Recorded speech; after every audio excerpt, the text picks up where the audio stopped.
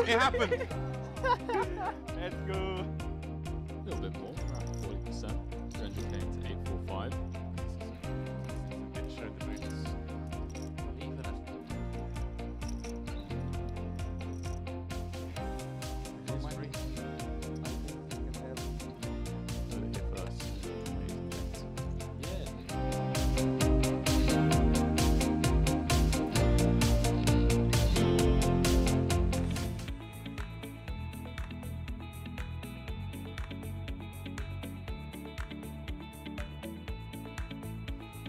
Very warm welcome back to the Merit Crystal Cove Hotel here in Cyprus.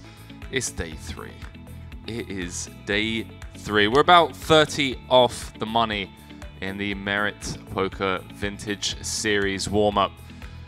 And well, looking at this table, I've got a funny feeling that a lot of these guys are going to make their way into the money as the shortest stack has just 30 big blinds. My name's Henry Kilbane.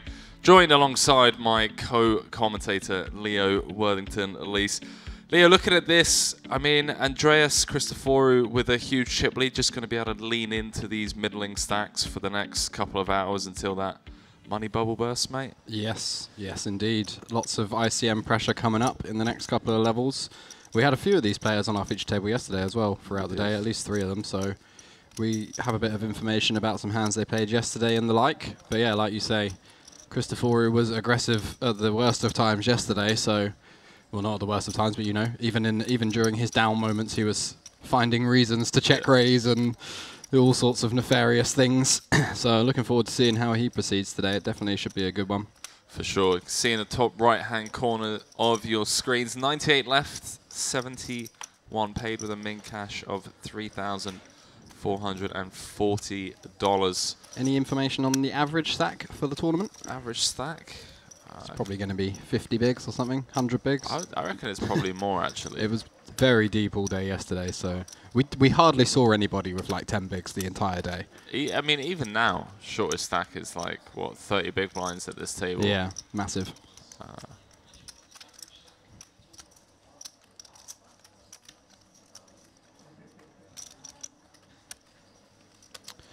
Yeah, don't think it's more than 100, actually. No, it can't be. Can't be. I can go and have a quick look. Well, we can work it out. Go on. How? We can work it out by dividing the total number of chips by the percentage of the field left. There we go. Here he is. Not just a hat rack, my friend. Just the pretty face. So, was it 624? 624, 71 left, so that's like, what, 12% of the field left, so the average stack is probably like 860k or something like that? Average stat is 636k. Oh yeah, 98 players left, of course, not 70 left. But yeah. That's in the money. Yeah, when we get to ITM, yeah. Cool. So yeah, so 50 bigs. Chunky. Sizable one. Yes. You know what that means. We're going to have to play Loddon Thinks. Ooh, one of my favorites. On the bubble, because that bubble is going to go on for quite some time. I had to make a guess. Don't think we're going to see many bust outs at this table. I mean, unless we just get cooler after cooler. Yeah, or we see some ill-timed aggression, perhaps trying to apply a bit too much pressure. You do get some big pots around the bubble, especially if you have a few solid players at the table. You know, somebody wants to be table captain, but yeah, a lot. I just can't believe that the average stack is like 50 big blinds. It's just unbelievable. Or I'm just like, how do you not make the money in this tournament? Yeah, it's not even 50. It's actually more. It's like 55. What was it? 636, yeah, 53 bigs.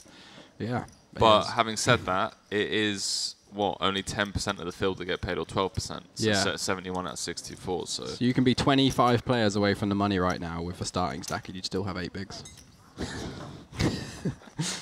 Here are white chips. That's pretty bad, isn't it? I love it. But yeah, I don't think we're going to see too much table chatter looking around the table. No. Don't look like the most chatty. They do not. I agree with that statement wholeheartedly. Everyone's just like, oh, why have I got to be at the feature table?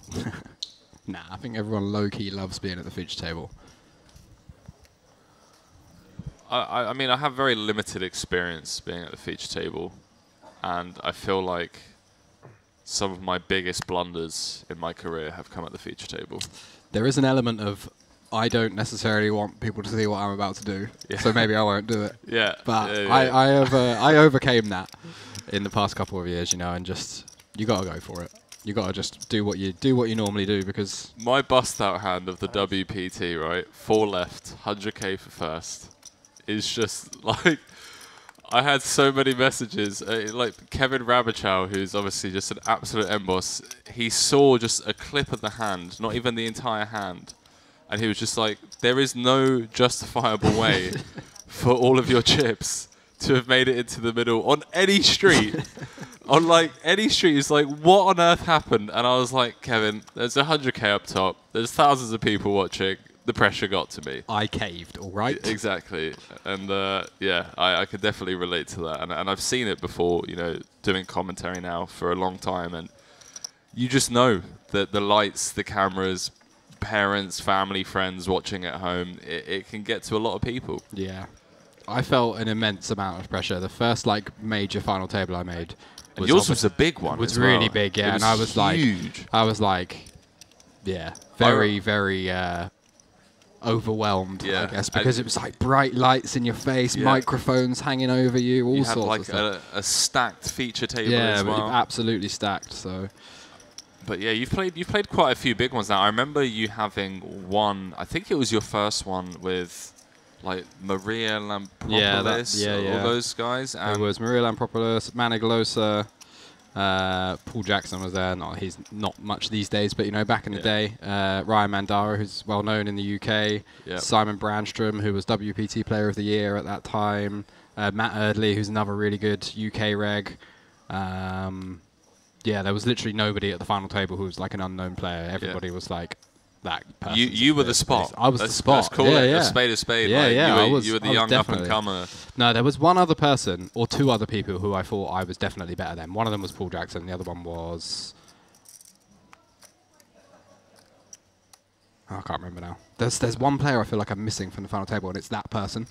Okay. Well, we'll have a look. It was Ryan, Matt, Let's have a look. Manig, Maria, me, Paul, Simon, and then one other person. Who was the other person? I feel like there was one other crusher at the table. It might have been, yeah. It might be just imagining things. Let's jump back into. Oh yeah, we this got a as bit of well. action going. Adam Kavicius opening the hijack with the Queen 7 suited. Seems pretty good at this stage, playing the stack he's playing, covering players behind in the hand.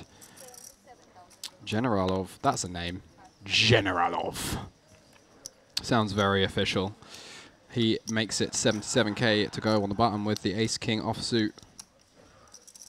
Oh yeah, it was James Ran. Also a beast. And Paul Siddle. Also a bit of a beast. But I think So gutted, man. 8th place. Yeah, like, I lost a Ran- massive flip against I Ryan. remember, yeah. Ace-King against the 7s. Yeah. Just like behave, mate. Behave. Just get there. Yeah. Yeah, it was a very, very tough one. But what do you expect in the like I remember- 3K in the UK? Yeah, I remember there was like a hand where you had like 8s from +1 or something. Yeah. And I'm just like so empathetic with that situation where you're literally playing for 6 figures like early in your career, one of the biggest like buy-ins that you were playing at the time. Yeah. And just like looking at Twitch chat, I'm just like, shut up, Twitch, okay? Like Yeah. we're playing for 6 figures here. And it is a fold. You know, and it's exactly. And like with ICM, etc., etc. Because I remember Jonathan Little was doing commentary, and he was like slating me for folding. mate. And then I ran the hand as soon as I busted the tournament, and I was like, yes, I knew it was a fold. Like, that's That's- why I folded. That's why you need Twitter, because you then screenshot that, you Yeah. post to Twitter, and you be like, have some of that, Jonathan. Yeah. Little. What are you chatting about?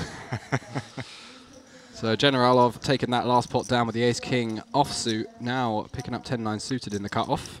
Opens it up. Christophoru in the big blind, playing 100 big blinds. We know he is not much of a folder. He is always looking for a way to win the hand. So we'll see how he proceeds in this one.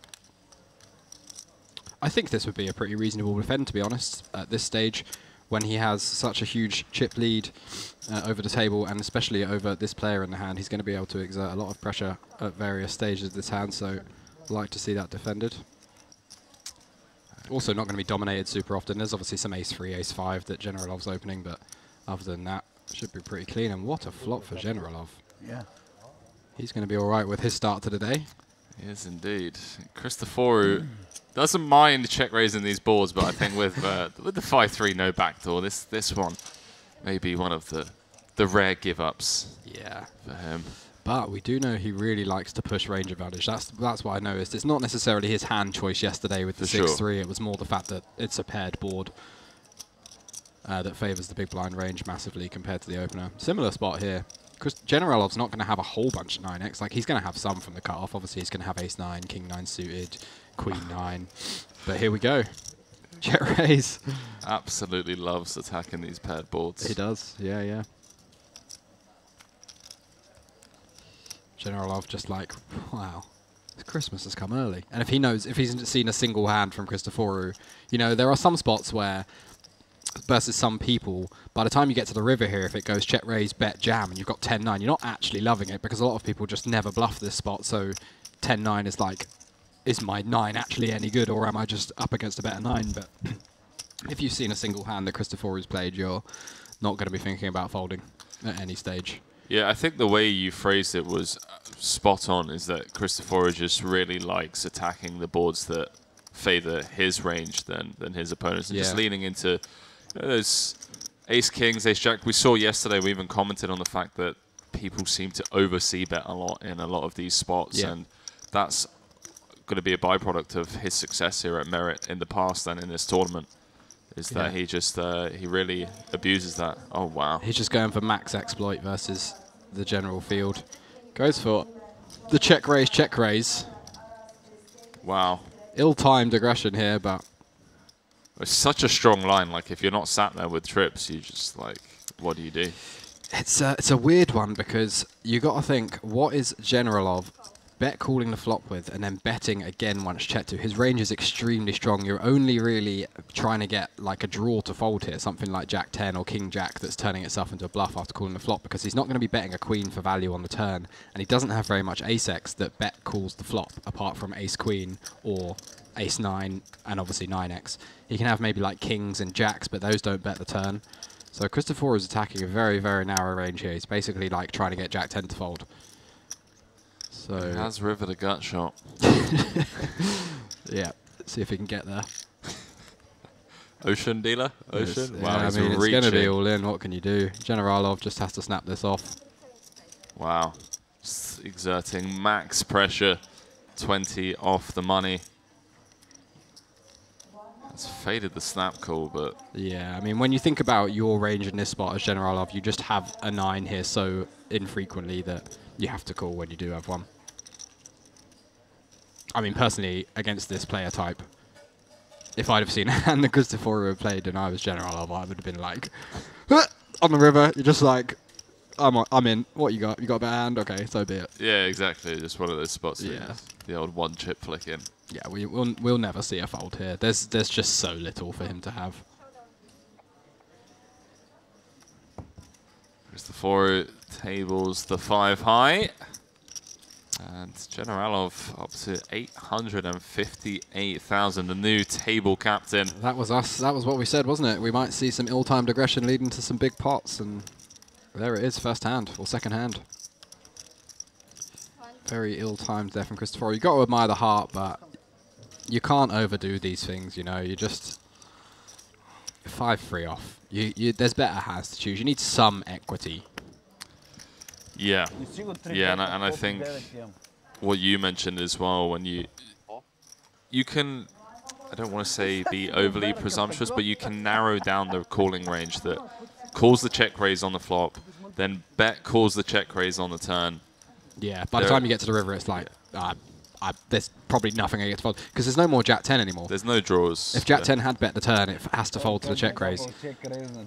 So, yeah, I mean, and we know that Generalov's going to be opening relatively tight close to the money, so he's going to have queens, he's going to have aces, he's going to have ace-queen, which probably never folds. I don't think you can really fold ace-queen on the river. Maybe you can. Maybe that's the one hand that folds, but...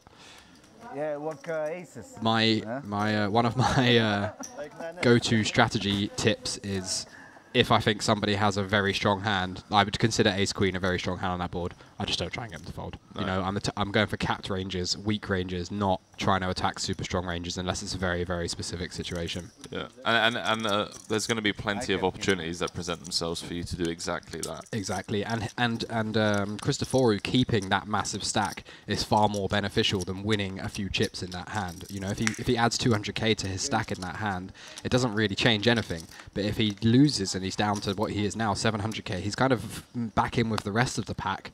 And now, as the bubble approaches, he doesn't have so much leniency to keep putting the pressure down, keep putting the pressure on. But He's had a lot of success here at Merit. I've got a funny feeling that some of this might just be image building, mate. potentially, Like if you know all the regulars at the casino that you play at, and you only play at one casino, are watching the stream or they're hearing about hand histories from the stream, and you're only playing like what, 15 hours a year at the table, and then the other several hundred hours that you're out there grinding, like nobody knows what you have. true. I don't know. Maybe I'm coming up with too many justifications for some of the blow-ups, but I think there's a time and a place. You know, I do understand completely what you're saying. I get it, but I think that building an image for spots that you don't know if you're even going to get in the future at the expense of being 20 away from the money of a tournament in a 2K with 6 figures up top is perhaps not a bit of an over-adjustment, maybe. yeah. Mokeem calling on the turn. 3-2-4 in the middle does check through on the river, and Christoforu back up to 946k. Just like that. Just like Next that. hand, 174k profit. Yep. So massive shout out to everyone over on YouTube and Facebook. Do drop us a like. Let us know on Facebook where in the world you're watching from. My name's Henry Kilbane, joined alongside Leo Worthington. Lee's going to be calling the action for you all for the next 9 days, part of the Merit Poker Vintage Series. This is the same yesterday. Other guy had trips again.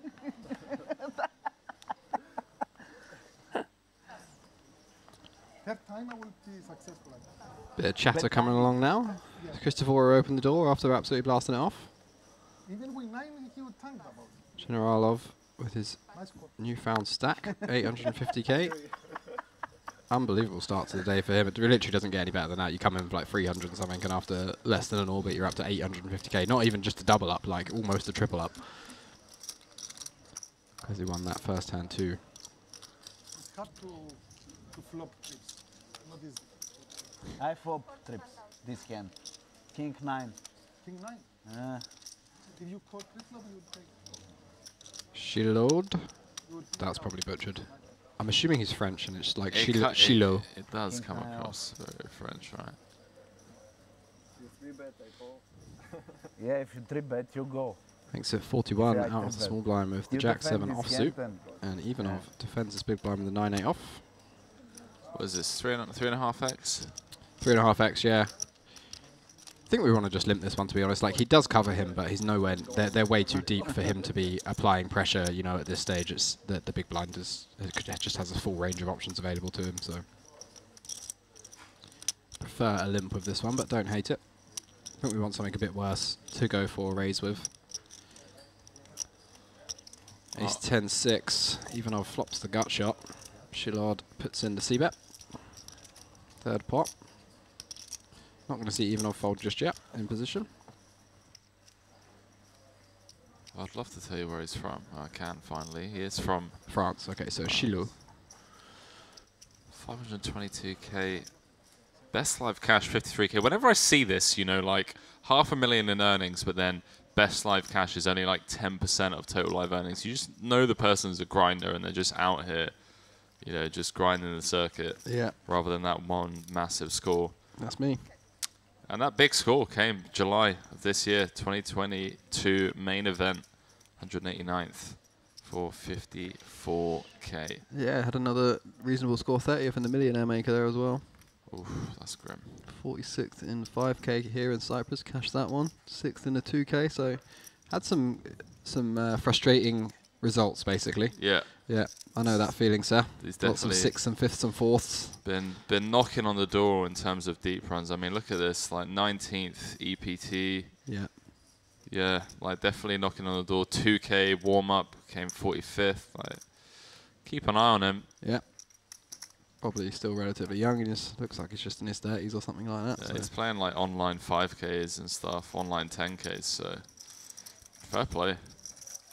See how he performs over the next couple of days. Yep. I don't think he's as young as you think he is, though. No. No. 2013. Yeah. Yeah, but I've got caches from 2013 on Hindermob, I think. Have you? I think so. Not sure. It's the Ah. Reading Tuesday special, 25 quid. Well, he's at least 27. Let's put it that way. Yeah. Така ли си казали? So Ivanov stabbing the turn with his gut shot there and taking that one down. Nice hand for him. Не знам. Сигурно до фин... Не знам.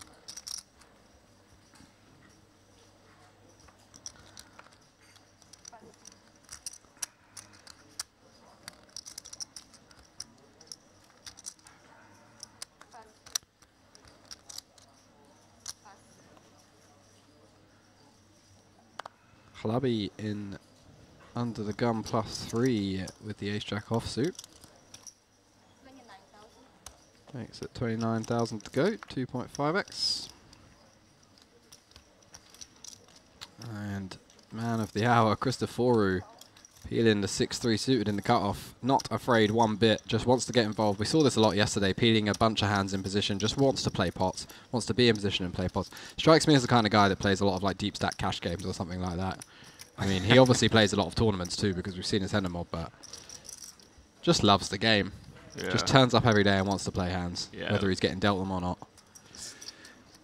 Peeling the position against people that he just perceives as easy to play against post flop, I guess. King, queen, queen, 2 spades. Not a bad flop for Halabi. Flops the gut shot with the backdoor, not flush draw. Got the overcard. Not going to be a whole bunch of broadways in Christoforu's range because we know he's quite aggressive, so he's going to take 3 bets pre-flop a lot of the time. Whether or not Halabi knows that is a different matter, but Halabi makes the check call. 9 on turn, not changing anything. I mean, if he fires here, Leo, I don't even know at this point. If it goes check bet, Halabi's just going to fold. I'm talking about Christoforu. Like, if he Yeah, that's finds, what I'm saying. if he finds the turn barrel, You just don't know what's going on anymore. I just give up. Not going to happen though. Halabi leading the turn. Turning his ace-jack into a bluff. Perhaps just trying to get some like under pairs that stab the flop to fold. Putting the pressure on a hand like 10-9, Jack-9. That just doesn't feel like a thing, personally. No, it would not be a solver-approved play, that one. It feels very designed to just like, okay, Christoforu's got 6 high, but I'm too scared of like facing a 200k turn barrel, so I'm just going to lead. I want and that pot that just he's gonna- put too much money in with, too wide of a range. Not a bad strategy, to be fair. If you know somebody's just putting money in all the time, but they're going to put you in the bin and you can't really cool it down, then just good way to take pots off them. Definitely not going to see Christoforu give up, though. I'm sure he's going to be in many, many, many more pots today. I'm looking forward to seeing the stone bubble.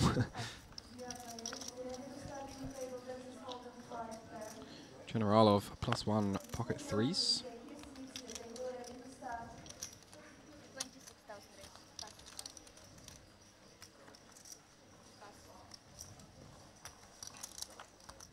Christoforu 10-7 suited in the hijack.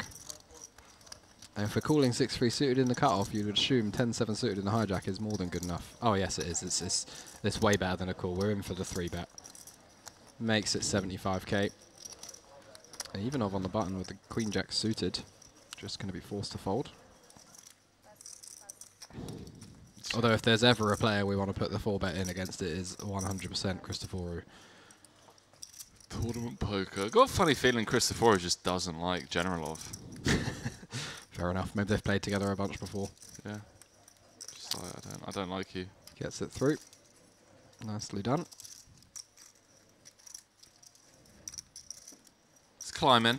It's climbing after that massive misstep early on in the tournament. Yes, there are players out there though who are gonna just who are just gonna immediately notice this guy's played like 5 out of 5 hands so far, and then as soon as somebody notices that you're overdoing it and you continue to overdo it, they are gonna take chips from you like there's no tomorrow. Like it's a being too aggressive is a thing that is very, very easy to exploit, and not only that, but it's something that will lose you a lot of money very quickly. That's a cool photo. Was that a trophy? Yeah. SPF. Spanish Poker Festival, I assume. Although Constantine. it's from Russia, so maybe not. You're quite fast with that weight, you know. Oh, Sochi Sochi. Poker Festival. Sochi Poker Festival High Roller shipped that for $37,000. A few nice 5-figure scores there. Yeah, pretty consistent. A few wins. Plays a lot in Russia, obviously. All of those top results from Russia. Oh, I love that. Back in the day. Eurasian Poker Tour. Yeah. Minsk. Yeah, a few wins. Not bad. Halabi +1 makes it 30k with the 10-6 suited. We've seen a bit of already an interesting discrepancy in sizes from Halabi. We saw him open to 29k with the ace-jack off, and now 30k with the 10-6 suited. Don't know if anybody will read much into that. If I was to read much into that without seeing anything, I would assume that this hand is stronger than the last one, but turns out the opposite is true. Mustafov in +2 puts in the 3-bet, makes it 90k. Not having any of it. Faradin Mustafov. That famous bluff against Patrick Antonius that was, well, sent viral around the world from the Triton 30k 6 max earlier on in the year here in Cyprus. You seen that hand? I have not seen that hand. Oh, mate. I don't think Oh, so you're in anyway. for an absolute treat. Maybe I have. Eventually, Halabi slides his 10-6 suited into the Mac. Mustafov adding to his stack, up to about 700k now. Let me, what's his name?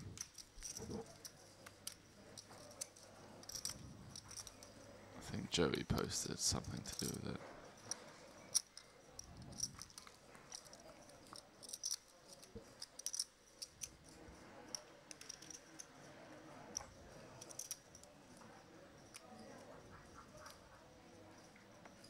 Oh, it's going to take a while if it's Joey. Posts a load of stuff, doesn't he? Yeah.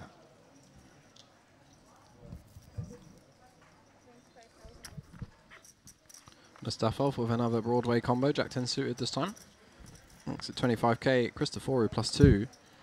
Just flicks in the call with the ace-4 suited. Interesting. I would have assumed that he would always be 3-betting this one, given what we know about the player type. Curious to see him just peel. Adam Kavicius on the button picks up the ace-king offsuit, so definitely going to be a 3-bet coming here. Expect to see around 100k.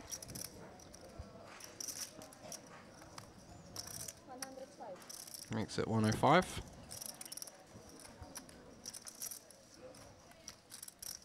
Oh, wow. Ooh, cooler.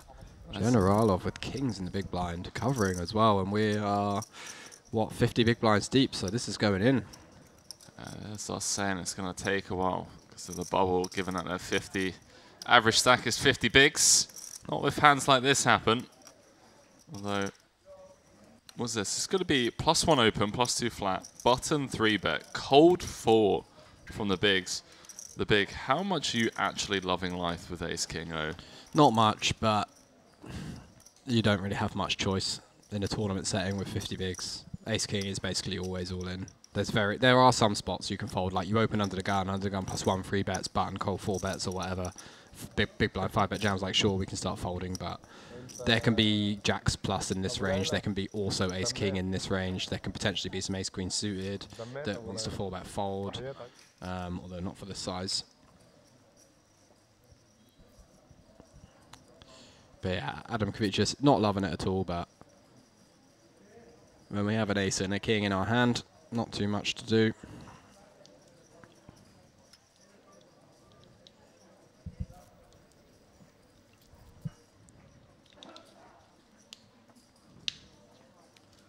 trying to find this. We're getting there. We're getting there.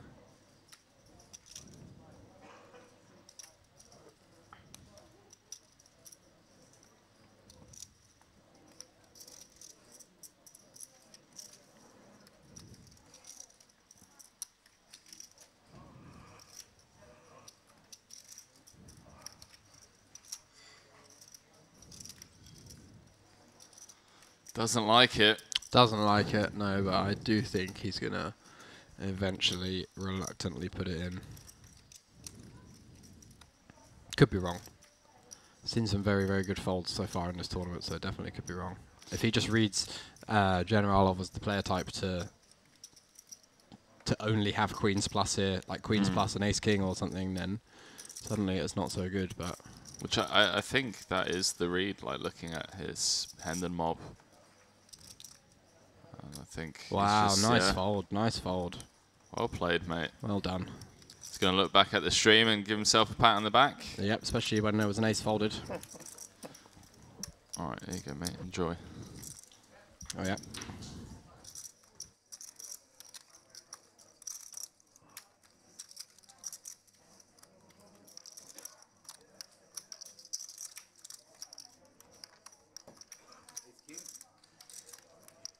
Who knows?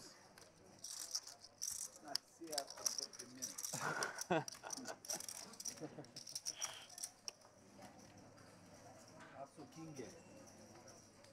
like queens. Nice bet. Henry just showing me the bluff hand he was talking about from Patrick Antonius, where he just calls him off on the river with a deuce, with some great commentary from Will Jaffe. Yeah, Will Jaffe in the car.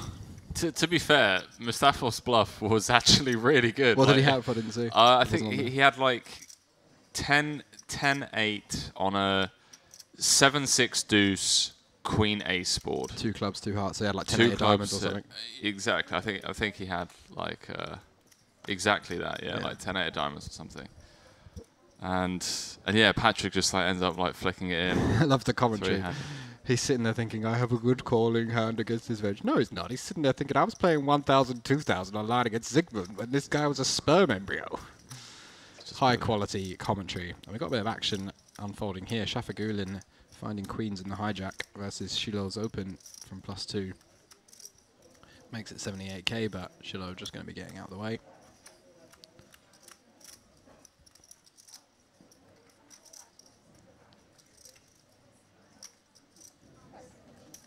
And Shafagulin adding 100k odds to his stack, including his bet, of course. Up over 420,000 now. Blaze it. 420. 420. Generalov building an absolute mountain over there. What a great start. Looks like we play short deck. Raise to bet, raise to bet. Does it look like you're playing short deck though, Generalov? Looks like Harden to me, mate. You open pocket threes a minute ago. No threes in short deck. He had 3-5. Wow, what do you do? What a rub. No bad feeling. No bad feelings. Maybe not for you, buddy. Ivanov +2, 10-8 into the muck. Shafagulin with another reasonable open, but decides to let this one go to 7-8 suited.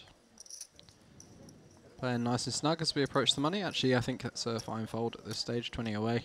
Ranges do start to tighten significantly, even with like 25% of the field left, 30% of the field left. Ranges do tighten up a lot more than I think a lot of people realise. There is mild ICM pressure, even at that stage. Halabi in the small blind, limping the 9-4 offsuit. We don't see very many walks, like you said, like you said earlier. We don't see very many walks. Even we saw like 10 deuce off limping, 9-3 off limping, we've got 9-4 off limping here. All these are traditionally just muck, especially versus who you perceive to be a good player. I think we've seen a lot of that especially since the introduction of the big blind ante, right? Like a lot of people didn't know how to adjust to it originally. They continued playing the same small blind range that they were playing before. Whereas now, I think with a lot of the information that's come out, and people are more and more aware of the fact that, look, there's 24k dead money in the middle. Oh, sorry, 30k dead money in the middle. Yeah. Still got to fold some though. Can't just limp everything. But Halabi making the best hand on turn, picks up a pair of 9s. Checks it down to the river and then goes for a little bit of value with his 9. Seems pretty good. Can definitely rule out King X and Queen X and straights from Mustafos range. Probably a 9 is going to bet a turn as well. So yeah, sizable bet, 25k to 36. Yeah, nice. Just I think it's Mustafos getting away from it. if you think like a 6 always just kind of cycles, then seems reasonable. Mustafos, did he have a pair there? He had a pair Yeah, of threes, rivered. bottom pair. River to 3.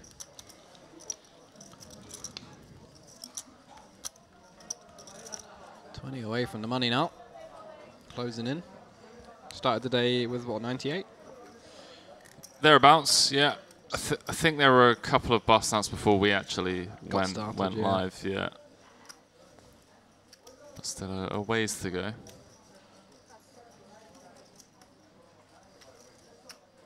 Well, I really want to, like, one of the things that I really admire about, elite regs is they often start setting up the rest of the tournament for themselves, like the foundations, if you will, around the bubble, if that makes sense. Like, obviously, understanding ICM and putting in the prep work on how to approach a final table does help you a lot with late stage game, but like the fact of the matter is that you've got to learn how to prepare yourself to get to that point in the first place, like setting it up. Absolutely. Bubble is a super important part of tournaments, especially live tournaments with good structures with a deep average stack, because you're going to be on the bubble for so much longer than you would in like an online mass field or even a live tournament with 20-minute clocks or 30-minute clocks or whatever. So yeah, absolutely. There's a lot of chips to be made on the bubble if you know what you're doing. And if you arrive to the bubble with a reasonably good stack, you can definitely take advantage. A lot of the softer tournaments I've played where I've made it towards the bubble, I've had like a average stack or a bowl stack the entire way, and then at the bubble I've often like doubled, tripled, quadrupled my stack if the bubble lasts for an hour or the bubble lasts for half an hour even, because so many people in those softer tournaments are just happy to make the money. They're just like, oh, if I just keep folding, I'll be in the money in a minute. Yeah, exactly. And then I can go back to playing normally. And that's the great thing about these as well, is when you have these massive satellites, where there's like yesterday's one, that's obviously for the main, but there are obviously satellites for this as well, where you have 50 seats guaranteed and people are getting in for 500. Their typical ABI is between like 200 to 800. And all of a sudden, they're playing a 3K or a 2K or whatever it is. Get a 3.5K min cash or something. Exactly. Yeah, yeah. And it's like, for them, that's normally like 10, 12, 15 buy-ins. Yeah, because if you've bought in, it's obviously like, oh, it's a 50% ROI or whatever. But if you're in for $300 in this, then it's suddenly a 12x cash, 12x min cash. So yeah, definitely a good point. 90 left now, 19 not to go. No bust outs from this table yet, but we have had some fireworks already. Halabi picks up King Queen suited in the cutoff. Makes it 35k, almost a full 3x. So we've seen a variety of sizes from him. 3 opens, he's gone 29k with the Ace Jack, 30k with the 10-6 suited, and 35k with the King Queen suited. So utter randomness, it seems. Not much to be read into those sizes at all. Not really related to the hand strength in any way. Shalal with the defend, 3x. Seems good. These monotone boards, strategy is generally a 15 to 20% pot bet. Oh yeah, I'm surprised to see Halabi check that back. I feel like mandatory small and wide on the mono board. Although you could argue that Big Blind is going to have more flushes than us. Yep, definitely is going to have more flushes, but he's also going to have a lot more whiffs than we are. We're going to be more condensed to like wrapping around this board. We're going to have a much bigger percentage of our range is going to be a pair or a straight draw or a flush, whereas the Big Blind does have more of those hands, but he also has a super wide range of, he's got all the 7-8 of hearts and stuff like that we just get auto folds from. Even just ace-x of diamonds, like if we get those to fold, that's obviously really, really good. I'm going to start checking more. but when I actually have it, Yeah. like, people just love to attack. I was thinking check back. about. I was actually thinking of that exact thing this morning. After watching this stream yesterday, I was thinking that something I need to incorporate into my game more in live tournaments is checking back really good hands on boards where I'm perceived to be capped. Yeah. Because Makes a lot normally of you sense, just doesn't kind of you bet with your good hands on boards where you perceive to be capped because you assume the fact that your opponent has a range advantage means that they will take advantage of that more often and just check raise you more. But in reality, that doesn't actually happen. But people are much more comfortable bluffing versus weakness than they are bluffing versus even minimal aggression. So true. Yeah, so true. I feel like grinding cash as well. There've been so many spots in recent memory where I'm just like, yeah, maybe I should just be knuckling that back there because, you know, players are just going to blast off against me on turns and rivers. Yeah. So we jump back into the chip counts. Andreas Christoforou still leading the pack. Blind 6k, 12k with a 12k big blind anti. Elias Mokoem still somewhat comfortable, 22 bigs, but obviously as we've already discussed, that bubble typically prolonged compared to other levels. And yeah, if you're Mukawem now, your goal is just to cash. Like it would be a bit of a blunder to not cash off a 22 big blind stack with like 15 to 20 to go to the money. That should be your main goal when you get to this stage. It's not about making chips. Like if you go from 250k to 400k at this stage of the tournament, it really doesn't change anything in terms of your expected outcome of the tournament. But if you go from 250k to 0 by making a mistake, that is a far bigger deal. So those kind of middle to short stacks, their goal is pure cash at this stage. We'll see how it all plays out. Feridin Mustafov and Ludmil Ivanov, two of the Bulgarian regulars that frequent Merit. Feridin's had quite a lot of success here this year. Chopped, I want to say, the 10k high roller. Party Poker Millions last year. Came third in that 30k as well. Let's have a quick look. I mean, he's had some insane results here. 3.2 million in total live earnings. Nice, 550k biggest score.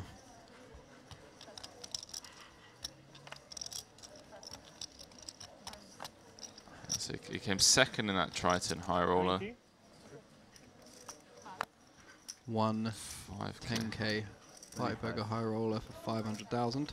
Second here in the 5k Top Guns main. Yeah, so he's got 7 six-figure scores, which is pretty decent in its own right. I came fourth in that high roller that I was mentioning for A bunch 124k. of very solid upper 5-figure scores there as well. That's pretty brutal though. Like out of all of his 6-figure scores, like second, Yeah, and a third, one win. needs to work on his heads up. Although it does look like he won one of the biggest ones that he's... Who did he beat heads up in that high roller? Ike Haxton. Wow. So, Benjamin Pollack in third, wow, Alex look at Foxen in this. third, Joey Joe Weissman in Weissman, wow. fifth. That is a stacked one. Jake Schindler 8th. Jake Wow. the Snake. Jake the Snake. Mike Watson 10th. And Tolly Filatov 11th. So, soft one. Wow. And into the action. Mustafov opening the ace-10 off in the cut-off. Ivanov just defending the ace-jack in the big blind. Queen 8-6 board goes check. And 10 on turn, it improves Mustafov to the best hand, but also gives Ivanov that double gut shot. Check once more. And an ace on the river, a bit of a cooler card. I expect to see Ivanov check once more though, because it's such a good card for Mustafov's range, so we expect him to bluff anything that doesn't have showdown value basically. I don't think betting for value really achieves very much because we would assume that most of the things that Mustafov would be able to pay with that are worst would have bet already in this hand. So even though I've just got a real nice bluff catcher, I think.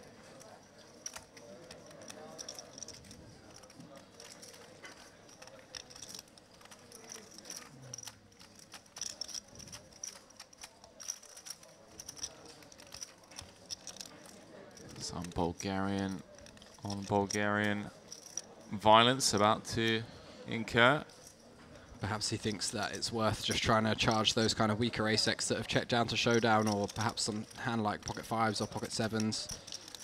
But Yeah, I think if we check, Mustafov's still going to go for value with a hand like ace-5 anyway, so I'd definitely prefer a check on the river. Mustafov with the 2 pair. Interesting to see what he decides to do. Relatively big bet. Yeah, around 42 into 60%.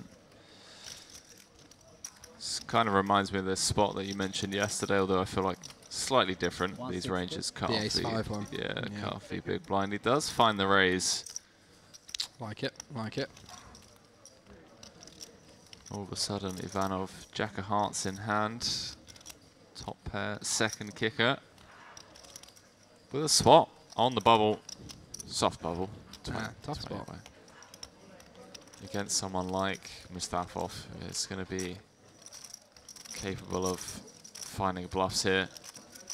You just got to think to yourself of what hands are actually going to play this way as a bluff. Like what wants to just check multiple streets and then suddenly decide to bluff on an ace river. I think King 10 is the only hand that comes to mind, but Yeah. even is that even bluffing river? I don't think so. Or is it just like goes into check call mode? Maybe Jack. King but I 9? think that probably would have bet by now. King 9 Probably potentially, but I bets think turn. that bets flop or turn, yeah. Yeah. So a nice fold there. Reads the situation correctly. Could have just check called and got to see it, buddy.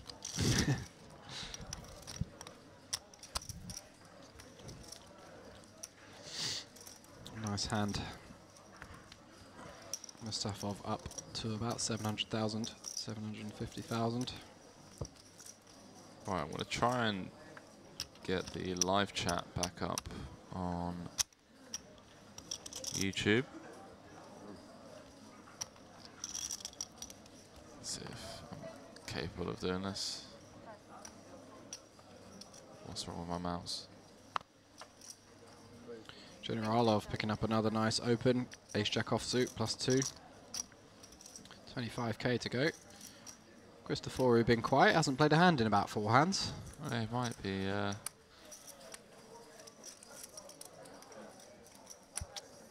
Sorry, mate. Just That's alright, you take your time, mate. So we are playing for $210,000 for first place. You can see in the top right, 87 players left, 16 away from the money now. Also, anybody who makes the final table is going to lock themselves up a nice package to the Merit Series in Montenegro in February, which includes buy-ins to the 2K warm-up, the 3K main event, and your hotel for the series. So, nice bit of added value. If you come 9th place and you get 20k, you're basically adding 50% of the value on top of that in form of a package. Not sure exactly the value of the package, but it's probably around 7,000 or 8,000.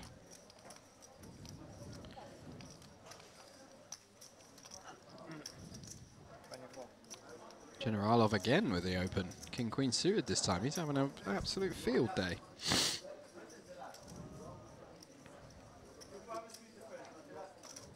It's funny because you always go to bed like, oh, I'm nervous, you know, 30 away from the money, you need to have a good day. I've got a middle stack, 30 bigs, gonna have a, hope it's not a too tough day, hope I don't bust, and then you just come in and bam, you're up to 3 extra starting stack within the first half an hour. Literally does not get any better. Mustafov though putting in the 3-bet +1 with the ace-queen offsuit. And I think Generalov's going to be very tempted to peel this one. King-queen suited, very, very strong hand. It's been another day of big hands. We're like 18 in. Yeah. 18 hands in. I think there is a really disciplined fold to be made here. Just because the +3 range is so strong, there are so few bluffs in it. Even the bluffs are going to be suited ace-x, so we can sometimes have our flush draw crushed. And it's going to be a difficult one to play out position. But the thing is those ace-high bluffs are pretty much always going to take off on king-high boards. So, but look at this, Generalov reaching for 4 betting chips. Oh, fair play, mate. Finding the aggression. Makes it 195 to go. Love this. Like the sizing as well, like 2.5x, just really leaning into the bubble pressure that's on Mustafov. I think a lot of people underestimate just how easy it is to find these spots and apply max pressure. Obviously, results oriented that Mustafov has a potential 3-bet fold candidate here. I find people are way too passive in tournaments. It's very, very hard to proceed against 4-bets, even if you're suspicious that the player can have bluffs. Like, there aren't very many bluffs in there, and value basically always 4-bets, so it is a very, very tough spot to continue, especially with hands like this, ace-queen off, ace-jack suited, ace-king off suit even. So I really like this play by Generalov, and he gets the fold from the ace-queen. Nicely done. Puts himself up to 1.1 million chips. Cruising. Cruising, absolutely crushing it.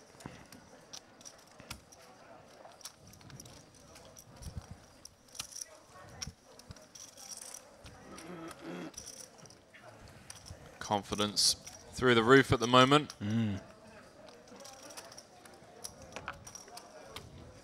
Running well and playing well. Lethal combination.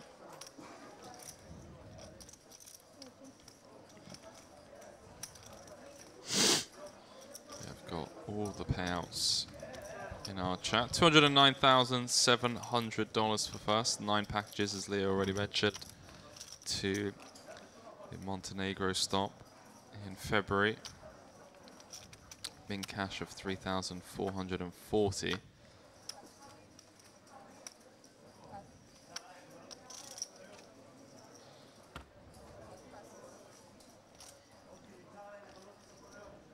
Pocket 8s for Shilo in the hijack. Makes it 26k.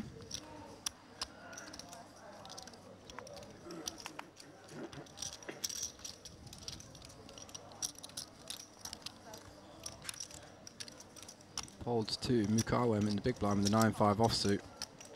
Playing around 20 big blinds, so pretty dicey spot for him. I think we actually just want to fold the 9-5 off at this stage of the tournament, 15 away from the money. We're not really interested in flopping mediocre hands. This type of hand is going to flop a lot of gut shots, a lot of second and third pairs, and we just don't want to be in those spots when we've got a relatively easy fold into the money with this kind of stack. Shillard putting in the c-bet and going to take this one down.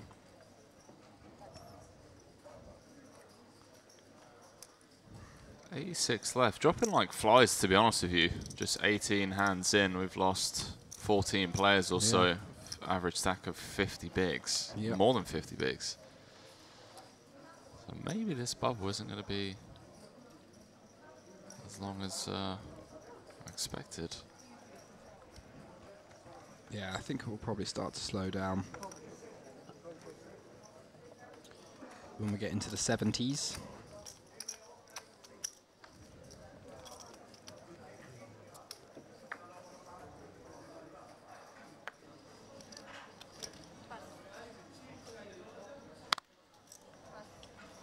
So confused. It's like a bunch of like maybe Henry just having to deal with his massive long list of friend requests that he gets on a daily basis, you know. Hard life, isn't it, mate? It is. Right?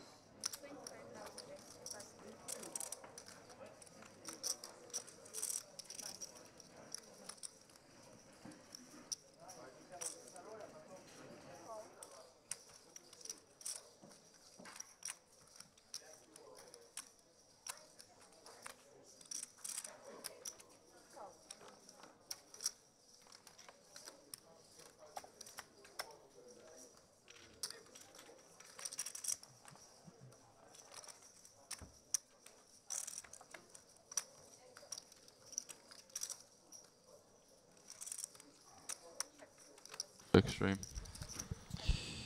Get back to the action here. 3 ways on the flop. King 5, 3, 2 hearts. Mukawem flopping the best hand out of the small blind. Not really sure how he's in this hand, to be honest. It looks like he's just peeled and open. Hijack open. Ivanov must have opened with the Queen 10 off.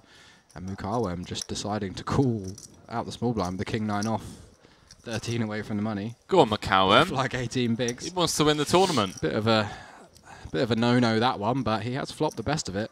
He doesn't want to min cash, Leo. He's here for the win, mate. That is true. He is here for the win, and both these guys just draw into a backdoor straight draw at this stage. Mukawem with the lion's share of the equity there, 96%. It's not a bad spot, 3 ways. Not a bad spot. And we see a check call on the flop. Generalov getting out of the way with the Queen 10 suited. A Jack. A Queen. That will slow things down. Ivanov picks up a decent bit of showdown value now. He moves into the lead against any draws or pocket pairs that Mukarwem might have.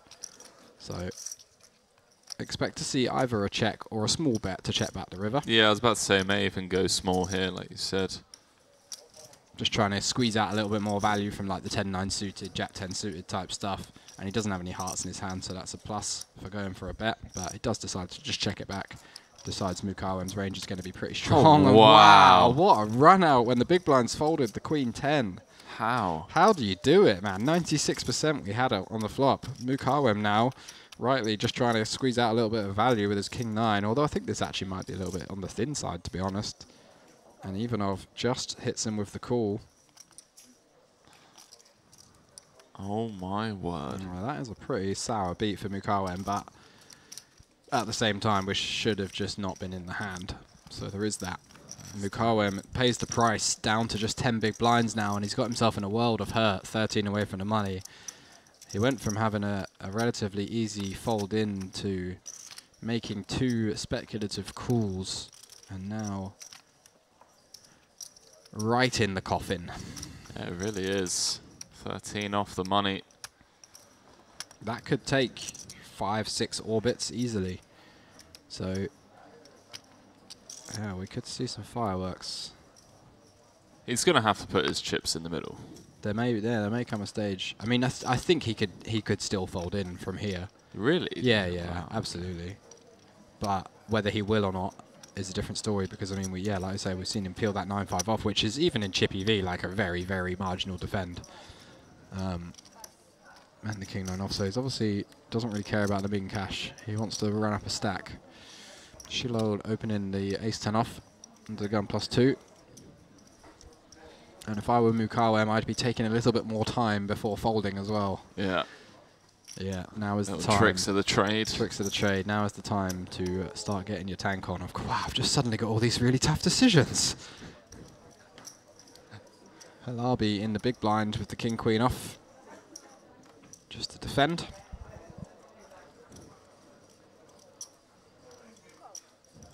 I'll be taking his sweet time. Yeah. 70k in the middle.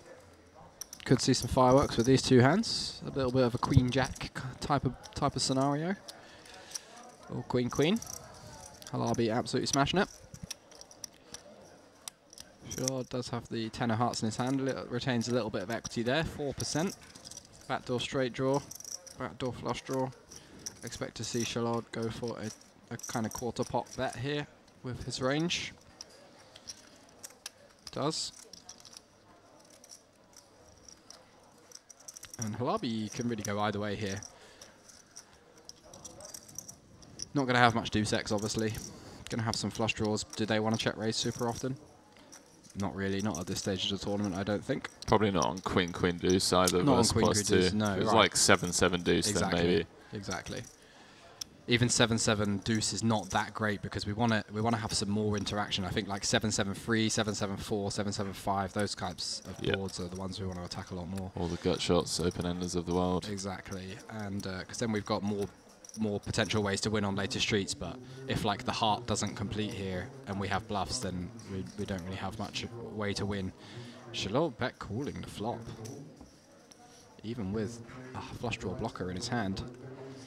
Blocks some of the strong some of the strong trips, but does Halabi 3-bet ace queen off pre, ace queen suited pre? Maybe not always at this stage. Could definitely see appeal. So blocking some of those strong queen X is pretty nice. Blocks queen 10 offsuit as well, which is going to be in that defending range. Halabi, I like this. Check raise check. I like this a lot. I think Shilol has a fine hand to just check back though. If we were ahead on the flop, we are very likely to still be ahead on the turn, and we're just trying to kind of continue bluff catching. I tell you what, mate, we've been seeing some ridiculously tricky plays. Yeah. Like the amount of I just saw a double check raise like 3 hands into this tournament. It's you know? 5 high. Like what's going on, man? Yeah. And now we're like check raising flop with trips and then checking back turn. Like, okay, guys, all right. Yeah. take your solvers and stick them somewhere. Trouble is now there's not going to be very many bluffs in course. this range that check raise, check the turn, and then bet the river. Like that flush draw just doesn't really play that way, and there aren't very many natural bluffs. You'd have to be bluffing a complete airball really, especially for what looks like a pot-sized bet.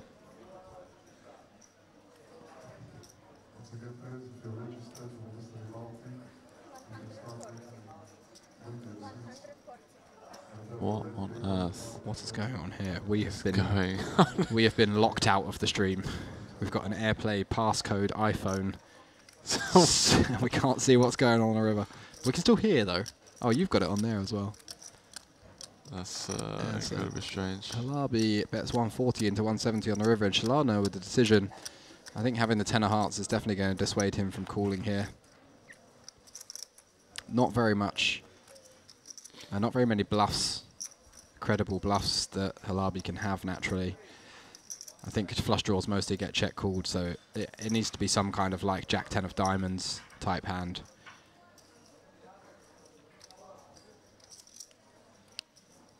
But Shiloh giving it a good old think.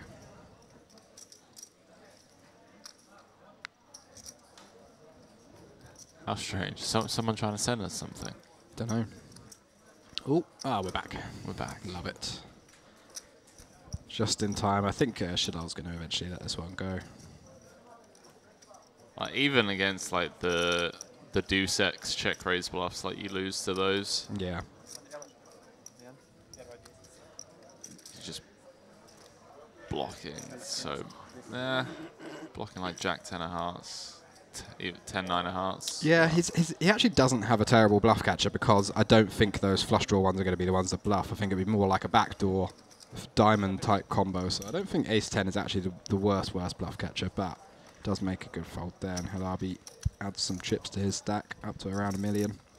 That's a really good point, actually. I like that. Just unblocking the backdoor diamonds.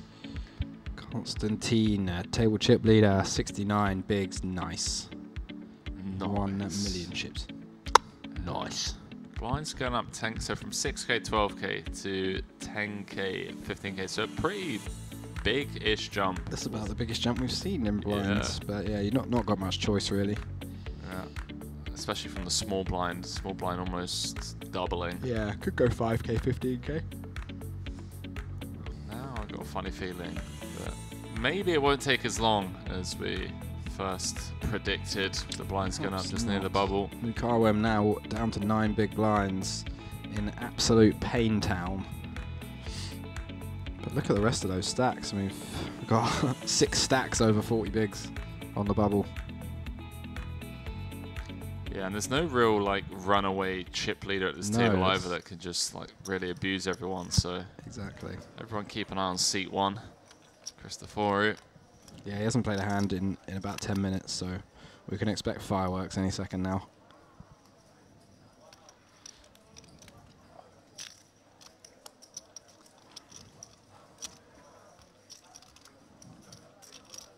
Mustafov is second on the Bulgarian all-time money list.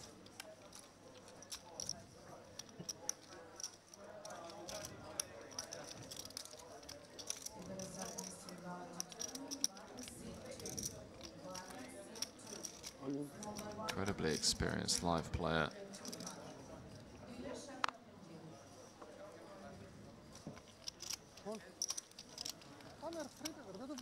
So Mokoim does find the hand to jam with. Yep, but nothing to call with for anybody so far. 128. And Kavici is just going to be forced to fold.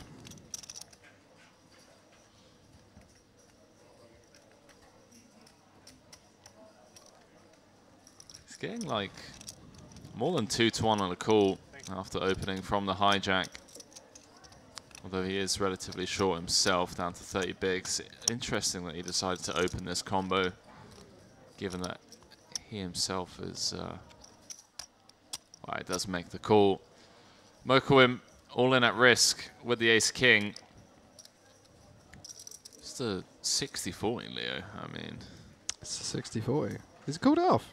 Well, he opened to 30k, so he only had to call 98k more. Yeah, but it doesn't matter because that range is so unbelievably strong. It's not like a chip EV. Okay, I'm breaking even by calling here, so I should call. There's a money factor, and if it's not like Adam Kavicius has a million chips either. Like he's down to 22 bigs if he loses this hand. So not a big fan of this, but he has flopped to 6. So strong start for Adam Kavicius. 5 on the turn, and Mukawem could be busting in very unfortunate fashion here if he can't find an ace or a king. Jack on the river seals it. Adam Kavicius does knock out Mukawem. Adam Kavicius up over 600k. Mukawem eliminated 10 from the money. Yeah, and everyone else gets to see that. I don't want to say ridiculously wide open from the hijack, but opening 8-6 of spades off of 30, 12 off the money into players like Faradin Mustafov and Christoforu seems pretty ambitious. I think Christoforu was under the gun. He's already folded. Oh, was he? But yeah, still definitely at least 2 competent players behind. So I agree with that. I don't think it's the worst open, but yeah, I think on the bubble, that's one we can just let go, or approaching the bubble. Or you can just, win the hand against. Or you can just raise, call 10 bigs, flop a 6. There you go. Be up over 600k.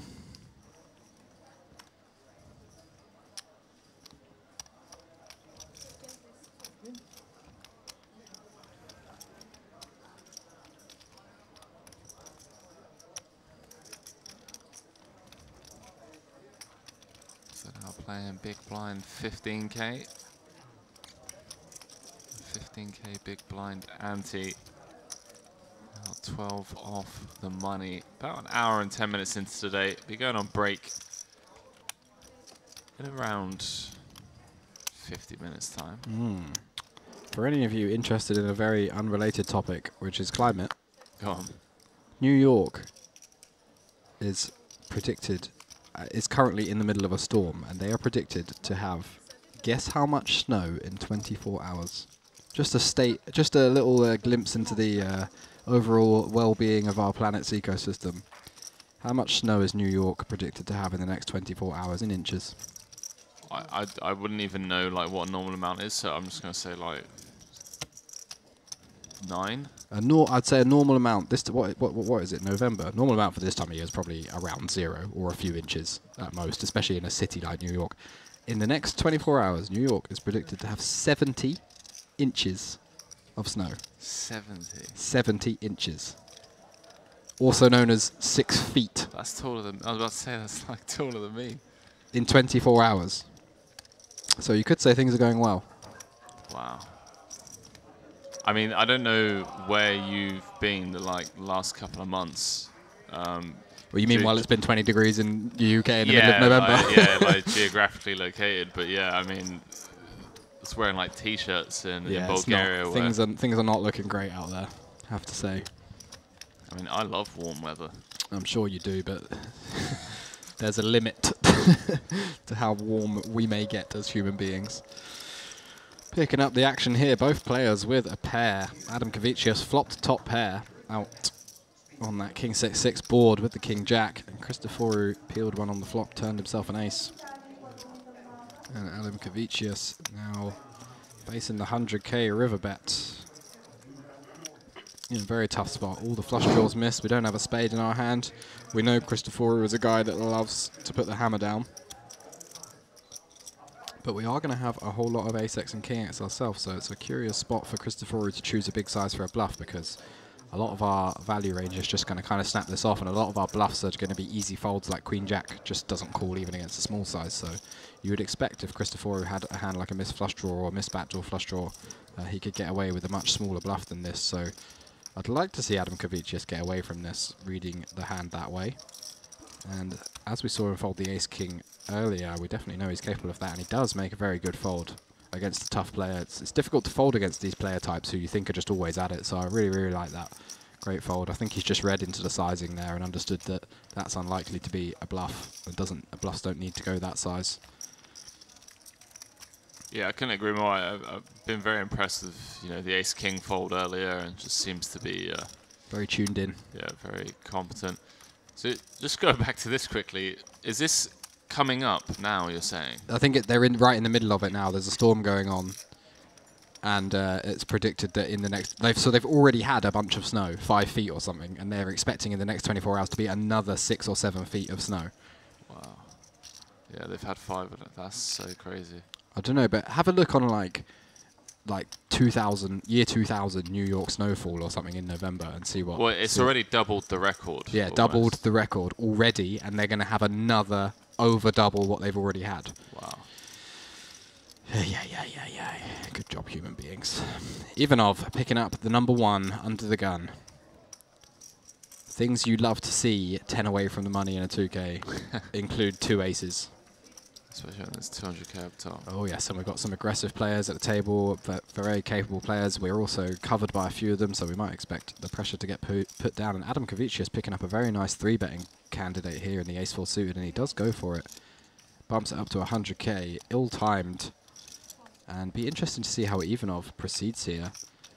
I would love to see a flat sometimes, because the SPR is going to be around 2 if he does peel, so it's going to be relatively easy to get the money in. We're pretty much guaranteed a C-bet out of Adam Kavicius, and a 4-bet jam under the gun versus +2 looks so insanely strong, and we've already seen Adam Kavicius fold the ace-king as well, so I would love to see Ivanov flat here. Yeah, and he's probably going to be aware of that. You know, we're an hour and 15 into the stream. That fold with the ace-king was... Must have been half an hour ago. Yep. It's pretty early on. Yeah, also just a big C-bet, a big 3-bet, over 3x, 3.3x 3-bet, so it's kind of making it easy for Ivanov, making it very inviting for Ivanov to just peel here and get nice and tricky. Dude, seriously, we're sat here in a commentary booth commentating on poker. What's going on? A lot, yeah, it's not great, I have to say. It's something I follow really closely. It's actually like a big interest of mine, is following climate and climate change, environmental health and stuff like that. But yes, go on Ivanov, absolutely love this. Well done, sir. Quick check of the cards. Yep, still 2 aces. 240 in the middle. What a flop. Never ceases, does it? Poker just is non-stop this game. Adam Kavicius flopping the nut flush draw, and he has a huge range advantage on this board as well. Ivanov going to be limited to kind of like king-queen suited as his best hand. We expect ace-king to jam a decent amount pre-flop. He can have pocket 10s, probably folding king 10 pre-flop, king 10 suited, not going to have deuces. So very, very little in Adam Kavicius' mind that Ivanov can have here that's very strong. And obviously Adam Kavicius has a big range advantage on these king-high boards in a 3-bet pot, especially in these positions. So expect to see Adam Kavicius go for probably a 1/3 pot and then jam the turn. Something along those lines. 240,000 in the middle. Wow, he goes for the tiny bet. 10% pot. Might make Ivanov feel a little bit uncomfortable, actually. This is a very top-setty kind of size. And obviously these positions, you expect it to be a mostly value range pre-flop, but there can also be queens in there, there can be jacks, there can be some ace-king, ace-queen of hearts, so obviously never going to ever be folding aces in this hand. Might even go for a check raise versus that size, but I think he's probably just going to check call. Yeah, nice, I like this. No reason to bloat the pot just yet. Well, one of the biggest pots of the day so far, at least post-flop wise. And Ivanov setting the trap, both pre-flop and on the flop, and now on the turn. Leo, nut flush draw, no pair, no straight draw. Do we try and get a free one here at this SPR, you think? No, I think he's still going to go for it, pushing his advantage in terms of ace-king and aces. Perceived big range advantage in this spot. I think he's just going to go for a 2 or 3 street game. Be interesting to see what he does on the river if he bricks, to be honest. But I think here we're going to see like a like 40% pot or something like that, a 125. Yeah, I mean that size would set up a very natural river SPR of around what, 0.5, 0.6. Yeah, exactly. Big pot, 11 off the money. 175 it goes for. Bit bigger, so around 60%. 180. And I think Ivanov just wants to call again. because if we're behind to a set, we're behind to a set. That's not going to change anything. We block ace king pretty heavily, so it's unlikely Adam Kavicius has a hand that's worse that can cool off. So we just want to really induce traps to continue bluffing. And if he does have a hand like ace king or king queen suited, we just let those continue to go for value. Not very many hands that Adam Kavicius plays this way that are going to like give up the river. I think we can eliminate queens and jacks now. No 10x anymore. He's really repping top of the range, ace king and aces basically. Do kings even go this size on a turn? Not sure. Don't think so. Just let him hang himself Exactly, with hands yeah. like this. Ace queen, ace jack. Yeah, if he has some like queen jack suited or something like that he's decided to bluff, or just an ace 5 suited air ball. Obviously, Ivanov is going to realise though that half of the suited ace-x combos that Adam Kavicius has used as a bluff are going to have a flush draw. That's true. That's a very good point. Yeah, All in. Does go for the shove. And that puts Adam Kavicius right in the bin. But he has no choice but to fold. You can't just call it off for your tournament life, 10 away from the money with a flush draw, unfortunately. Absolutely hating life after getting check jammed on the turn. 280 behind. Would still have, what, 19 bigs or thereabouts? If he folds? If he folds, Yeah, he's going to fold. Maybe going to kick himself slightly for sizing up on the turn. I mean, I think he's played it fine. He shouldn't expect to get jammed on here very often at all, because you would think that, like, this is really one of the only hands that Ivanov's actually going to shove the turn with. He's not going to have sixes. He's not going to have deuces. He's not going to shove the turn with king queen. He's not going to probably not going to shove tens. He maybe has tens. That's like the only one. Yeah.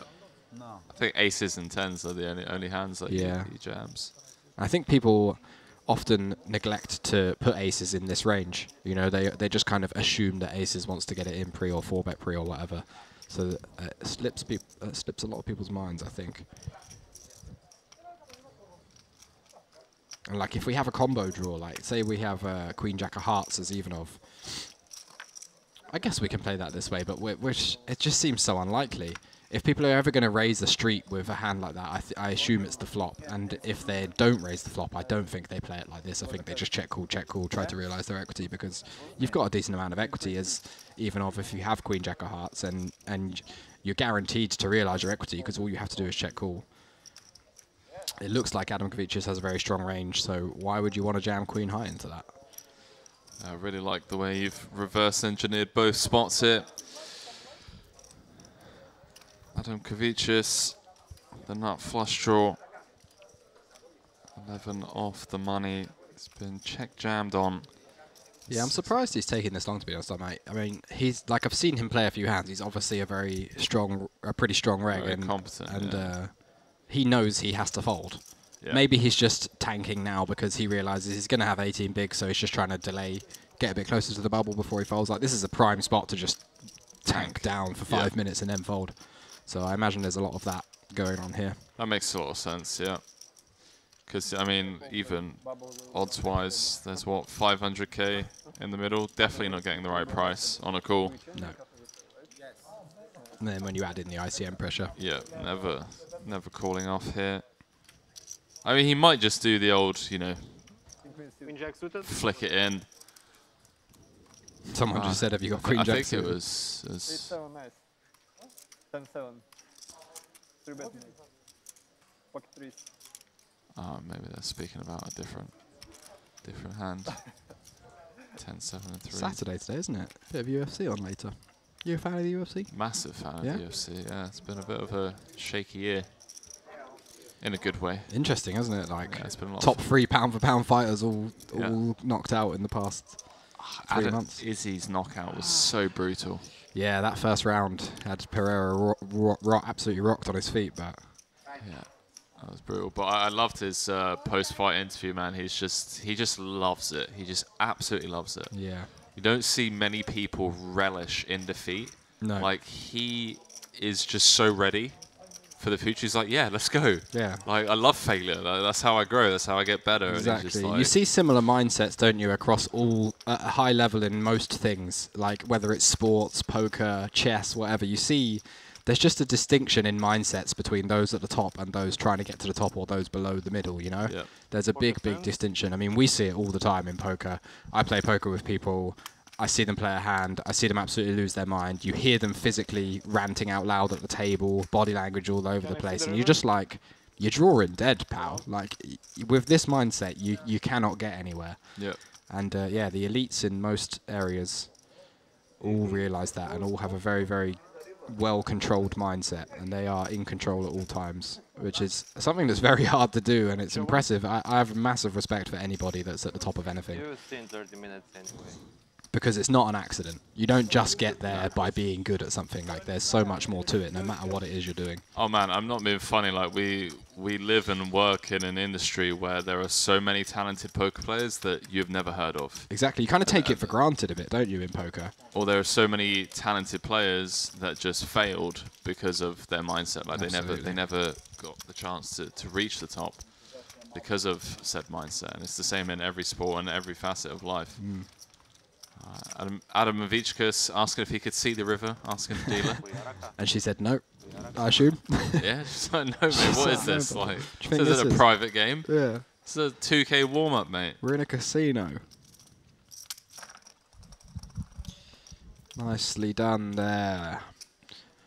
Ivanov trading perhaps a little bit of value for just protection and equity denial there. He probably won't be too unhappy to see that he got ace-4 suited default, to be honest. I mean, there's still a reasonable amount of equity in that hand. So, nicely done.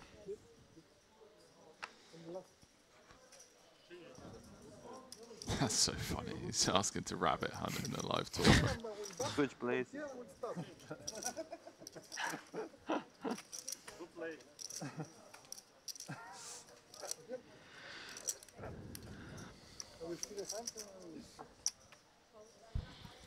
A big old pickup for Lyudmil Ivanov on the bubble.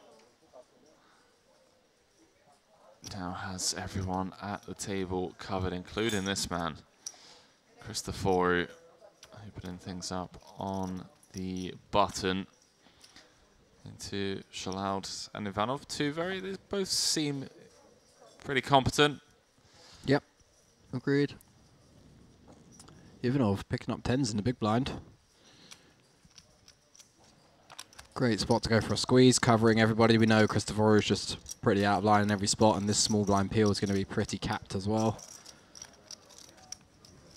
I'd expect Shalaud to have a pretty linear free bet versus Christoforu, so we can eliminate a lot of strong hands from his range. This is mostly going to be capped at something like pocket 8s, maybe pocket 9s, in which case we're obviously in amazing shape. And then it's going to be just a lot of like broadways and suited connectors in there, so Ivanov should be loving this spot. Yeah, especially after just winning a hand and gets to kind of use this spot as an excuse to set the tone. Hey, I'm table captain on the bubble. You get out of here. Just so happens that he has a legit hand in before the Christoforu 4-bet blow-up.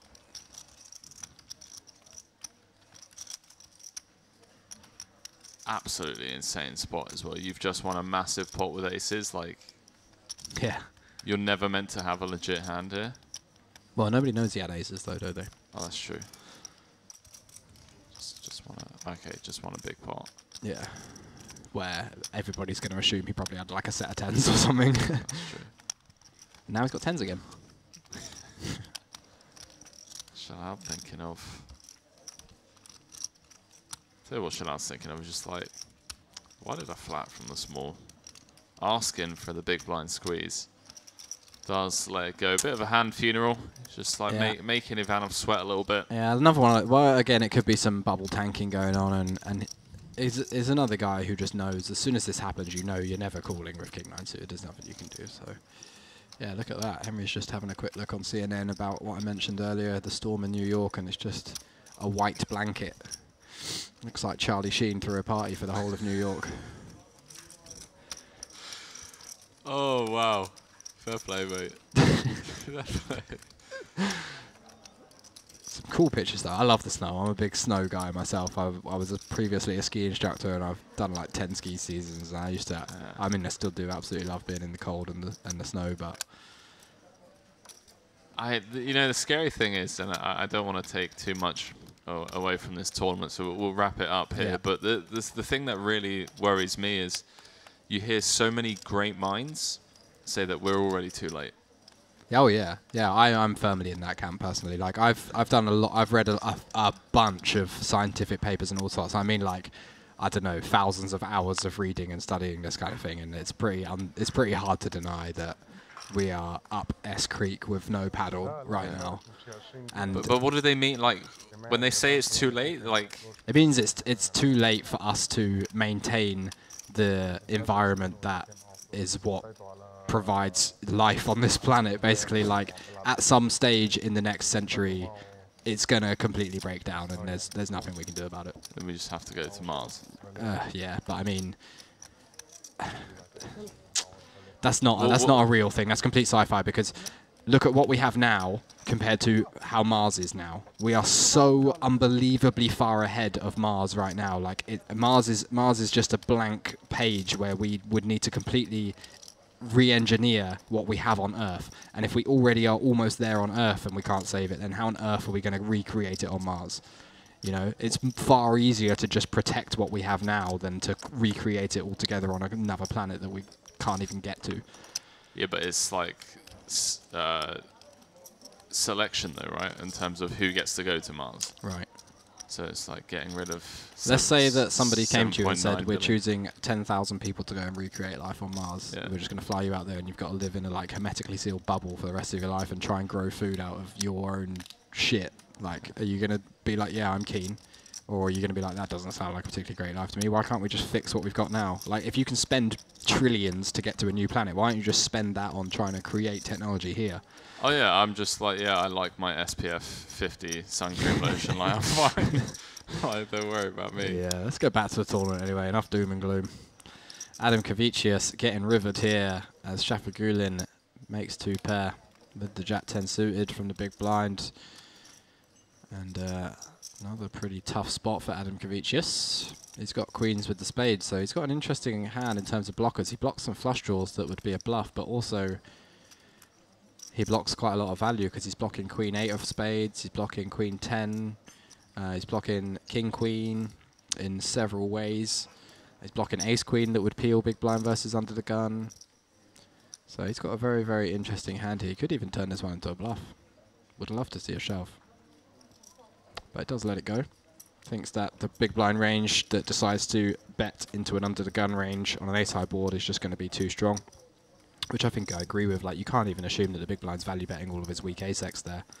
The 10 is a pretty bad card for those ace-x hands, so Adam Kavicius rightly deducing that that's probably two pair plus.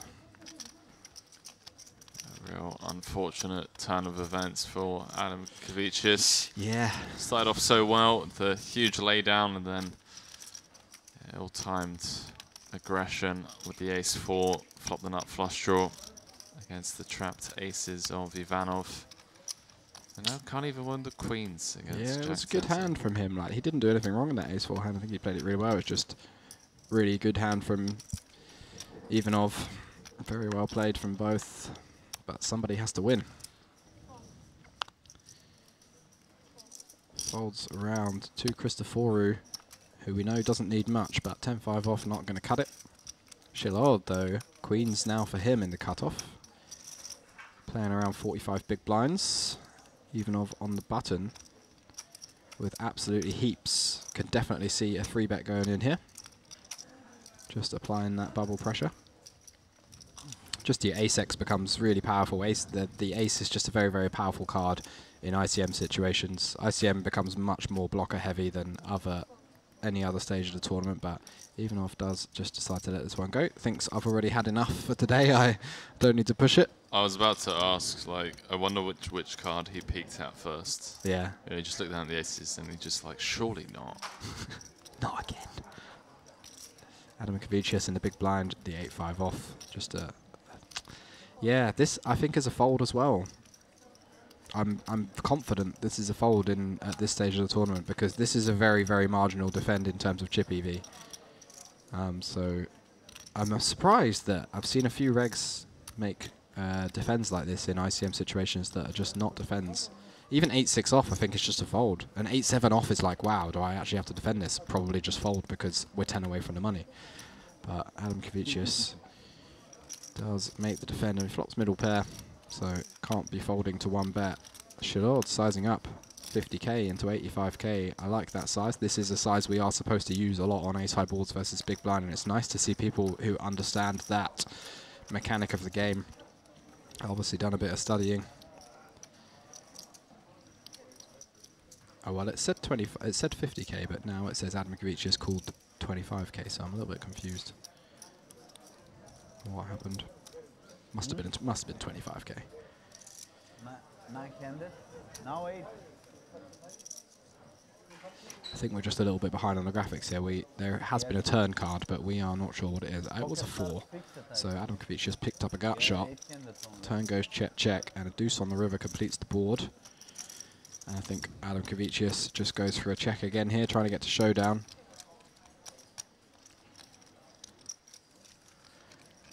Shilord probably going to try and sneak some value in here, just trying to get called by a 6 or an 8. Looks like that's what Adam Kavicius has. The way this hand played, we can expect Adam Kavicius to block a decent amount of his ace-x on the river, just trying to kind of prevent himself from facing a big bet. And I mean, Shilord's not going to raise something like even ace-jack or ace-queen on the river for value, so he can get away with that block pretty liberally. So Shilord rightly deducing that this is much more likely to be an 8 or a 6.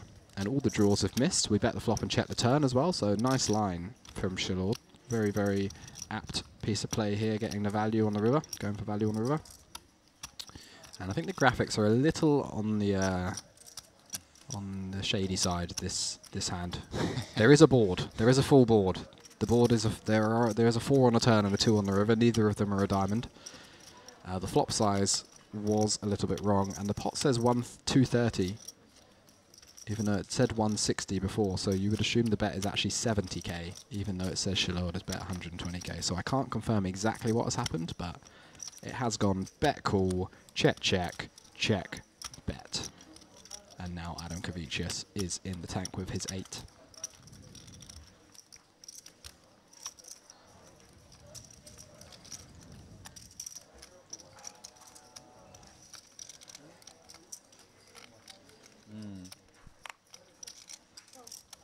TV table. Makes the fold. Nice fold.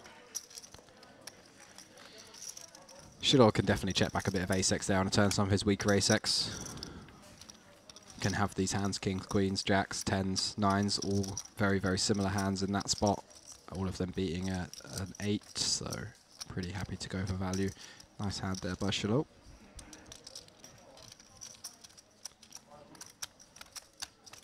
Adam Kavicius now a little bit in the coffin, 10 away from the money, 11 away from the money. He's down to around 10 big blinds, so a bit of squeaky bum time.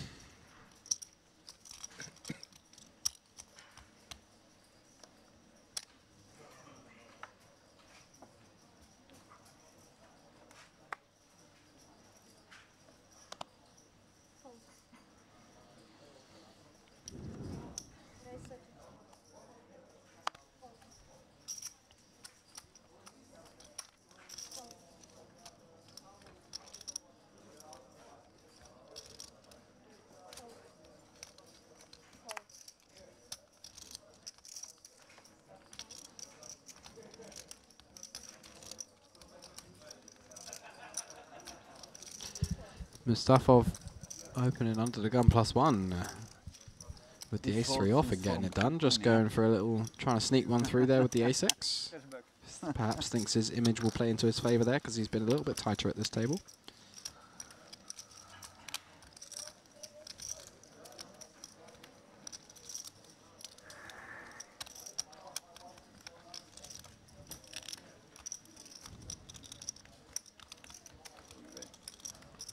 Yes, câte buttons.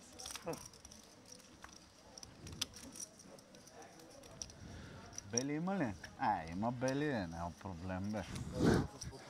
Faradin Mustafov. Zamite. This guy. Извади дупе.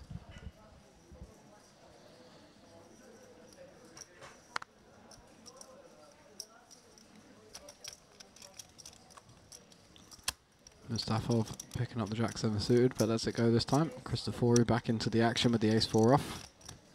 That karma, every time Bulgarian on the table. I never really know whether I should translate what he's saying, because there's been like so many times where I've commentated on him, and he's a character. There are a lot of characters in poker, aren't there? Always get some good personalities. Doesn't feel fair to translate what he's saying when no one else has a personal translator. Yeah, and Generalov now picking up another nice starter. Pocket tens.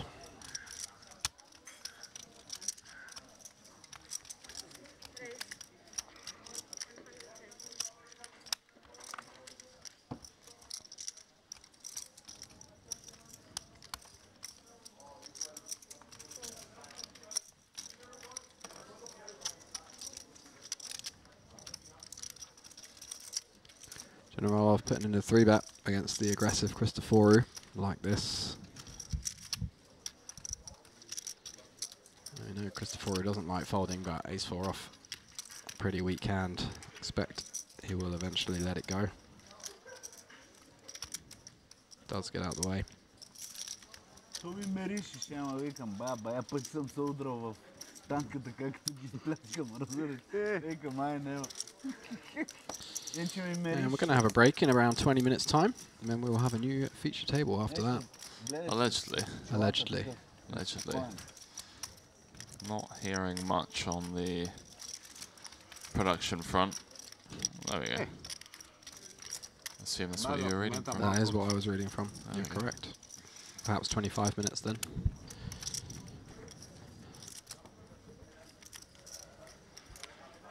New player there. So different to UK poker. We think back to when we were just kids, grinding with Barbara and John, the nightly 35, and now we're in Cyprus. You know, people from Middle East, Eastern Europe, all over the world. Been a journey. Yeah, different characters. Pocket 5s for Ivanov. Mate, my back is absolutely shot in this chair. Yeah, you should get one of these, it's pretty comfy. Yeah, I might have to. Adam Kavicius picking up the better pair in the hijack. Facing +2 though, it's absolutely not loving this spot whatsoever. It's going to figure he has minimal fold equity, but his hand just is going to force him to go with it, and he's got to hope nobody wakes up with a hand behind. Excuse me. And if it folds back to Ivanov, he's going to be forced to call for 9 big blinds. Yeah, spot I'm sure he's not too thrilled about either. Definitely not, no, but there's just a lot of unpaired high card hands in this range, and the price is too good. And we've got chunks.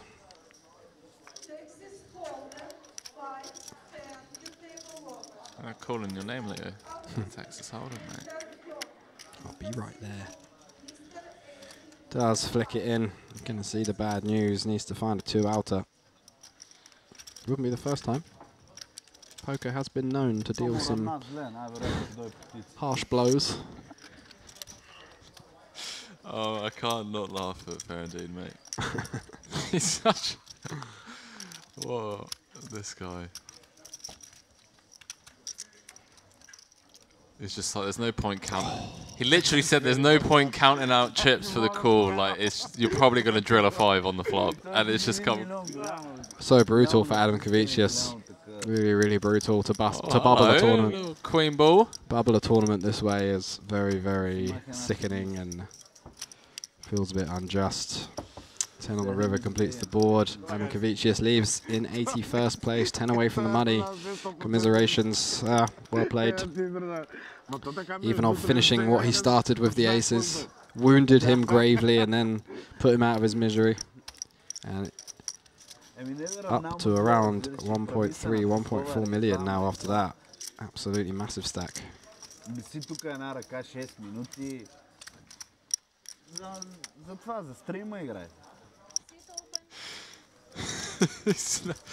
Wait, the guy's just busted. He's just like, yeah, well, that's karma. And the other guy goes, well, what's it karma for? It's like for tanking for 6 minutes to get a TV table time on the stream. Момчето и мая ръка. Там той поп ме фърлил. Нали? Къде? Дето аз отворих това флотна, той е 3-бетна и той е 4-бетна. It's talking about the ace king fold now. Той поп имаше, да. Да. Той имаш попой. Да. В смисъл имаше някакви ръце. Аз играх в ден едно с това, че той добре играеш. Просто му тръгна назад. По байра. Ace queen off for Shiloh under the gun. Around 50 big blinds. This inevitable recession that we're heading into, Leo, you're going to have to start going back to Bulgaria skiing, mate. Oh, I went to Bansko and I absolutely loved it. Won't be able to afford the French and Swiss Alps. I went to Canada this year. Yeah? Yeah. Whereabouts? British Columbia. I went to a place called Roseland, which is like a Rosvedov, very small little town about a 2.5 hour flight from Vancouver in the Rockies. Wow. Yeah, really cool. That's ridiculous. A tiny little plane, 8-seater plane I took from Vancouver to this little town. Whereabouts is it? It's called Roseland, Rossland. I've done a few seasons in Canada. It's one of my favourite places. It was actually a very bad season. There wasn't very much snow, but it was good enough and it was fun. It was a great experience. It's just a tiny little town, you know, one kind of main street. The rest of it's all homes and stuff, and it's a lot of locals, not too many tourists, very quiet mountains, so no queues and stuff like that, which is what I really like. My first ever ski season was in a very small town in Canada as well called Fernie, which is actually a bit bigger than this, but a place I'm hoping to go back to. 8-seater plane.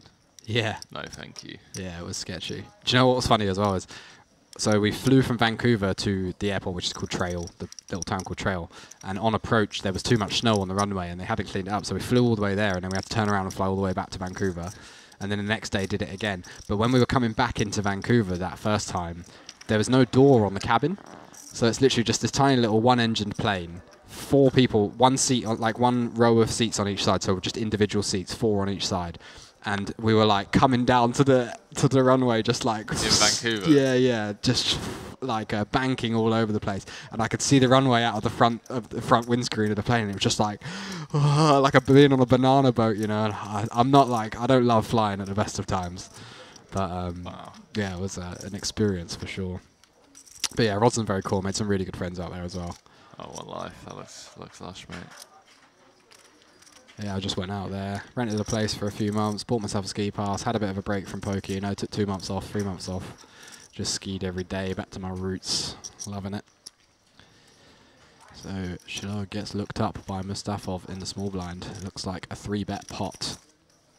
Mustafov just putting the hammer down as we approach the money, as the covered stack as well. Shiloh does make the call pre-flop, and the flop goes check. We've got a big pot brewing though, 300k in the middle. Mustafov picking up a gut shot on the turn. Doesn't have any diamonds or clubs in his hand either. Interested to see how he decides to proceed here after the flop goes check. We can eliminate some very strong hands from Shiloh's range. Unlikely to have a hand like pocket jacks or pocket nines.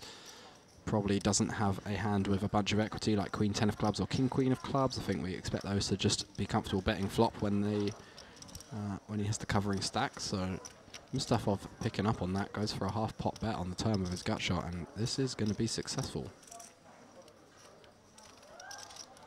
Gets the ace queen to fold. He always looks like he's about to rob a bank, this one. Walks in. Yeah, nice little pick up there from Faradine. See, that's another sign of, at least for me, from what I've seen in recent years, of a good reg is, and maybe you can play devil's advocate here, is still taking the spots even if you're covered. Yeah, because it makes it look like a much stronger hand. I think most people generally just assume that if you're covered, and you're putting your money in, then you're just doing it for value only. Yeah. So yeah, I do like that spot a lot. Ace-3 off, not necessarily the hand I would be choosing, but you're not always in this spot, you know. So you can't. If you think you're going to play very exploitably, you can't necessarily just always wait for hands that are perfectly in range. Like if you're going to be overdoing it, it doesn't matter too much what you're using. The ace is much more important than whether it's suited or what your side card is. It's just he's just playing that ace blocker. Mm. Yeah, no, I couldn't agree more. But yeah, definitely on the wider side. But also, like, you know, the worse your ace is, the more good hands you can get to fold. Especially when you assume under the gun's opening range is obviously going to be a bunch of ace-x. Then having ace-3, if anything, is better than having a hand like ace-8 suited, because you can just get more of the better of dominated and ace-x to fold pre-flop. Well, Generalov, who has had quite the start to the day here. Yes. The Jack 10 of diamonds in the hijack. Halabi 1 seat over with the pocket jacks. See what size he comes with. He is covered. So relatively small 3-bet, 87k. Making it difficult for the dealer. Wow, Christopher hasn't played a hand in a while. King, Queen of Spades as he looks up to the clock. 8 off the money. Christopher, not much of a folder. I was about to say I literally just expect we'll see a cold 4-bet here, because he's just the type of guy that would never fold this hand. And it is going to put Halabi in a world of pain. Blocks ace-king, blocks kings and queens, so it's a nice hand selection. He's got some equity as well. Can get ace-queen to fold. So pretty good. Pretty solid hand choice here. Now, interesting to see how Halabi decides to continue.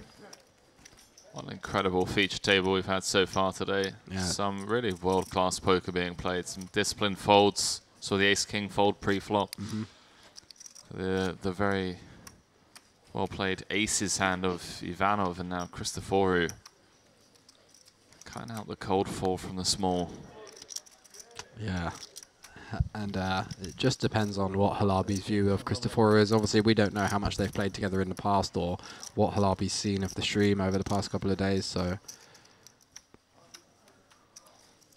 be curious. If there's ever a player we want to just jam against, it's definitely Christopher. So, and these positions as well, you know, hijack cut off, small blind, it's at least a little suspicious. It's not one where you're like, oh, okay, this is just going to be value because I've opened under the gun. I've been 3-bet +1, and then the big blind's cold 4-bet. Like, there can definitely be some bluffs in here.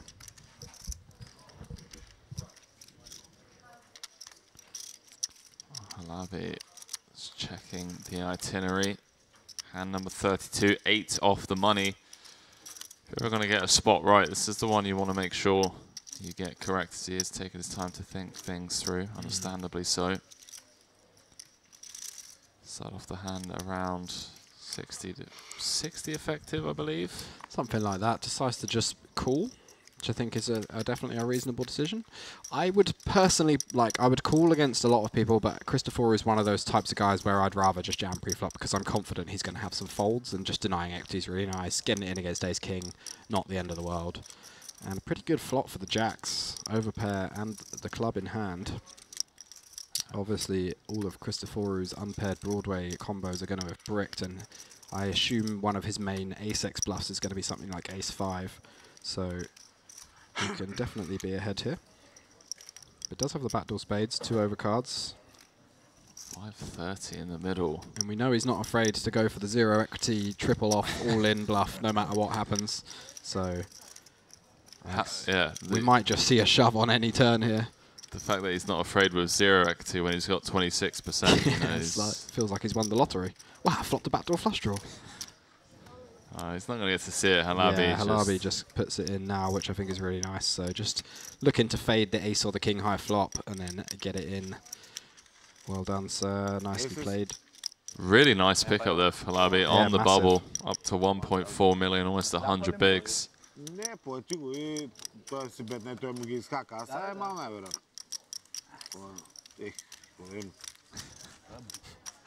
It's not fair that I speak that language, right? I'm telling you. Като нищо, че не си имал 20. Може на 8 кай. Няма по-голяма карта долу.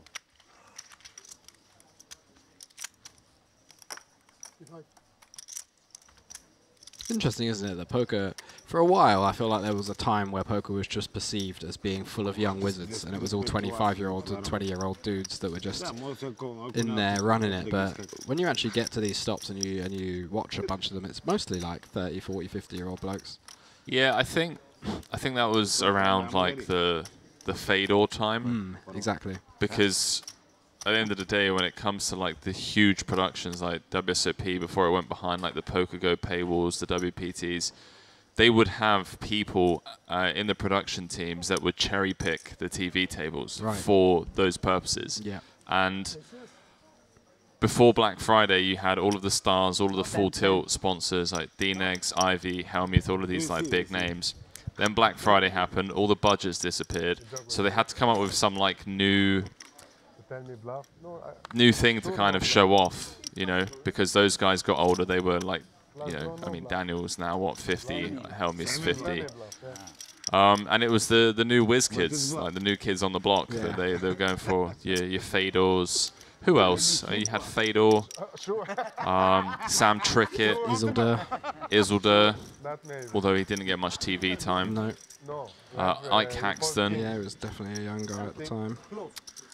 Yeah, all of those guys. But now, there isn't really much marketing per se outside of like streamers. Now it's streamers and YouTube content creators. It's your Brad Owens, your Andrew Nemes, your Rampage.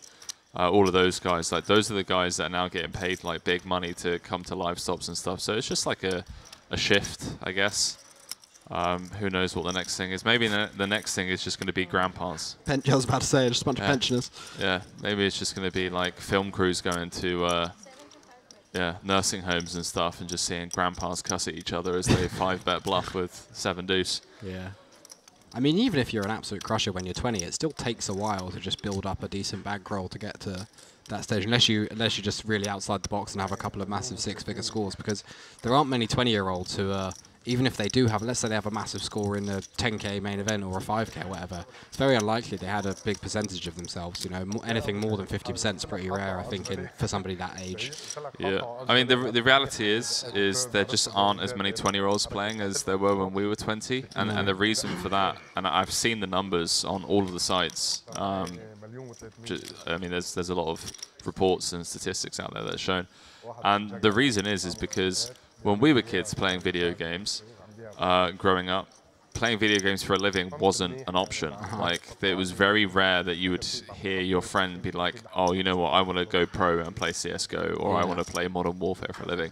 Now, all the 16, 17-year-olds, rather than getting into poker because of like High Stakes Poker or Poker After Dark or the World Series, they're watching Ninja, they're watching Nick Merckx, they're watching the Botez sisters play chess or whatever it is, and they're like, okay, now I want to be a streamer, now I want to be a video gamer, or I want to be a content, I want to be Mr. Beast. Yeah, and they kind of stumble across poker as a result of that instead later down the line. Later down the line, exactly, not when they're 14, 15, 16, 17, just agreed. like... So it's interesting to see what happens over the next 5 years, man. And honestly, I think it's actually benefited us. Like, if you think about it, there are less young people in the game, which is somewhat worrying for the future. But at the moment, I think that's the reason why there's such a boom. Yeah. Because so many of the, 35 to 60-year-old people that come from different backgrounds and have made their wealth and their money in other areas now enjoy poker a lot more because they're not at a table full of 20-year-olds with headphones and hoodies. True. I don't know if that makes sense, whether I'm just going on an absolute tangent. No, but it does. I think it does. It's going to be... And as well, I think a lot of young people who get into poker, let's say you get into poker when you're like 20, 21, and you're like, right, I'm going to see if I can be a professional poker player. They just kind of give it a go for a couple of years, and if it doesn't work out, then they move on to something else, or they just become a kind of recreational player, or even move away from the game completely. Yeah. It really has to stick relatively early, I think, for people to keep on pursuing poker. There's not many people who get into poker when they're 20 and then just have the first 3 years are like losing or break even, and then like, yeah, I'm just going to keep doing this. Like, it's a small percentage of people. You've I also don't think there are as many. I'm going to say something pretty controversial. I don't think there are as many inspirations in the game as there were when we were coming up. I agree. Like big figureheads like Daniel Negreanu and Phil. Yeah, Hellmuth like when I was 20, you know, just starting out, you know, there was your Jason Koons, your Phil Galfons, your Ike Haxons, like all of these guys that everybody knew. Everybody knew. They were talking about, you know, the hard work that they put in away from the table, you know, the mental part of the game, this, that, and the other. And more importantly, from a marketing aspect, these were the guys that were playing tournaments where first prize was millions, just like week in, week out. They're all quite Western, you know, they're all American or English or whatever. And these days, a lot of the people at the top of the game are European, Russian, etc., etc., and they're kind of just less familiar names. And also, like anonymity is a privilege. A lot of these guys that are crushing the game now, they don't care. No. They don't want to be on camera, and the inspiration in the moment. And I don't want to shit on anyone, but it's, you know, playing bomb pots on Twitch and like memeing around. Yeah. Like compared to when we were growing up, we $1 million cash games televised late at night on ESPN and all that kind of stuff. Exactly. So it's shifted, man. It's definitely a different production value these days. It's a lot more like, it's a lot more about who's good these days, whereas before it was about entertainment. Exactly. Yeah, it's gonna be interesting. I think it's definitely helped the ecosystem a bit. There seems to be a lot more money in poker at the moment. It's soft money, I should say. Maybe that's just because we're now more aware of how the industry actually works. Maybe that was always the case 10 years ago. I don't know. As we take a quick look at our next feature table. Interesting, interesting. Poker OK. He's Russian. Tell you that much for nothing. Yeah, I believe he's sponsored by GG. Yeah, that is Poker OK is Russian GG, so we had him yesterday, didn't we? We did indeed. Bulgarian again, I believe. Yeah. Mistaken. AD on the feature table, that's always welcomed. Nice to get some more women in poker. It's deep in the tank at the moment in a hand.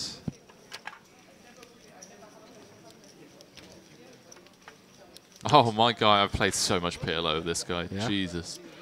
Absolutely loves the game. I was about to say, looks like he's just one of those guys. Loves the game, mate. Always bending up cards and throwing his cards in the air. It's brilliant. Nice. Love this guy.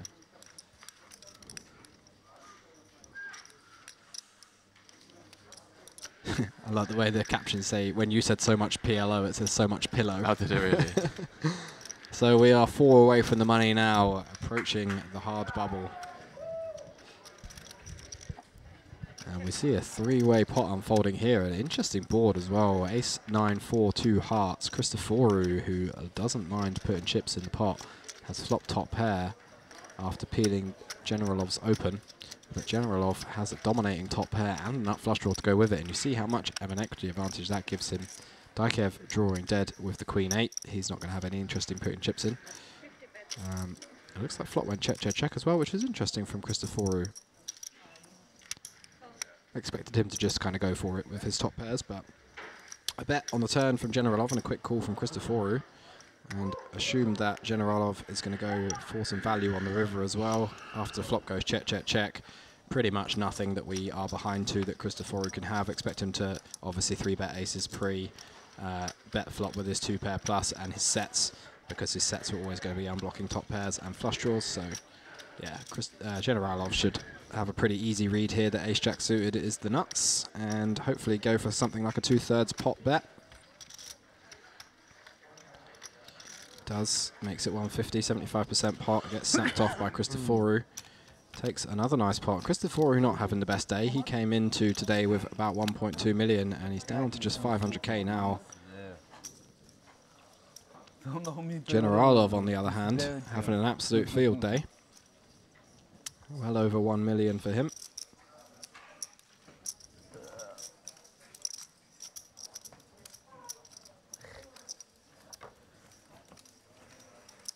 Just 4 players to go until we're in the money.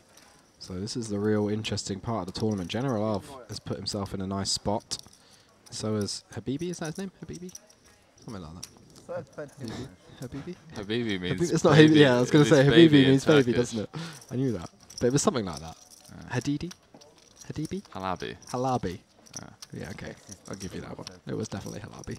Halabi as well worked himself up a nice stack here, so yeah, interesting to see who starts putting the hammer down over these next few hands. Halabi.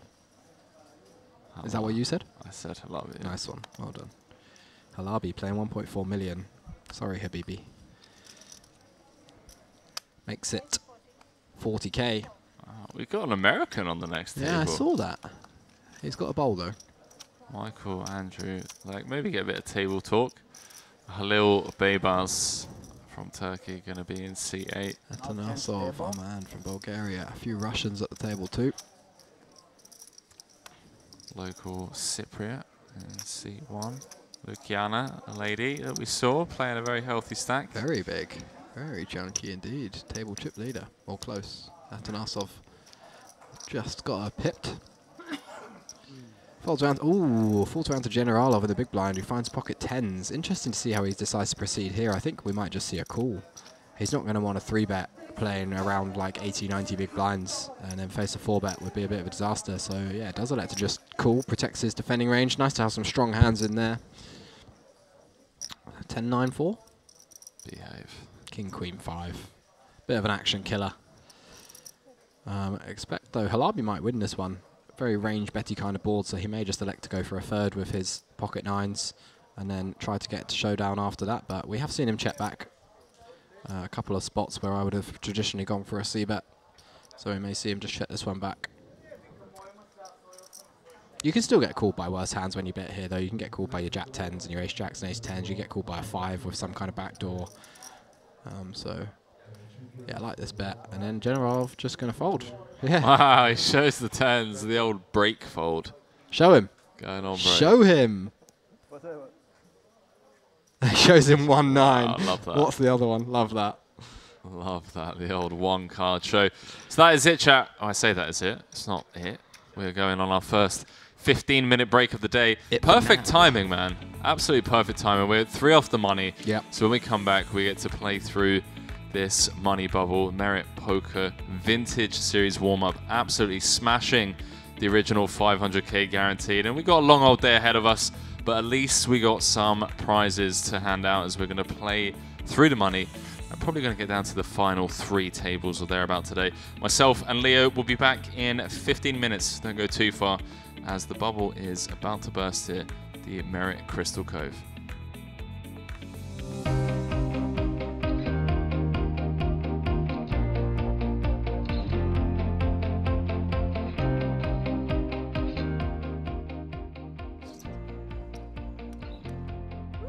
It happened. Let's go. A little bit more, around 40%. 300k to 845. Didn't show the boots. Even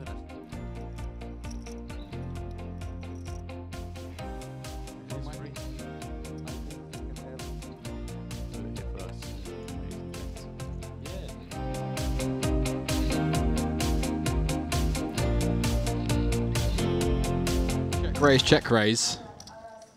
Wow. Ill-timed aggression here, but It's such a strong line. Like, if you're not sat there with trips, you just, like, what do you do? it's a weird one because you got to think, what is Generalov bet calling the flop with and then betting again once checked to? His range is extremely strong. You're only really trying to get like a draw to fold here, something like Jack 10 or King Jack that's turning itself into a bluff after calling the flop, because he's not going to be betting a queen for value on the turn, and he doesn't have very much ace-x that bet calls the flop apart from ace-queen or ace-9 and obviously 9x. He can have maybe like kings and jacks, but those don't bet the turn. So Christopher is attacking a very, very narrow range here. He's basically like trying to get Jack 10 to fold. So He has rivered a gut shot. yeah, see if he can get there. Ocean dealer? Ocean? Yeah, Wow, I he's mean, it's going to be reaching. all in. What can you do? Generalov just has to snap this off. Wow. Just exerting max pressure. 20 off the money. It's faded the snap call, but Yeah, I mean, when you think about your range in this spot as Generalov, you just have a 9 here so infrequently that you have to call when you do have one. I mean, personally, against this player type, if I'd have seen and the Christopher had played and I was Generalov, I would have been like, "Ah!" on the river. You're just like, I'm in. What you got? You got a better hand? Okay, so be it. Yeah, exactly. Just one of those spots. Yeah.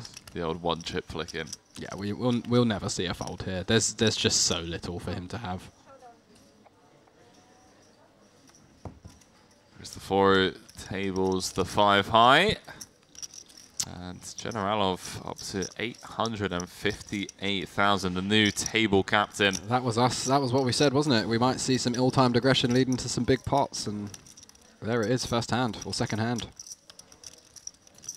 Very ill-timed there from Cristoforo. And I would consider ace-queen a very strong hand on that board. I just don't try and get him to fold. No. You know, I'm going for capped ranges, weak ranges, not trying to attack super strong ranges unless it's a very, very specific situation. Yeah, and there's going to be plenty of opportunities that present themselves for you to do exactly that. Exactly, and Cristoforo keeping that massive stack is far more beneficial than winning a few chips in that hand. You know, if he adds 200k to his stack in that hand, it doesn't really change anything.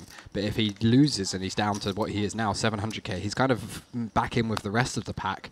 And now, as the bubble approaches, he doesn't have so much leniency to keep putting the pressure down, keep putting the pressure on. But He's had a lot of success here at Merit. I've got a funny feeling that some of this might just be image building, mate. potentially, Like if you know all the regulars at the casino that you play at, and you only play at one casino, are watching the stream or they're hearing about hand histories from the stream, and you're only playing like what, 15 hours a year at the table, and then the other several hundred hours that you're out there grinding, like nobody knows what you have. true. I don't know. Maybe I'm coming up with too many justifications for some of the blow-ups, but I think there's a time and a place. You know, I do understand completely what you're saying. I get it, but I think that building an image for spots that you don't know if you're even going to get in the future at the expense of being 20 away from the money of a tournament in a 2K with 6 figures up top is perhaps not a bit of an over-adjustment, maybe. yeah. Mokeem calling on the turn. 3-2-4 in the middle does check through on the river, and Cristoforo back up to 946k. Just like that. Just like Next that. hand, 174k profit. Yep. So massive shout out to, wow, what do you do? What a rub. No bad feeling. No bad feelings. Maybe not for you, buddy. Ivanov +2, 10-8 into the muck. Fagulin with another reasonable open, but decides to let this one go to 7-8 suited. Playing nice and snug as we approach the money. Actually, I think that's a fine fold at this stage, 20 away. Ranges do start to tighten significantly, even with like 25% of the field left, 30% of the field left. Ranges do tighten up a lot more than I think a lot of people realise. There is mild ICM pressure, even at that stage. Halabi in the small blind, limping the 9-4 offsuit. We don't see very many walks, like you said like you said earlier. We don't see very many walks. Even we saw like 10 deuce off limping, 9-3 off limping, we've got 9-4 off limping here. All these are traditionally just muck, especially versus who you perceive to be a good player. I think we've seen a lot of that especially since the introduction of the big blind ante, right? Like a lot of people didn't know how to adjust to it originally. They continued playing the same small blind range that they were playing before. Whereas now, I think with a lot of the information that's come out, and people are more and more aware of the fact that, look, there's 24k dead money in the middle. Oh, sorry, 30k dead money in the middle. Yeah. Still got to fold some though. Can't just limp everything. But Halabi making the best hand on turn, picks up a pair of 9s. Checks it down to the river and then goes for a little bit of value with his 9. Seems pretty good. Can definitely rule out King X and Queen X and straights from Mustafos range. Probably a 9 is going to bet a turn as well. So yeah, sizable bet, 25k to 36. Yeah, nice. Just Mustafos getting away from it. if you think like a 6 always just kind of cycles, then Went live, yeah. But still a ways to go.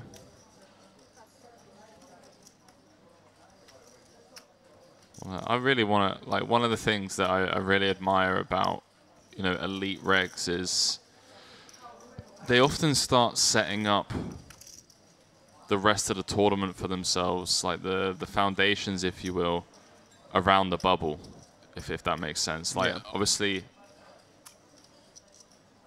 understanding ICM and putting in the prep work on how to approach a final table does help you a lot with late stage game, but like the fact of the matter is that, you know, you've got to learn how to prepare yourself to get to that point in the first place, like setting it up. Absolutely. Bubble is a super important part of tournaments, especially live tournaments with good structures with a deep average stack, because you're going to be on the bubble for so much longer than you would in like an online mass field or even a live tournament with 20-minute clocks or 30-minute clocks or whatever. So yeah, absolutely. There's a lot of chips to be made on the bubble if you know what you're doing.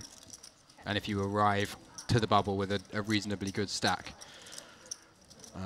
you can definitely take advantage.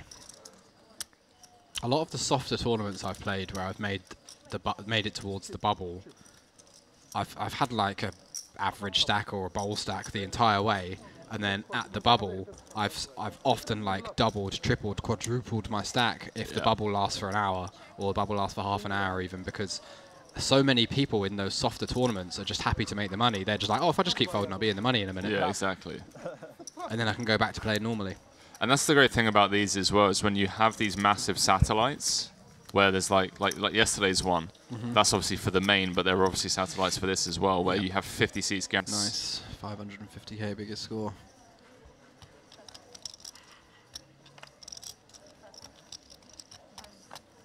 So he came second in that Triton high roller. 10k 5-beggar high roller for 500,000. Second here in the 5k Top Guns main. Yeah, so he's got 7 six-figure scores, which is pretty decent in its own right.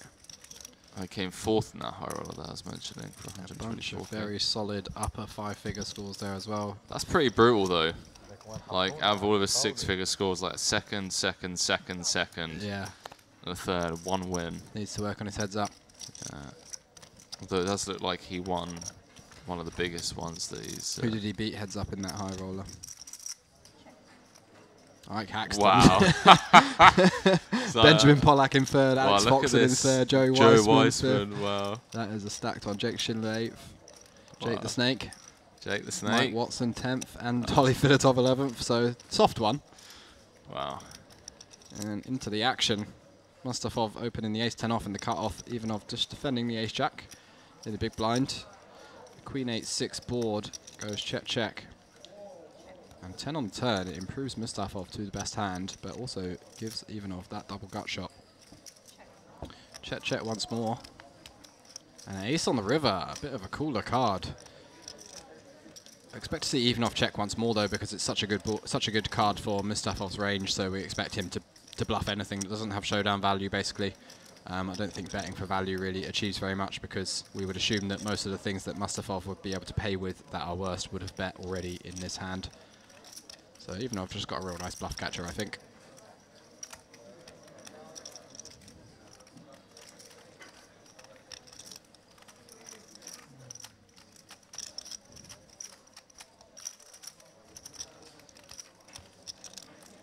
Some Bulgarian violence about to incur. Perhaps he thinks that it's worth just trying to charge those kind of weaker ace-X that have checked down to showdown, or perhaps some hand like pocket 5s or pocket 7s. But yeah, I think if we check, Mustafov's still going to go for value with a hand like ace-5 anyway, so I'd definitely prefer a check on the river. Mustafov with the 2 pair. Interesting to see what he decides to do. Relatively big bet. Yeah, around 42 to 60%. This kind of reminds me of the spot that you mentioned yesterday, although I feel like slightly different. These 160. ranges cut The off ace-5 one. Yeah, Yeah. cut off the big blind. He does find the raise. Like it, like it. All of a sudden, Ivanov, Jack of Hearts in hand. Top pair, second kicker.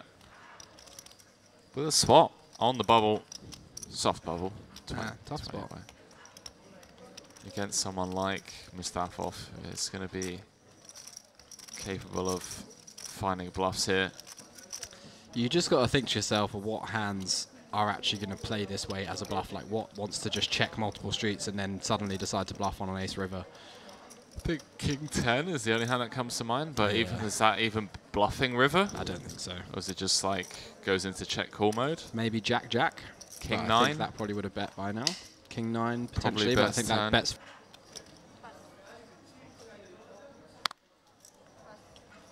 I'm so confused. It's like a bunch of like. Maybe. Henry just having to deal with his massive long list of friend requests that he gets on a daily basis, you know. Hard life, isn't it, mate? It is. Right?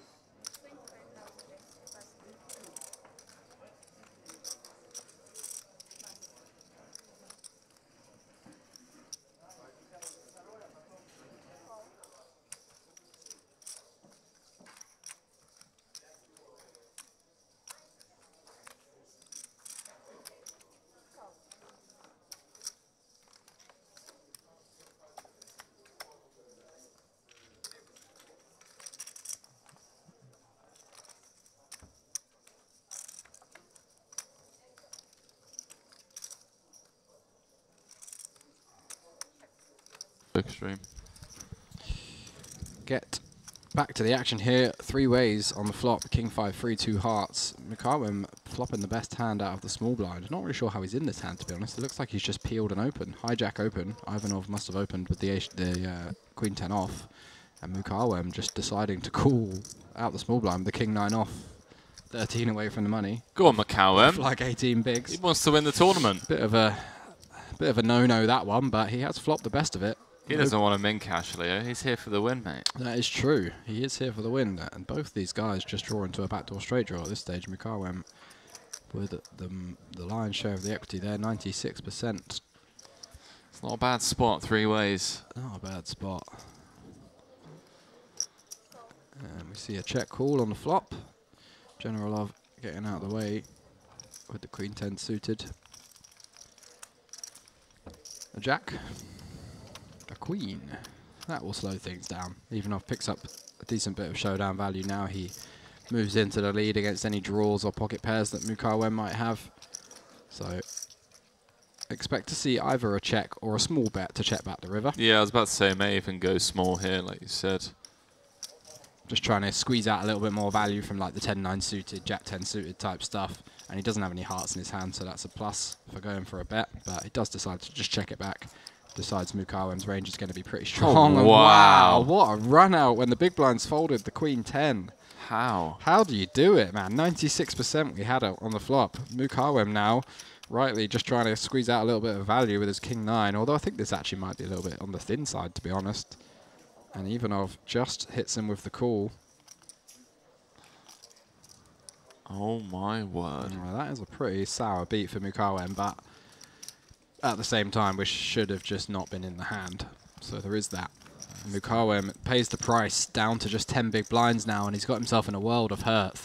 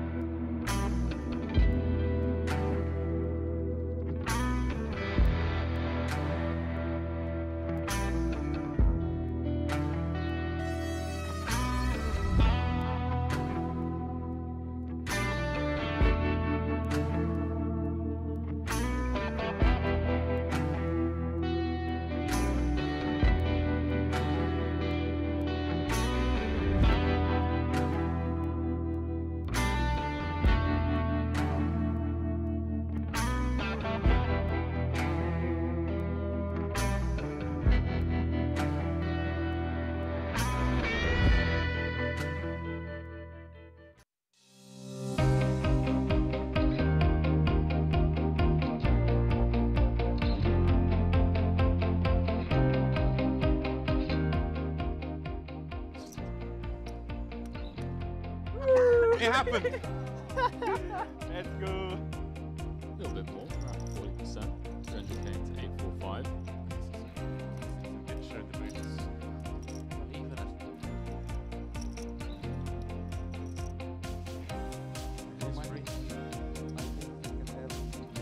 Put it here first.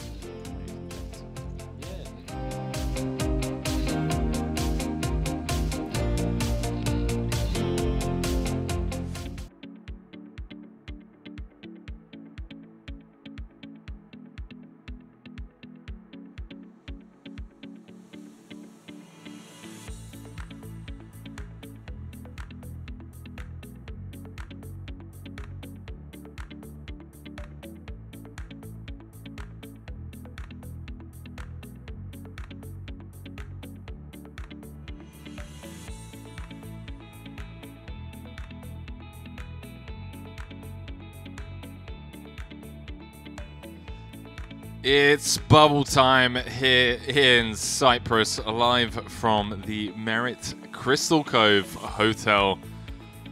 We are 3 spots off the money in the Merit Poker Vintage Series warm-up. It's day 3.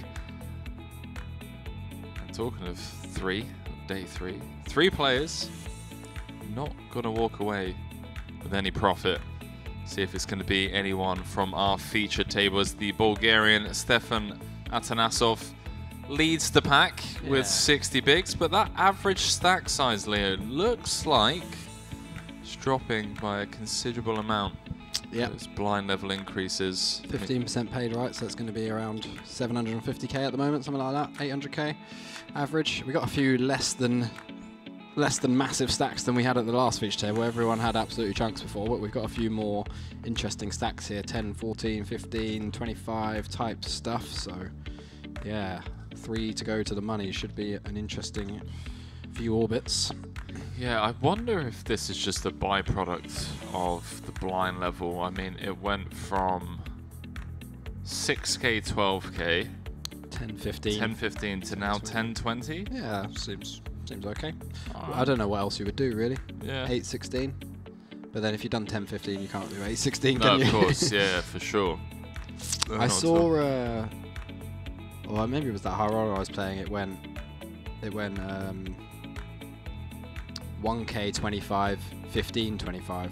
Oh yeah, yes, yeah, So you can do a bit. Like this could go 15 20 perhaps afterwards.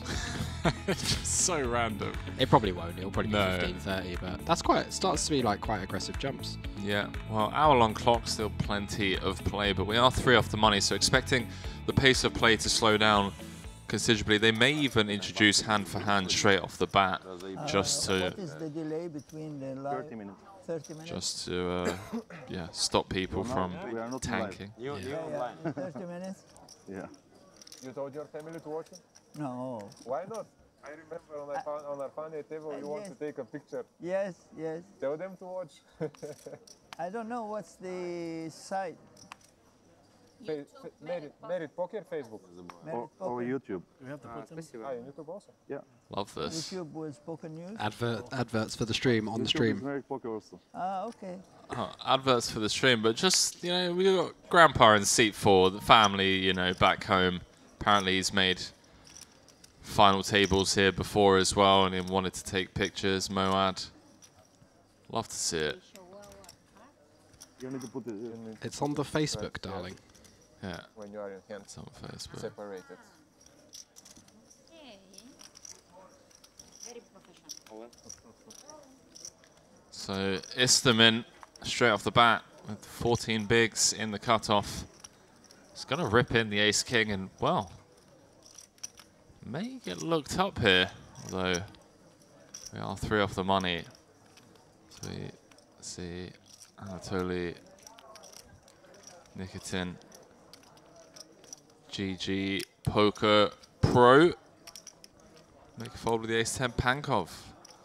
Ace 8 of diamonds in the small.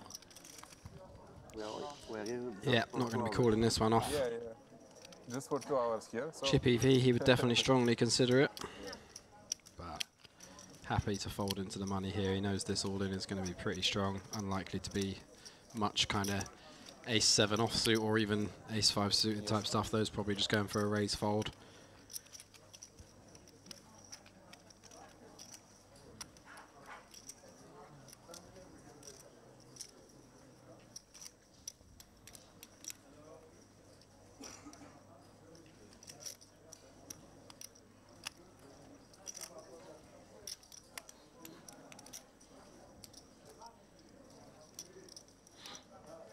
Just thinking about it, if Histamine is jamming hands like King Jack, Jack 10, Queen 10, those suited Broadway type hands, is he ever jamming hands like Ace Deuce through Ace 7? Just let it go. Vitaly, can you like give me a sign when you just like stolen? Говори по-русски, я не понимаю. Можешь мне давать знак какой-то, если ты? Я же тебя стукнул под столом. Я туз 10 порыл, ты представляешь, какая? Вот такая была. Мог бы и заколить. That's hilarious. You know, if that was like a friend of mine, I would 100% tell him that I'm stalling when I've just got like kings. Yeah. And then be like, no, I'm joking, mate, I'm cool. Yeah. And then you get free outed.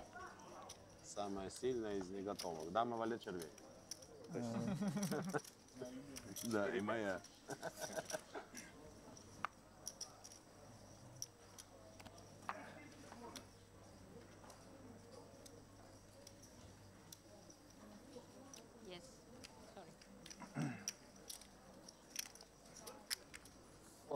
Here? 45.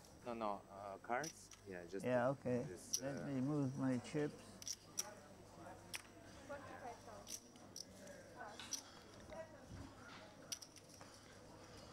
Alright, You just put chill it them on a for milli. second, and then you can 50 Yeah, bigs. then you can- yeah, yeah. Cruising. Atanasov bumping it up, +1.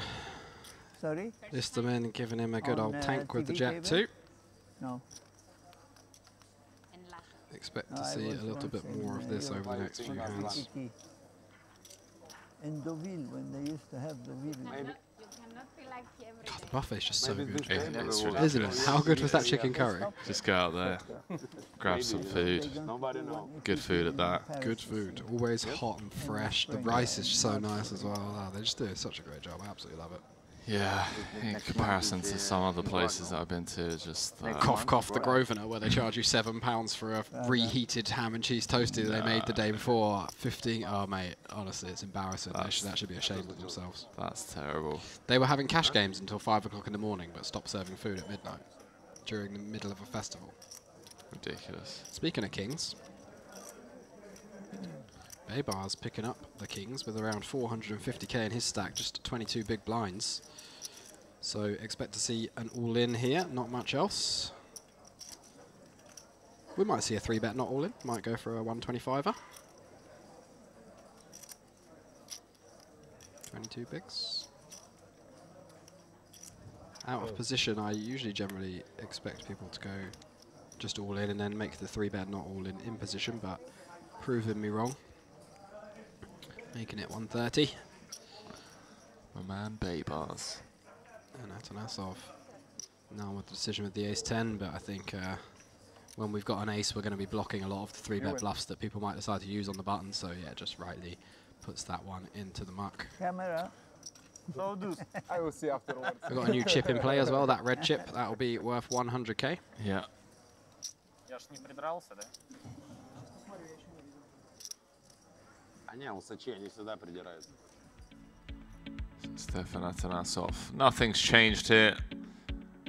Still chip leader tied at the top with Luciana Vati, local Cypriot. Loving the table banter at this table. Joseph Mawad, he's like, look, I don't know where the stream is. And they're like, well, get your family to go on Facebook. Get onto Facebook, darling. Type in Merit Poker and shout out to Joseph's family, any of you listening. So you watch him ease his way into the money, I would assume, unless there's some absolute car crash of a hand. GG Poker, is he like an ambassador or is he just like a... I'm not sure, it'd be interesting to get a zoom in on that arm patch, if it says like Team No, I Pro want to or... check What's Whatever.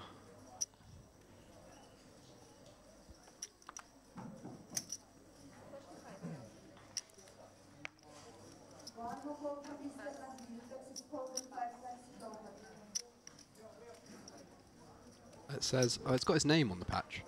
GG Poker, so I guess he's part of Team Pro. Can't say I've ever heard the name before though, I have to admit.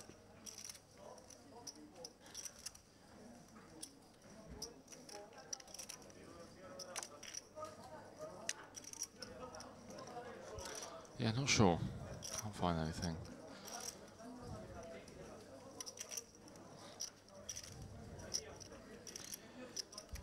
Atanasov opening up again under the gun, Kington suited. Very reasonable, and Istomin actually with a bit of a decision this time.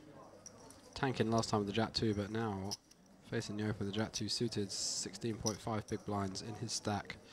Very, very interesting spot indeed. +3, few players behind.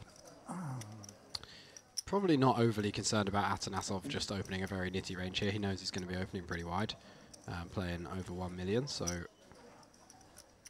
it just depends how he decides he wants to proceed here. For me, I think I'm calling. We'll be in position. We're unlikely to get overcalled a lot. Any squeeze behind is going to be pretty strong. We don't want to just put our stack in now on the stone bubble with ace jack and risk being called by everything better and getting everything worse to fold. So I like this decision. That's really eye-opening. Wouldn't have assumed that we play many flats off of 16.5. We won't play many, but there are some we're just kind of forced, you know, like 10s, 9s, ace jack suited, ace queen off. We just kind of, we can't fold them, so we just kind of have to be in there. And if we get shoved behind, we have a relatively easy fold. So what with 10s, 9s, and yeah, even on the bubble, you just have to assume that everybody's playing relatively face up, unless it's like a very aggressive reg with tons of chips. But even then, ace jack suited, it's just like whatever. Cashing is far more valuable than defending your 2 big blinds. And queens for Vati, the big blind, as we said. So yeah, Istomin just going to have to let this one go. There's no way she hadn't already looked at her cards. That was a quick, oh yeah, still got queens. Like, it's such a live tell, in my opinion. Like, especially if you're like in the big blind and like 8 people have acted, you expect me to believe that you haven't looked at your cards and all of a sudden you're cutting out a 3-bet. No. No, Leo. I refuse to accept that. 235k. Nice size. Very nice. Gets the snap fold out of Atanasos. Atanasos? Yeah. Atanasov. Atanasov. Take your time. Now Istomin. No, I probably fold. I just need to, you know, take your time. Get it out. I was stressful from the beginning. I couldn't fold this hand pre-flop. It was, you know. Yeah. My friends are not gonna understand me. Yeah. 5-4, I thought. 5-4 suit. Really, friends don't understand. Oh, I like this but guy. Now I have no choice. I need this 3,400 bucks. Sorry, guys. Win? Yeah. Show ace-5. Show the bluff. No bluff. No bluff. Yes. I have his ladies. Oh. Really? 2 ladies? Oh, fuck. So good I didn't show. King, queen. First hand. Better, Nice. better. Well played by everybody in that hand. Ace, queen. What's better? Ace jack suited. Don't think about your friend. Probably he has 10s. When you will go to ITM, you will have a lot of money and you will have more friends. Oh man, I hope we never change this table. With Joseph Mawad just like trying to read people. So what do you have? King Queen? No, better. What does better mean? Ace Queen? Oh man, what guy? King Jack? Suited?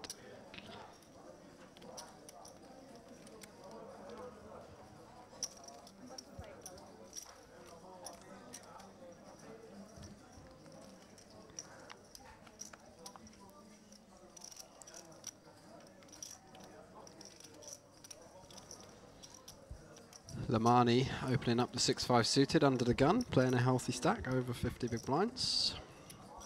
Close to 60. Istomin again. in the tank. We can this time though. This one is going to be heading into the muck. Seriously. I didn't have all these hands for 3 days.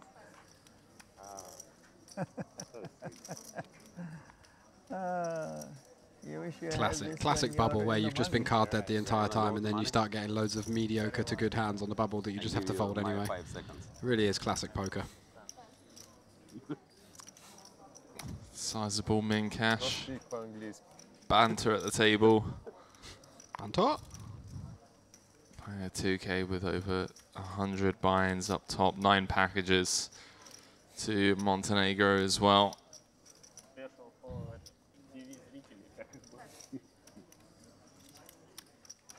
TV viewers, YouTube viewers, Twitch viewers. No Twitch.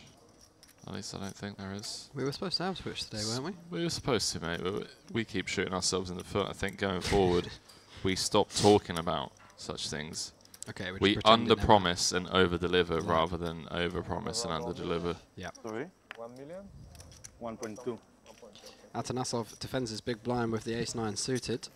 Hard to think of a flop that they're both going to connect with on this one, but a 5-6 2 diamonds perhaps would do the job. But we get the 10-8-4 1 club, so not a bad flop for Lamani.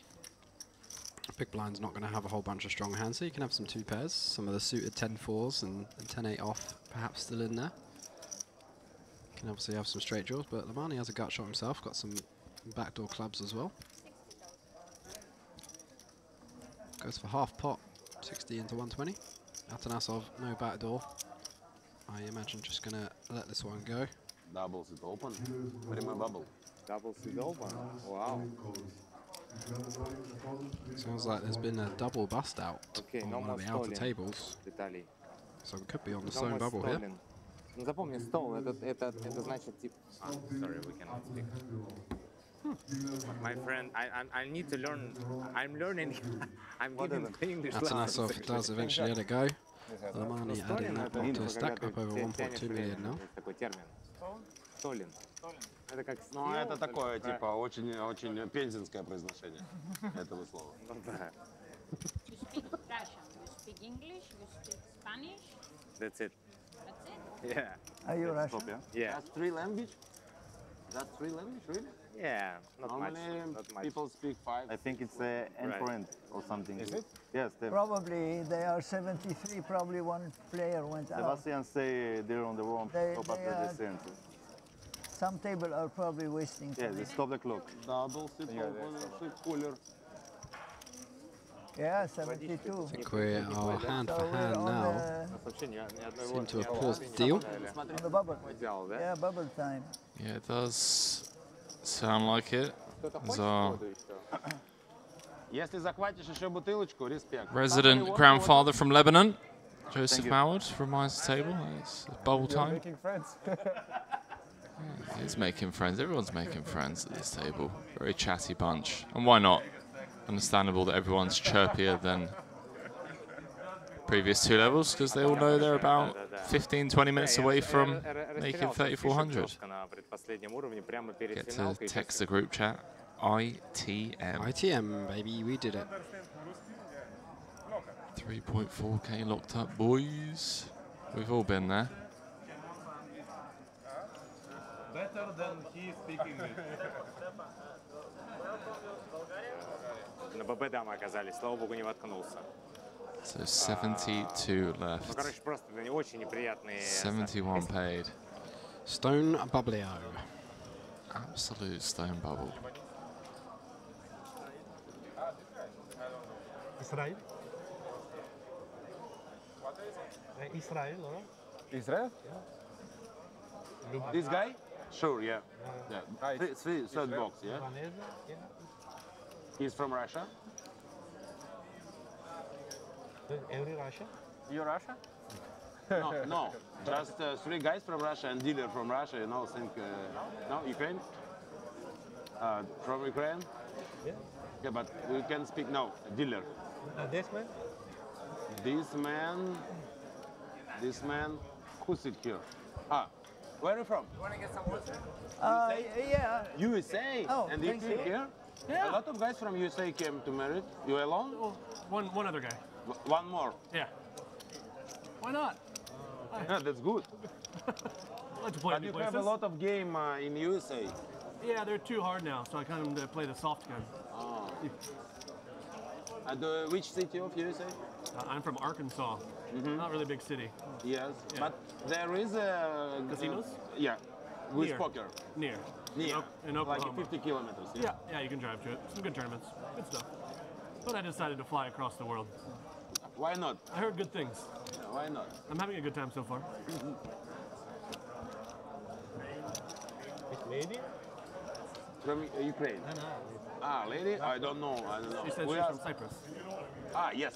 That's Quick true. scan She said out it's over from Cyprus. the tournament area. I don't know, but as they take like this, yes. But we've I gotten think, down to I 72. don't know. You are from North Cyprus 8 or, tables of South 9 as Cyprus? we see some You people are from North with Cyprus chips or in South hand Cyprus? moving around as a table has North. South. been broke. You born? Or? Hopefully people not taking You call them too much Cyprus time or yet? getting lost. It's a cool name. There's no need. We're hand for hand. Well, I'm accidentally going to get lost on my way to the new table in order to miss the big blind. Grow up. Very much so. At that time, it was like for us, our escape from the war. See Jessica Pilkington there. Yeah, she messaged me saying that she was down to 4 big blinds, about 5 away from the money, and then got it in King Queen against aces, made it straight. Wow. Here we are. Here we are. See Milad over there. Looks like he's cruising. We had him on the feature table yesterday. Looks like he's playing around about 1.1.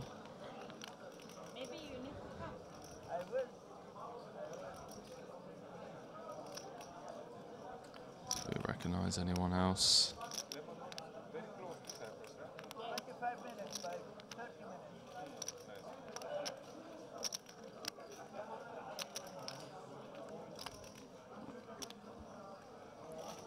Milad Langer. Did I raise too much with the ladies now? No, It was good. no, fine. You're doing okay. You don't need advice. You're doing okay on your own.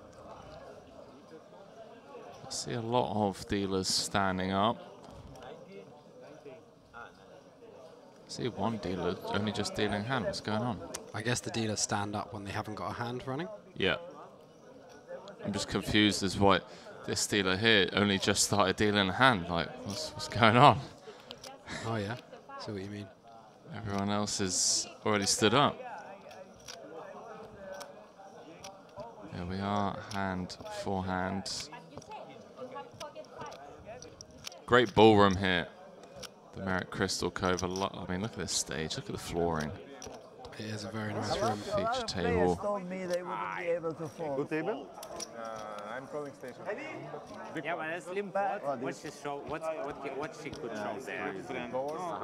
He showed me for 2 pairs. No problem. I don't think so. There was either the set of 5s or set of 7s. I don't have cards to play. She could not have kings. She wouldn't do it with king 7. She did not have a set of kings or jacks. So I figured she had them before. Nice ball. So That's good, that's good. And you sit here. Where is guy with you? Yeah, that's good, that's good. Okay, 1 to the money. But okay, congratulations. You're in the money? I think so, right? Moad, wait, mate. What did, Oh, bless him. this is a poker. I start day 2 with 69,000. It was my 3rd bullet. But yesterday was a good day for me, you know.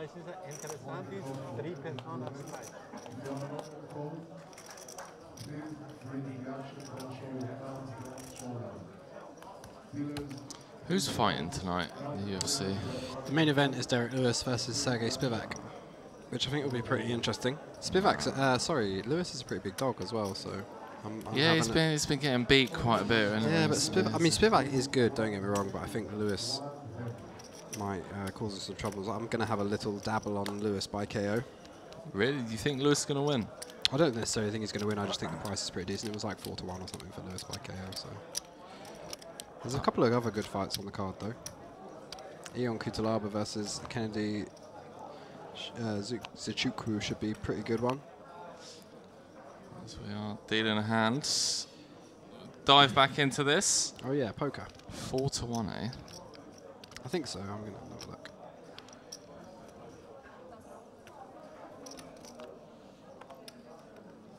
Finally, easy decision. Thank you. This guy's hilarious. Nikitin. Let go of the rags. Pankov. 14.5 bigs. Pocket sixes. Tough on one. the low Tough jack. spot. I think we just let it go. Now you don't need to stalling. Good end? Yeah, you don't need to stop. Yeah, now it's on forehand. It's finished. Yeah. Pankov literally telling him, no need to hey stop. mate, come and look at my hand if you really want to. Yeah. About okay for guys from Perm. No, really, of course your pronunciation is good. I wasn't sure. I wasn't sure. Wow. Oh, good luck. Good Wow, luck. good luck. 145. Fly here, 12 hours. So, Lech No. Oh. jamming from the cutoff I for didn't 7 want a bigs. flat on this table. See if anyone wakes up with something. Please, one time. Oh, hello. Lemani. Jack 10 of clubs. Bad actor, bad That's the face I was looking for. Oh, whoa. Calls it off. 7 Does bigs. make Yeah. the call, yeah. Seems fine. It's a Lech. Whoa. Oh no, his name's. It's not aces. It's got to be Lech, right? It's from America. If it's not aces, Yeah, I would it's say good, luck. right? If I were a gambling man, which I am. Because I have the best hands against aces. wow, what? Sevens? Seven? Yes, 7. Best hand against aces in short neck is 10-9. Suited. I think I know where is aces. No, no, he wouldn't call. Jack 10. Ace. So all in and a call at the feature table. Just going to wait for all of the other hands on the outer tables to Things to learn. play out. My favorite suited also. Пристегивайтесь, пассажиры. Вот так можно говорить и ставить. Makes sense. And we'll have the tournament director rather come over. We've got another all in and a call on a outer table. So just waiting for all of the hands to play out on every table before cards go on their backs. This could be a very short bubble here. I was expecting us to be sat here for a good 30 minutes or so. Yeah, looks like it's going to be a quick one. Plenty of all-ins. This is literally hand number 1 of hand-for-hand play. Things you'd love to see. Huge prize pools and short bubbles. Although it depends, if you're the chip leader, you kind of want it to keep going. You do indeed.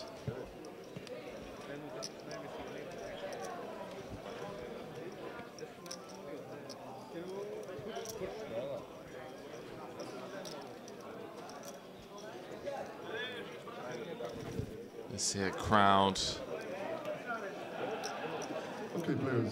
surround the table. One on table 3 and one on the feature table. We're going to start on table 3. Showdown. So it is Bogdan Andrei in seat 9 with kings. David Victor Smolka with the 7s. So a 7 would burst the bubble. Kings obviously looking to just hold here and secure that min cash of $3,440.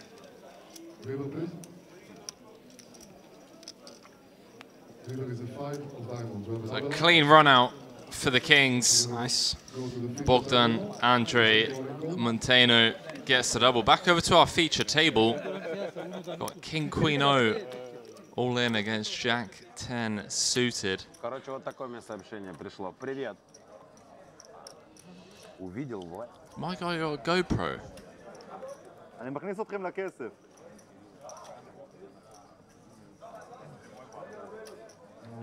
He's GoProing the bubble. What a lad. Yeah. Jack, 10 of clubs.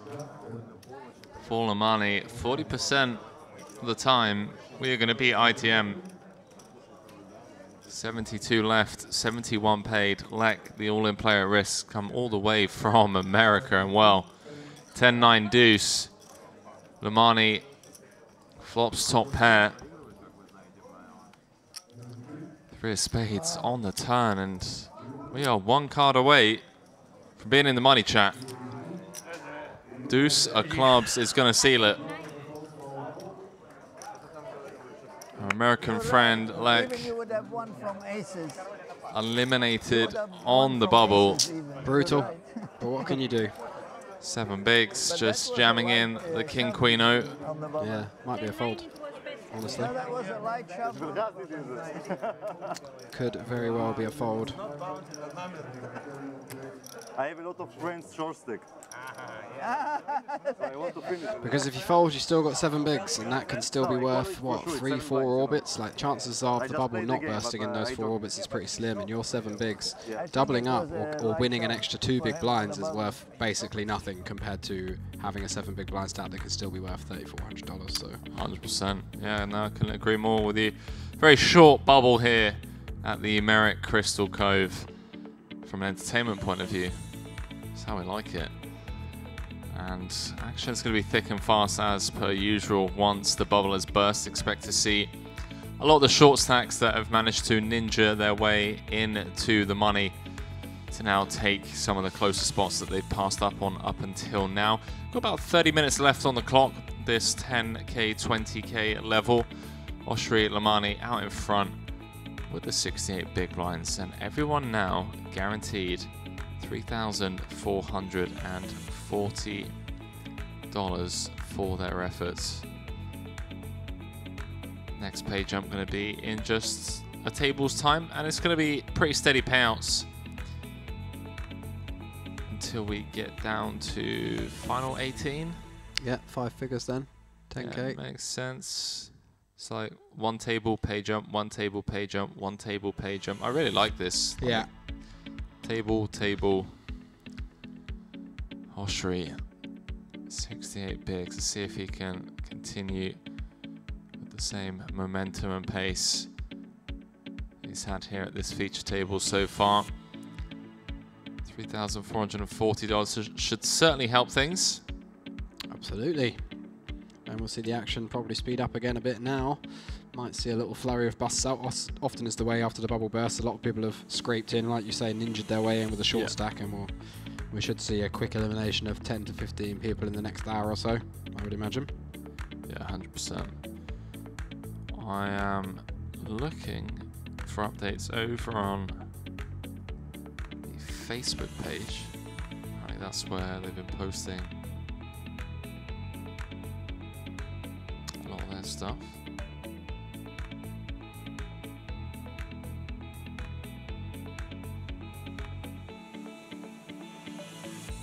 There we have it, 71 remain out of the 624 entries. We only needed 250 players in order to hit the guarantee. That's right. Yeah, maths is right. Yeah, 250.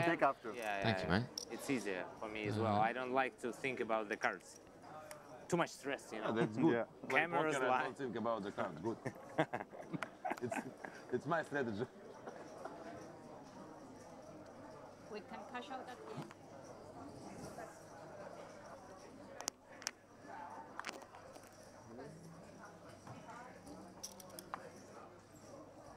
So 97 players came back into day 3. 26 of them gone home empty-handed, including our American friend, who I'm sure hasn't come just to play the warm-up. Nope, I would imagine so.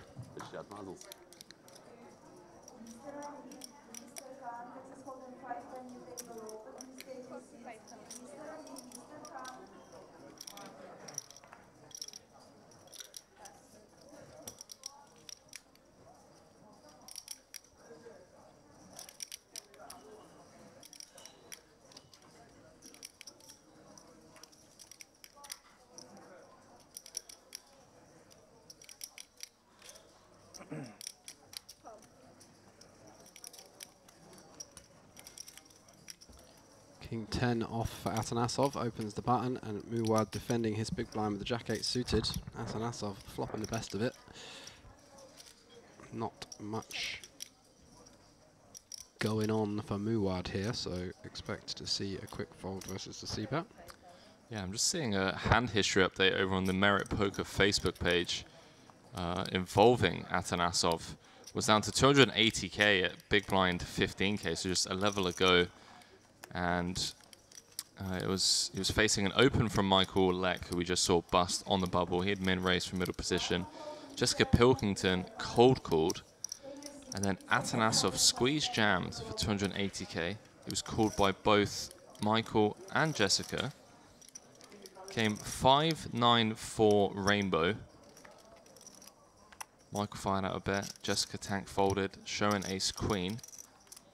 Which was terrible news for Stefan, as he also held ace queen. It's behind against the pocket jacks of Michael Leck. And it came queen queen. Queen queen to triple up, even though Pilkington had folded the same hand, and then easy game. And then Michael Leck goes from chip leader on the bubble to out in 72nd. Really? It's pretty sick. That is very sick. That is very sick. Bad day at the office. I would love to be a fly on the wall in that group chat. Like an hour ago. Yep, chip leader on the bubble. Loving life. Looking forward for a deep run here, boys. Nikitin, excuse me, opening the 8s under the gun and taking it down. This is the terrible thing with having us in here. We don't really know where to if you don't have time emphasize on some of these Russian names. But yeah. They won't tell you have 5 more seconds, 3, 2, 1, or just if it's finished, you're dead. I think if it's finished, you're dead. Currently have 258 viewers over on the Merit Poker YouTube channel. Do appreciate each and every one of you for keeping both myself and Leo company for the Merit Poker Vintage Series warm-up. Day 3, we're in the money. Those of you over there watching, if you could, go ahead and hit that like button over on YouTube. Be greatly appreciated. Helps us reach a much wider audience due to the good old-fashioned YouTube algorithm. It also shows us that you guys are enjoying the stream.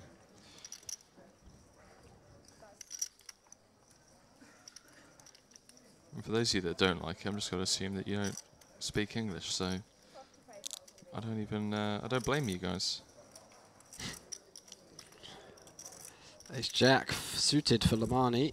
He opens to 45k in the cutoff. This stone mint in the small blind. No need to tank anymore, buddy. You're in the money.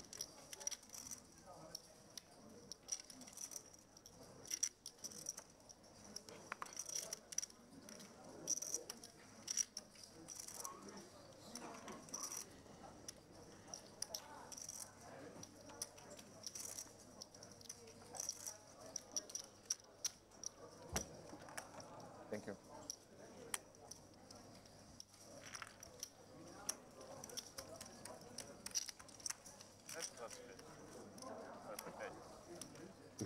А 25 надо, нет?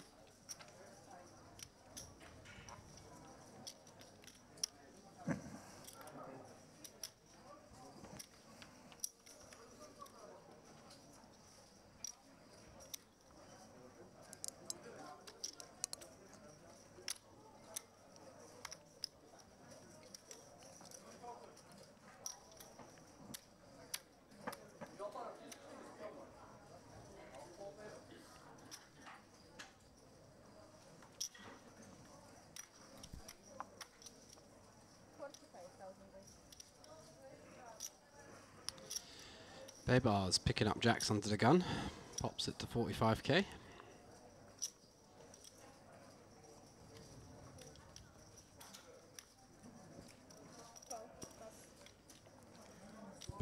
Baybar seems to run deep in all of these events. It's actually insane. Sometimes you just know what you're doing, don't you?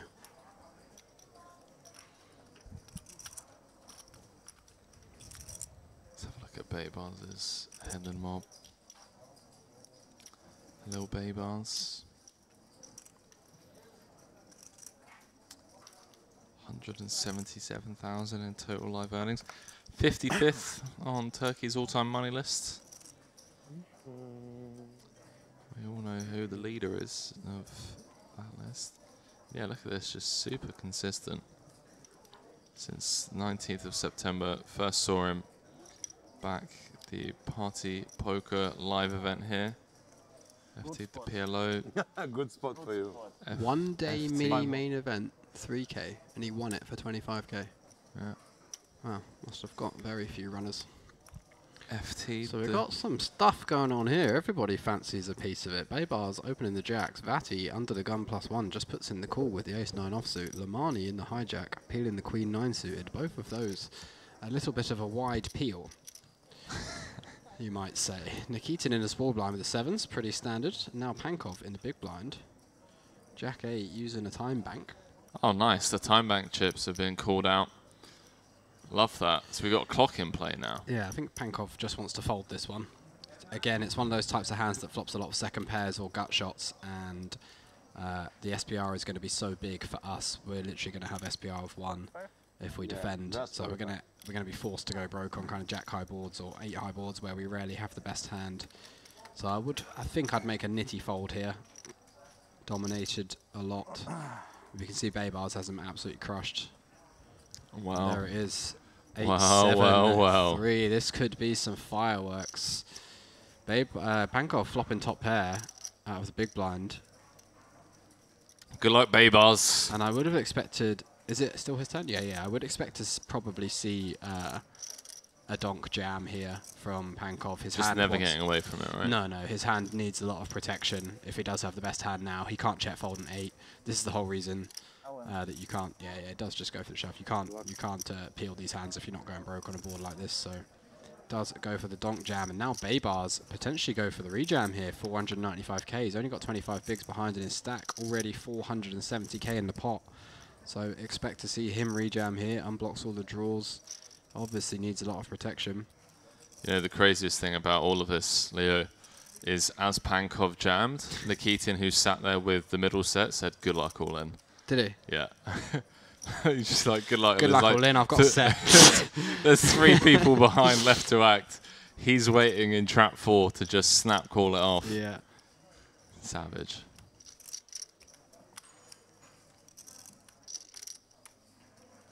It's like, good luck, mate. I'm sorry that I'm going to bust you.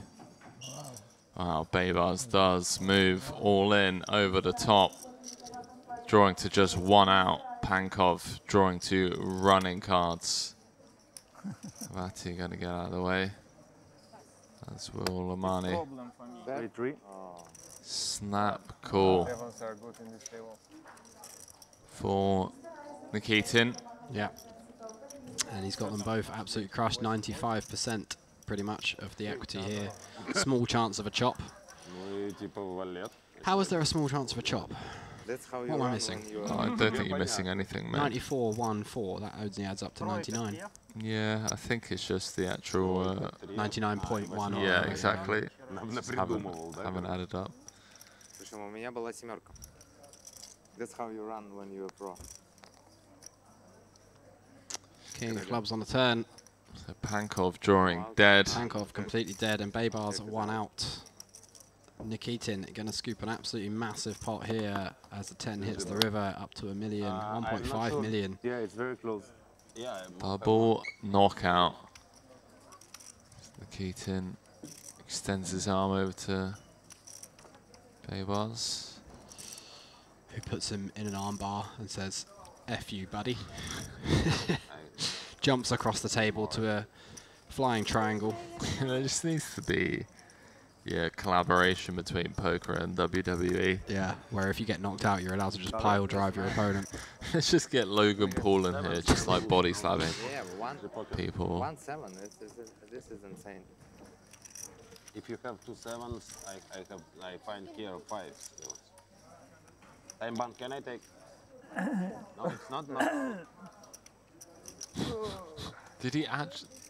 Was that a sincere question? What did he say? I didn't hear it. He was like, "Can I take his time banks as well?" And he was progressive time bank. He genuinely meant it as well. 100%. He said, "Time bank, can I take?" No, mate, that's not how it works. I'm not gonna lie. I did try that in the high roller when I knocked somebody out of the final table. I was like, "Can I have those time banks as well?" They were like. But the thing is like, do you know what really bothers me about stuff like that is when you you say something that's clearly a joke and people would treat you as if you were being serious. I'm like, he was being serious. No, he mate. wasn't. Yes, he was. No, he's a GG pro, man. He was not being serious. Maybe it's just the Russian accent. Yeah, he was exactly a cold Russian bit of sarcasm there.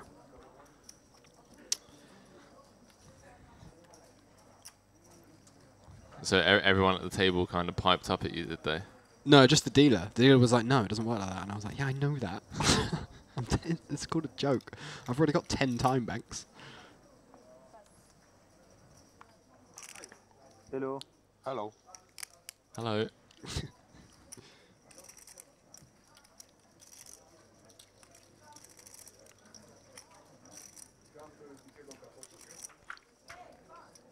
Soda without ice and single espresso.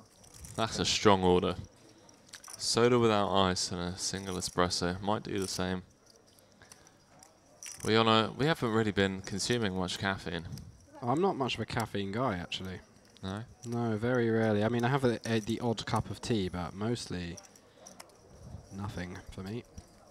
I sometimes use nicotine patches. Interesting. For like high focus tunnel vision type work, like deep focus. You can gamble. If I'm looking for I mean, 2-3 hours of it's not the best, but just it's being absolutely dialed in. Yeah. I might actually so run might up to as my well. room and grab one. But yeah, I wouldn't recommend it unless you're using it for something specific, because they are obviously addictive. So usually play online? Yeah. Is that Ryanair or? Wizz. That's mad, isn't it? A return flight. They're having a laugh, aren't they? My second festival. It's really interesting to play live. Yeah. You play mostly live? Or? Both.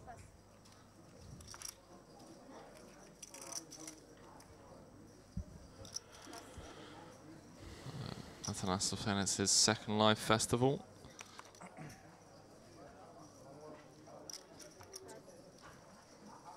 Makes sense that he's chosen Merit to be his destination of choice. Yes, I put it here because for all table it's easy, but it's important for you, no problem, man.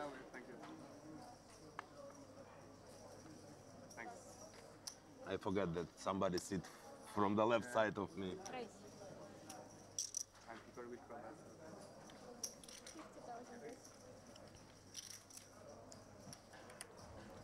Batty in the small blind. Hello. 2.5x in the Jack 2 suited.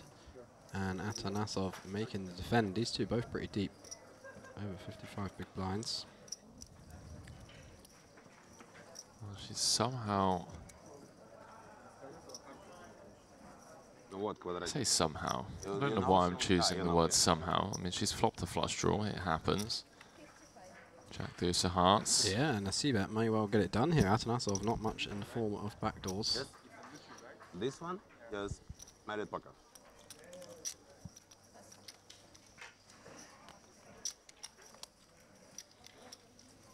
Такой важной раздачи Сатана ловил.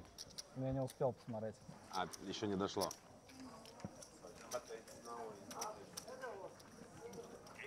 Sorry.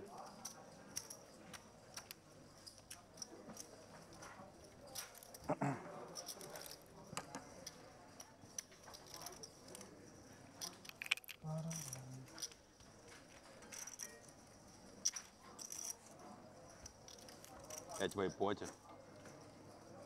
Волшебство. Да. I don't know what happened. I don't know. I forget what I eat on the breakfast. I think it's most important. I need to know that.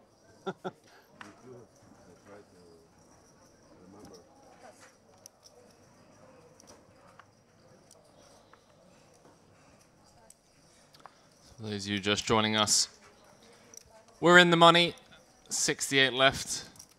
Everyone guaranteed $3,440 for their efforts so far. This Merit Poker Vintage Series warm-up.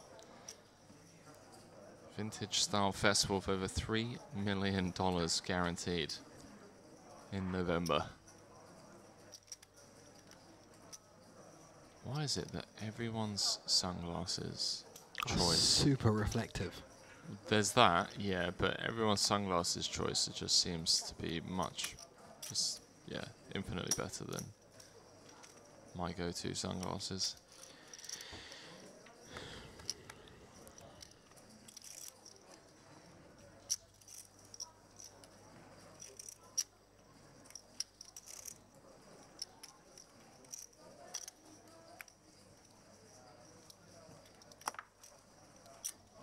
I just look like Sloth from the Goonies every time I wear glasses. Have a look at this. Jack 3-3.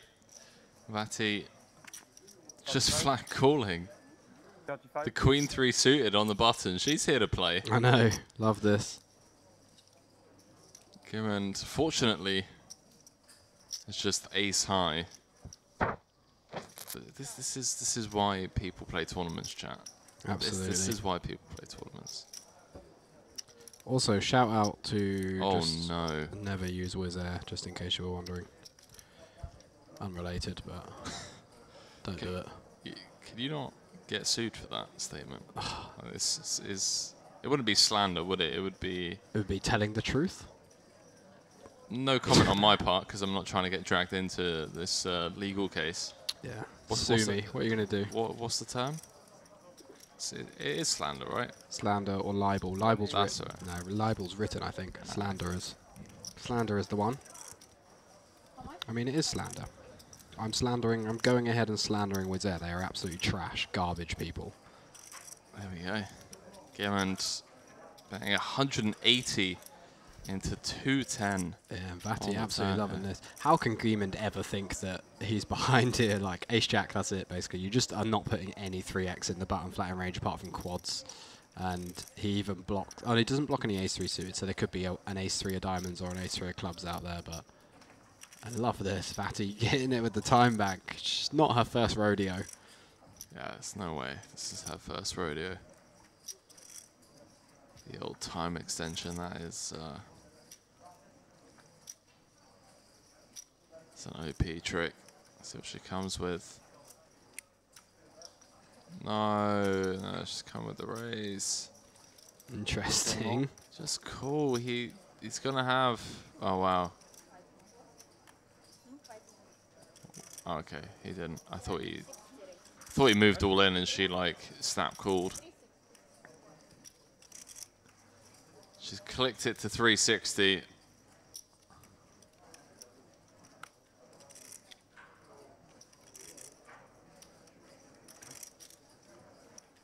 Given about 180 into 210. I feel like she could have just flat called. I mean, Given would have had significantly less than pot behind. Would have been 600k in the middle.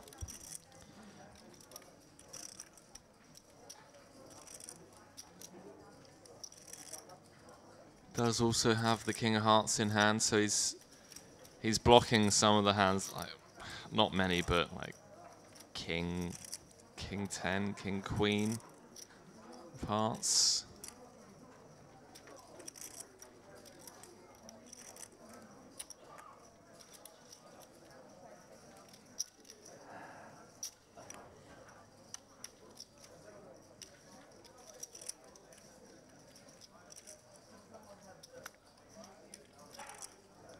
Very impressed.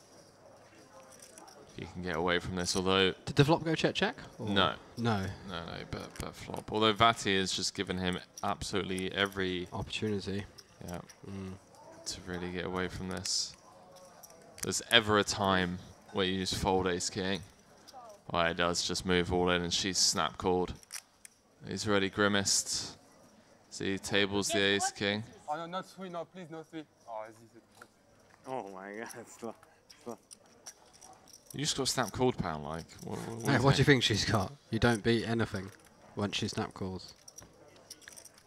Oh, he's standing up. He's throwing the time bank chips in the middle. He's pulling out all the tricks to drill an ace. No dice. 5 of clubs on the river in Vati. To 2 million chips now. Open call. Yeah, but like, she doesn't flat a lot of tweaks on the button, so. Well, mate, she's got green free suited, so there's that fairy out the window. Sometimes, you know. She can't have ace jack. She can't have jack. Yeah, for sure.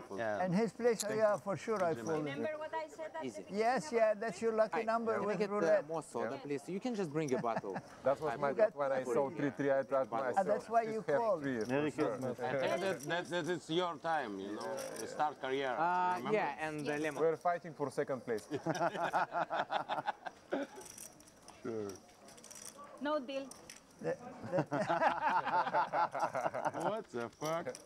I like that. I'm a big fan of this table. Yes, this is a fun one. Not me. I think just saying no deal. Not me, please. You almost got me out. It's not making deals in tournaments, eh? Yeah, So I won the 209k. Yeah, but I had what, 6 cards. Jack 3-3, Yeah, huh? It's something. I should have You maybe, saved yourself. I should have just called her re-raise. No. No, I could. Be careful, man. No, I played. A lot of draws. I played okay. You played perfectly. It just she had too But I many said chips. player, If she had 500, But still 10 easy seconds to call. after. But she would knock me out. Sure. Yeah, that's true, that's true. Player. It was dangerous. Dangerous.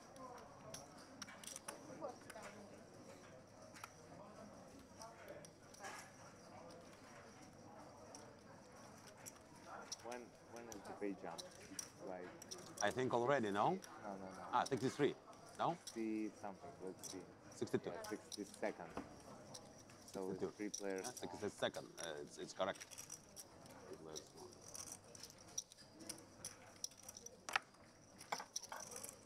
Oops. Thank you. 40. Really chatty table here. Moad said he would have folded the ace-king. The additional needle from our Thank you. resident grandfather from Lebanon. Love this guy. Cheers. Just loves the game. Gin tonic? Sure. Some gins in. Oh, it's flopped a flush draw. 110 in the middle. ITM, we can celebrate it. Yeah. It's like everybody We thinks did it. like- We did it. Yeah, we did it, guys. The people who watching us probably think so, like, this guy is playing poker, here's cigar, here's gin tonic. Wow, now 347 people One more, watching over on YouTube. It's As not we possible work to our see way it down on Merit YouTube. through the money ladders here On such a YouTube at the channel. Merit possible? Crystal Cove. This is the 2K warm-up, part of the Vintage Series. Everyone guaranteed $3,440 for their efforts. Whilst we got you over on YouTube, if you could, go ahead, hit that like button, as always, to show some support for the players, the staff, me and Leo in the commentary booth, and also it allows us to continue to bring you This world-class coverage. poker streams, yeah.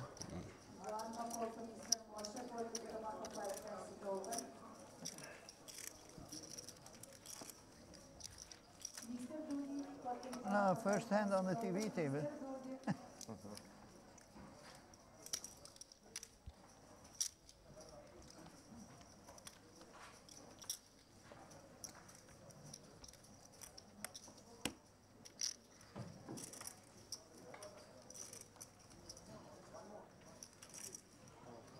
Oh, hello. Me? Like 1,700,000. And you? 1.63. I think we're like the same.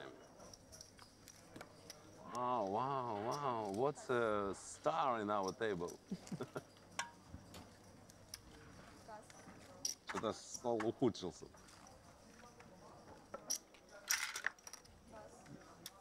Don't be nervous, man. Don't be nervous. Yeah, just 10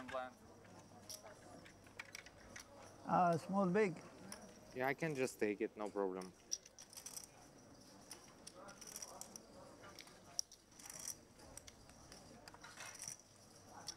All in.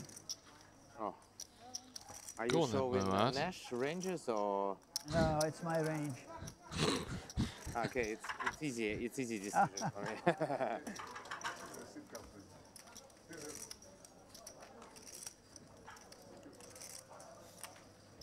Andre, how much you have? 1.63. What about you? 1-3. No, I think I have a little Don't bit know how I less. feel about a comment like that. Is that a Well, Nash range, like, it says? I think doesn't matter. Yeah, keep it to yourself, buddy. Yeah, it's just like, let Moad Looks like play more whatever than range he 1.6. wants. He rightly responded that Oh. he's playing his own ranges. The whites. Look like 900, blue The 400. stack is 900. 1, 2, 3, 4, 5. Well, anyway.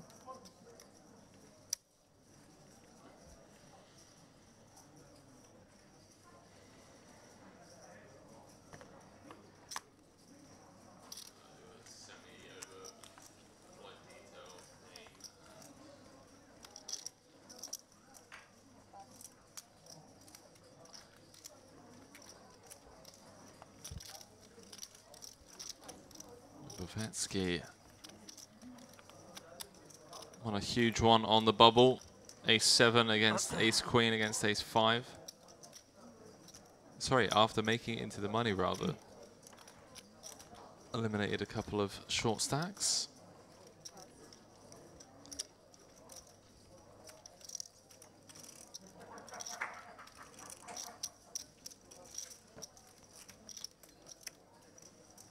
Let's see what cashes Moad's got.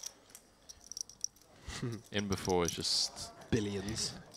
337k. 90k best score. Let's go. All Cypriot caches. Cyprus, yeah. Cyprus, Cyprus, Cyprus, Cyprus. Oh, he's here. He's in the mix. Loves it. In the mix in absolutely everything. Came My 5th in the seniors event. Cool, cool, cool. What was the big score? What was the 90k? 90k was 3rd in the Thanks for 5k the lead. high roller event. Merit Poker Top Guns. Nice. Looks like they made some sort of deal. 85k, 90. Yeah, 100%. Yeah, so 85k, 90k, 100k, 122k. Yeah. So Vati opening here with the Queen Jack offsuit from +3, and Nikitin defending the 7-2 suited out the big blind. Standard so far. Vati flopping second pair and checking it back. And Nikitin turning a pair himself. Continues to check. Vati going for a little bit of value now with her queen. Trying to get paid by some straight draws, some flush draws, potentially a worse queen. Nikitin makes the discipline lay down with his turn pair, realizes that's not going to be good much of the time.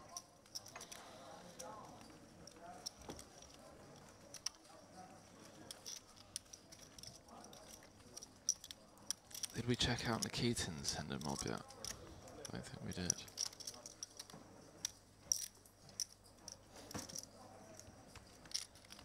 Чё грустно? 200k. Total live earnings, best live cash, 60,000. How much? 60? 60, yeah.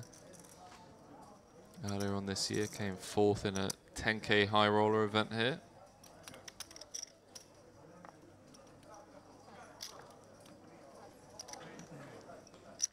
It's a pretty sick high roller as well.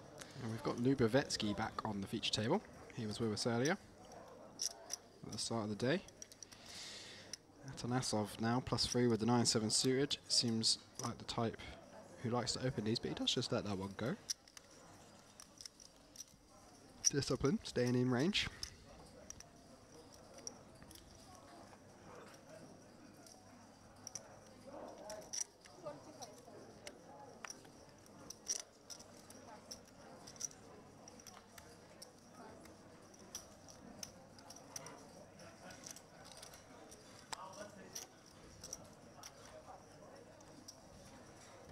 Длинный стол очень, то есть сложно подкидывать фишки. желательно. This table is bigger than the other table. Желательно, чтобы сюда подкидывали, но если так... Но если так не получается, то хотя бы туда подкидывай.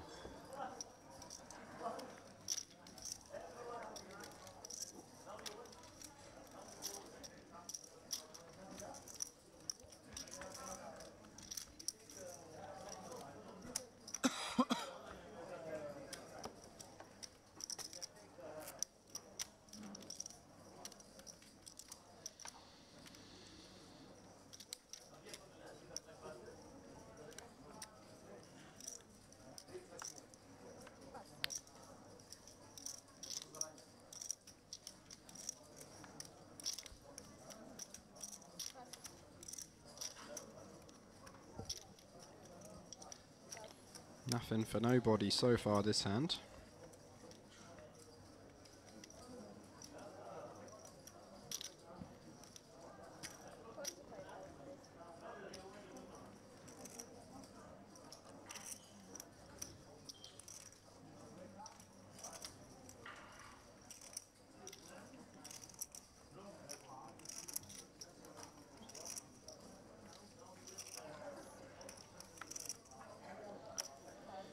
Lamani picking up some kind of hand, the ace-5 of spades, +3, makes it 45k to go.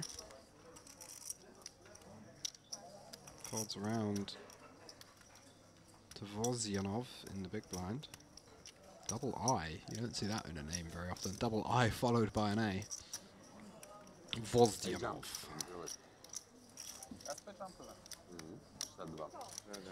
Makes the defend with the suited 9-2. Assuming he's Russian. Yeah. No speak Russian on the table, please, man. Really. During the hand. Both players whiffing, but Lamani with the range advantage and the pre-flop betting lead. Probably going to be c-betting this one.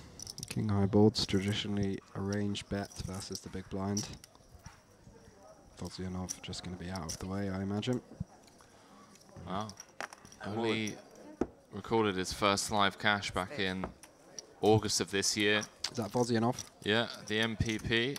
Cash 5 events there, by the way. There were only like, I don't know, 20 events in total, so pretty sick to cash for over 150,000. You won one of them. Won the 5k 6 max for 150k. Cashed the main for 12.5. Call king queen suit. Fair play, mate. Crushing it. It's a dream. Whoa, it's mine. Oh, sorry.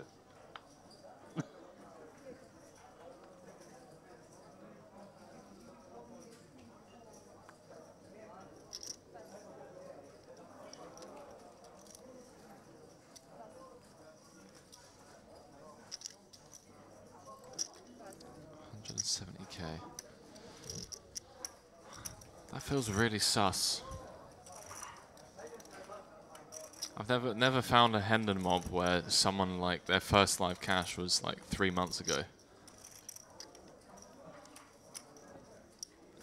Wonder if he's just some online crusher, or maybe he just had a one series heater.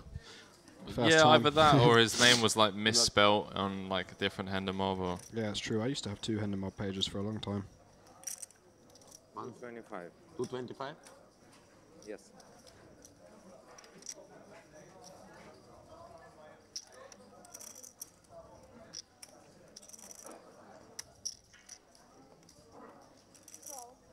I hope it's a light call.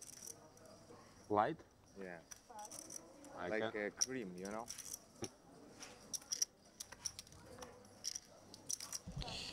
Istomin putting his last 11 big blinds in from the hijack with the ace-jack offsuit, and Nikitin looking him up out of the cutoff with the ace-queen suited. Now Lubovetsky with a relatively interesting decision in the big blind at the king-queen suited. damn, boy. What would I do here? We're pretty deep with Nikitin. We're doing pretty well against the hijack jamming range. We're not doing amazingly against the cutoff range, but we're doing okay.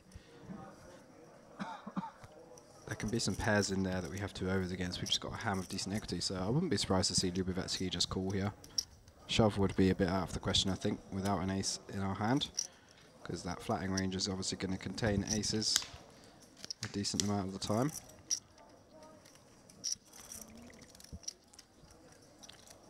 Does just make a very disciplined fold, which is nice. He's going to see those hands and be pretty happy about his decision.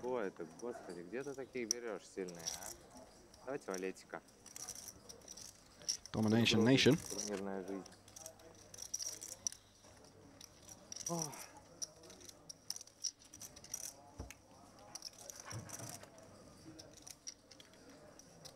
Four is good.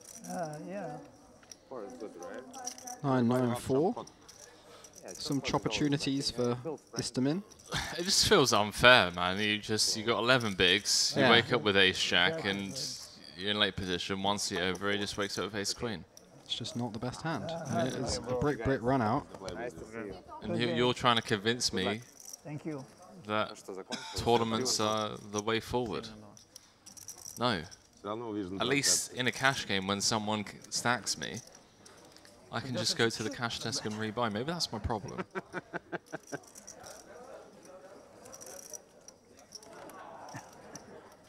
Когда уже будут давать таймбанки как нокаут? Ну это же реально классная идея.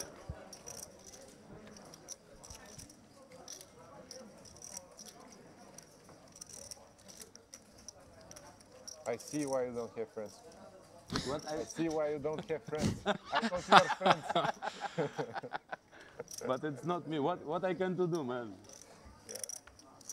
Easy call. Easy. Normally guy, but You need to fold before the sevens on the flop. Maybe someone with eights. 45. He had,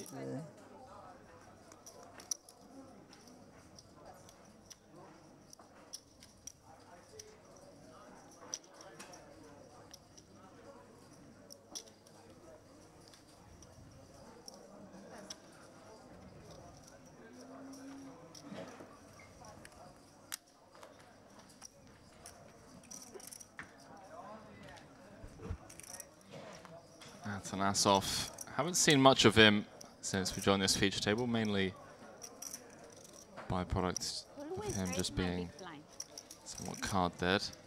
Vatty's furious. So why are you always raising my big blind, and then flicks in the call with After the 9-3. winning like a 1.6 million pot with Queen 3 against Ace King, nothing's ever good enough, is it? Ace Queen 9, 2 clubs. Atanasov flops middle pair. Vatty flops bottom pair. Plenty of draws for Atanasov to get value from here.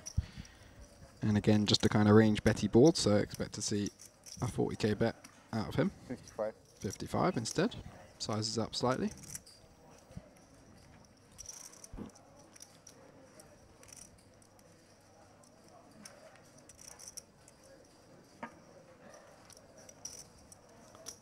Vatty makes the call with the bottom pair. No club for either player. 3 on clubs on the turn. Vatty picking up 2 pair against Atanasov's Queen Jack. Great defenders. Why you always defend your big blind? That's what Jason Somerville used to say. Jay Carver. Back in the day. I used to watch him on Twitch quite a lot. Used to watch him He's all the time. one of the streamers I would watch. Yeah. All the time. Yeah. Do you have a flush? Check on a turn as Atanasov asks Vatty, do you have a flush? She says no, but I'm going to bet anyway. Let's see. What she said, let's see. 150. Yeah, I don't know what she said. She said, let's see, as in, like, let's see if I have a flush. Yeah. 150 into 230. 2/3 pot bet. Atanasov in a pretty tough spot, but not that tough. I mean, he blocks a bluff, which would be kind of King Jack. Really, King Jack, Jack 8. He blocks both of them. These trees. Wow. Bravo. Shows the 3. Love that. You really should go up and play it. Yeah. Maybe tomorrow. Break. Where do you play here? In this casino or at the Royal? No, here. Here at the Cristal?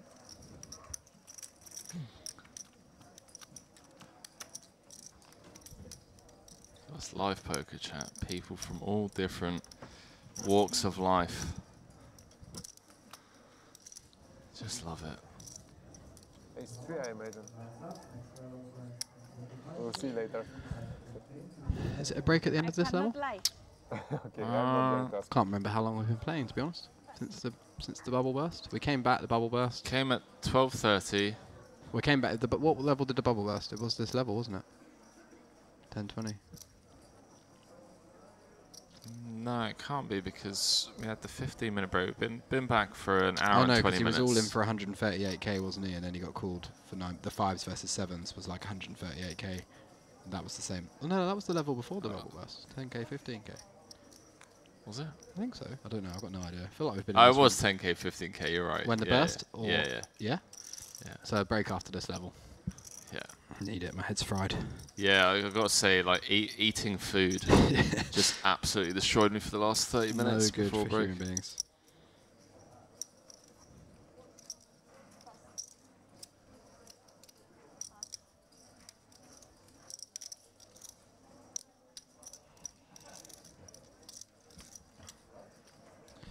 Nikitin opening the King Queen off under the gun +2. Vati giving him the business.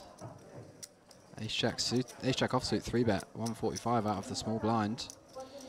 Back to Nikitin. Vati not here to mess around. Gets a quick fold out of Nikitin. Adds to her already very impressive stack. Up over, well over 2 million chips now. Absolutely massive stack for this stage of the tournament.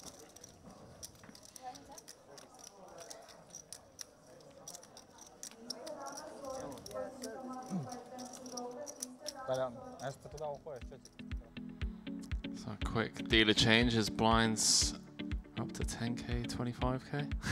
What? So we have a break at the end of this level then. So it must have been 10k, 20k to bubble burst. I knew we could. Yeah. So we got a break in an hour. Yeah. I mean, you can go for 30 minutes if you want, mate. I will in a minute. Yeah. Mikhail Vati still chip leader after a couple of fortunate flops, boards, whatever you want to call it. The Queen 3, the 9-3, the Jack Deuce, up to 2.3 million. Anatoly Nikitin currently sat in second. Sergej Provinchev, bottom of the pack with 9 bigs, and he's the shortest stack by quite some margin. Need to find a spin. Bryn, it's you? How are you? Yeah. My brother. What's about From situation another on mother. GG? Oh, I can't talk about that now. King Queen off under the gun for Muwad. No, GG is the best site in the world. Thank you so much. It's not your site, is it?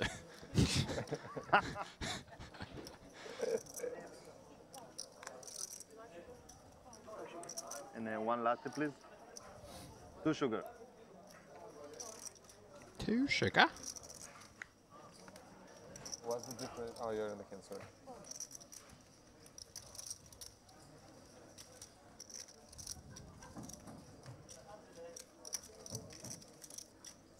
Pocket 3. If I see, If I see any 3. if I see a 3 on the board, I'm not. I'm not calling.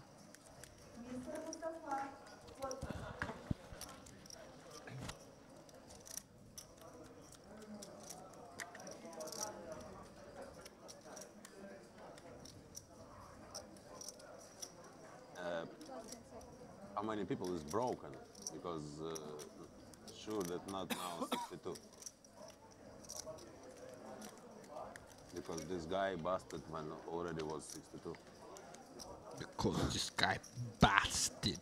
Yeah, I think now like 59 maybe. Waiting for the tournament clock to update by the sounds of it. See how many people have bust out. Yep. Vati putting in the call on the button. Loves her suity type stuff. 6 table. Peels the 8-6 suited. Atanasov though in the small blind. Ace King playing around 35 big blinds now. Goes for the jam. Love this play. 1-7. Don't think that it's too much. Gonna get two folds out of previous players, I believe, and we are back on The old airplay passcode. Love it. Who's trying to send us stuff? Okay, Stop sending us dick pics, guys. We don't want it. We're doing something. One time, just one time. Just one time. I'm gonna run it once. Use the smile if And me. go together. Oh, thank you, sorry. What even is an airplay passcode? I've no idea. Airplay. What is That'd airplay? be people trying to play music through this channel. Ah, I don't. I'm not an iPhone or Mac user anymore. I used to be. Yeah, you wanna fold? Not Oh, you for wanna a call? good few years though. If he wants her to call, No, I like you. Stay. I would say he. No, you just have I would say 8 high. He doesn't want you to call. Well, I don't mind. Ace queen, Better. better. I think ace king. I had a flash. Ace queen. Flush? Or trips? You had a Potential flash. I have a potential coup. Aha. king 3 of spades. We got it back. No diamonds. But Not no diamond. That's why you folded. If you have 3-3 now, you call? Of course. Sure? Nah, Instant? not sure about that. We're back. I believe it. You're naive.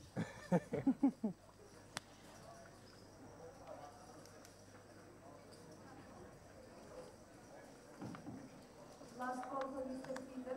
What is the one that's open, Mr. Peter? 42 days left of this year. That's ridiculous. Sounds funny when you say it like that, That's doesn't it? absolutely ridiculous. Isn't it? 2023. Any plans? Any resolutions? Yeah, well, I really wanted to summit Kilimanjaro on New Year's morning. Interesting. The people that I wanted to go have kind of bailed, and I'm annoyed at myself that I didn't just like follow through and do it on my own. Yeah, doing stuff on your own, very underrated skill. Yeah, and it was kind of like pulled out, and I was just like, okay, well then I guess I'm not going to do it. But then recently, especially over the last like month or so, I've been a bit annoyed at myself for that decision, because now that I'm thinking about it, I'm like, I wish I just gone through and did it anyway. I'll do it. So I've said that my resolution for next year is to just do it, regardless of whether people want to join. And I think it'd be a really cool way to start a new year. Yeah. It's like a 7-day hike, so you start off around Christmas Day, basically. Wow, Moad just drilling this. But yeah, start around Christmas Day. It's, what, 80 kilometers in total, so you're looking around 50 miles, which obviously in terms of distance is nothing for a young, healthy, relatively fit, in shape man. But obviously there's a lot more to it than just walking 50 miles. Yeah. So I mean, Kilimanjaro is a bit of a glorified hike, let's be honest. Yeah. But it's still pretty epic. You know, the final push to reach the summit on the final day is like 15 hours. 145. Yeah, dealing with lack of oxygen and whatnot for the first time. It's going to be, not for the first time, but it's going to be quite an experience. So Muad, after making a pretty speculative defend out of the big blind with the Queen 2 offsuit multi-way, is now facing a bet and a raise on the flop of Queen 7-7 whilst holding trips.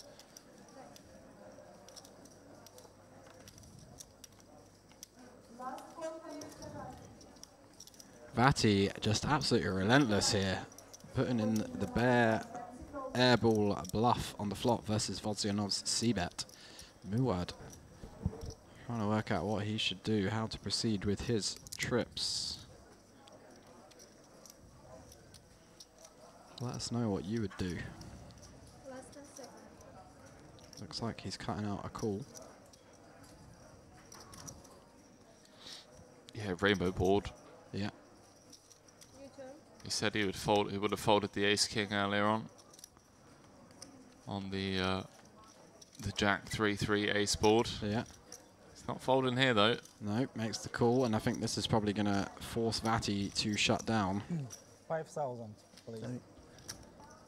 Скажи погромче. 5,000 back is it possible for this guy? Dealer's just having none of it. Sorry, 5,000 back. There you go. Those chips look so similar when you get the aerial view. Yeah. Colours. 5 of hearts on the turn. Muad got a pretty big smile on his face. Wonder what he's got. I checked it. He's like, I've checked. I've checked. It's on you. Wow, and Vati just refusing to slow down. So this has gone bet, raise, overcall. Yeah, bet, raise, cold call, fold, continue to barrel. Like, I don't know what we are going for now with the ace-10. Imagine if she gets Muad to fold queen 2 because he just thinks that she's got better trips all the time. That would be pretty phenomenal. I mean, he did say he would have folded the ace king, so he's given off this Folding image kind of, yeah. He's not loving it. Oh, the big old side. Oh, we got trips if you got me beat. Yeah, it's one of those. Can't be just folding trips. To be fair, you know, it's a cut-off flatting range. If I had to kind of look at what the perceived flatting range looks like, Yeah, it's going got to to be some include sevens, queen jack, queen 10, queen 9 suited. Perhaps we some know king, Vati queen. loves to play hands as well, so queen 3. Yeah, queen After 5 seeing her suited, flat the why queen not? 3. Oh, hello. Muad filling up on the river. Any worries he had about being behind in this hand have swiftly vanished from his mind. Now he's saying, go on then, put the rest in. Before he was probably like, God, I hope she doesn't shove the river. Now, absolutely loving it. See what he decides to do. I wonder if he's just going to go for the donk jam, trying to get called by all the queen X. Now the flush completes. Hoping he just checks again. I hope he jams and Vati asks him, did you get there with the flush? And then he says, no, I've got a full house. That's what I'm hoping for. All in. All in. Come on, Patty. Let's not waste any more time, shall we, love? Wait, glasses have got to come off. But I beat. What is it? I beat the. This is the hand funeral.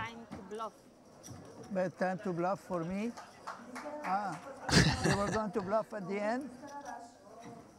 So I made a mistake. I had Surely she wasn't going to follow through. Like, what do you think you're getting? What are you even aiming to fold now? Trying to get just sixes to fold. Yeah, I was going to say, you think it's just cold called the flop like a 7 or something?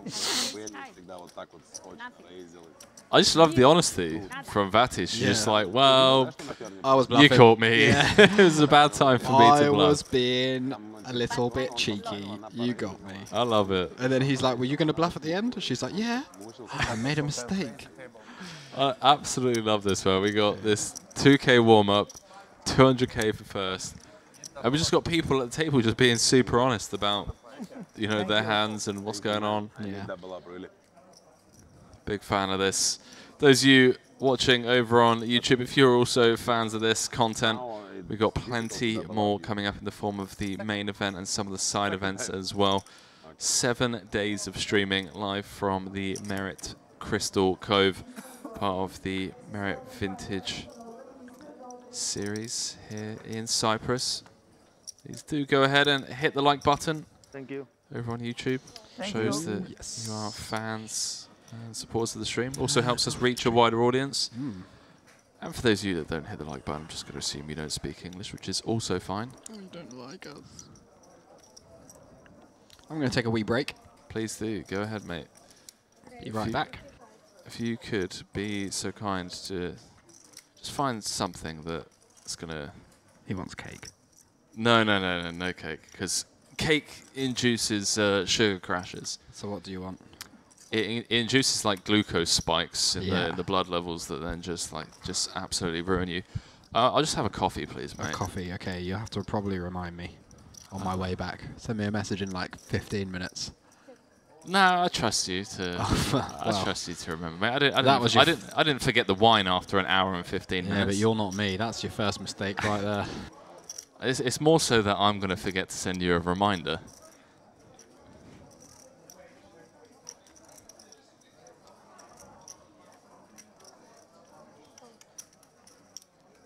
See you later, mate.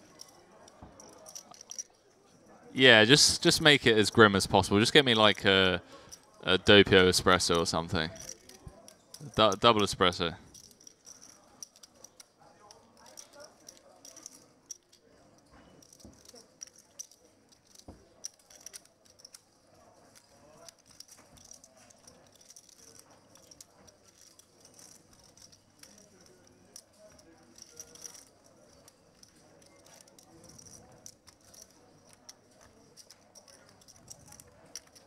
I had the queen. Love the honesty.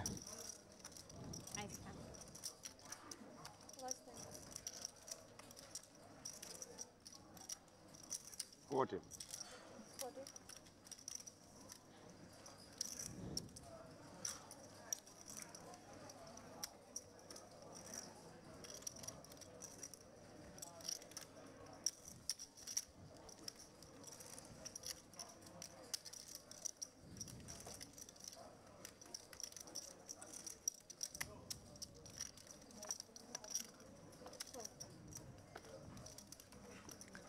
And the Keaton with the block bet on the river.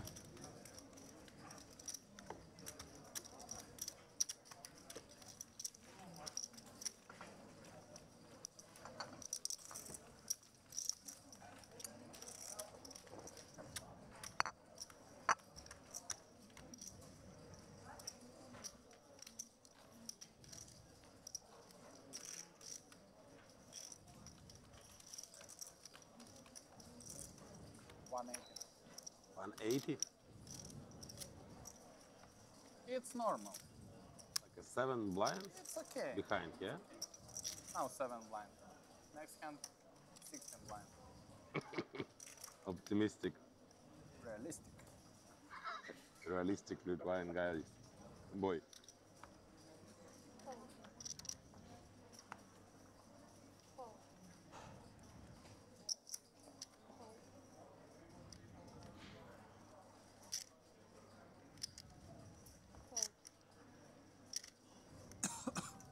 Good start. Perfect.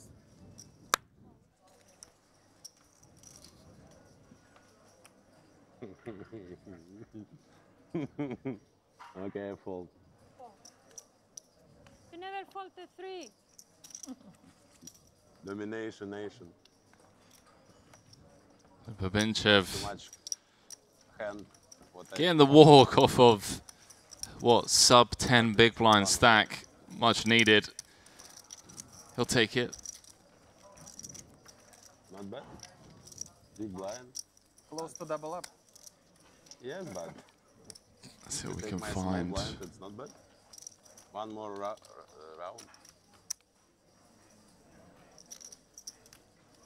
On the hand and mob. 6,000 Dmitry to break Babinchev, down. just 3K in total live earnings. That cash coming from a 250 euro PKO in Lithuania.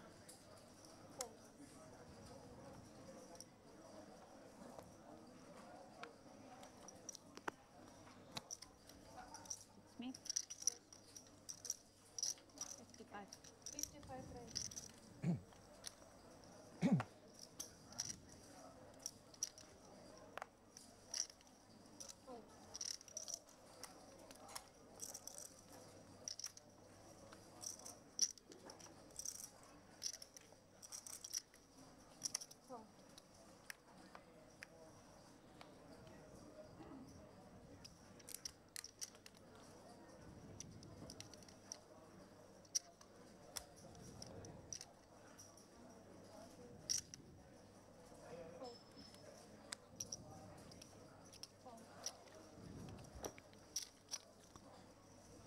Does anyone know how the Hendon Mob popularity ranking thing works? Is it just based off of total searches or Good cappuccino. all-time most popular player on Hendon Mob? Daniel Negreanu. Followed by Phil Ivey. Followed by Fedor Holtz.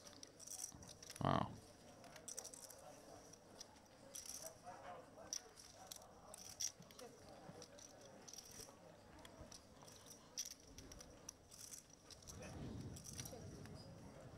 I have no idea how it works though.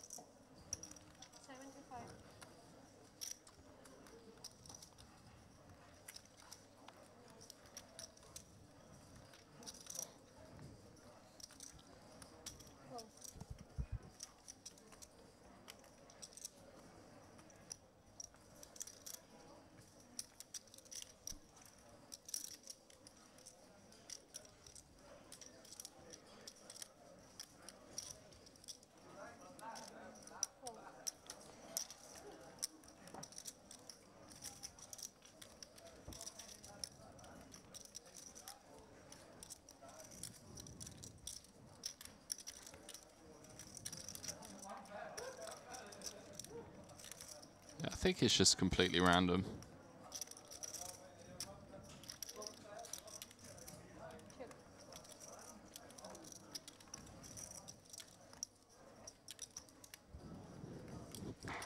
Jack of diamonds on the river. Zhenov is going to win at showdown with the nines, unless Vati can get him to fold. 350 out there. Find out a big old bet. 185k. This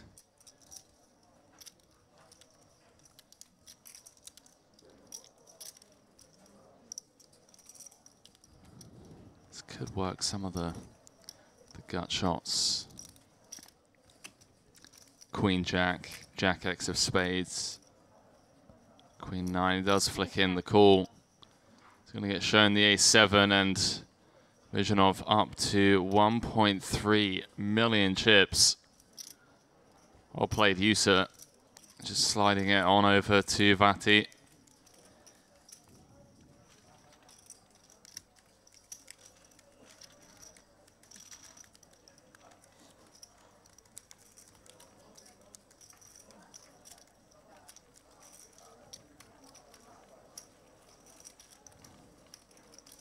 I need the 3 to win.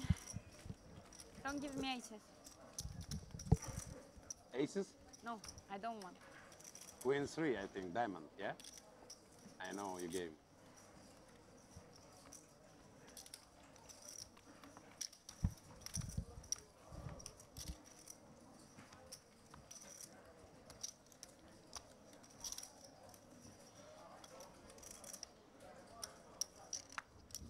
Vati telling the dealer that she no longer wants suited aces.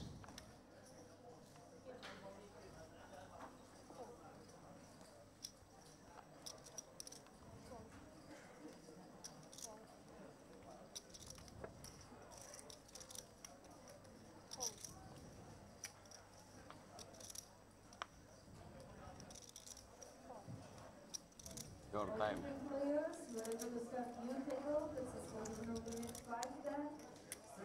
Your time to fold.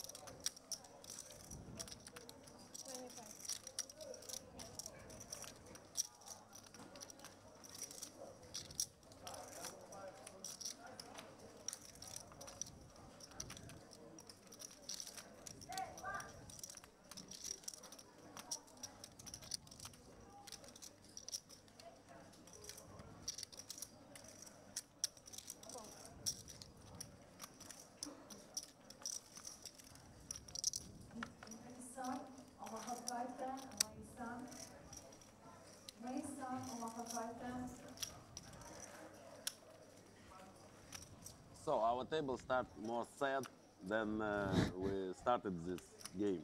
I don't know why. Maybe everybody a little bit tired or new guy, a so sad guy. I don't know.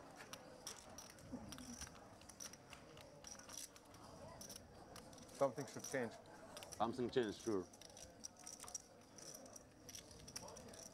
So Nikitinov just letting the whole table know that they're all doomy and gloomy. Так весело было, пока вот вы втроем не пришли. Что мы вам мешаем? Развлекайтесь, мы посидим, посмотрим. Кальянчик пока покурим, туда-сюда. Спойте, станцуйте, мы только за.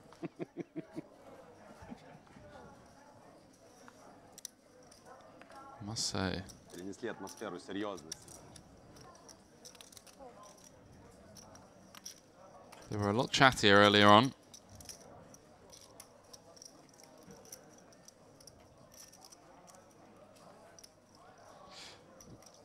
Maybe that's a byproduct of certain players losing some chips. 50.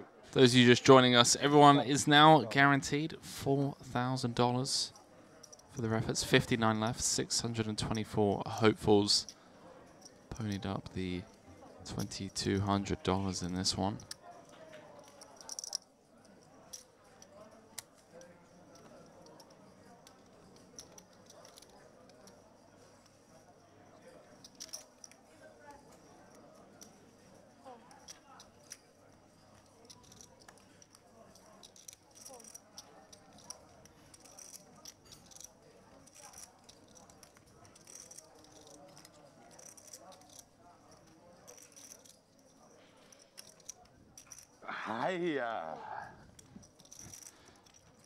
Vati with one of her favorite type of holdings. Suited two-gapper. Flops best on the ace-8-7. Little does she know, mono board.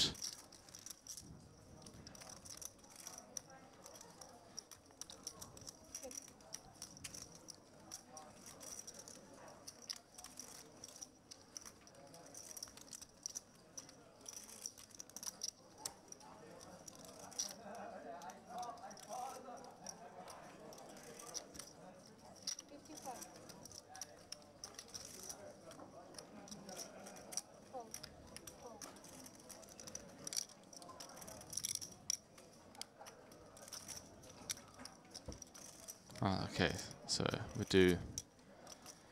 we do get to see a turn card. So checked around to Virginov, who did fire out a bet of 55k. It was snap called by Vati. Do apologise for the graphical lag there. Jack of Hearts on the turn.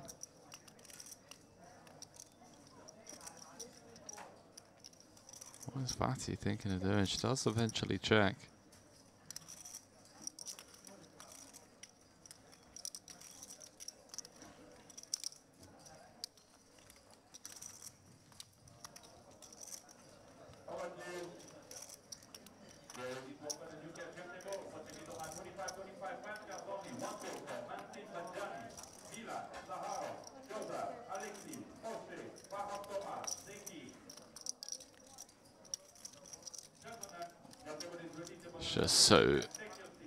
It's just impossible to call this in Vati's shoes. Even if she just, I don't know, like, I feel like her instinct is telling her that something's off here, and she just doesn't believe him. And I've got to give her credit for even thinking for this long. But bottom pair on a 4-flush board, there's nothing she can do about it, really.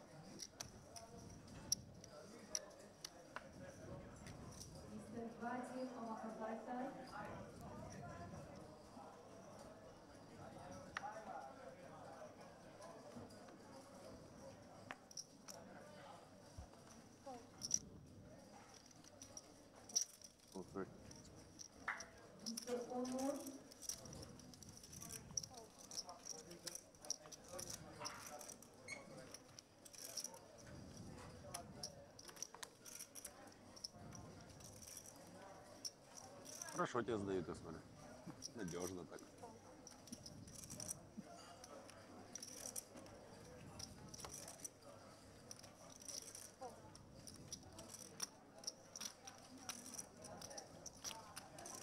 Oh, same situation.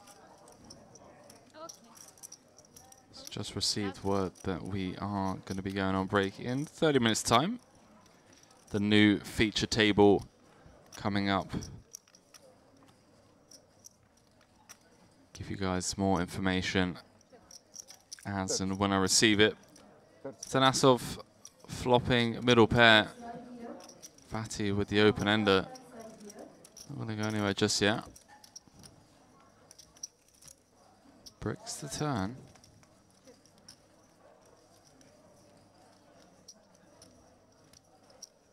Wouldn't hate seeing her lead on this turn card.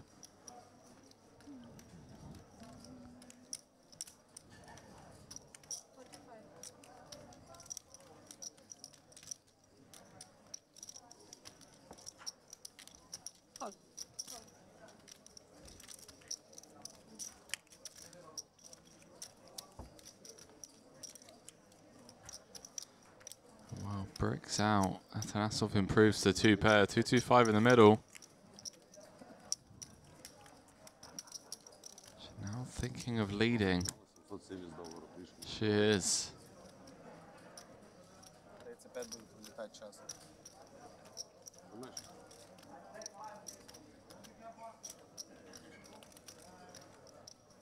95. 95. 4-3. Echo. No. 4-6. 4-6. Yes.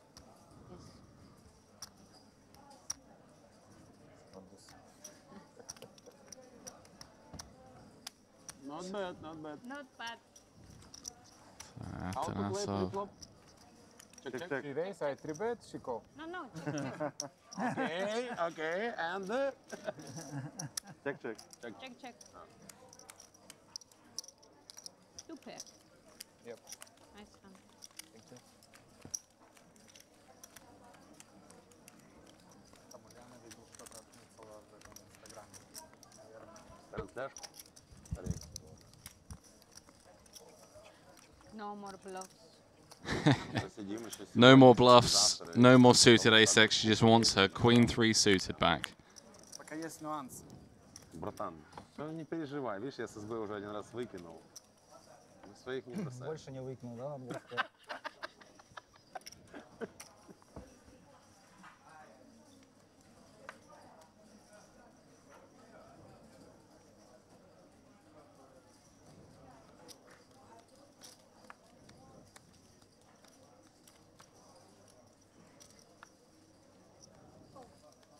Мистер Вадим, со словом так, Вадим.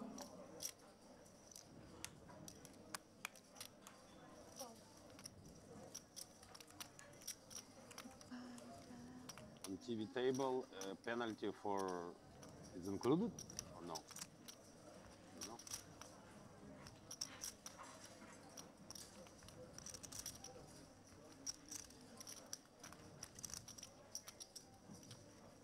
Мистер Вадим. Если не вовремя скинул, да? Со словом так.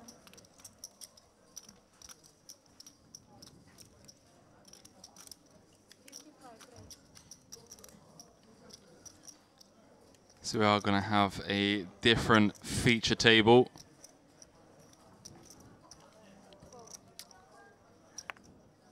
I'll give you guys a glimpse into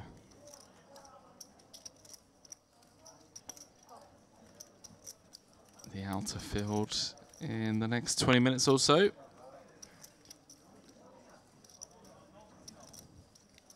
As we dive back into this. Been a bit card dead since the money bubble burst at this table. Has been a bit of action, mainly in the form of Natty just getting involved and being creative and having fun.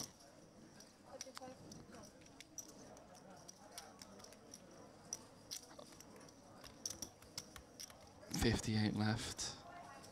5 off of a pay jump.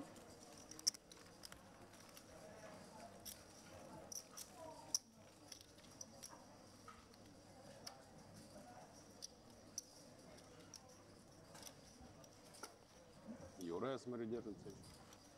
Да, он бабл пережил, удавался сразу, первый раз дать. Рад за него. У нас на бабле, короче, оставалось 3 человека до бабла. Мол, отбил на Тусанку, 11 лампов, там река. Лампов менялось по спету. Я слышал, Rebels is open.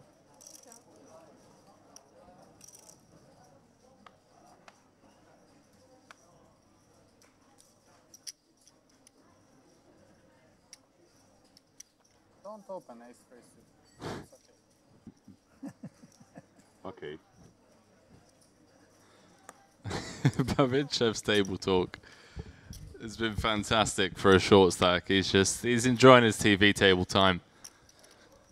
Saying to Nikitin, you look like, mate, you don't need to come for the close spot.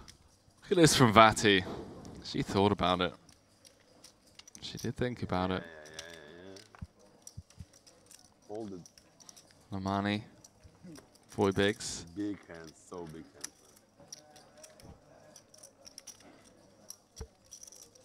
In great situation, but not perfect.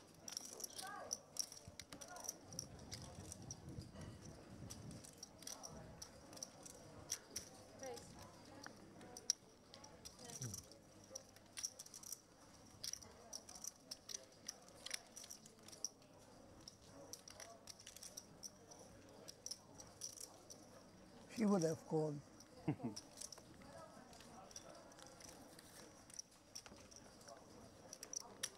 Вот здесь там было. Дама, дама 7, то здесь там было. У нее? А ты хочешь сказать, что уже прошла трансляция? Вот она. Здесь у него? Да, у него дам 2. Вау. Просто дама? Слушай, а ты какой-то VIP здесь в казино или что? Всем не разрешают телефон держать на столе, а тебе разрешают? Да, да, не маму. Big fan of Lamani's watch. Not sure what it is. Very elegant.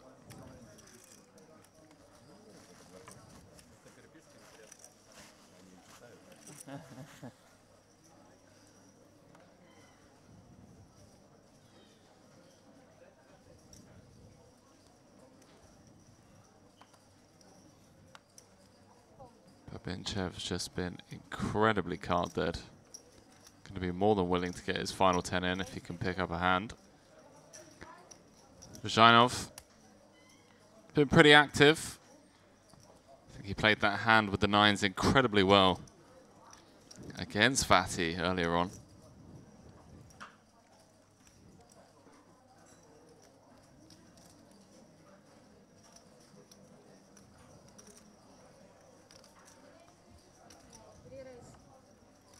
To really set the trap.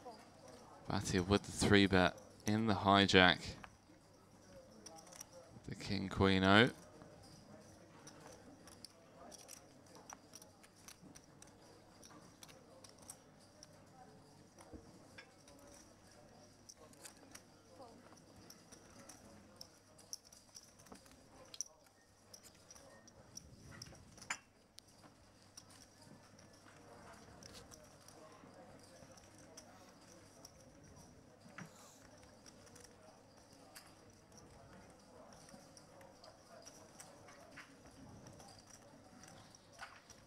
Starting off the hand around 46 effective. Vazhinov got to be somewhat concerned about being dominated and does just let it go. I win one hand with you, yes. Yes. I folded one of my best hands. You say this every time. A and A. Now I got the flow. One H, nobody thinks.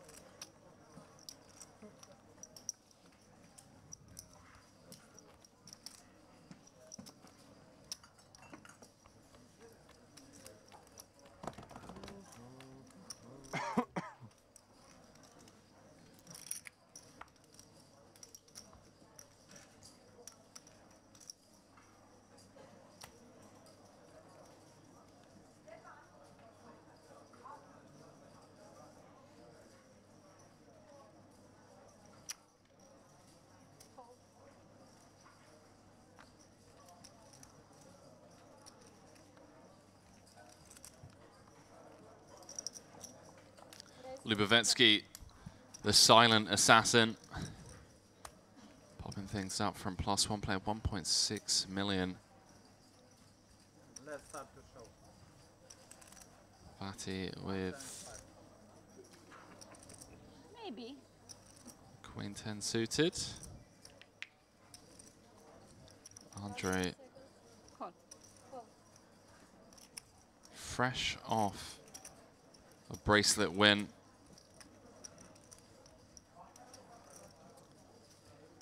Took down the WSOP Europe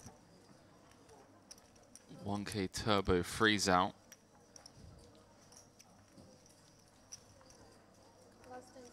Kid is a bit of a crusher, not gonna lie.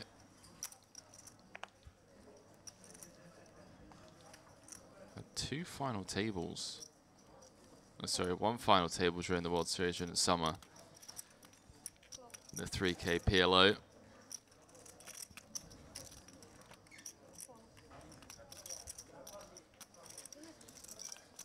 $25K, $20K. He's playing 25Ks. I mean, this kid is special. I do apologize. It's not his first bracelet.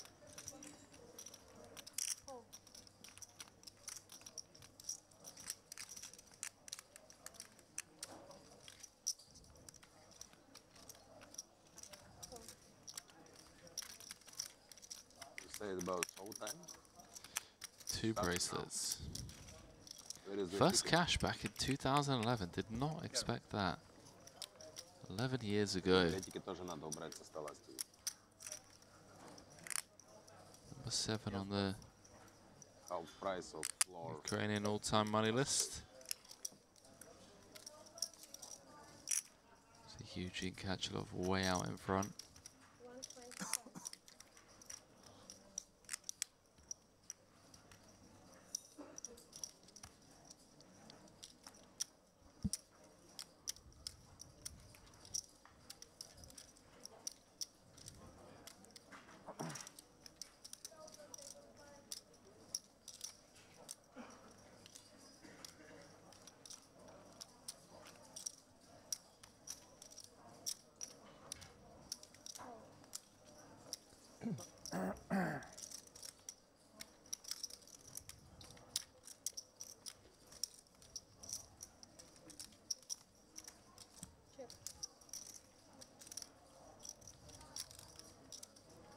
So there is 3. Vati. The Queen High clubs. 27% equity. Atanasov with just ace high rather.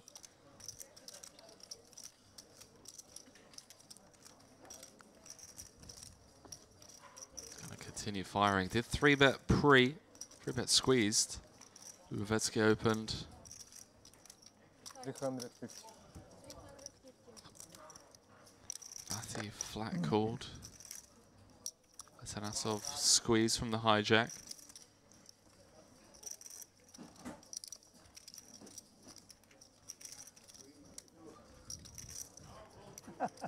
Vati now getting 3-1 on a call. So in terms of realizing her equity, she's getting the right odds. She is just going to fold.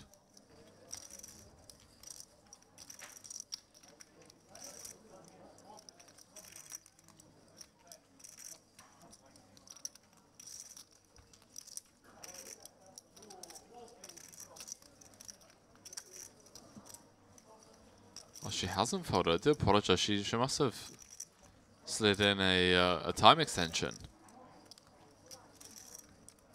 I thought I saw her just muck her cards. Just slide her cards forward. Wow. Take a bow. Vati just... I tell you what, chat. She's just dialed in, man. Interesting. Check Jam's turn. So aggressive table. Box number 1 and box number 4. Once the 3 came on the turn, I said the lady's winning. Yeah, 3 on the turn, of course. Yeah, that's it. It's 100%. The hand is sealed. Brother, ты на что учился? You have enough chips only for call. You can check raise turn. Yeah. And call squeeze flop.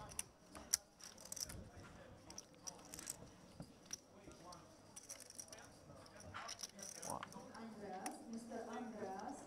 This is who the fight then, Andreas.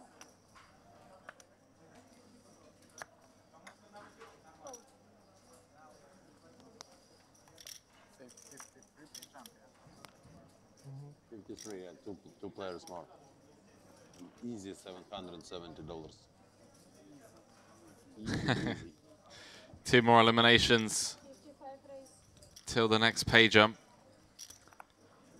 Go from 4K to 4,770K.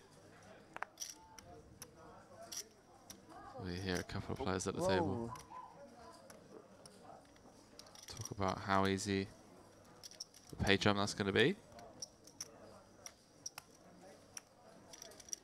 All right for some.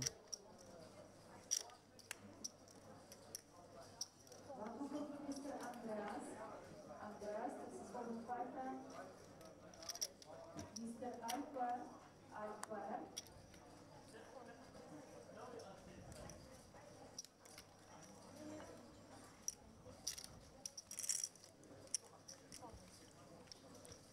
Easy money. Easy money. Easy money for Vati, up to 2.2 million. Came to this feature table with $1 million. Played some big pots. I don't want to play with me either. That jam with the Queen 10. Bad poker player. Where are you from? You're doing good. Cyprus. Absolutely loved it. Brazil. But not like Brazil, yeah. No, I look like Russian, not Brazil. Yeah, sure. No, but you play like Brazil. Playstyle. Very. You're from aggressive. not Cyprus, looks like Russian, and play like a Brazil, you know. More That's a crazy good than combo. that. You look Dutch to me. Dutch. But anyhow, I'm pretty, yes? Yes? What? Anyhow, I'm pretty. Yes? How I'm PD? What? I'm pretty, beautiful. Yes. You are not beautiful. You're the most beautiful. Okay. When you are all in, I will fall. Yeah. But what if you want to... Love this table chat. But I must think about it, you know. Don't say all in like a 55. 55 raise. big race, something like this.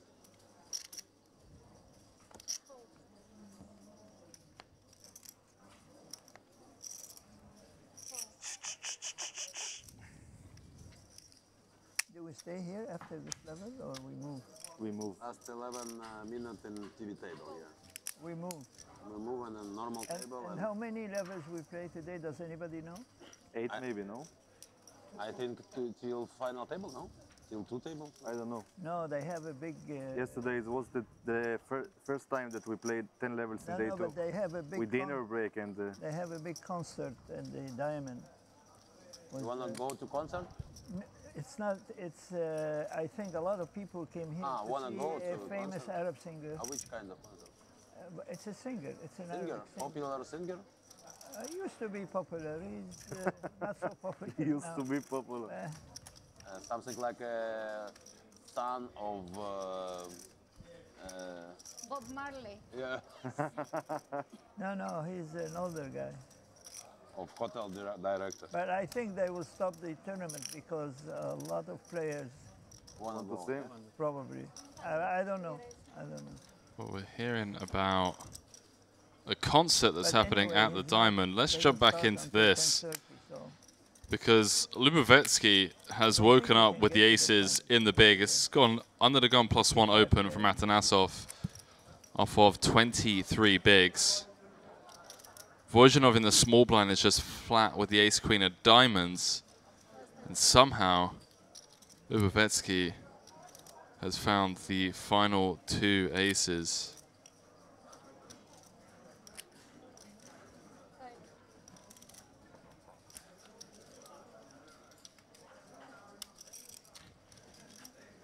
Final 2 aces in the big.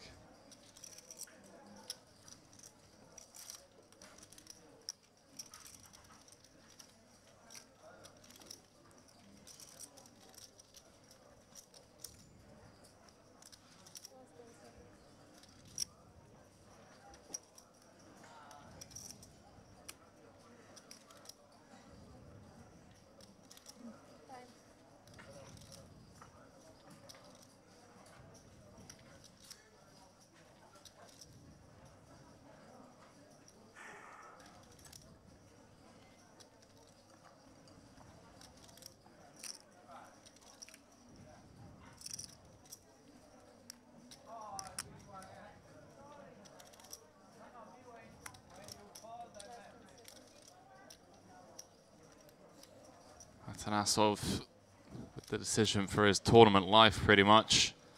Don't think he gets to play many flats here. It looks like he's thrown in another time bank chip extension.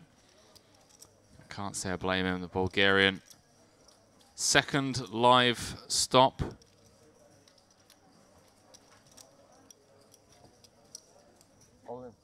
Does eventually move all in.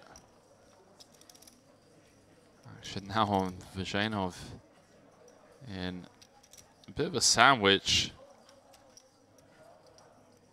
Don't think he's too concerned about Atanasov. To be perfectly honest with you, the tank and the jam didn't come across as incredibly strong. Vajanov maybe picking up on that, just concerned about Lubovetsky. He does eventually get out of the way, and a snap call from the Ukrainian. Tables, the two aces. You know how it works? Yes, I remember it, but now it's more difficult. But I'm not sure. Last time. Remember the ace queen? Oh no, different. Do it, man, do it. Different Watch. picture. Watch. Say. Queen. Yeah. Oh. Well, there we go. It's never easy. Picks up 4 outs on the turn. Lubovetsky looking to hold. He does hold this time round. Chips up to 2.2 million. We lose the Bulgarian. Atanasov in 55th. Cash in for 4 point. Sorry, just 4K. Since yesterday, I decided only aces. Next ladder in just a couple of spots time. Yeah, I think ace queen suited. Ace king is shove. They don't take free time. Вы загорите в кабле, сиди, зарабатывай бабки, накрутите стресс. Ace queen suited. Это выставление, нервы, сиди, все, кайфуешь. Там где-то да-да, нет-нет, я еще разочек с малого блайнда выкину. Опять круг кайфуешь.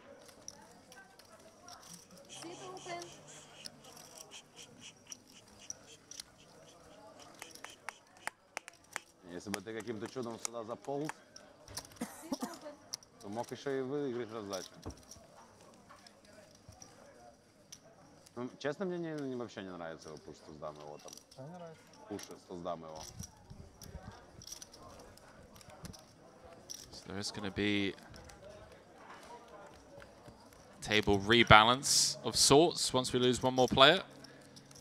See if that happens before or after the break. Видел тузов, подсквизил. Вряд ли там есть что-то еще. Only aces, guys. Буду знать. Королевы кинуть.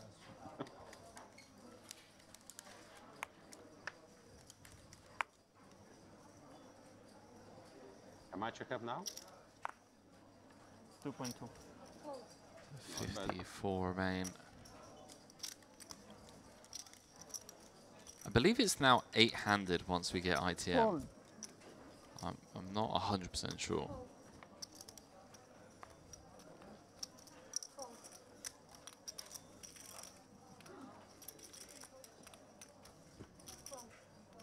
Такую феерическую игру, конечно, показываешь через столе. Согласен, будет что проанализировать.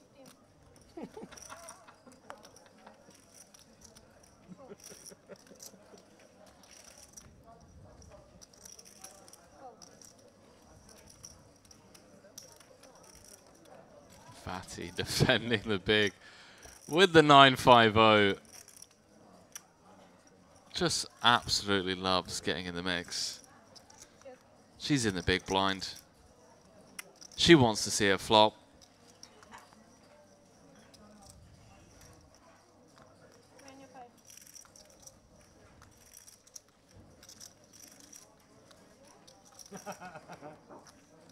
My big blind. You are stealing my big blind. Show me the 3. Ah, not. Can I touch? You can look, but you can't touch.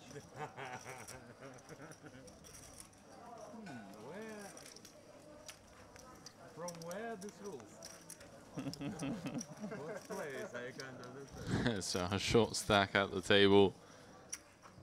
Less than 10 bigs. He's been nursing that stack for some time. Store, you know.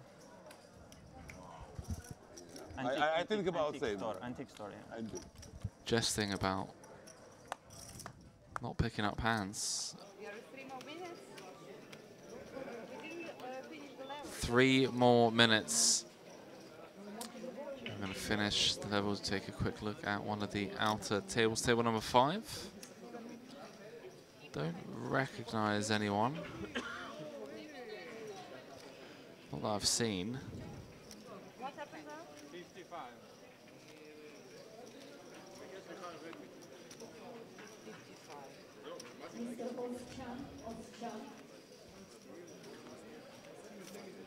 I recognize that lady. She was hello. At the table yesterday. Got aces against kings. Sebastian, how many?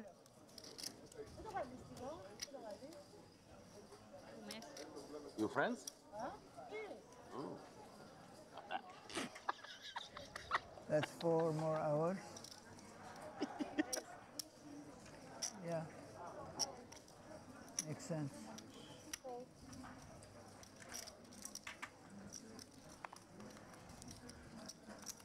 So whoever just came over is literally going to be here for just 1 hand.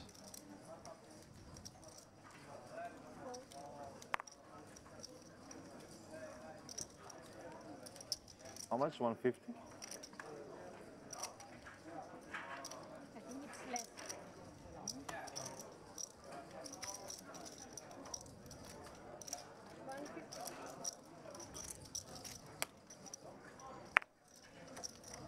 Wow. You need it's after when you touch ace. Sebabinchev. What are they doing? There's still 2 minutes left. You are coming to TV table and still 1 minute we go from TV yeah, but he don't play this hand. He doesn't play this hand, and then it's anyway. They have to, I guess, go by the rules. А ξέρεις που να το βάλω. Нас так пересадят, да, что-то? За нормальный человеческий стол. Ради мне, да? Артадаме. Можно взять пивка и готовиться к следующему ТВ-столу. Петь песни. А то неподготовленный пришел. So once again, ladies and gentlemen, last break. So last hand before the break, hand number 73. I feel really bad for that lady that's just joined. To come and stack all of her chips at the feature table to only then be moved after 1 hand. Going to be going on a 15-minute break, thereabouts. We are in the money here. The Merit Crystal Cove in Cyprus, everyone guaranteed 4,770 euros for their efforts.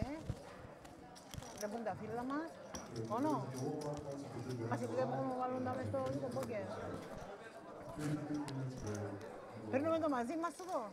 Όχι, θα το βγάλουμε τώρα. Oh, I'd go to defend as well.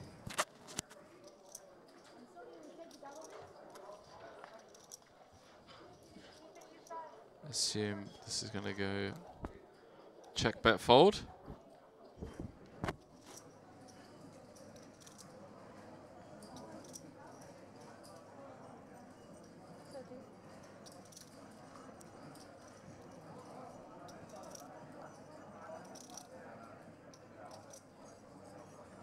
Yeah, Moad. Not interested in getting out of line with the King 5. Vajanov, great couple of levels, made that fold with the Ace-Queen. And it looks like we are going to get a new featured table, I believe. We will find out. Andrei Rubensky up to 73 bigs, courtesy of that Aces hand against the Bulgarian Atanasov. So he is cruising here. The final 6 tables in Cyprus. It's the Merit Poker Vintage Series warm-up 2K buy-in, 500k guaranteed. We absolutely smashed it. Over 1.1 million in the prize pool and 210,000 for first. I'll see you guys on the flip side of this break. When we come back, we'll be playing down to the final 3 tables. Don't go too far.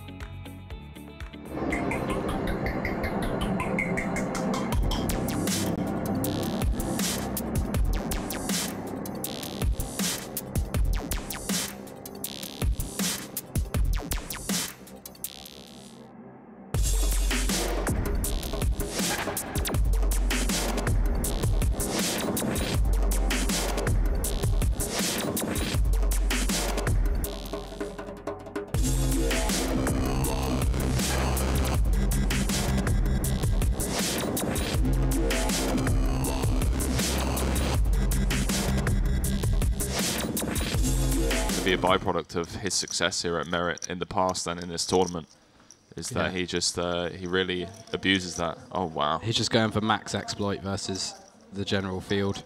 Goes for the check raise.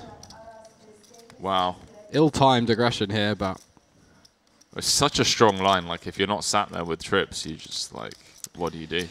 It's a weird one because you got to think, what is Generalov bet calling the flop with and then betting again once checked to? His range is extremely strong. You're only really trying to get like a draw to fold here, something like Jack 10 or King Jack that's turning itself into a bluff after calling the flop, because he's not going to be betting a queen for value on the turn, and he doesn't have very much ace-x that bet calls the flop apart from ace queen or ace 9 and obviously 9x. He can have maybe like kings and jacks, but those don't bet the turn. So Christopher is attacking a very, very narrow range here. He's basically like trying to get Jack 10 to fold. So he has rivered a gut shot. Yeah, see if he can get there. Ocean dealer? Ocean? Yes. Wow, yeah, I mean, it's going to be all in. What can you do? Generalov just has to snap this off. Wow. Just exerting max pressure. 20 off the money. It's faded the snap call, but... Yeah, I mean, when you think about your range in this spot as Generalov, you just have a 9 here so infrequently that you have to call when you do have one. I mean, personally, against this player type, if I'd have seen and the Christopher had played and I was Generalov, I would have been like, on the river, you're just like, I'm in. What you got? You got a better hand? Okay, so be it. Yeah, exactly. Just one of those spots. Yeah. The old one chip flick in. Yeah, we'll never see a fold here. There's just so little for him to have. There's the 4 tables, the 5 high. And Generalov up to 858,000, the new table captain. That was us. That was what we said, wasn't it? We might see some ill-timed aggression leading to some big pots, and there it is, first hand or second hand. Very ill-timed there from Christopher. You got to admire the heart. He actually went live, yeah. But still a ways to go.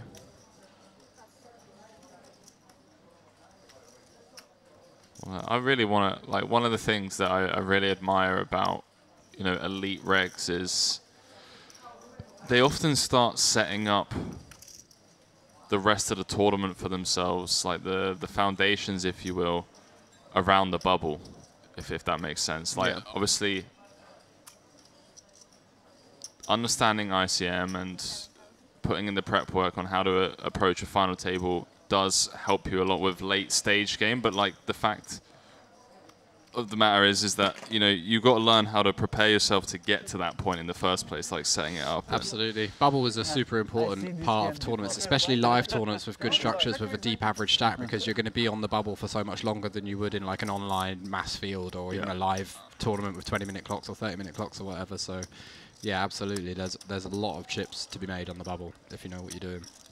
And if you arrive to the bubble with a reasonably good stack, you can definitely take advantage. A lot of the softer tournaments I've played where I've made it towards the bubble, I've had like a average stack or a bowl stack the entire way, and then at the bubble I've often like doubled, tripled, quadrupled my stack if the bubble lasts for an hour or the bubble lasts for half an hour even, because so many people in those softer tournaments are just happy to make the money. They're just like, oh, if I just keep folding, I'll be in the money in a minute. Yeah, exactly. And then I can go back to playing normally. And that's the great thing about these as well, is when you have these massive satellites, where there's like yesterday's one. Mhm. That's obviously for the main, but there are obviously satellites for this as well, where you have 50 seats guaranteed.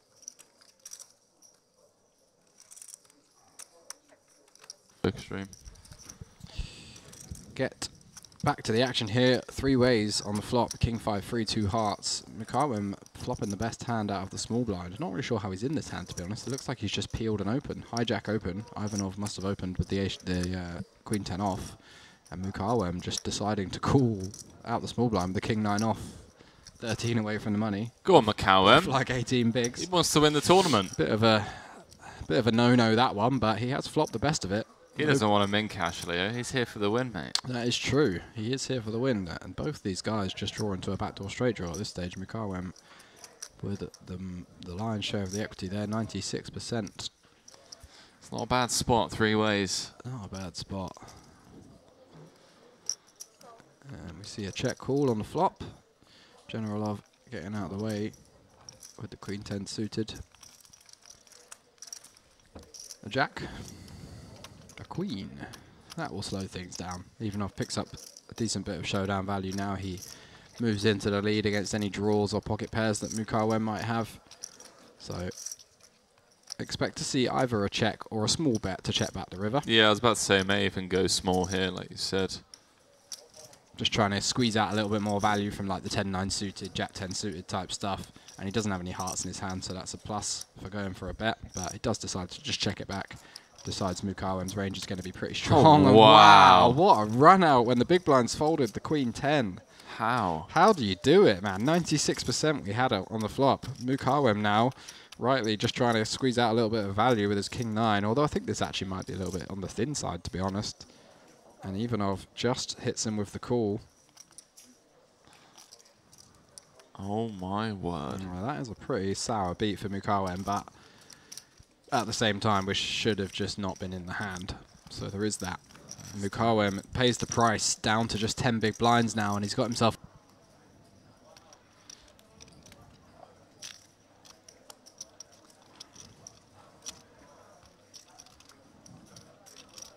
Mustafov is second on the Bulgarian all-time money list.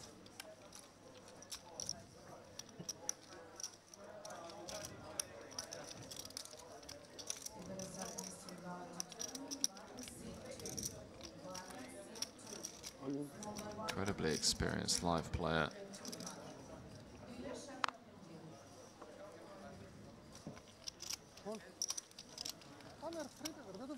So Mukawem does find the hand to jam with. Yep, but nothing to call with for anybody so far. 128. And Kavicius just going to be forced to fold.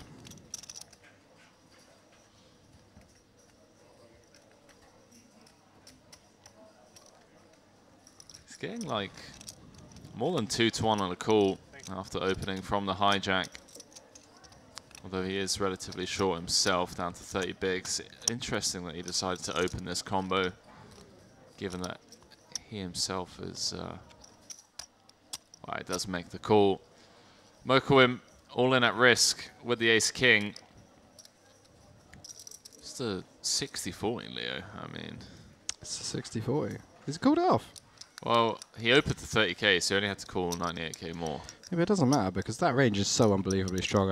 It's not like a chip EV. Okay, I'm breaking even by calling here, so I should call. There's a money factor, and if it's not like Adam Kavicius has a million chips either. Like he's down to 22 bigs if he loses this hand. So not a big fan of this, but he has flopped to 6.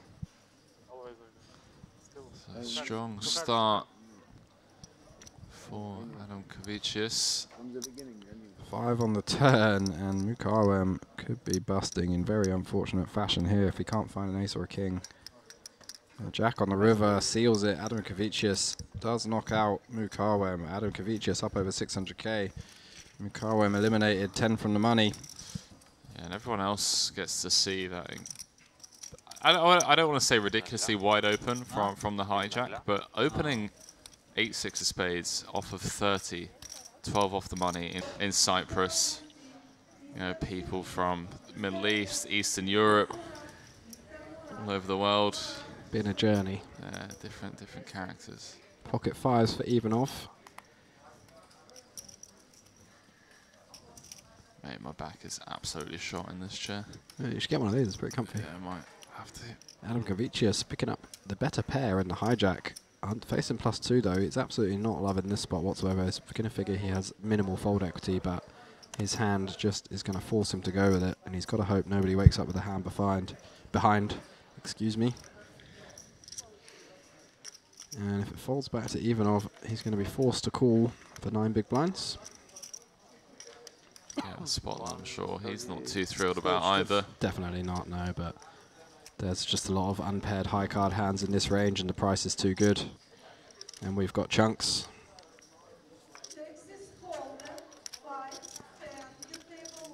I'm calling your name, Leo. Texas Hold'em, mate. I'll be right there. Does flick it in. You're going to see the bad news. Needs to find a 2 outer. Wouldn't be the first time. Poker has been known to deal some harsh blows. Oh, I can't not laugh at Ferrandine, mate. He's such... Whoa, this guy. It's just like, there's no point counting. He literally said there's no point counting out chips for the call. Like, you're probably going to drill a 5 on the flop. And it's just come... So brutal for Adam Kavicius.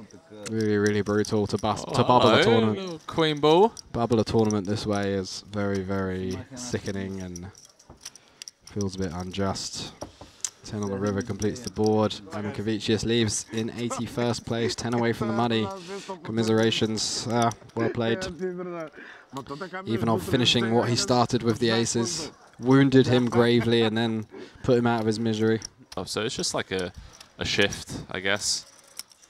Who knows what the next thing is. Maybe the next thing is just going to be grandpas. I was about to say, just a bunch of pensioners. Yeah, maybe it's just going to be like film crews going to nursing homes and stuff and just seeing grandpas cuss at each other as they 5-bet bluff with 7 deuce. Yeah. I mean, even if you're an absolute crusher when you're 20, it still takes a while to just build up a decent bankroll to get to that stage, unless you're just really outside the box and have a couple of massive 6-figure scores, because there aren't many 20-year-olds who are, even if they do have, let's say they have a massive score in a 10K main event or a 5K or whatever, it's very unlikely they had a big percentage of themselves. You know, anything more than 50% is pretty rare, I think, for somebody that age. Yeah, I mean, the reality is there just aren't as many 20-year-olds playing as there were when we were 20, and the reason for that, and I've seen the numbers on all of the sites. I mean, there's a lot of reports and statistics out there that are shown, and the reason is because when we were kids playing video games, growing up, playing video games for a living wasn't an option. Like, it was very rare that you would hear your friend be like, oh, you know what, I want to go pro and play CSGO, or I want to play Modern Warfare for a living. Now, all the 16, 17-year-olds, rather than getting into poker because of like high-stakes poker or Poker After Dark or the World Series, they're watching Ninja. They're watching Nick Merckx. They're watching the Botez sisters play chess or whatever it is, and they're like, okay, now I want to be a streamer. Now I want to be a video gamer, or I want to be a content, or I want to be Mr. Beast. Yeah, and they kind of stumble across poker as a result of that instead later down the line. Later down the line, exactly. Not when they're 14, 15, 16, 17, yeah, just agreed. like... So it's interesting to see what happens over the next 5 years, man. And honestly, I think it's actually benefited us. Like, if you think about it, there are less young people in the game, which is somewhat worrying for the future. But at the moment, I think that's the reason why there's such a boom. Yeah. Because so many of the, 35 to 60-year-old people that come from different backgrounds and have made their wealth and their money in other areas now enjoy poker a lot more because they're not at a table full of 20-year-olds with headphones and hoodies. True. I don't know if that makes sense, whether I'm just going on an absolute... We had him yesterday, didn't we? We did indeed. Bulgarian again, I believe. Yeah. Mistaken. 80 on the feature table, that's always welcomed. Nice to get some more women in poker. It's deep in the tank at the moment in a hand.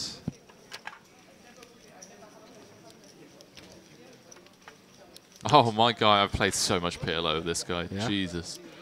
Absolutely loves the game. I was about to say, looks like he's just one of those guys. Loves the game, mate. Always bending up cards and throwing his cards in the air. It's brilliant. Nice. Love this guy.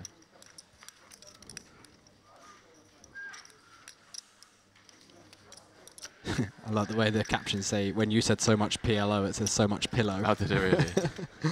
So we are 4 away from the money now, approaching the hard bubble. And we see a 3-way pot unfolding here. An interesting board as well. Ace, 9, 4, 2 hearts. Christoforu, who doesn't mind putting chips in the pot, has flopped top pair after peeling Generalov's open. But Generalov has a dominating top pair and a nut flush draw to go with it. And you see how much of an equity advantage that gives him. Dikev drawing dead with the Queen 8. He's not going to have any interest in putting chips in. It looks like flop went check, check, check as well, which is interesting from Christoforu.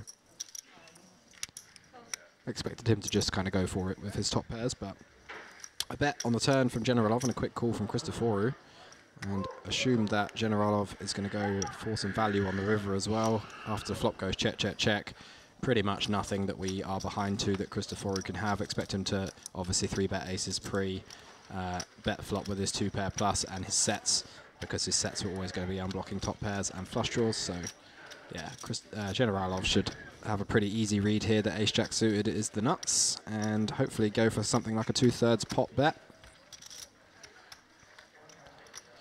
Does, makes it 150, 75% pot, gets sacked off by Christoforu.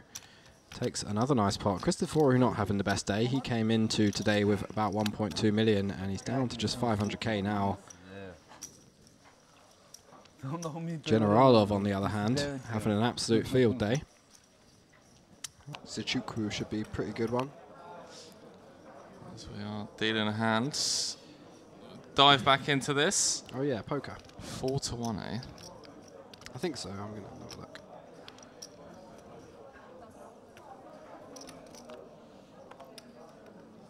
Finally, easy decision. Thank you. This guy's hilarious. Nicked in.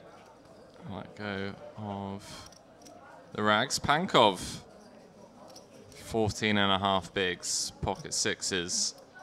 Tough on one. the low jack. Tough spot. I think we just let it go. Now you don't need to stalling. Good end? Yeah, you don't need to stop. Yeah, now it's on front.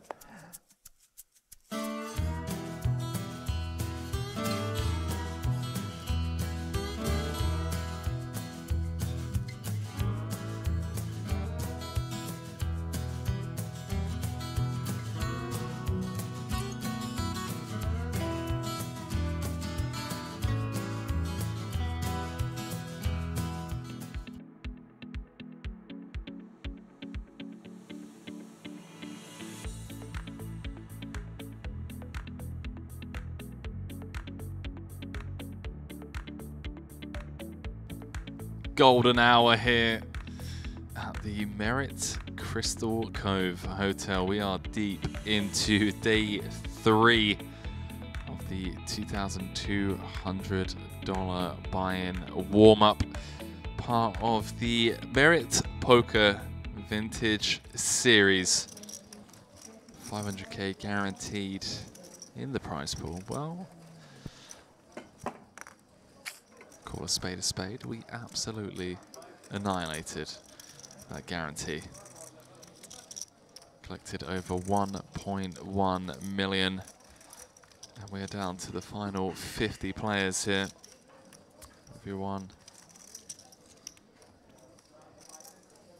now guaranteed 4,770 euros for their efforts. Say 209,000 euros for first. Got some recognizable names at this table. Some new faces.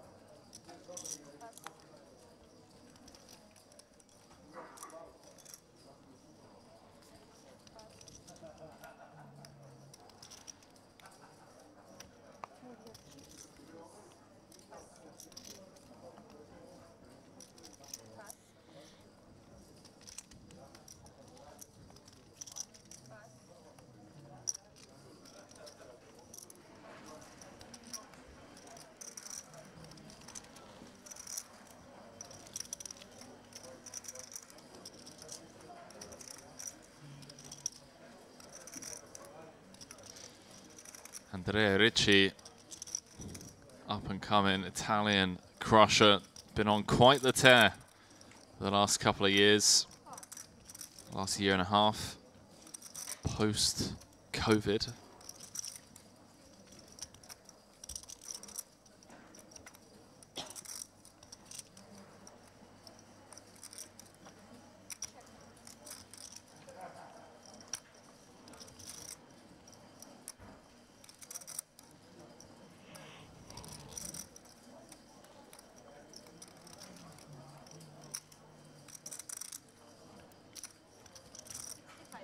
Queen 3 deuce to hearts.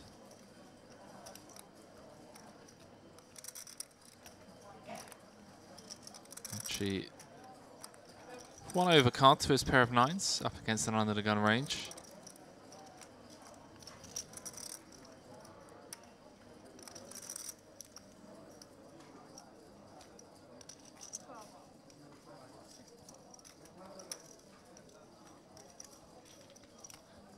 Gonna go anywhere just yet. 295 in the middle.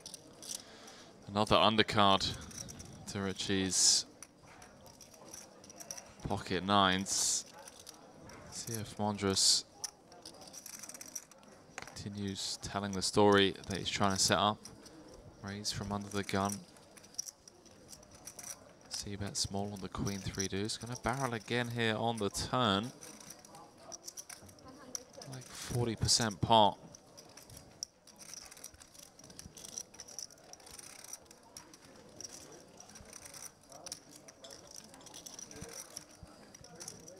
Doesn't really feel like he's repping much with that size. I don't know, chat. What do you guys think? 130 into 295 on the turn with one street to come. Doesn't really set up a natural river SPR of, you know, 0.7, 0.8 where you can just effectively jam.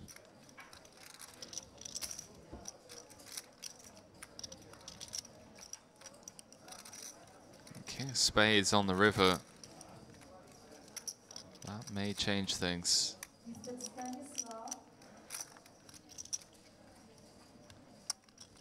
That, my friends, may change things. 5-5-5 in the middle.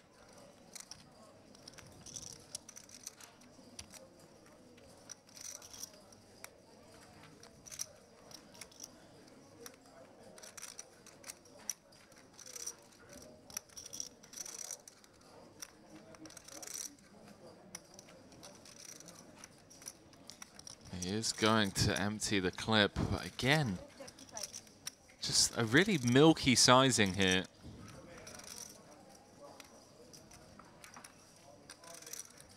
Small on the flop, small on the turn. Small again on the river.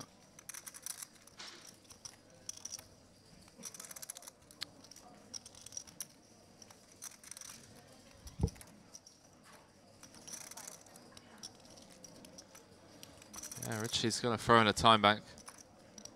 Understandably so.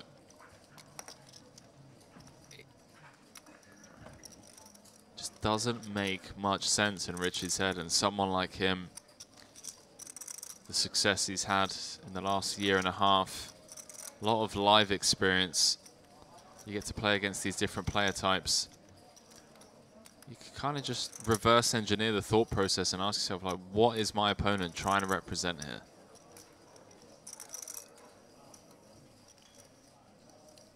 Now, don't get me wrong, I understand this is under the gun v big blind, but just the sizings have just been really off from Mondros.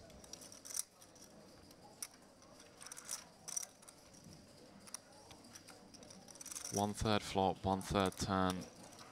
Now again, 2-3-5 into 560, rather than setting up like a river jam spot, which he would want to do with, you know, the value parts of his range. I guess the thing that Ricci has to be somewhat concerned about is, like, is Montrose just betting small, small, small with a hand like jacks or tens? Don't think so. Is he now scared on the King of Spades river and he's now going small again with a hand like Ace Queen? Again, maybe, but I don't think so. Just doesn't make much sense. And he does sniff it out. Well done, sir. Just took his time, used up 2 time banks, just thought the entire hand through, and kind of came to the same conclusion that we came to here in the booth, at least on the turn, that the story that was being told, whilst it may have looked like a convincing one to the naked eye under the gun and then triple barreling off, the sizings of said story just didn't check out as we welcome Mr. Leo Worthington-Lees back into the booth. Hello. How's it going? What did I miss? I saw that hand. I just worked out what was going on.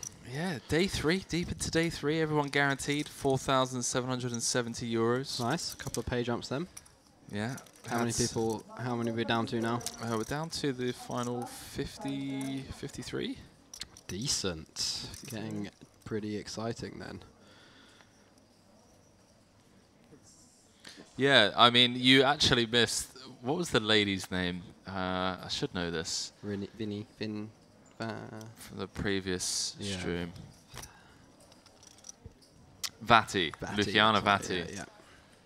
Just like check jams Queen 10 of clubs on a Jack 5-5 7 2 clubs. So Jack 5-5 2 clubs turns like a 7. Check. Bet 230k. Just check jams for like 900k in like a 3-bet pot. And just gets the fold from like Ace Queen from Atanasov and just chips up to like 2.2 million. And I got to give her credit. I was like, you know what? I would much rather check jam here than just check call and then have to like check fold rivers, because we still do have a ton of fold equity. And just to like see her in the moment take that spot, you know, it's very, very often, whether it be in the commentary booth, whether it be watching YouTube highlights or watching streams, where there's a lot of stereotypes around different players or different player types, and to see someone like her just like take that spot, and it was just such a great spot to take, and just see her chip up to 2.2 million. I think she took absolutely everyone by surprise, and you know, she got a lot of credit. Did she show it? She didn't. No, she just casually scooped in the pot. Because as well, everybody's seen her play that hand with Queen 3. When she's peeled pre-flop, so you can't be sure that there's not much 5x in her hand, in her range that peels a 3-bet. So it's just like in the bin. Love it, love it. There's levels to it. There is, and I think I have definitely been guilty of that myself, where I haven't given someone enough respect at the table, and they've completely used that against me. As we dive back into Basta and Ismailov. Getting there. Yeah, that didn't look like a particularly nervous all-in, did it? From Asimilov, picks up 2 chunks of stacks and just smashes them down into the middle. I've got a pair of jacks. Andres with an ace. What's the second card, pal? Oh, he's squeezing it, proper Baccarat style. Love nothing that. Yet.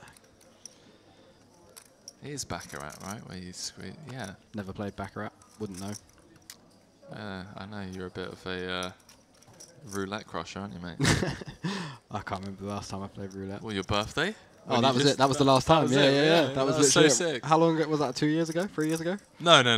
It's you're August, right? No, I'm April. April. It's April 2020. No, 2021. Sorry. Was it? Yeah. Isn't that mid-pandemic? We no, dive. Kind of after. It was kind of after. Well, yeah, it depends where you were in the world, but yeah.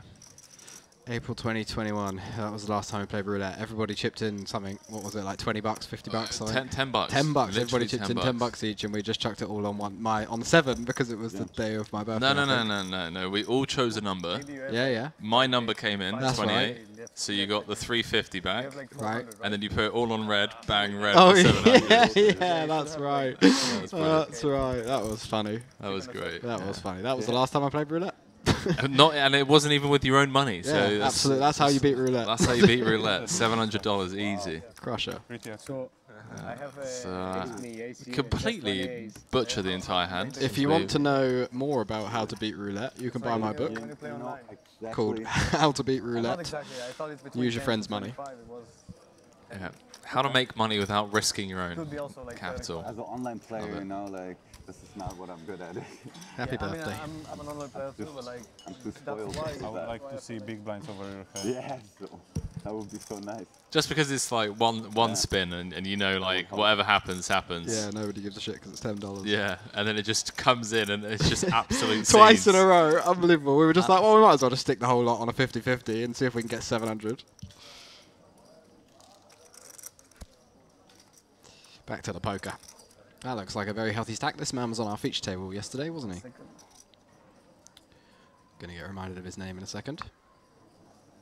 Nah, that's right. Levy or Levi. Still unconfirmed. Ace-Jack suited. Under the gun +1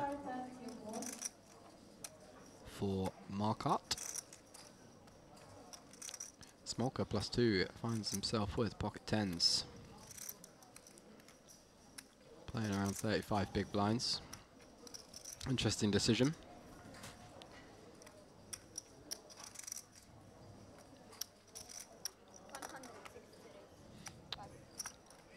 Goes for the 2.5x 3-bet. A little over.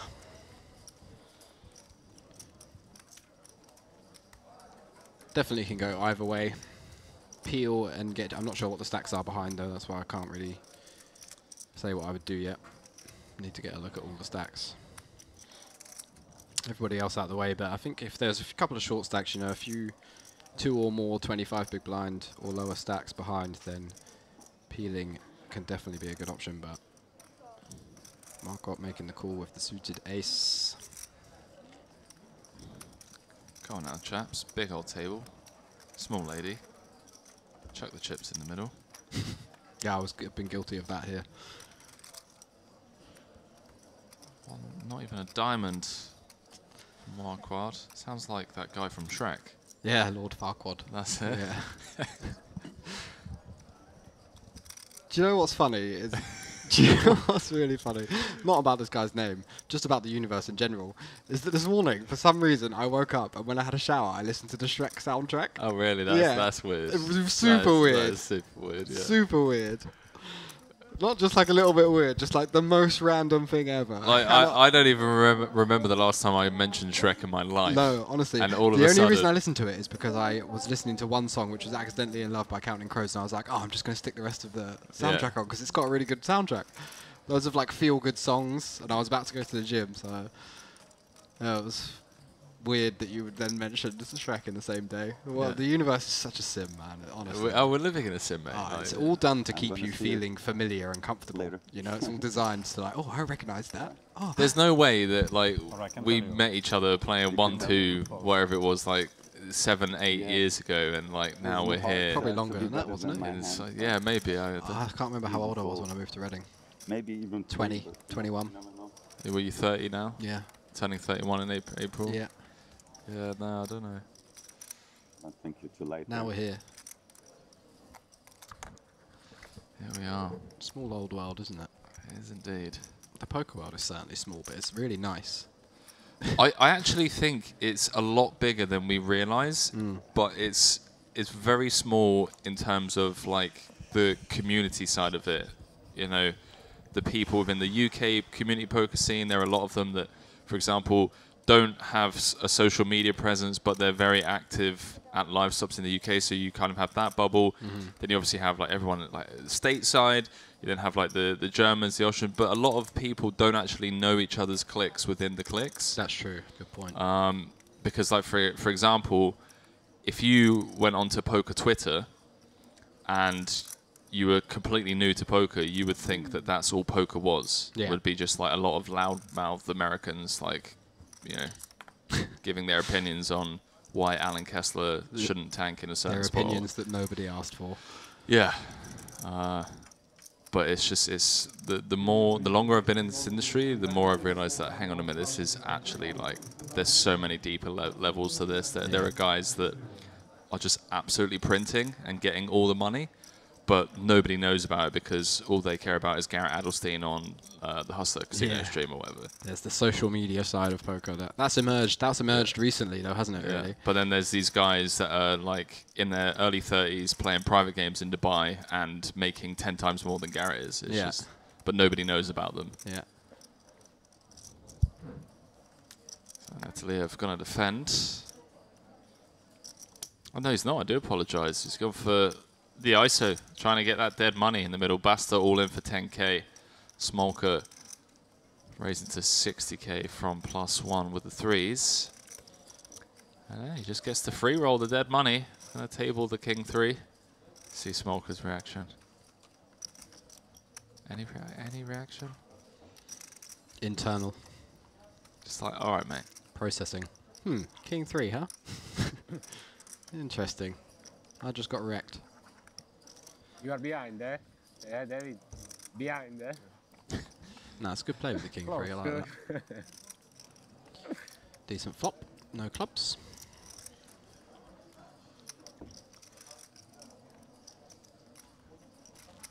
Richie asking David Smolka if he was behind with the threes. Ace 10 holds. Does indeed. Given that it's big blind ante first, Basta from 10k to 70k. Nice. That's about as many times your stack as you're ever going to make, I think. It's hard to get it in and get more than a 7x return. No, I didn't see what you gave me back. Friend always tells me all you need is one big blind. Yeah, exactly, you know. Well, now you got We'll be 2. the first one to make a huge comeback, you know. Nothing to lose now. Everything's a free roll. Oh, yeah.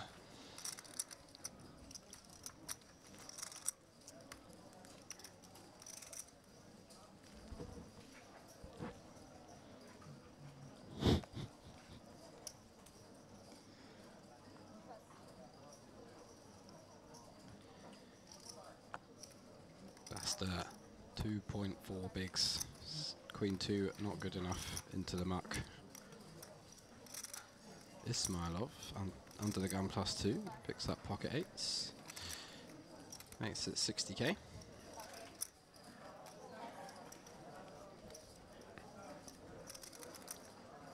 Nataliev on the button, 9-6 offsuit into the muck. Nataliev, I recognise him, but I don't know whether it's just because of commentary. Well, it probably is. Nataliev. Okay.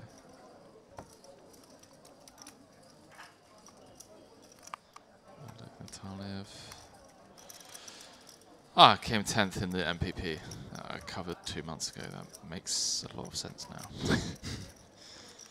45k. Nice. Like the white, huh?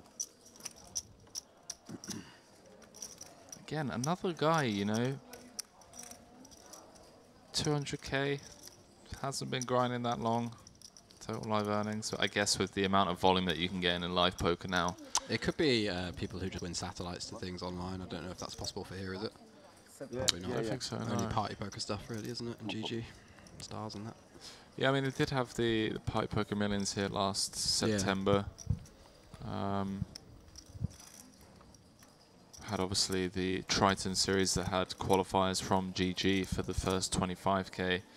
But no, MPP as of next year will be, I assume, partnering with some online client. How about this? Basta, let's go, bud. Ace Jack. Yeah, absolute premium under the In gun it as well. goes.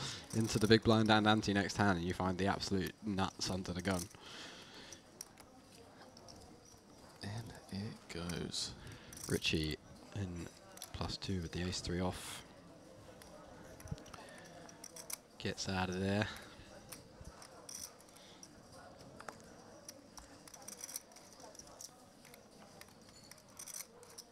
I like they got mics at the table. Yeah. The only thing is like, I understand, unfortunate for Basta to run into the ace queen. That feels a bit harsh after just getting the old 7x. Yeah, the only thing is, you know, at Merit, there's just so many different speaking nationalities and representatives, like compared to, you know, grinding WSOP or grinding the GUKPT in the UK, where it's just like English everywhere. So I feel like people are a lot more timid and a lot more like they're not as outspoken because they're just not sure if someone's going to understand them or whatnot. So yeah, you don't get too much table chat, and when you do, it normally gets met with sorry, could you translate that into Russian? Yeah, or English only at the table, please. It's 215k in the middle. Basta can find a jack here. Yeah, it'd be pretty big. It's going to be back up to 7 big blinds. Some opportunities in the form of running cards as well. 6. Ooh, 5. Hello. 6 or a 7 needed. Jack for a win, no dice. GG. GG's indeed. 49th, not too shabby. Nice run. $4,770 for Basta. No more than 2x. A couple more bust outs, and we're up to 5.5k. Nice pay jumps. For I a really, 2k, that's really decent. like this structure, man. I mean, to have 71 places paid in the first place. Look at this final table. Are the packages added? Yeah. They're added. Yeah. So it's 1.15 plus 90k or like 70k's worth of packages. Yeah. Something like that. Wow. Jesus. Suddenly the $300 rake on Hold'em really seems pretty reasonable. I was just literally thinking that as I walked back from. I went to Diamond. Oh, I said it, man. I said it when I was last here. Like people were like reaching out to me, and I was like, look, I get it. Compared to your local in Bratislava or wherever you are, I understand. But I took a picture of the Bulgari hand soap that was in my hotel room, and I was like, but the reality is I'm using Bulgari hand soap for free. For free. Yeah. You know what I mean? I'm getting picked up in a Mercedes. Yeah. And you're just in a 5-star resort, beach. It's food on unbelievably demand. like pretty. Everywhere you look is just unreal. It's hands down. I have never experienced hospitality like I have since I've been here. Like everything is absolutely spotless, perfect. They don't miss anything.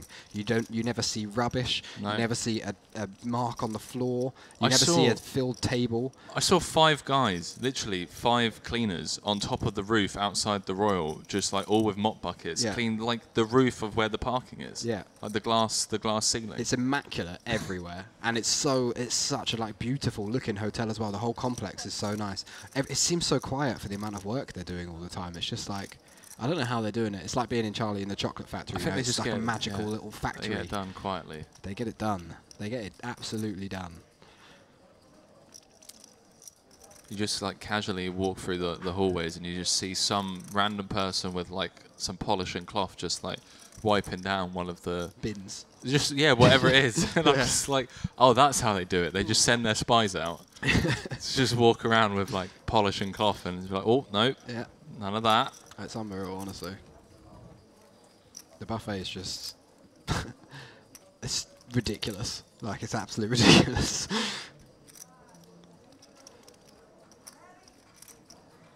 All day, pretty much. Yeah. The whole spa setup, You've been to the spa? Multiple swimming pools, unreal massages. Massages are cheaper than the ones you get everywhere else as well. Even though they're just like in a 5-star hotel, it's still cheaper. Yeah. No, I love it. That's so good. Good value. Everything's just it's just value. Yeah, right. We are taking a quick 3-minute break. Even though this table is as we better are than the others, waiting for, we have more space. I believe it's the final. Yeah, I'll do 300. Final 6 table rebalance. 48 left. I do hats up too. 6 tables of 8. My math checks out. That does make 48. Does indeed. Gonna get a quick scoreboard coming up to show you all. Yeah, well, our man busted in 49th, I think. So maybe a little bit. Okay. Or 50th, and then it was on 49. I'm not sure how quickly they updated that. Yeah, so we are waiting for someone. What are you waiting for? And Smoker's like double espresso. Oh no, you just ordered. Did you get? Oh, you did. Yeah. Is that the one that I ordered for you? No, you went and got your own. When I got my own. The first thing I did when I walked out of this room was I went up to a waitress and said, "Please, can you take a double espresso to my friend? He's straight through those doors." But they didn't do it.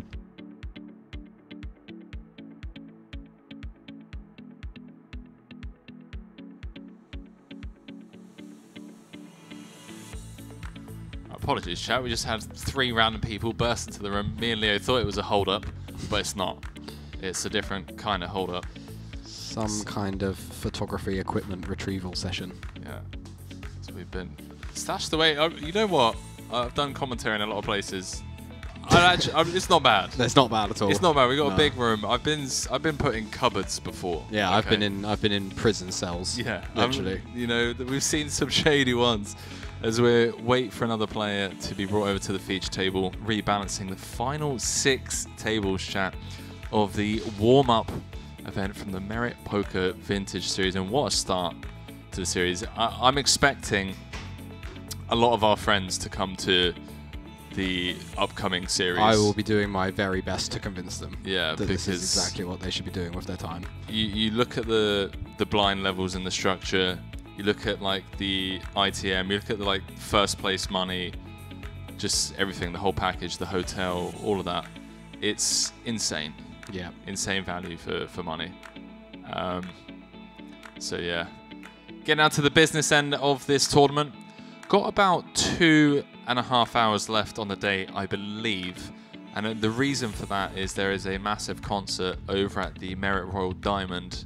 If I'm not mistaken, I want to say a Lebanese, like famous Lebanese singer, going to be performing over there. So if you are in town and that sounds like a thing that would tickle your fancy, you can ask the floor or head over to reception, get your hands on some tickets. I may, honestly, and I'm not just saying this for the sake of the stream, just for the actual experience, I may wander through myself after the stream because we're going to be wrapping things up early. And as far as I'm aware, from a cultural standpoint, those Middle Eastern countries know how to throw a party. They know how to throw a shindig. And if this is, from what I've heard, as famous as a singer that is meant to be, there's going to be a lot of shenanigans going on over there. So may head on over and see what's going on. And then tomorrow, I'll be bringing you what I assume is going to be final 4 table coverage. We've got 48 left. Would make sense to get down to the final 32 tables and call it a night. Shouldn't take us too long. Another 2 hours sounds about right, as the average stack has decreased quite a bit since we made our way into the money. Can do the math real quick actually.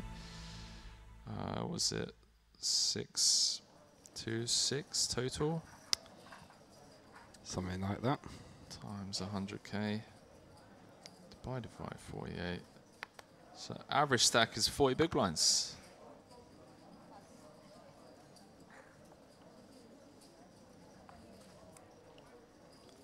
Divided by 48. Yeah. 1.3 million. Big blind 30k, about halfway through this level.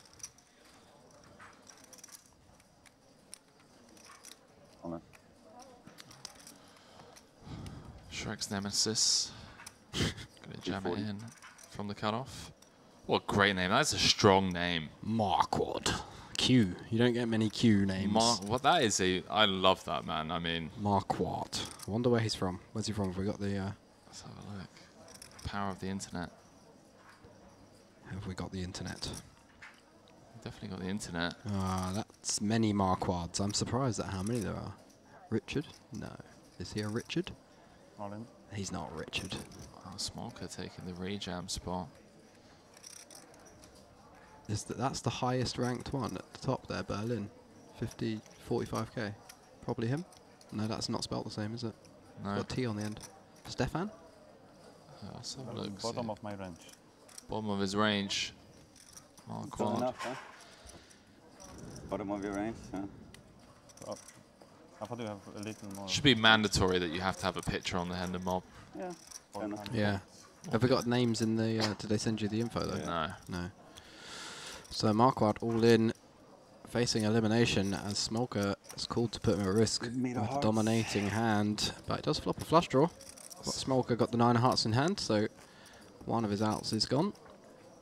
King of hearts on the turn though. Gives him the 100% equity sign, and he is going to get a full double up to 750k. A very big pot at this stage of the tournament. Well, that needs updating. Yeah, doesn't it? You've chopped off the Barnet. Yeah. You've got rid of the Justin Bieber facial hair. Yeah. got the glasses. You have. You have. You've grown. I told you we're getting to that stage in life where we're peaking. That was 3 years ago. Yeah, I know. At least. Oh no, it was about 3 years ago now, wasn't it? We went to Bali in October or November. Yeah. November. And then that was January of 20.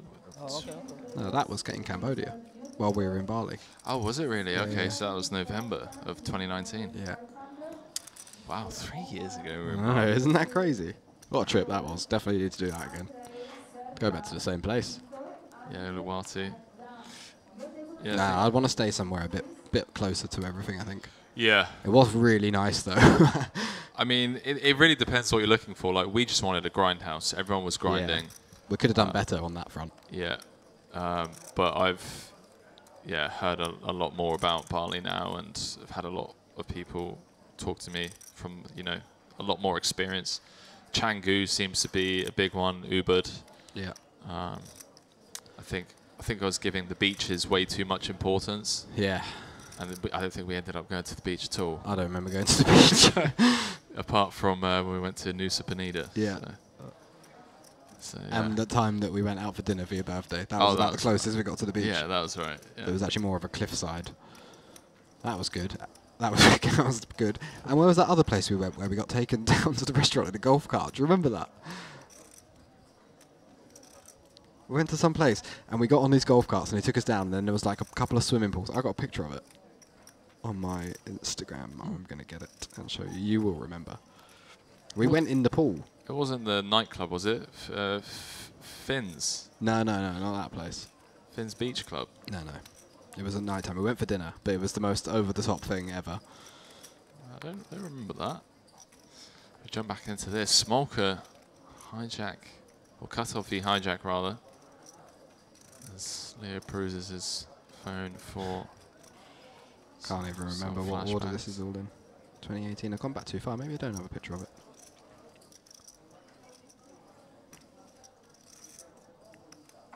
$25 bigs effective. Marquardt did just double the ace-3 against the ace-9. Smolka. Absolute and boss. We went in the pool. We went in this pool. I wasn't there. I left early, remember? Ah, you left early. Why on earth would you do that? I had to go to Paris. Oh, I had to go to Paris. And Marquardt does make the fold. Smolka with the pickup. You're picking on me, huh? David Smolka, 222k in total live earnings. I just want a little entertainment. That's fair. I think it's fair, yeah. Came first in a WSOP International Circuit event. I'm starting to take it personal, this rebet.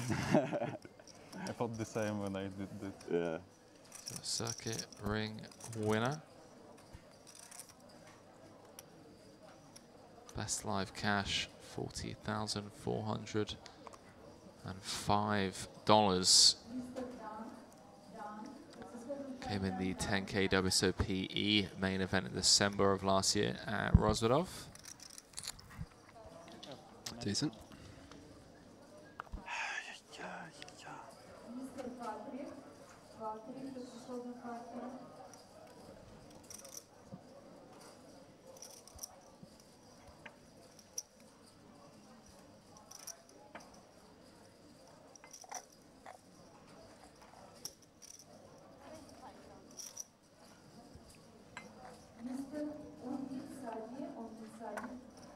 Few nice scores.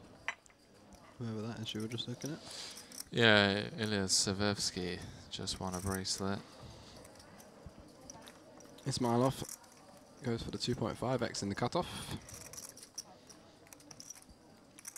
Just under 900k in his stack, and Montiano finds ace 10 suited in the big blind. He's only playing around 14 bigs, so it's going to be interesting to see what he decides to do here. I think we will see him move all in. Don't think defending versus the size up is the worst thing in the whole world. All in. Does decide to just put it in though. God, you love fading the snap call. 15 bigs. Like, go on then, mate. I'll take it down pre. Yeah, this is it now. We're happy. It's a pretty gross spot for Ismailov, but I think, like I mentioned yesterday, people's big blind free betting and free bet jamming ranges tend to be stronger than from other positions because they have the option to just defend for a great price. So you tend to see a lot more of the like Broadway combos get defended, whereas so if you open the cutoff and the button's got like King Jack and he's got 14 bigs, he's probably just going to jam, whereas if you open the button and the big blind has King Jack, he can just peel more often because he's getting a good price and he doesn't necessarily need to just jam where you fold everything that's worse and call everything that's better.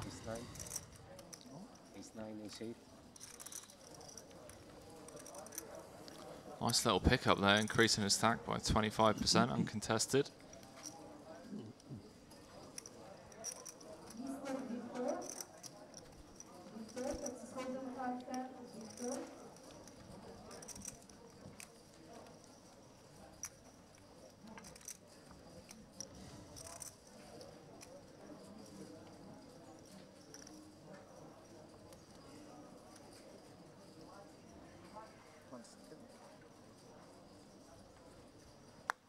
We were talking about Levy yesterday, weren't we? If I'm not mistaken. Yeah, he was on a fitch table for a while. So Levy, 640k in total live earnings. That's right, he came run deep in the main. Yeah, he got like 13th or something. 19th. 19th. That's rough. Smolka. +2 makes it 60k with the King Queen suited and Ismailov. Suits dominated and a worse connector. 27 big blinds or so. See how he decides to continue with this one. Goes for the call. I think ideally we fold this one. I'm not 100% sure, but I think it's a fold. Just some queen or jack.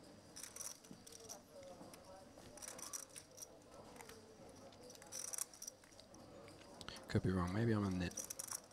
Maybe I'm about to learn something really. No, maybe I'm about to have one of those moments. You know, where you discover a nice leak in your game that you can plug. Not flatting the 10-9 off of. Yeah. Was it 20? I mean, I think I would peel 10-9 suited. I haven't looked yet, so I'm not like cheating. But I feel like I would peel, but I definitely don't think I would peel 8-9 suited. 10-9, 27.3 bigs. It's just hijack versus +2. It's a bit. I don't know. Hijack v low jack. Yeah, hijack v low jack. Hijack. Smoker. No, hijack versus MP, not low jack. One before low jack. How many bigs has he got? 27. 27. I could do 27.5.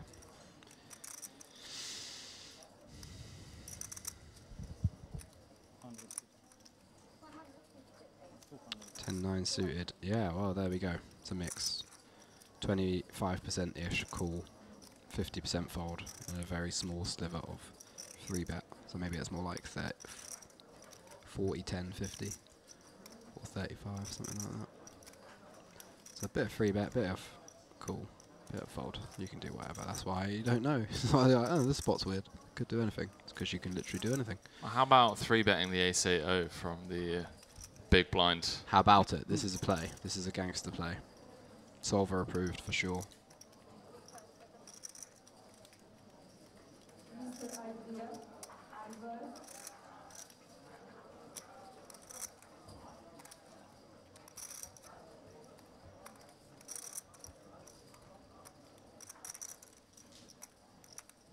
See what Smolka comes with.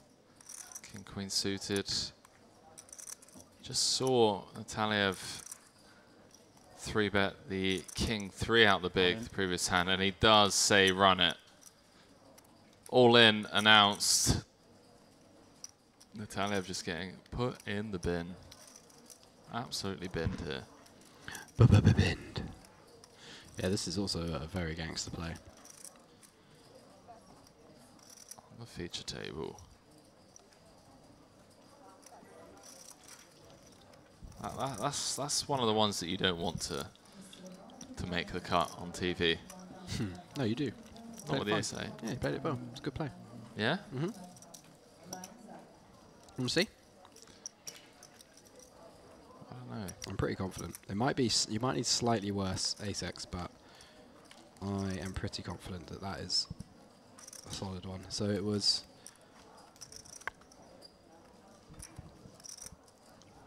low jack. You just called it MP. When I said that. Well, that's because this player's not here, though. I didn't realise that, so they haven't adjusted it, but he is.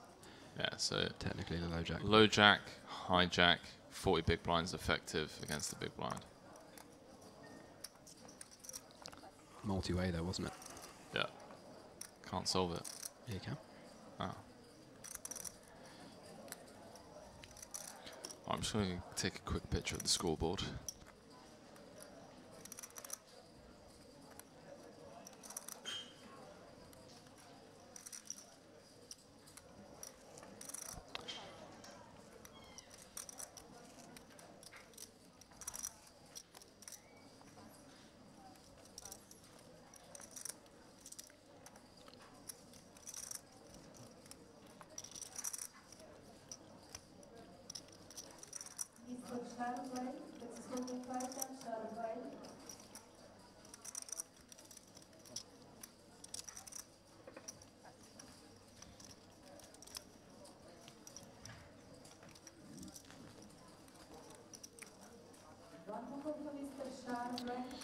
Levy picking that one up with the queen 10 suited.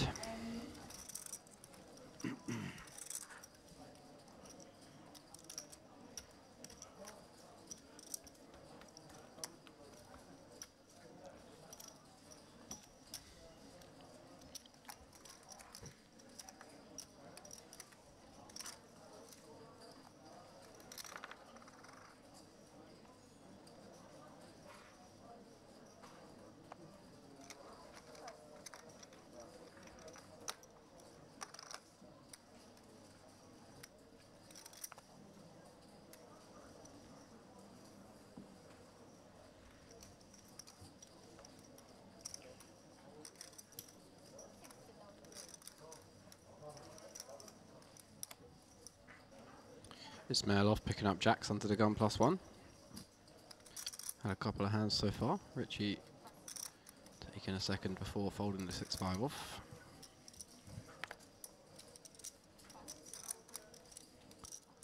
Montiano finding ace-10 off on the button. He's playing 19 bigs. Decides it's just slightly too early position to be jamming this one, which I think is a good decision. Just decides to flatten the cutoff, and down Nataliev with king 10 off on the button. Seems like a guy who likes to take an aggressive pre-flop spot, but does decide to let this one go a little bit on the wide side. That would be.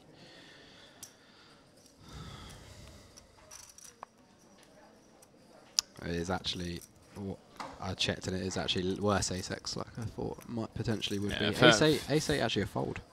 Felt like a bit of a too good. Yeah, overly aggressive. But you do use ace-4, ace-3, ace-2. So he was close, and I think it's probably going to work. What about three betting aces from the big? Is that a thing? That is a thing, but so is calling.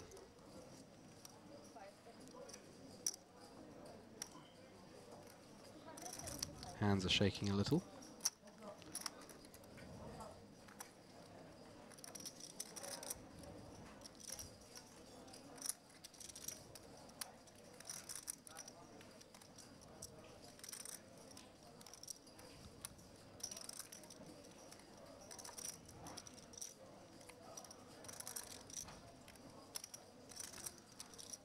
Shaky hands with aces. A little.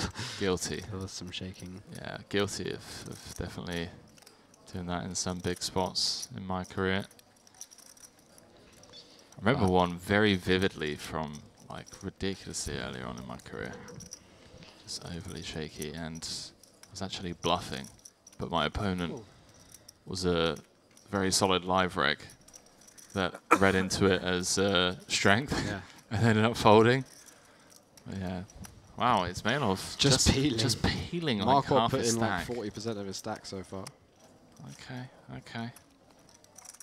with the 3-bet. This is a very interesting hand, and we get the classic 4-4-3 flop. So Well, Ismailov going to be doubling up Marquardt unless Jack rolls off on the turn or river. I don't see him ever peeling pre and then folding on this flop here. I don't think so, no. Stranger things have happened. That is also true. Just decides to put it all in. No small bets here, and Ismailov does call it off. Sees that he's up against the aces. No heart either. Marquardt got him absolutely crushed here. Ismailov down to 2 outs. Well, not down to 2 outs, he always had 2 outs. Oh, 3 for a chop. Hey! Good one, Henry. 1.4 million in the middle. Marquardt on quite the spin. What? Yeah, massive. Up to 1.4 mil chance. Give us the gift. Come on! I mean, I'm not surprised to see the emotions there. Yeah, the cool. spin. Good for him. I like to see recreationals. He's probably in for a satellite. He looks absolutely buzzing to be here and also extremely nervous. 47 left, 200k for first. You have pocket also? Nice. Pocket. Lucky. Also pocket. Great tweet from Awasam Ahmed saying, I once had a girlfriend who asked me why I didn't just play the way I do in winning poker sessions. That way, you'll never lose. That is true. What a great point by a female. Don't rush too much, remember. No. I should show Oh, now. man. It's 47 They left. do I say cannot too the many darndest chips, yeah. things. People who don't understand poker. I know. You really do. Also, It's straight to. You really do. did you see Derek Lewis's recent interview about on this fight night? There was a question at the end where I'm going to try and show you the clips funnier than me describing it. Hang on a second. It's going to be one of those you should have been there moments. No, there's a clip of him there's a clip of the thing, don't worry. All right. Is this PG enough for stream? Yeah. So here's Derek Lewis.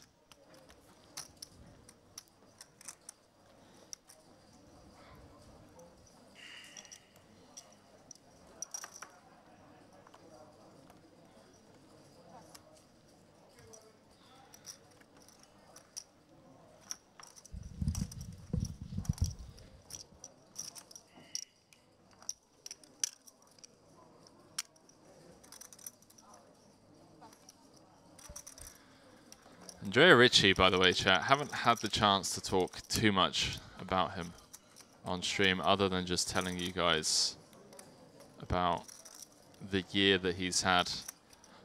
Let me give you some more facts. 1.34 million in total live earnings. Came third in the 10K high roller here back in September. The one that Tony G actually ended up winning for 257k. UK Alex Peffley came second in that. Stephen Chidwick came fourth. Pretty sick final table, not gonna lie. Came first just a week prior in the 500 La Notte dei Gliassi, part of the Luxon Pay Mediterranean Poker Pie for 50k.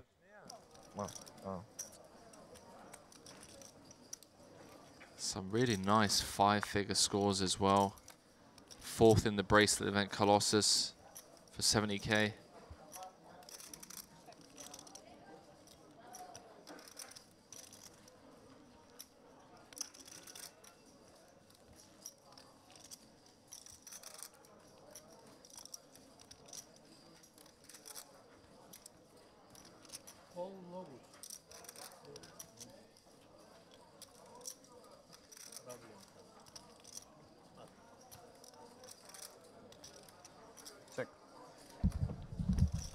Joker. Just had to show Henry that clip. Made me chuckle. Back to the action. Smolka has a pair to go, a flush draw to go along with his pair. Currently a very high percentage chance of a chop, but Smolka does have a much bigger share of the remaining equity than Levy does. Levy cannot win this hand, he can only chop.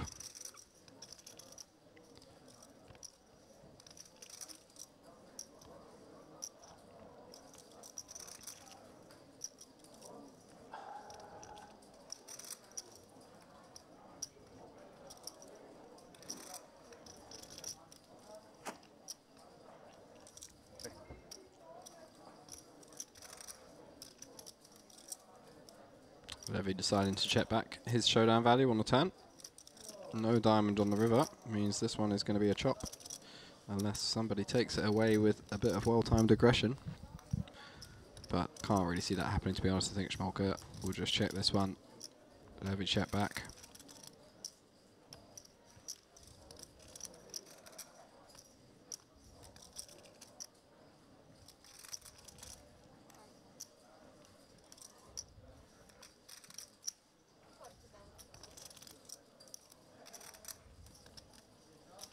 Smolka does come in for the block.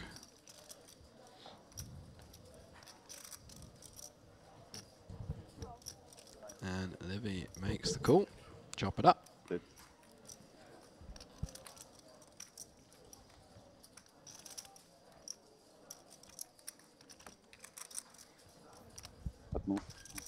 These guys make poker seem so easy.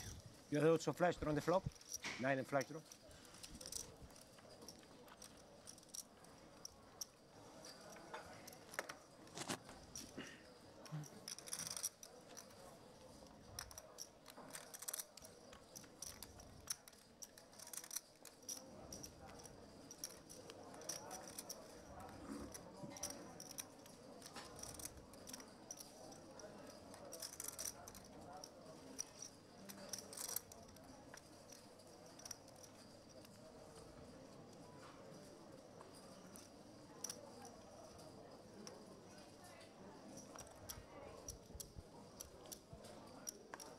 $60.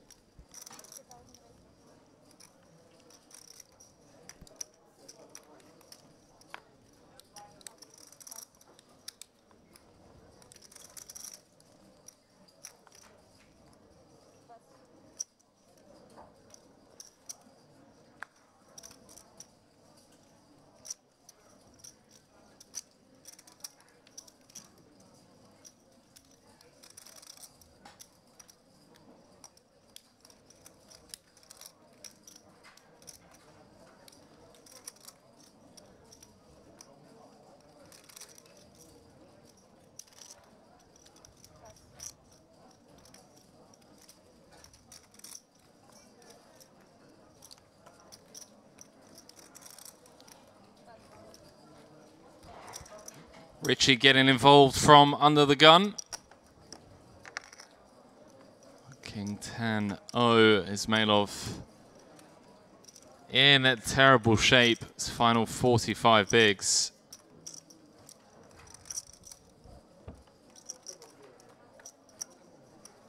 The jacks giveth and the jacks taketh away.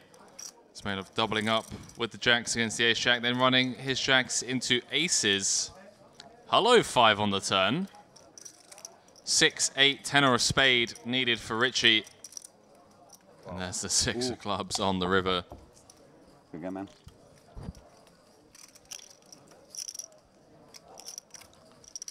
This is Ismailov. Just double checks the board. Shakes his head. I didn't see. I was thinking Me too, me too, me too. I don't think Richie realised what happened. Yeah, I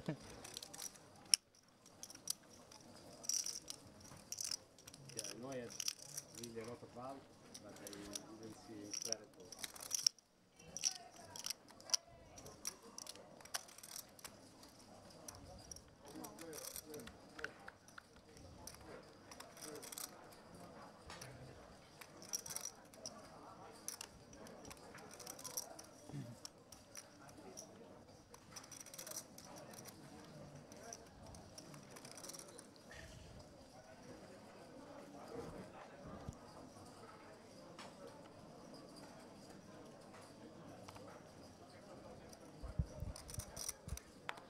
So dropping like flies here, chat.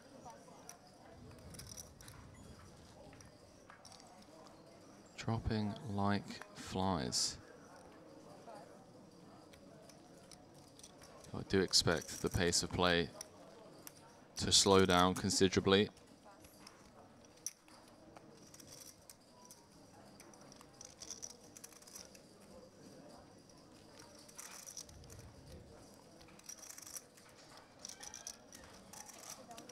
How much you play, David?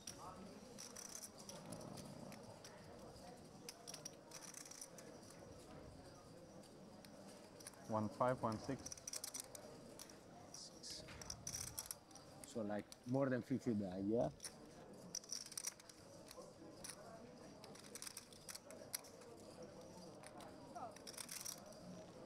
$60?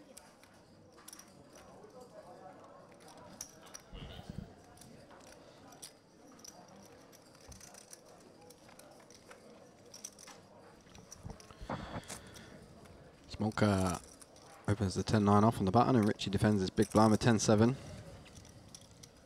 Smolka flopping the best of it, 2 pair. Not much for Richie. Expect we'll probably just see a check fold.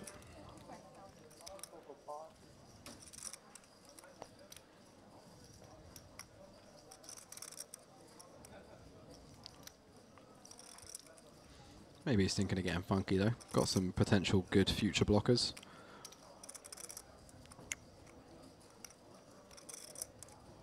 Does make it 100k.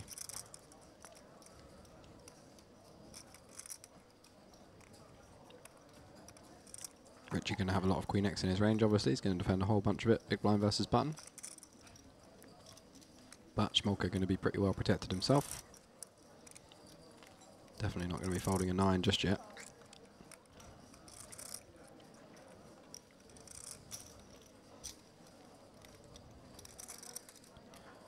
Jack on the turn, interesting card. Gives both players the open ender.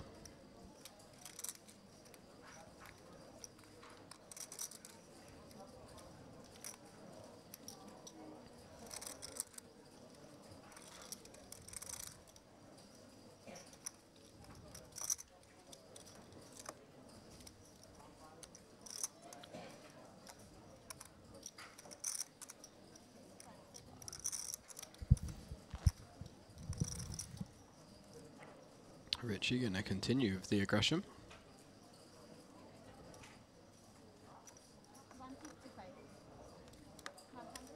155 into 350, half pot. Yeah, if there's ever going to be a turn card on which you fire again, you put open ender,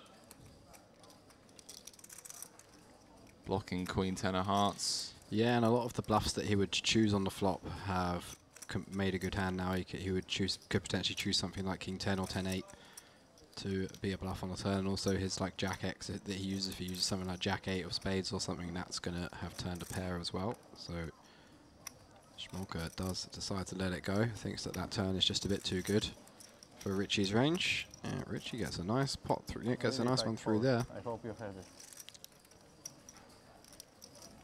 You will see in the camera.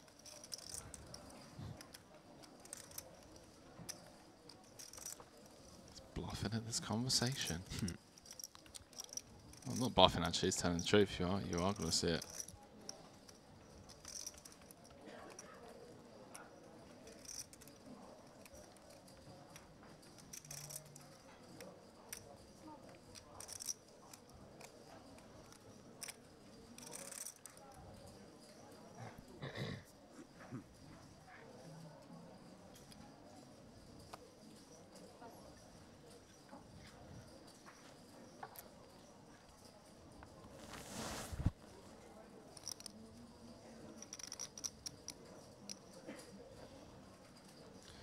Facebook chat's really quiet today.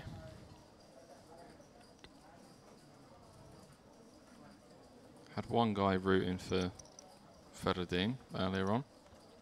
That was it. What day is it? Saturday. Twitch chat's been football. Maybe no. We've had like 3 times the amount of viewers though.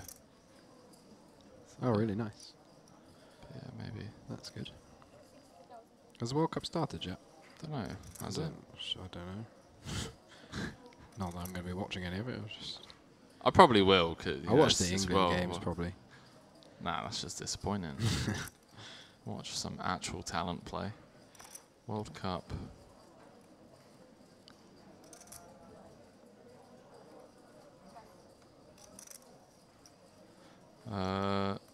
Tomorrow. Sorry. Kicking things off, Qatar against Ecuador. Monday, England against Iran. USA against Wales. Senegal against the Netherlands. Cool. Cool, cool, cool. Cool, cool, cool, cool, cool, cool, cool, cool, cool. No doubt, no doubt. He's so good. He is such a great actor. Cool, cool, cool, cool, cool, cool, cool.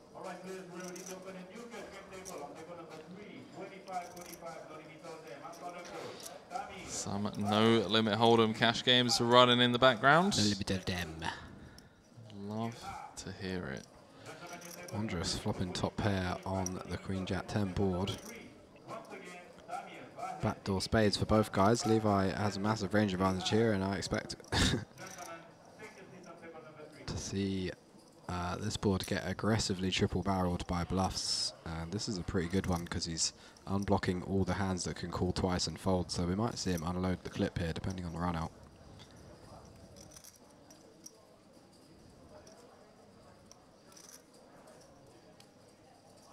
Already sizing up. Bets half pot.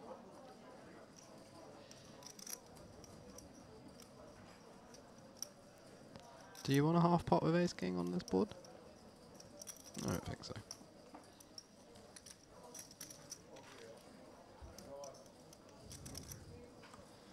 That is a turn card. The spiciest. All we need now is 4 of spades on the river. 4 of spades. Why the 4 of spades? Well, why not? Why, but why specifically? The only number I could muster. 325 in the middle. Monstrous was 600 behind. See what size Levy comes with. Obviously, he wants to choose a sizing where he still has enough room to get folds on the river.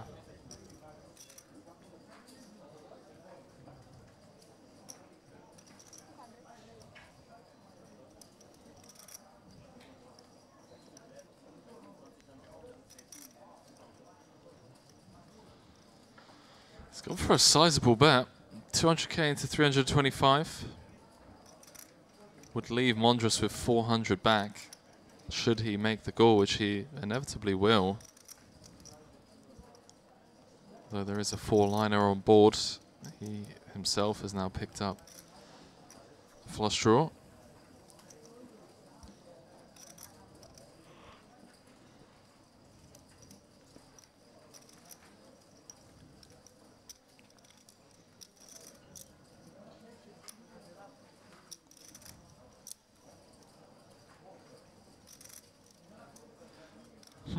Learn something new every day.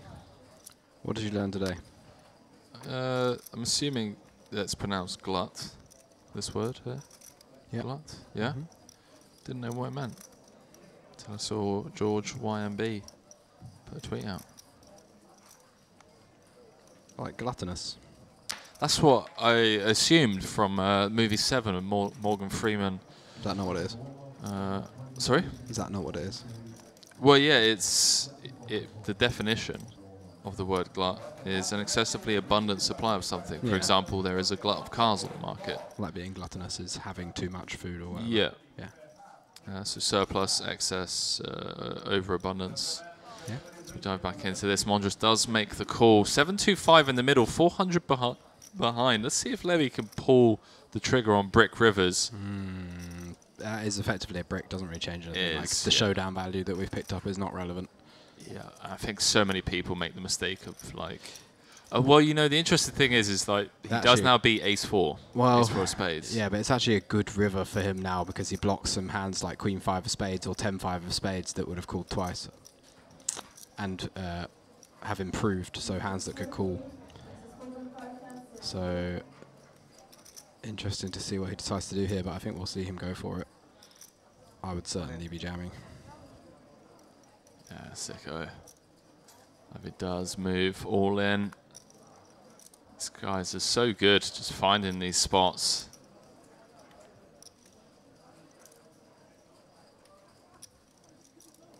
See, if I ran this, they'd snap you off King Queen. They snap me off, and then I put the hand history in my backers group chat, and I get dropped in stakes. You wouldn't. I mean, this spot is really good for another reason, is that I think There's been some signs that Mondros is more on the recreational side, so Levy assumes he's going to get more folds than he would against other players. I mean, even against anybody, this is a super tough spot. Even if you have a king, like, you're not loving it, but obviously you have to call. But Levy can be pretty sure by now that he's not up against the king. But it's just really interesting to see him go for it with spades. I mean, I think it's great, and I would definitely play this hand the same way, but it can creep into your mind that having spades is really bad because you want him to have called twice with a hand like 10x of spades or queen x of spades and then fold the river. But he thinks his spades are not relevant enough.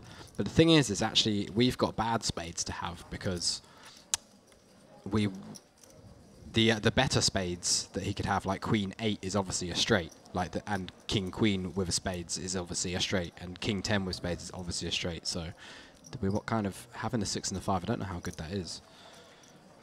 But yeah, still the board is just so good for us that you got no choice. Just unload. Yeah? Nice hand, Levy.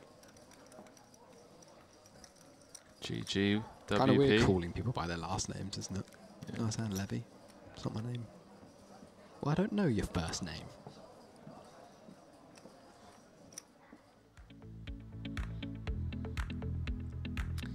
Talking of Levy, Sir Levy. There we go, Sir. Sir, we're just going to call him Sir Levy. Sir Levy. Out in front. General Levy. 74 big blinds. That's the kind of spot you want to find yourself in when there's 210,000 for first, down to the final 5 tables here. Andrea Ricci on an absolute tear over the last 12 months. He's really putting in a ton of volume on the live field and getting the results. Joshua Marquardt on a bit of a spin up to 36 bigs, doubling with the ace-3 against the ace-9 and then holding with the aces against the jacks. David Smolka, 33 bigs, that really cool 4-bet jam with the king-queen. Oleg Nataliev down there around 25 big blinds. Yes, let's go, guys. I'm working on it. Yes. Blinds, 20,000, 40,000 now. No, I just can't wait to go to the buffet in a bit. It's actually what I look forward to when I wake up. Bet, you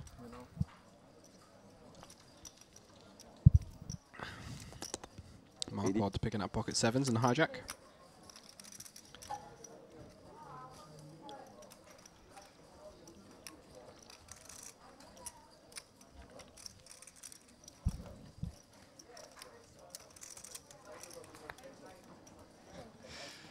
I got to tell you this story, man, because it's just quality. All right, so Sean D just came 3rd in the 25k platinum high roller for 6 figures, bracelet event. Followed it up with a 3rd place finish in the 50k high roller for another huge payday. And if that wasn't already enough, then followed up with a 3rd place in the main event for 700k. So cash for over 1.2 million. But obviously 3 3rd place finishes, some serious close calls. And then he joined me in the commentary booth for the heads up of the main. And he was telling me how, him and his wife really love needling each other. Their relationship has been built off just their senses of humor, which I totally understand. I love it. And he said, many people wonder how me and Ashley are still married since I got home last night. She's called me Mr. Bronzer, our bronze medalist, and said we should have a 3rd kid and call him Sean II. And when he has a kid, make him call him Sean III in honor of my Tawnies. Her needle game is stronger than mine. Not sure what one hurt the most. And I was reading that and I was thinking, if you ever get married, I feel like it's going to be a similar dynamic. You love a needle. You do love a needle. Yeah. And it's gonna take a woman who knows how to give a needle back. I think. Yeah, probably right. That's brilliant. That is absolute quality.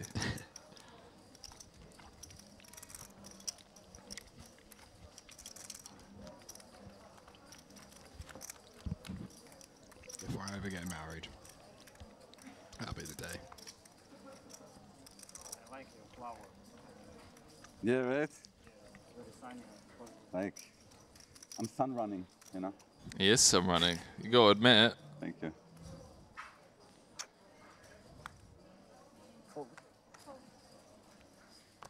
sometimes it's just your time to win a tournament. Sometimes you get down out of the tournament through no fault of your own, just the way the cards fall. There are days where you are just destined to reach final tables, to run deep.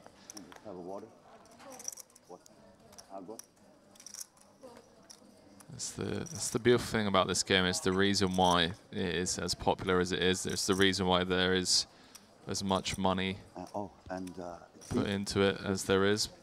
Because if it came down to hard work and dedication, it would be the same old guys winning. If it wasn't for the luck factor and the variance, this game wouldn't exist. Interesting flop. Hijack v Big Blind, modern day cooler. Smolka flopping top. Nataliev with middle pair. This ace 8-7 tray. Hijack open against a very aggressive opponent in Smolka. Wouldn't be surprised to see Nataliev lose quite a few chips here, especially on this board texture. Yeah, tough to get away from spots like this in these positions. I'd like to see Smolka size up. What size did he go? 135 into 220. Yeah, I like that. 135. These are boards where we do size up, draw heavy, and we have a big advantage because of all the overpairs. Yeah, I remember you pointing that out yesterday on a similar board texture, and it's certainly a mistake that I've made through observing in the commentary booth. Always felt like, you know, because we have overpair range advantage and set range advantage, we're meant to just continue small and wide. But it does make a lot of sense with these draw heavy boards to. You choose sizes based also, like, it takes into account how your frequencies are on a board like this. So it's not a board that you always want to bet. So when there's a board that you range bet, you're always going to use a small size. But if it's a big board, big bet board, if it's a board that you're going to check sometimes, then you also can use a big bet. But if it's a board you're going to range bet, you don't often range bet big. So there are some. Can we just talk about that fold there? Yeah, I love it. From Nataliev, just getting away from it. Flop middle pair. Not sure how much of a fan I am long term, but hey. Population read, he just understands that people, when they size up on boards, that, like you were saying, most people default to 1/3. So when something pops into their mind that goes, actually, maybe I should bet bigger on this board, generally that is because they have a good hand. It's not like you look at that board with like a nut flush draw and go, I should bet big. You're just happy to bet small on it so that if you get check raised, you can continue.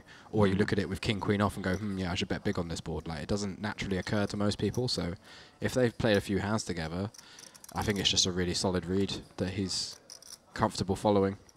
I got a lot of respect for that. Yeah. He's definitely not a nit, so like he's just made a good fold. He's a guy, he's not the kind of guy that doesn't know you're supposed to continue flops with pairs. I mean, he looks about as reggy as regs ever look. Finely tuned intuition. Exactly. From Nataliev. Got to wrap up this hand with you, mate, and then I am going to hit the gym. 45 minutes. Cool. Sounds good. Do you want me to grab anything on the way back? No, when you're back, I'm going to go and raid the buffet. Nice. Yeah, I assume it's like, what time does it go till 10? Yeah, we're going to, I'll tell you what, I'm going to put Oh, we'll be finished, won't we, before? I believe so. Yeah.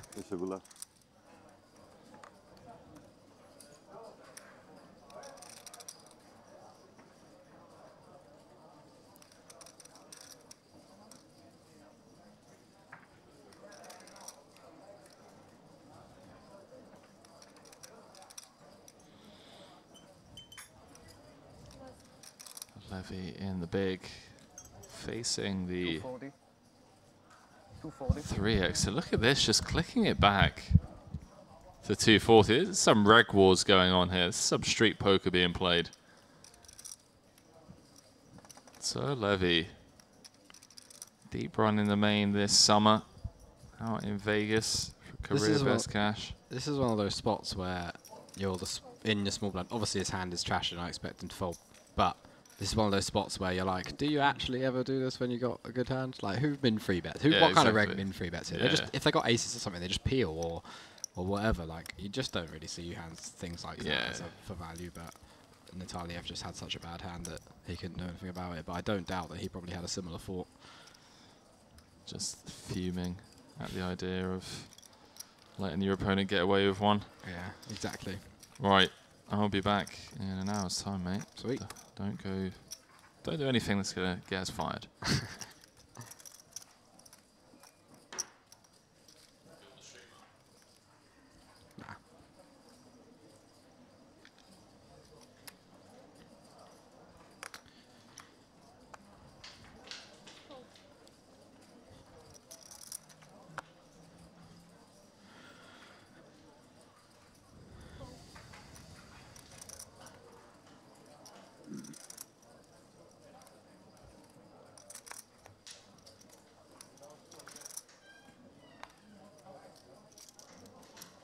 Pocket fives for Mondros in the hijack, and he is playing less than 10 big blinds. Ships it in.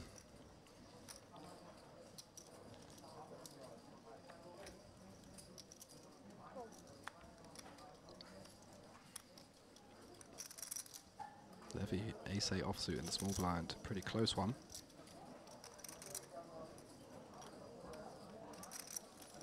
Ace high doing pretty well against a 10 big blind jamming range though from most positions, and a hand as good as ace-8 is going to be doing pretty well against this range, so wouldn't be surprised to see Levy call here. But does let it go. I think ace-9 off, he is definitely calling. 6-4 suited for Marquardt in the big blind. Nice one to defend, but not to call all in with. Mondros survives up to 12 bigs.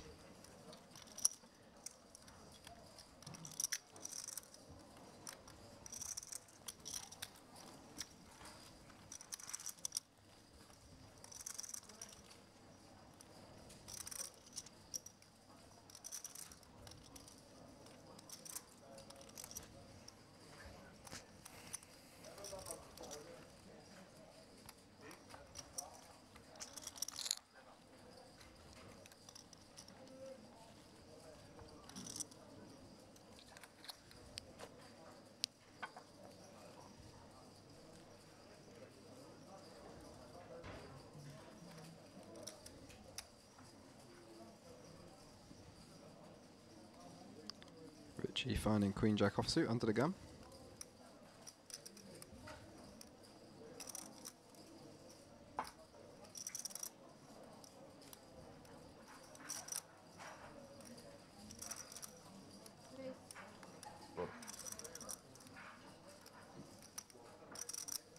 Makes it 80k.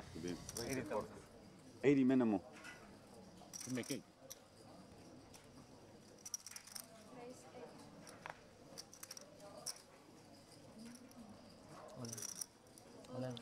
Montiano putting his last 9 big blinds in the middle with the ace-jack suited. I think Richie's just going to probably find the fold with this one. Not really doing too well against this range. Not getting a particularly good or inviting price either. Only a few big blinds. 9 big blinds to call, but I just think our hand is not quite strong enough. Be interested to see what he does though. I'm personally folding.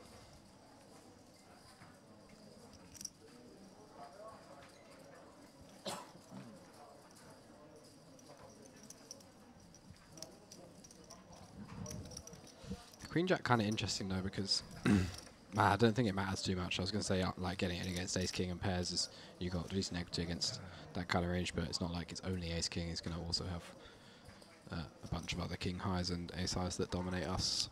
So don't really dominate anything. I think maybe like Queen 10 suited goes in occasionally, but I doubt it, to be honest. Not that quickly either. It seemed like a kind of snap all in. Calls. Yeah, I think this, I'm not 100% sure, but I think this is a fold.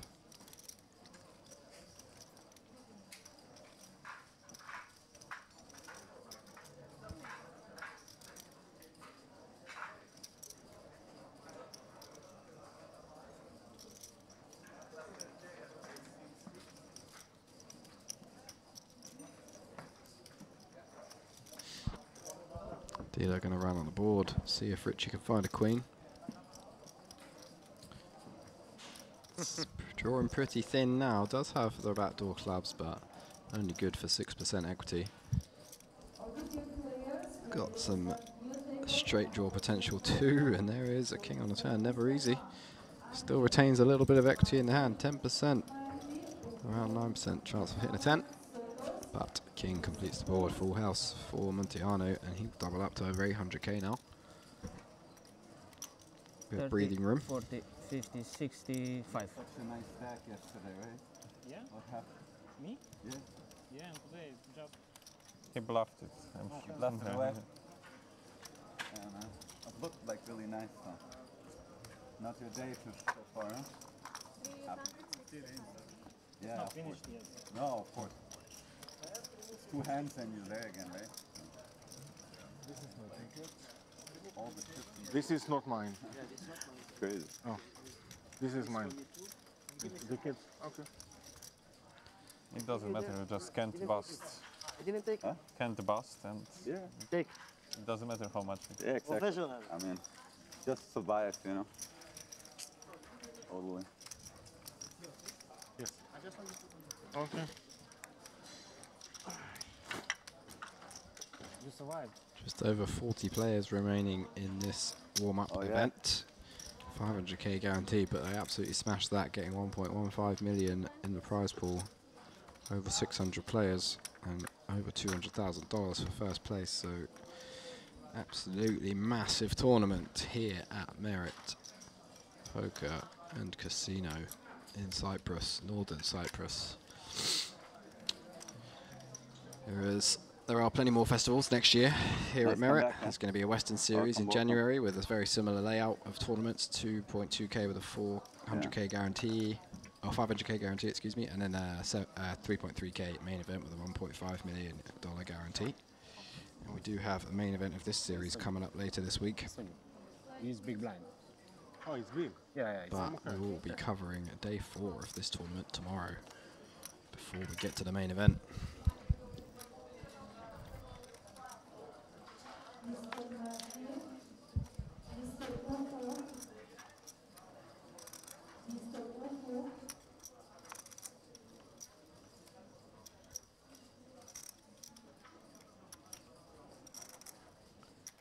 Natalia in the hijack with 19 big blinds. Queen 9 off. Does let it go. Play like 500? 9. 9. Oh, yeah. Makes sense.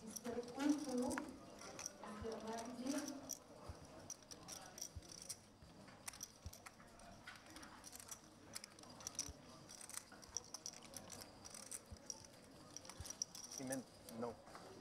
He meant to say no in your language. 9? Does he know I'm kidding? No, Before you fold, you must put it here, then you see it, and then you fold.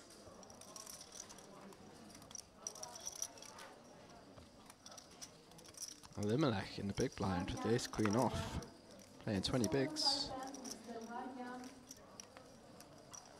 Versus Smoker's small blind limp. They're going to want to ISO this one. Obviously more than happy to get it in. Facing a limp jam.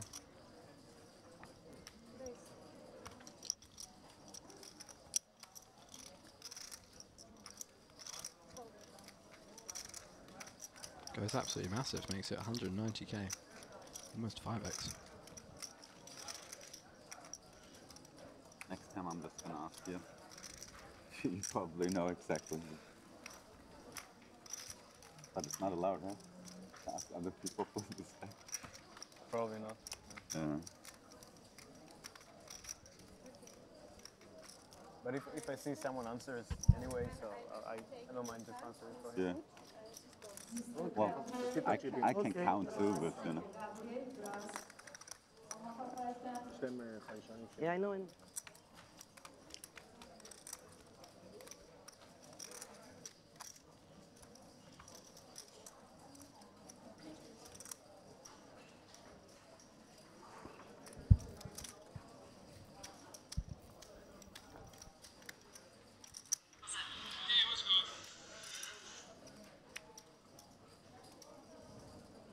That's right. Yeah.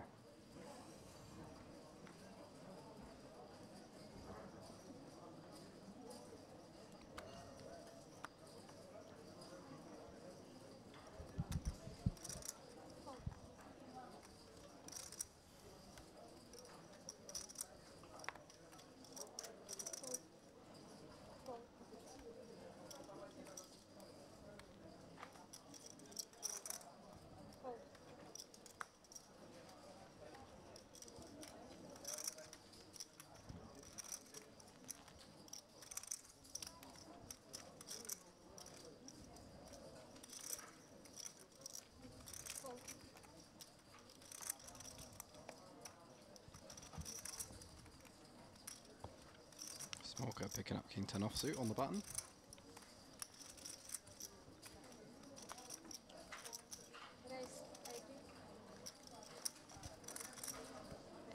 Makes it 80k. Both the blinds playing under 25 big blinds, but both with absolute burgers getting out of the way.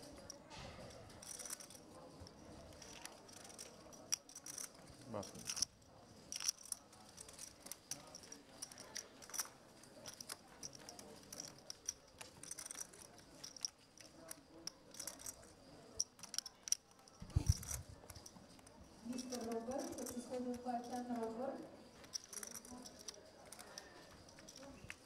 Mr. Robert.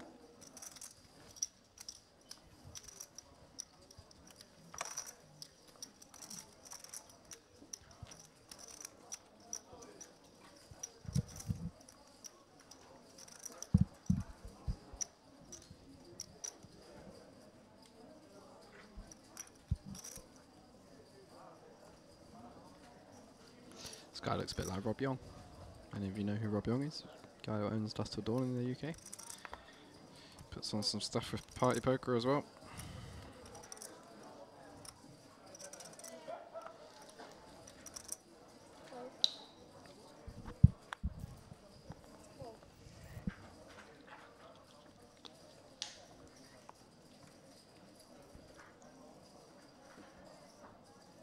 Marquardt finding himself another nice opening hand in the hijack. 80. 8. 80. Makes it 80k.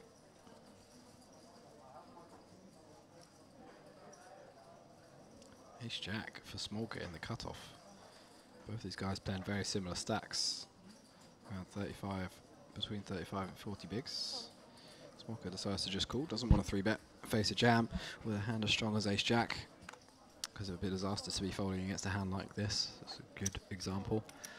And Ashkenazi in the small blind decides to complete with the 7-6 offsuit. Unconventional peel. Richie in the big blind with the 8-4 off, just going to get out of the way, I think.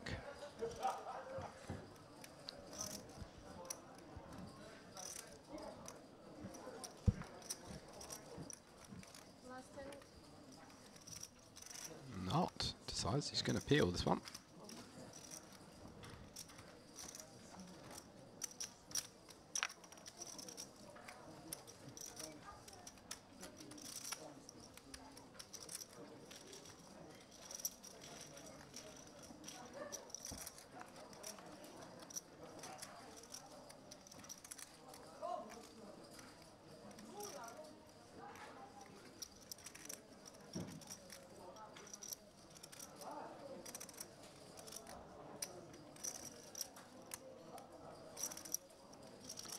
Anybody interested, the 8-4 off is a very, very out of range, even in Chippy V, and there is actually ICM implications here as well, so the 8-4 off will be a very clear fold.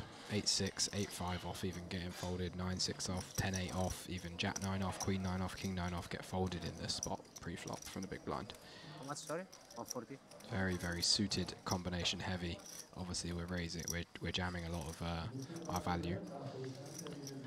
8s plus, Ace 9 suited, that type of stuff, King 10 suited, Ace Jack off, but yeah, those offsuit disconnected hands have so little equity against 3 ranges, so they just really end up getting folded, because if one person has a pocket pair, we're just in absolute dire shape.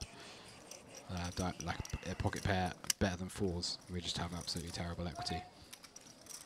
So I'm surprised to see that from Richie, that defender.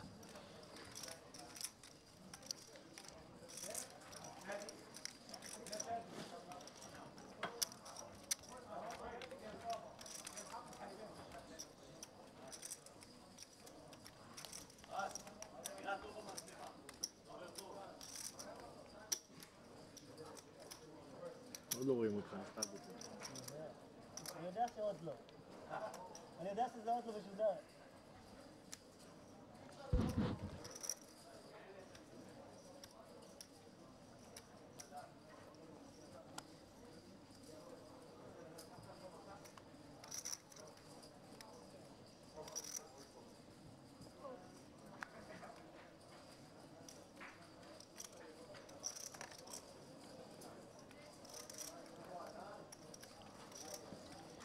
Quad, finding Jack 8 off. Decides to let it go.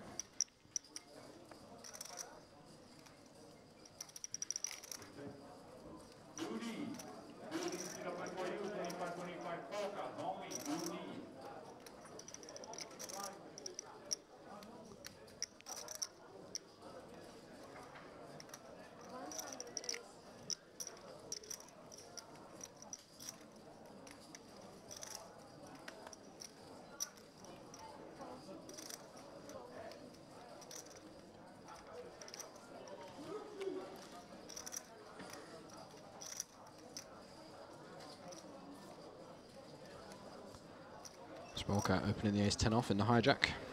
Richie getting out of the way of the small blind. Mondros in the big blind with a 5-4 off. Different, completely different when it's heads up. This we definitely want to be defending. It's not dominated too often. Your threshold for stacking off when you've got 10 bigs is much lower. So we want to have defended that one, but that is okay.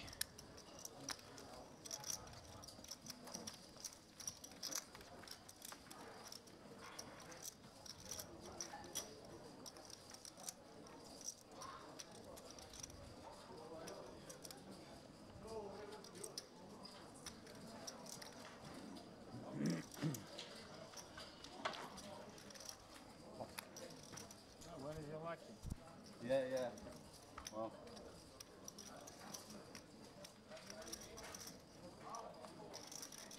Next time.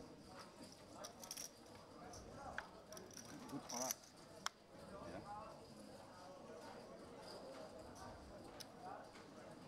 That one there, we would have defended all the way down to 5-2 off. 4-2 off, 4-3 off, 6-3 off, 7-3 off, even in there a little bit.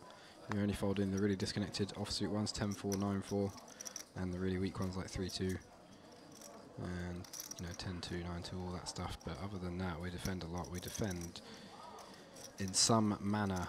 We defend 90% of our range. We're only folding 10% of the time, which is not very many combos. 235 combos, 75% call, 15% all in from the big blind. Mostly linear for value. All your pairs, ace-8 off plus, ace-5 suited plus.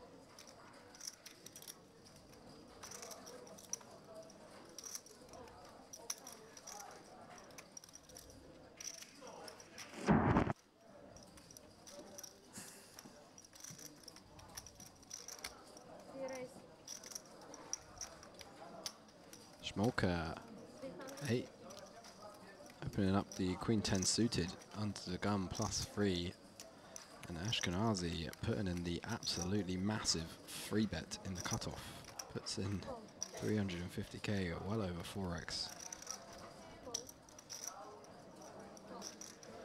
Suspect we'll see Smolka get out of the way, and he does instantly fold, so Ashkenazi getting the dominating hand to fold.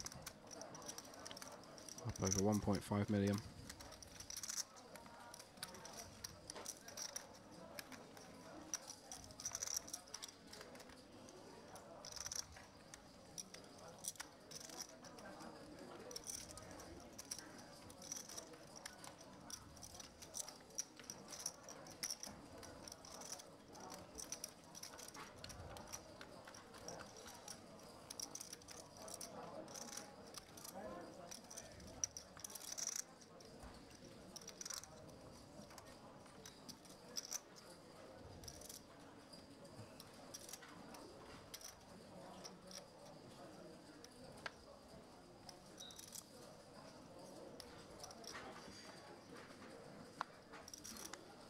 Pocket threes under the gun for Levy, and he is playing a very healthy stack indeed. 75 big blinds.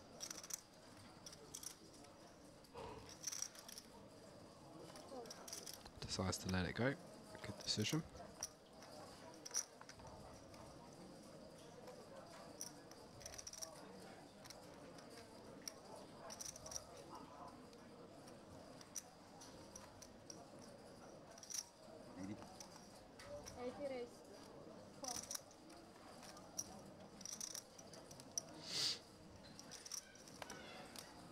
Marquard opening Queen Jack suited under the gun +1.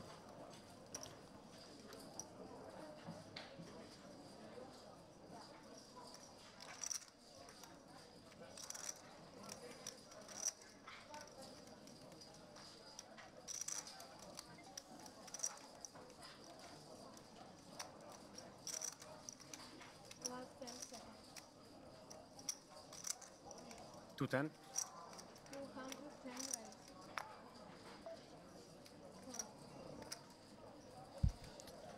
Richie in the cutoff, putting in the 3-bet makes it 210k. Love this, but perhaps ill-timed as Montiano finds jacks in the small blind, and he does not have a stack that's going to ever consider folding. Moves all in.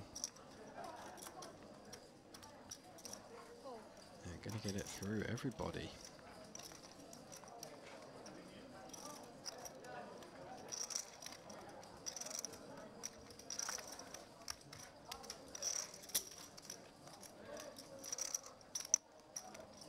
Montiano up over 1.1 million after scooping that one. Really good, really nice. The last couple of orbits for him.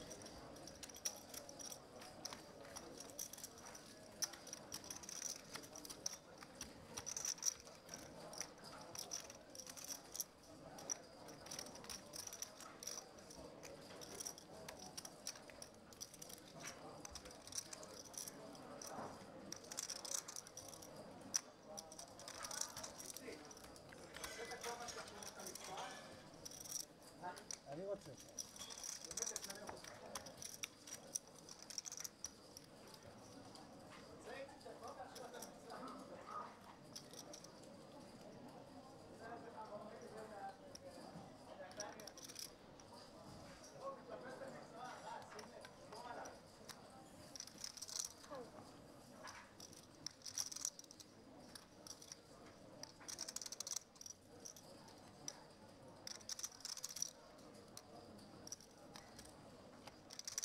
80. Smolka opening under the gun +1 with the 7-6 suited. Fold. Fold.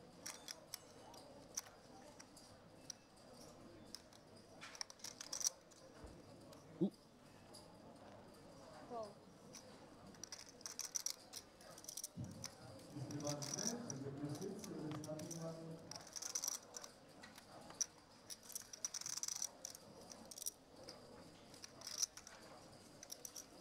Ten-8 off in the cutoff for Mondros.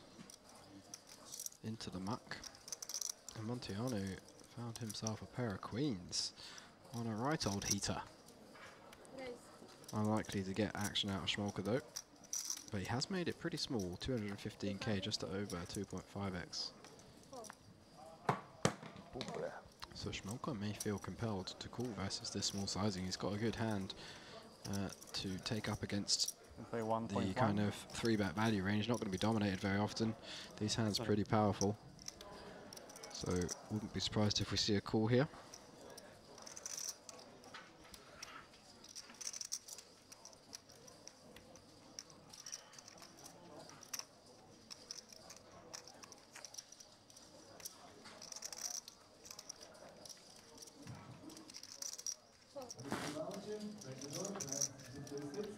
Does let it go though, disciplined fold.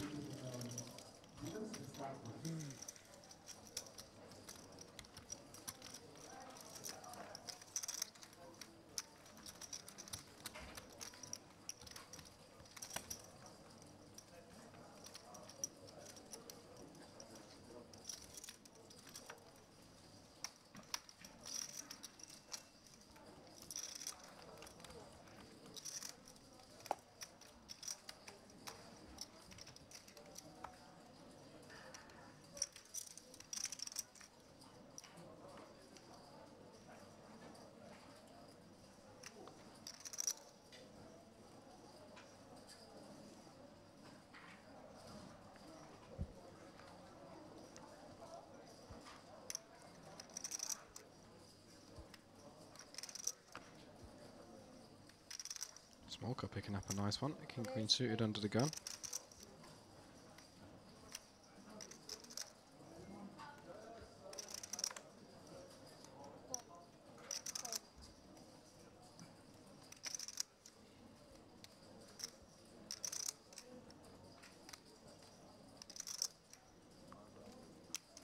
Fold.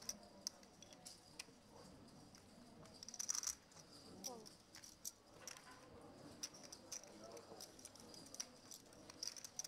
The other one with you. Nice. Nice. Nothing for anybody else so far. Let's see what Marquard's got in the big blind. Jack 6 suited, definitely defendable.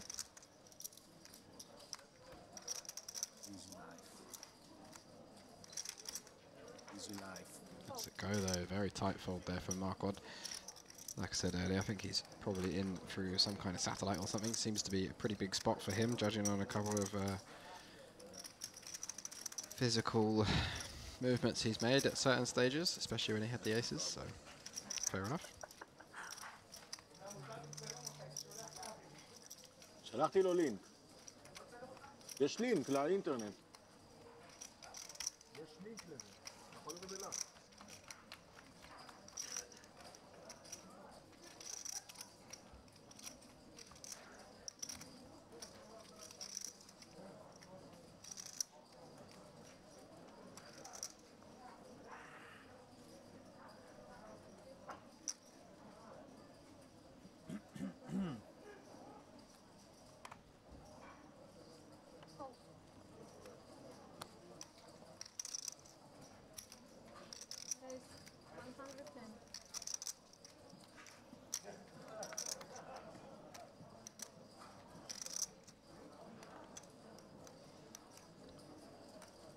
Ashkenazi just in there with the 10-9 off as well under the gun. Peeled the 7-6 off earlier, just absolutely loves it. Goes for almost a full 3x as well, and Richie +2 with the ace-10 offsuit. Interesting decision here, but Alex to let it go, seems reasonable.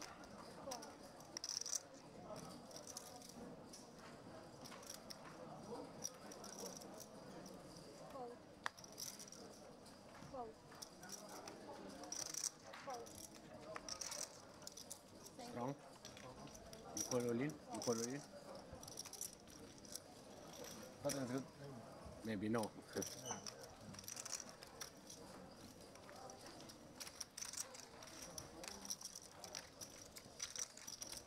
Gets it done with the 10-9-0. Follow then.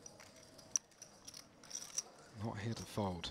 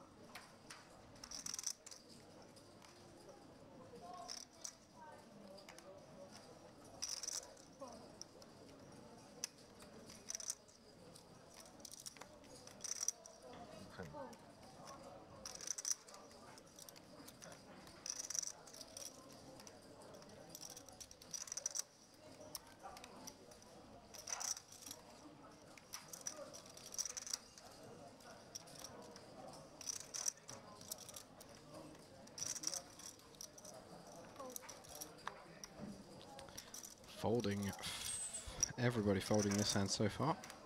No opens.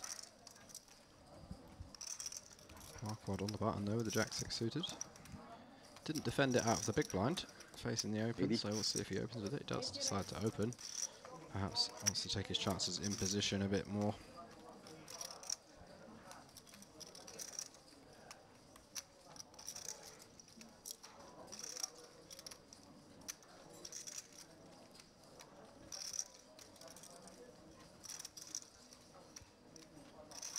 Smolka picking up a monster in the small blind though. Ace-King offsuit, playing around 32 big blinds. Interesting to see what he decides to go for here. I think a jam is definitely on the table, but he decides to make it 300k, a little under a 4x 3-bet. Elimelech in the big blind, nothing for him to get involved with. Folds the King 8 off, so one of Smolka's outs gone should he need it, but I imagine we're going to see Marquard just fold here.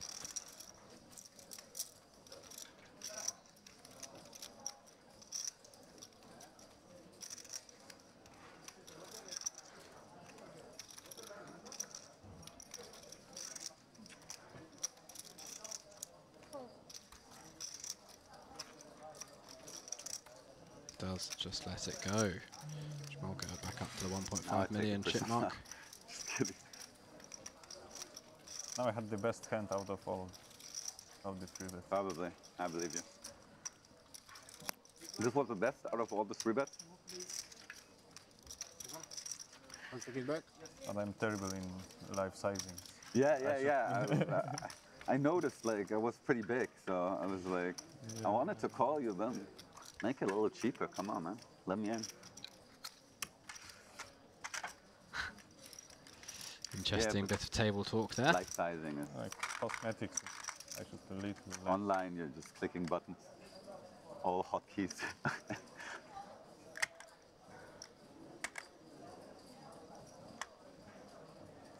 Action player getting moved.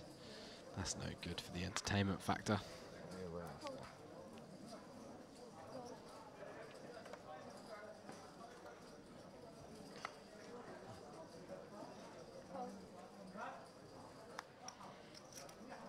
Levy finding pocket sixes in the hijack. Definitely going to be opening. Nice. Don't look nice on the camera. Enjoy it. Marquardt in the cutoff with the Queen 9 suited. Could definitely go for a free bet here, but we've seen him on the Schneider side. sorry. Decides to let it go. Can you take this?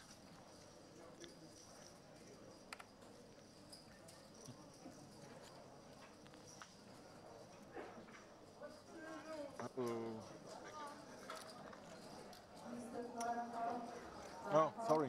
No problem.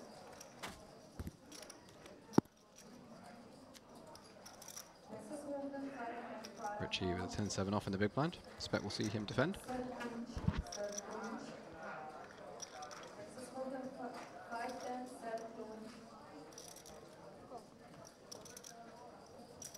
Does peel.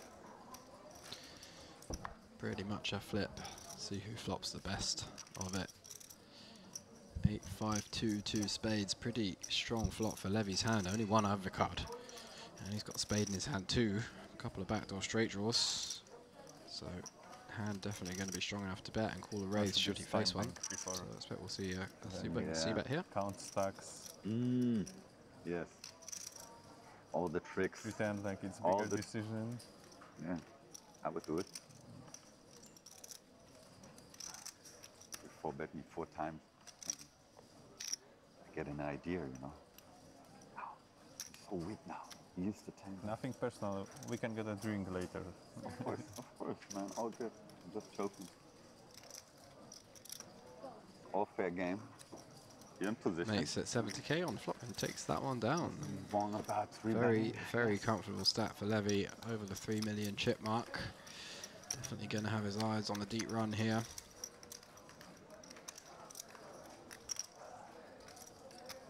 You can do it wrong. Huh? You can do it wrong. Yeah. Sure. Don't think about history doing it wrong. Some people do it wrong. Yeah, of course.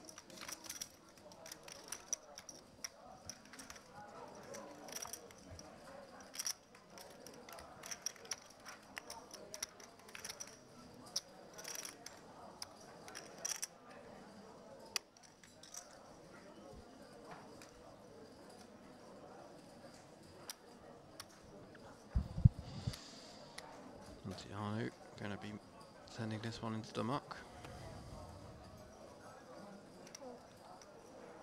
Nataliev not going to be sending this one into the muck though. A few too many big blinds to jam though.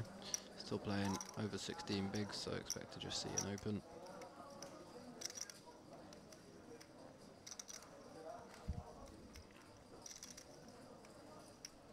Raise 80. Raise 80. Fold.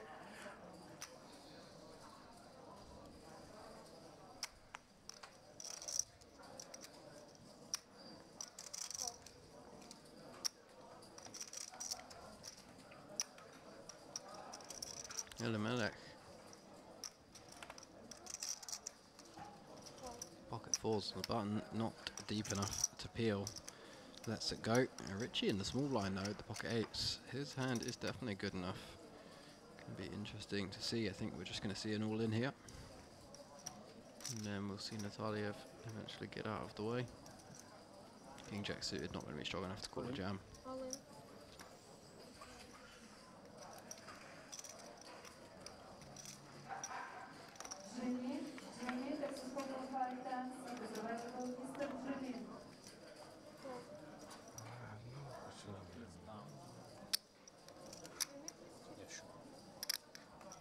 Vitaliev asking for a count, but I think he can see from there that he is covered. So he's the effective stack, 16 bigs.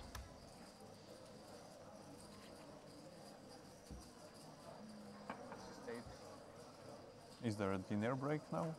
Or No, ordinary break. I asked them. no? Ordinary? It was only 8 level we played today. Let's say all breaks. For 45 minutes? No. Only 15? No, Less than- for us. Yeah. 795. 7-9.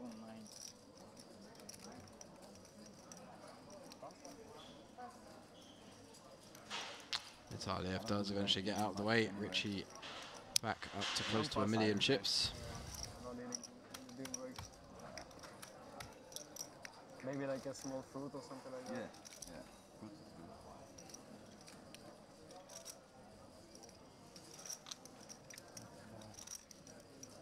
Shall we play down to final table today? Yes. No, 8 levels. 8 levels? I was told so. From what level? 25. 25? After 25. 25 we finish. So after this, 2 more. Okay. More 2 level. Shorter than yesterday. Yeah. It's not going fast enough. Yeah. For a final day, 30 left. Yeah, but the final day will also be like, know should be like 10 hours or at least, probably even more. Structure is way too good. Yeah. Structure way We're too not good. gonna No complain. such thing. Yeah. Should be counting your blessings. I have nothing to do tomorrow. And the day after too.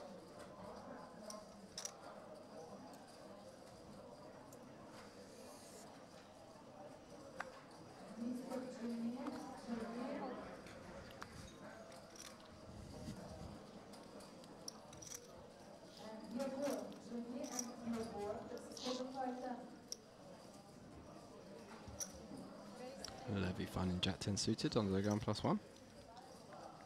Picked up his fair share of hands today. Marquardt also with a nice one, ace queen offsuit.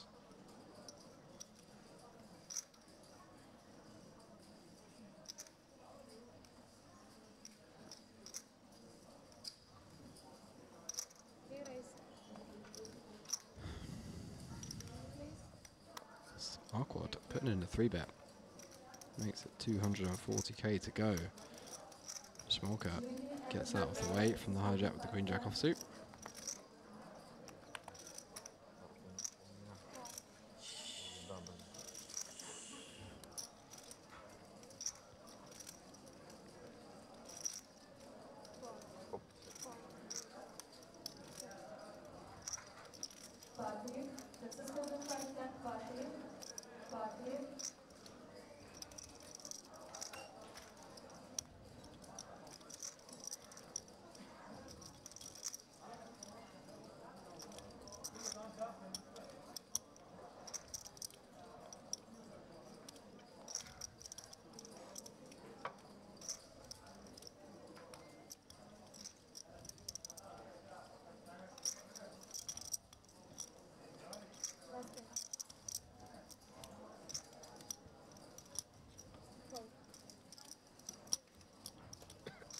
I'm not late.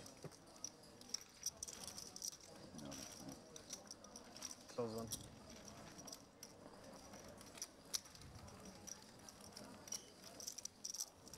Mr. Ataman. I'm not like my neighbor to the left. Mr. Ataman. I'm not picking on you all the time. Just forgive me. You're not getting cards as good as mine.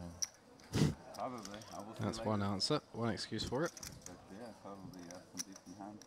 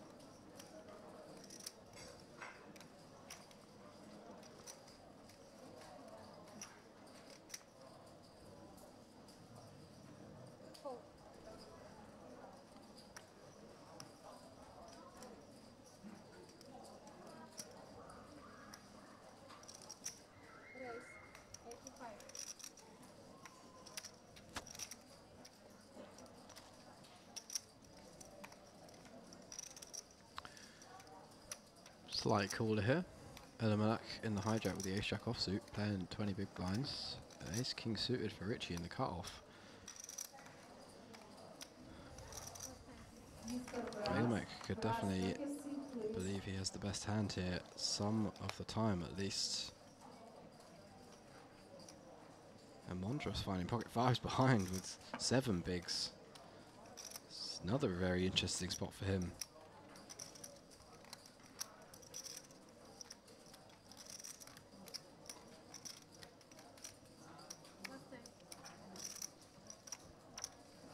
When Mondros calls, I think Elimelech is going to fold a little bit more because it looks so strong to just call it off for 7 bigs with obviously no fold equity. Like, you have to have some kind of hand, whereas at least Richie's range can have some potentially lighter jams in it. Hijack versus cutoff, so interesting to see what Mondros decides to do. Decides to call it off the last 7 bigs, can't blame him for that. This might force Elimelech to get out of the way and avoid a bit of a caller. Could have been very tempted to call ace-jack, 20 bigs, cut-off, hijack versus cut-off. Does get out of the way, and he's like, yes. Said he had an ace. Ace-jack, S-Valley. So, Richie down and out. But still has 50% of the equity here, just a straight flip pretty much. Action. Very sweaty one for Mondros. Richie, 2 overs and a nut flush draw now. Yeah, that would be nice. Calling for a 6. 7. Ooh. King is a bad one. Yeah. 5's drawing extremely thin now, just 2 outs. That's not entertaining. No. Jack on the river. Seals it for Richie as he moves up to 1.4 million. Is the turn. Or queen. Yeah. Yeah. Dinner break now? Oh. Yeah. Still play, right? Sometimes they're gonna stop the clock, but Lucy, it's no penalty. It's no penalty. No. Next feature table after we go on a 15-minute break. These guys are going to make an appearance. Some faces we've already had on there before.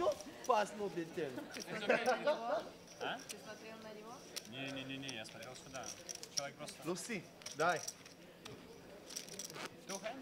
Some pretty big stacks in some of those seats. Ooh, especially that one, 2.5 mil at least. Way more actually. He can see what the other no. Stop. No. In penalty, we need to stand up. Penalty. Stand up. Go small. Take my money, the casino take my money. I want to steal the small black. A couple more hands before we head on to break though.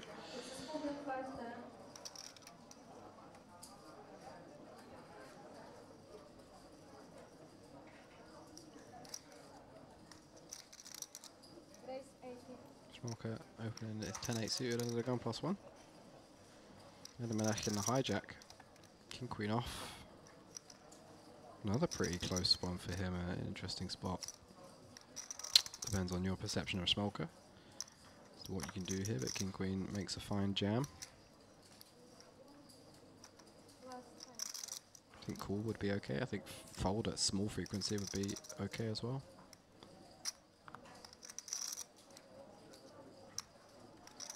Does fold. I'm gonna have a look at that one because I'm not sure.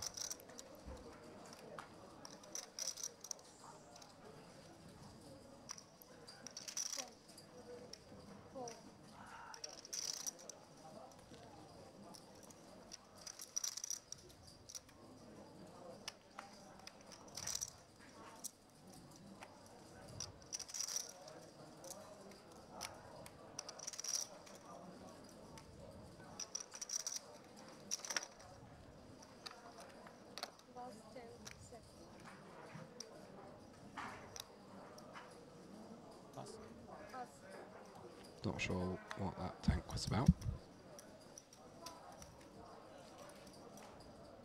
Whether you've aced enough in the big blind. Imagine we just defend here. Seems a bit too good to 3-bet bluff. Don't want to 3-bet fold this hand out of the big blind when we don't have to.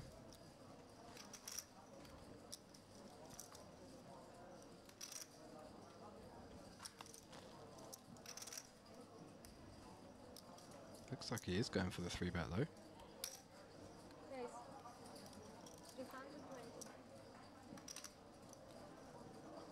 Makes it 320, and that gets a fold from Smolka, but Levy did have it dominated.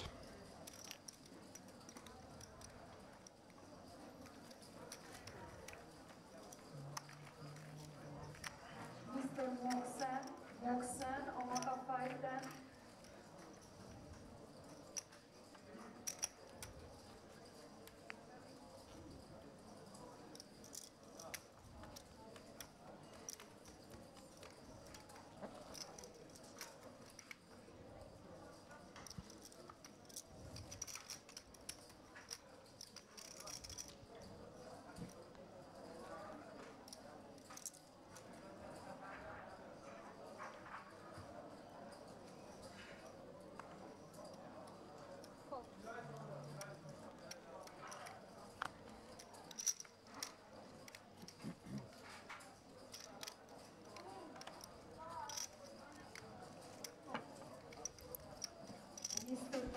We are going to go on a break after this hand. 37 players remaining. We'll be back for a couple more levels, I believe. Richie trying to take down the last hand before the break. Opens the ace-8 offsuit in the hijack.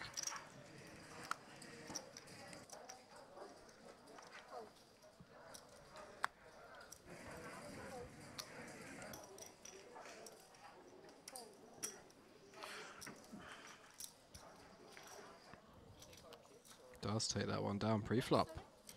That's going to see us head on a break, so we will be back in 15 minutes.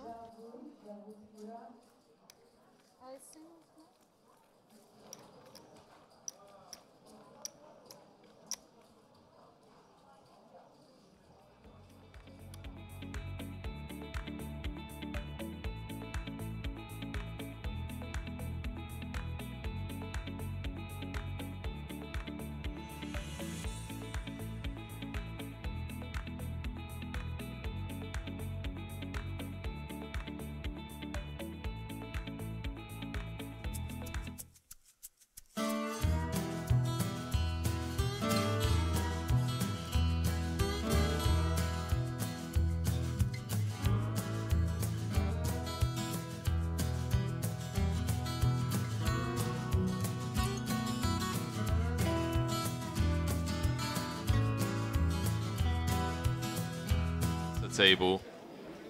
So just waiting for all of the hands to play out on every table before cards go on their backs. This could be a very short bubble here. I was expecting us to be sat here for a good 30 minutes or so. Yeah, looks like it's going to be a quick one. Plenty of all-ins. This is literally hand number one of hand-for-hand play.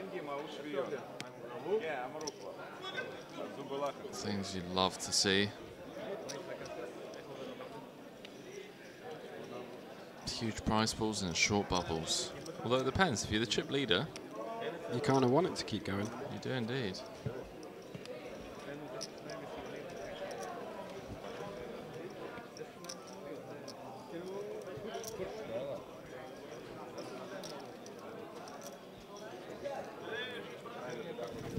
Let's see a crowd surround the table. One table 3 and one on the feature table. We're going to start on table 3. Showdown. So it is Bogdan Andrei in seat 9 with kings. David Victor Smolka with the sevens. So a 7 would burst the bubble. Kings obviously looking to just hold here and secure that min cash of $3,440.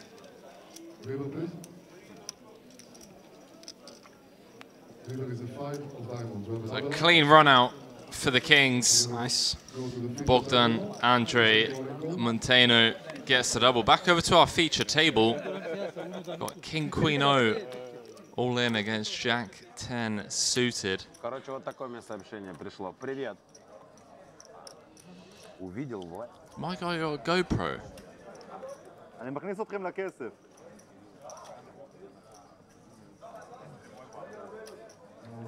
He's GoProing the bubble. What a lad. Yeah. Green. Jack, 10 of clubs. Full of money. 40% of the time we are going to beat ITM. 72 left, 71 paid. Lek, the all-in player at risk, come all the way from America, and well, 10-9 deuce. Lamani flops top pair. Three of spades on the turn, and we are one card away from being in the money chat. Deuce of clubs is going to seal it. Our American friend, Lek, You would have won from aces. eliminated on the bubble. Brutal, but what can you do? 7 bigs, just jamming in the King Queen O. Yeah, might be a fold, honestly. That was a light shuffle. Could very well be a fold. I have a lot of friends short stick.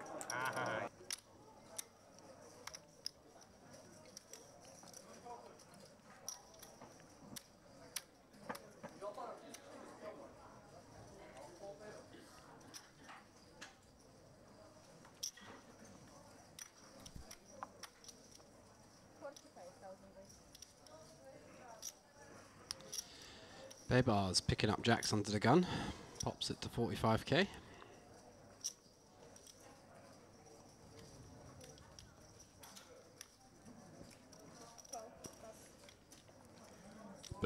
Baybar's seems to run deep in all of these events. It's actually insane. Sometimes you just know what you're doing, don't you?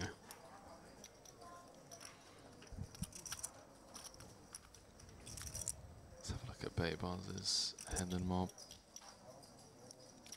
Little Baybar's.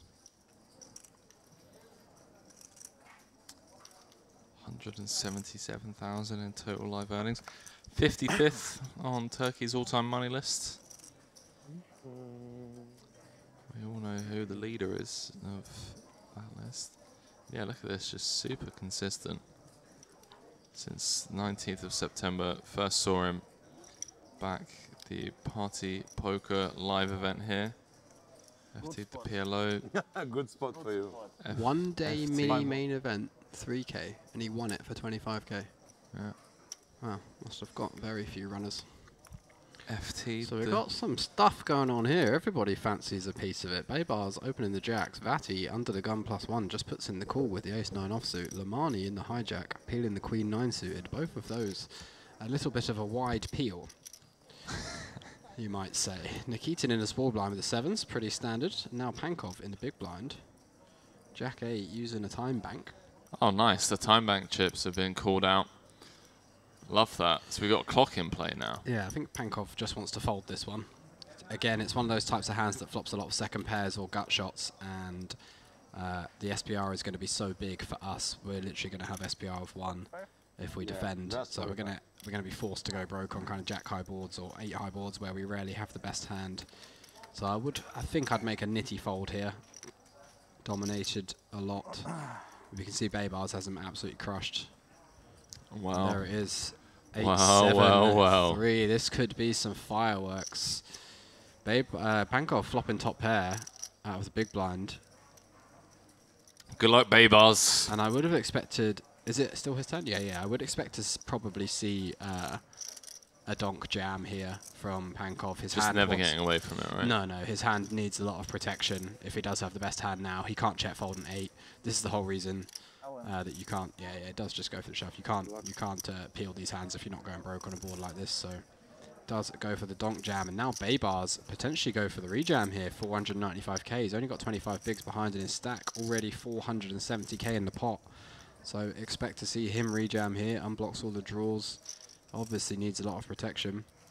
You know, the craziest thing about all of this, Leo, is as Pankov jammed, Nikitin, who sat there with the middle set, said, good luck all in. Did he? Yeah. He's just like, good luck. Good luck all in, I've got set. There's 3 people behind left to act. He's waiting in trap 4 to just snap call it off. Yeah. Savage.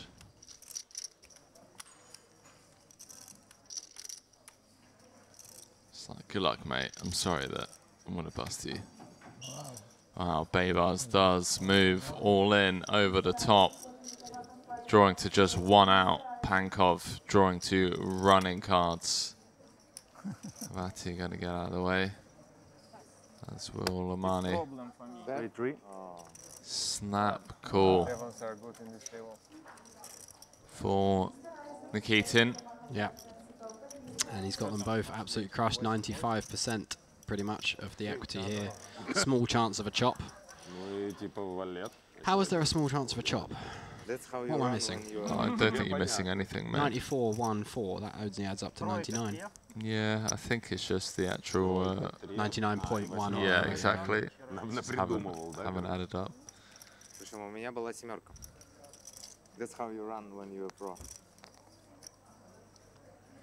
King of clubs on the turn. So Pankov drawing dead. Pankov completely dead, and Baybars 1 out. Nikitin going to scoop an absolutely massive pot here as the 10 hits the river up to 1 million, 1.5 million. Yeah, it's very close. Yeah. Double knockout. Nikitin extends his arm over to Baybars, who puts him in an armbar and says, F you, buddy. Волшебство. Yeah. I don't know what happened. I don't know. I forget what I eat on the breakfast. I think it's most important. I need to know that.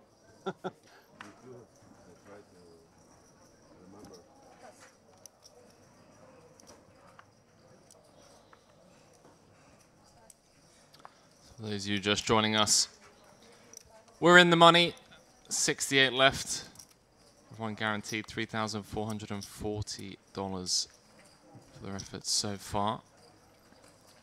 This Merit Poker Vintage Series warm-up. Vintage style festival of over $3 million guaranteed in November. Why is it that everyone's sunglasses choice? Super reflective. There's that, yeah, but everyone's sunglasses choice, it just seems to be infinitely better than my go-to sunglasses.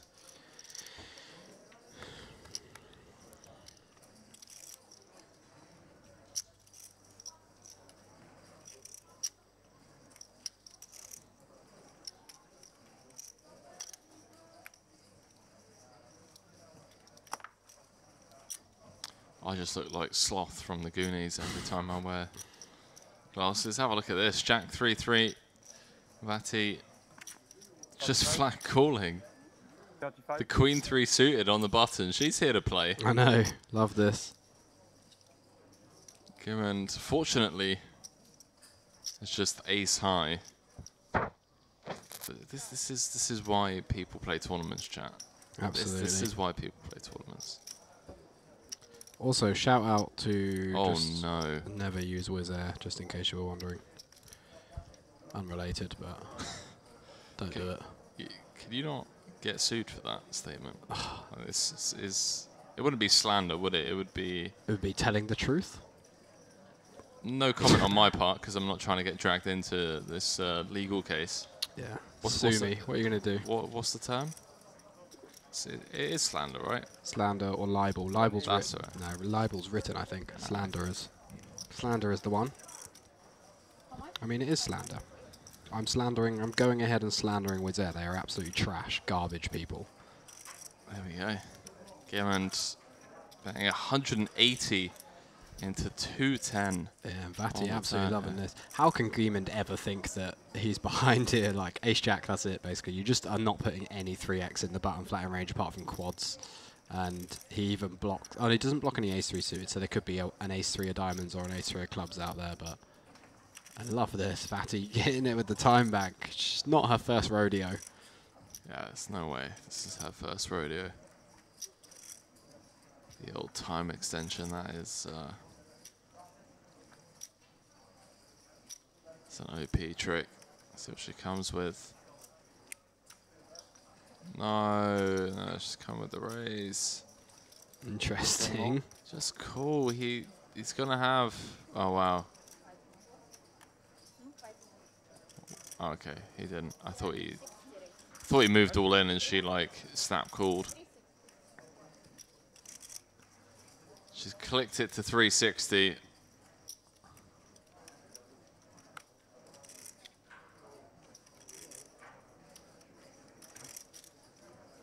So given about 180 into 210. I feel like she could have just flat called. I mean, Gibbon would have had significantly less than pot behind. Would have been 600k in the middle.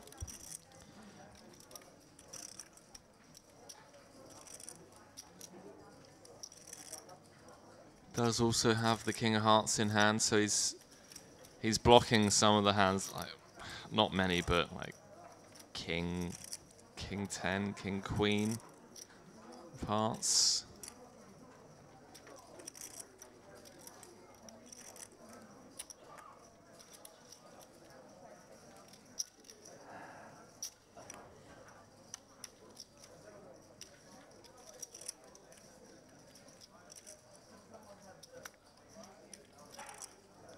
Very impressed.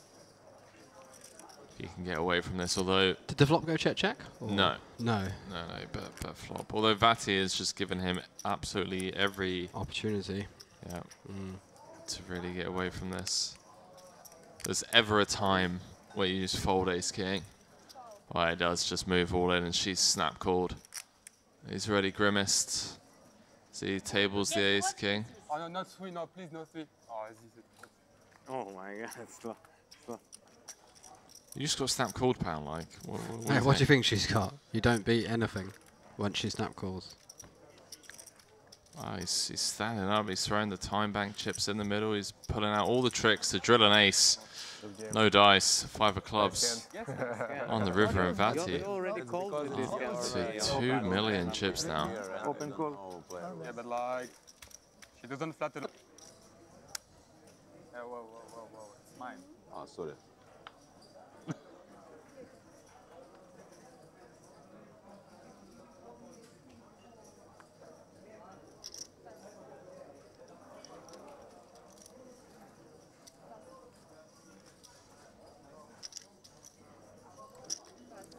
$170k. That feels really sus. I've never found a Hendon mob where someone like their first live cash was like 3 months ago. Wonder if he's just some online crusher, or maybe he just had a 1 series heater. First yeah, time. either that or his name was like misspelt on like a different Hendon mob. Or yeah, it's true. I used to have 2 Hendon mob pages for a long time.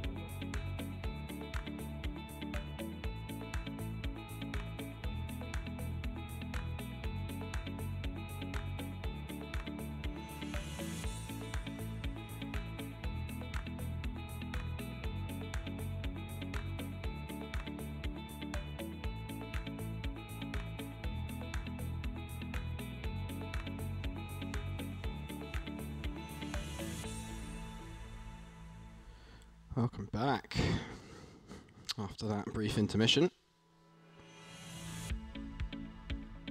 Back on the feature table with another levy with also absolutely chunks. Maybe they're related. Twins, perhaps. That'd be funny. Identical twins, and they both got the same stack in a tournament. Fazel in second there, 46 big blinds, 2.3 million. Kabazi, third in chips at this table, just under 2 million. We've had him on our feature table yesterday. Langart also on our feature table yesterday. 50-50. So good to see some of those guys still in. Only 7 players at this table, a couple of empty seats. Tables will start to be kind of unevenly balanced for a little while as you get deeper. Not enough players to fill all the tables, not enough players to even have one empty seat, so we're getting pretty deep now. 37 players left, down to just over 5% of the field. Absolutely smashed the guarantee out of the park this tournament, over doubled the original guarantee, so not too shabby.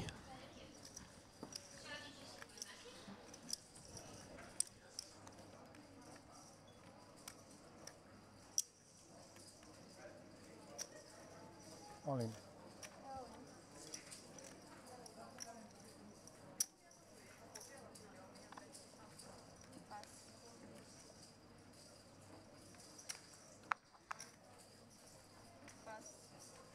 Good luck.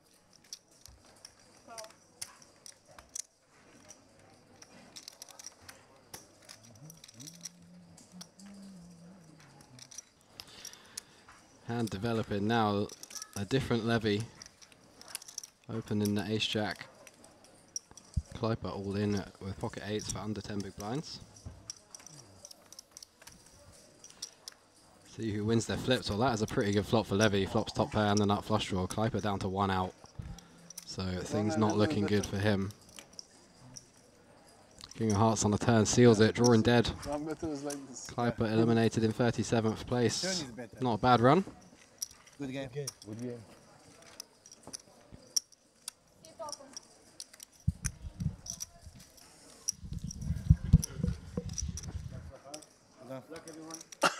Thank you. Thank you.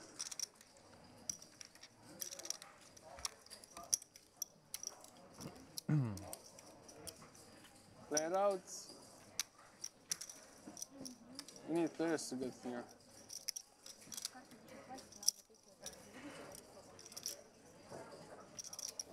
Okay.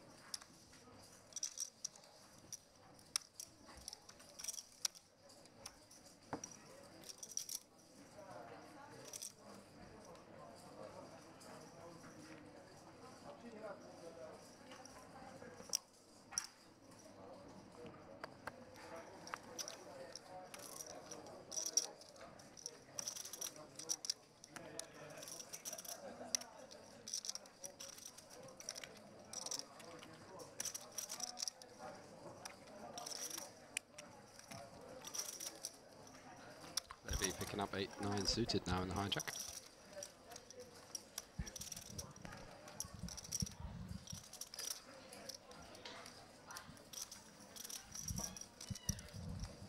We got a new Levy, and he's also got chunks. They got like similar stacks and everything. Pretty funny.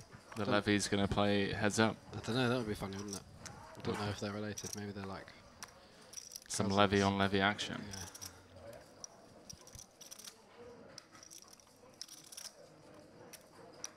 All in.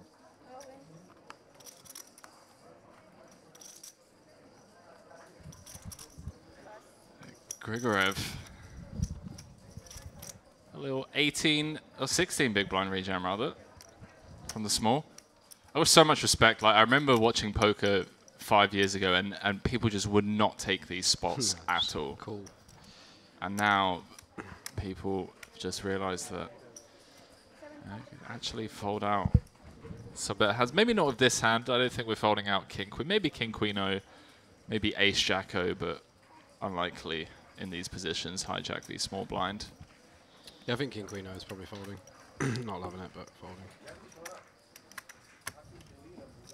Ace Jack O probably calls. איך אני קראתי את היד? אין לי פלאפון. אני לא יכול להיות עם פלאפון.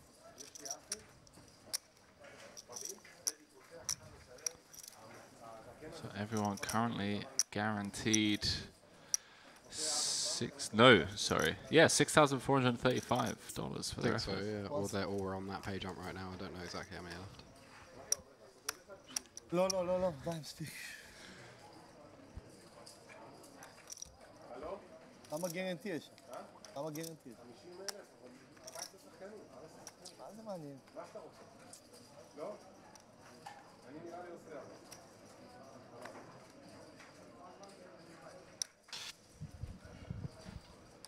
Hand number 115, eh? 36 left. We are on that money jump, by the way. Yeah.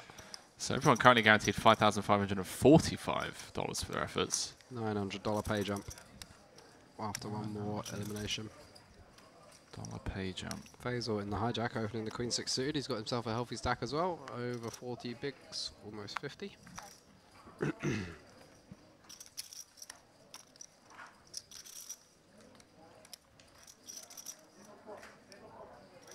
So what did I miss, Leonidas? What did you miss? Doesn't sound like much. Nah, not much. There wasn't too many fireworks. There weren't too many fireworks, I should say. Oh, disgusting English. Absolutely disgusting. Grigorev, 7-8 suited on the button. He flicks in the call off his 20 big blindish stack. Langer out the way with the ace-7 suited in the small blind.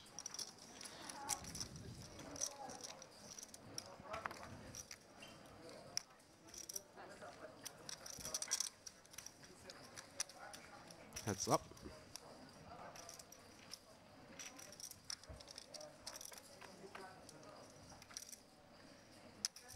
Nine, 7-5, all spades. Faisal flopping at the bottom end of the gut shot. Grigorev with a pair at the gut shot. No spade for either player though.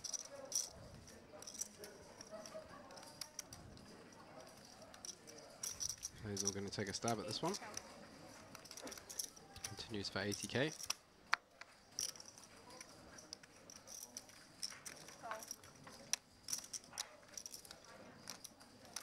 Grigorev makes the call. Doesn't look like he's enjoying it too much though. 4 on the turn. Faisal picks up an open ender. Decides to check. Grigorev checks it back. Jack of diamonds on the river doesn't change anything, so Grigorev does have the best hand to see if he gets to get to showdown, or if he can perhaps pick off a bluff from Faisal. A bit of a scare card, right? Jack of diamonds and the Jack X of spades type hands. Hijack v button. Not too many offsuit combos, but you would assume. Yeah, there could be some like ace jack off, king jack off, out of spade for sure. Maybe queen jack. It's out here with the queen 6 suited. I mean, my guy. It's a bit of an update from the floor. Nina Krasolinikova. We covered yesterday. Remember aces against kings? I remember. Oh, twice? Yeah. It's cruising along, man. Up Yeah. to 2 million chips. So she's still out there getting it done. While he's trying to get it done. Keep an eye on that. There are a lot of updates. Go on, Leo. I interrupted you, mate. You did. That was terribly rude. Grigorev flicks in the hero call and receives the good news. Nice call for him. He's up over 1.4 million now. More good news. Everyone's now guaranteed 6,435 euros. Dollars, rather. Dollar efforts. На большой блайнд это называется.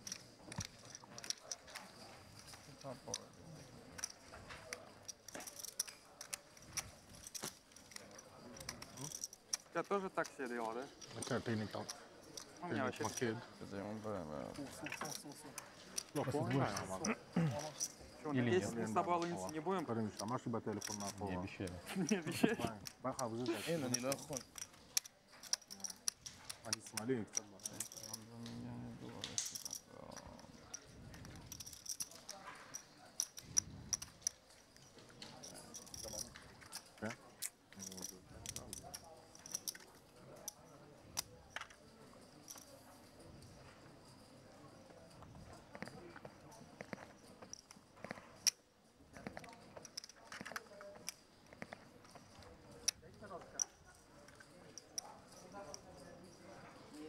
What did you snag from the buffet? Oh, mate, all sorts of stuff. All- Including another one of those chocolate Swiss rolls. Highlight of the evening. I actually just had like chicken and rice and like a load of greens because I was feeling like I should eat some vegetables. I reckon, mate, you drive your minivan, your bus, once it's all done up here. To Cyprus. To Cyprus. Okay. And then we just like rotate commentary playing, commentary. Live in the Merit car park in the camper van. I mean, mate, you got access to everything. It's true. It's good. Cash shout. games, everything. Cheap flights to European stops. Yeah. Got a place to live. True. It's not a bad idea. Ashkenazi back on the feature table. He was a fun one to watch earlier. He was doing a bit of blasting. All sorts of interesting hands, so.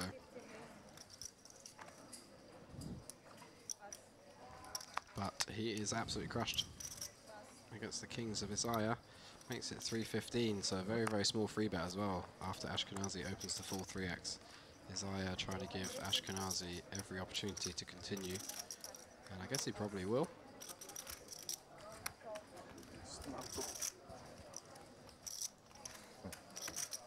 Wait, who just said snap call? Did he just snap called? He just beat him to the pot. I think he just said snap call at the same time as well. He was like, yes, I snap call. Okey-dokey. Ace 8-6, always an ace. Ace magnets.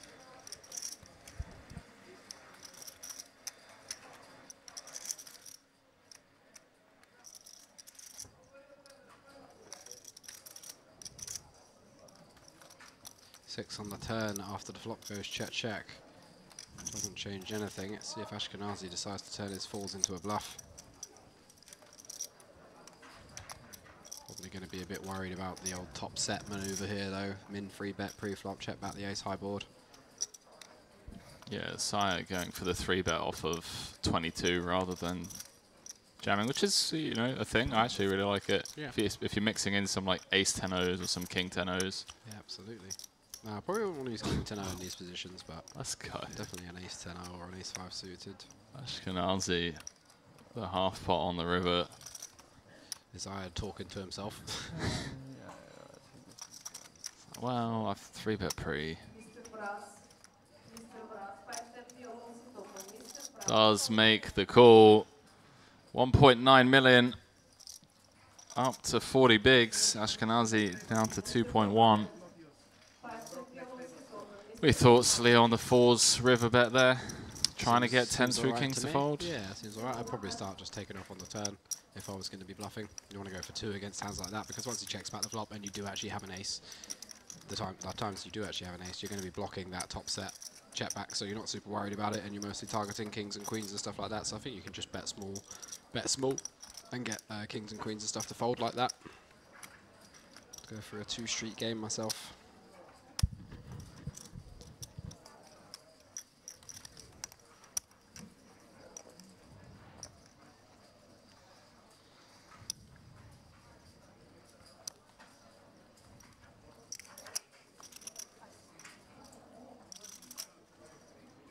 Ace-6 suited for Faisal. Opens under the gun plus 105k.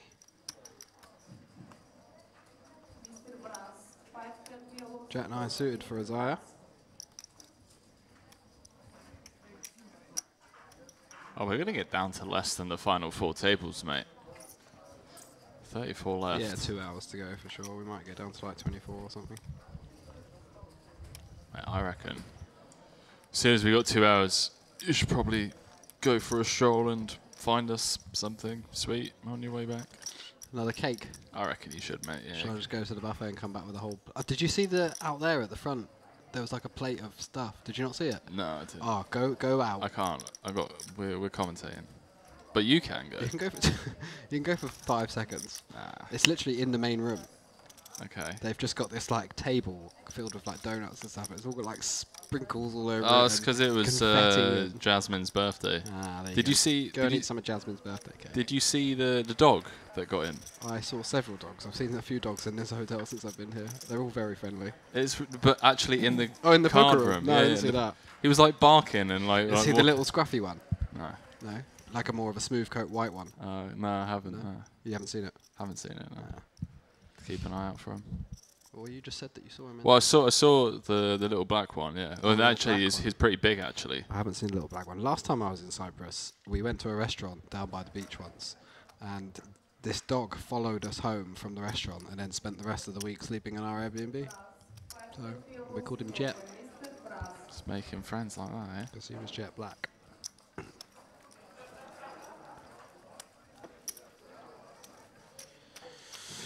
Something sweet.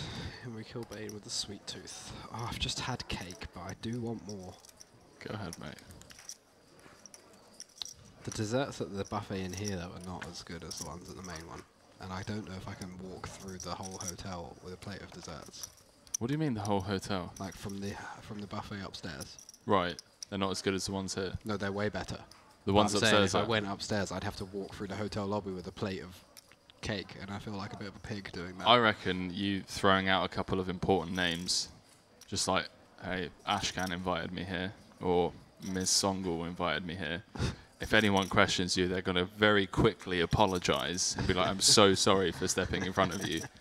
Please do continue going about your day. Please eat all the cake you like, you fat bastard. Kabazi +2, ace-4 suited. Did we just see somebody fold ace-4 suited +1? I think we did, I think we did, yeah. Kabazi, ace king 10 suited though. He's definitely not going to be folding. Big fan of Kabazi. He just seems to just be very consistent. I told you he loves the great game of PLO, but he also seems to just be running deep in a lot of these. 207k in total live earnings. Won a hyper turbo here back in May. Couple of second places for 5-figure scores. Not too shabby, but like you say, predominantly a cash game player. Levy picking up a queen jack suited in the big blind. He does have his suits locked, unfortunately. Suit locked. So a couple of diamonds could make things interesting. Oi, oi. Oi, oi. Ace deuce deuce 2 diamonds.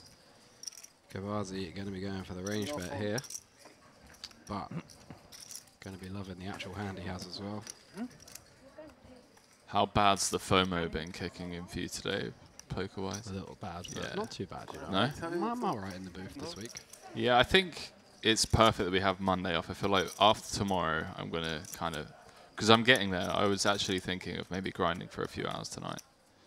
But I would also patiently... Yeah, I was thinking of patiently wait as well. Until Monday. Could definitely happen. Saturday, I don't know if it makes any difference in Cyprus. Ooh, wow. Does day of the week make any difference here, or the game's probably just always good, aren't they, during the series? Yeah, always running. 420 in the middle. Back to the cooler at hand. Kabazi turning the nut flush, Levo turning the second nut flush, and this is going to get really nasty for Levy, because he should effectively have the nuts here. Like, there are very, very few combos he's losing to. Obviously, there's aces full and ace deuce, but that's a very small percentage. Only 2 combos of ace 2 suited, only 3 combos of aces. And Levi might not expect Kabazi to always fast play his aces full. So pretty interesting to see how this one develops. He just goes for the check call on a turn. Maybe perhaps a bit suspicious at that bet sizing. I feel like that's all we can do in this spot, right? Like, are we meant to have check raises on this ball texture? Yeah, I would think so. Different if it's ace ace deuce, but ace deuce deuce, I would say especially ace deuce deuce 5 big blind with 3 diamonds. Yeah, we would 100% have check raises on this. This is actually a much better board for the big blind than it is for the opener. We got straights, we got deuce X, we got more ace 5 offsuit, we got more flushes. We don't have the nut advantage, but we still have more than enough strong hands. Like, we both have ace deuce suited. We can have ace deuce off out of the big blind. That's true. Yeah, that's very true. I can't be loving this, but... No, now we're absolutely not loving it.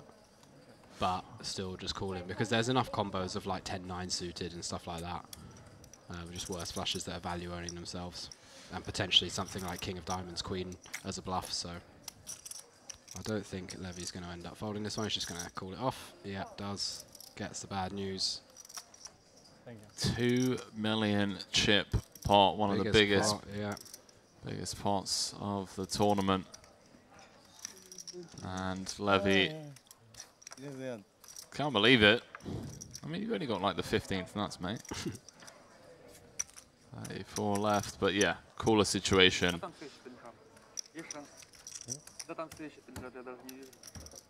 Very unlucky there. Nasty one to be on the wrong end of.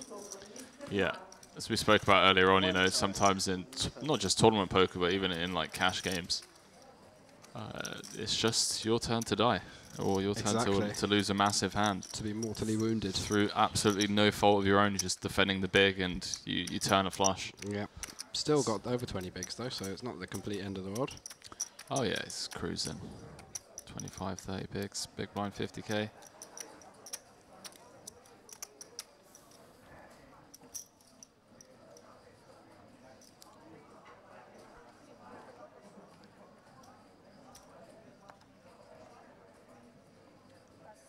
Sire, unfortunately, can't pip the 10-8 suited.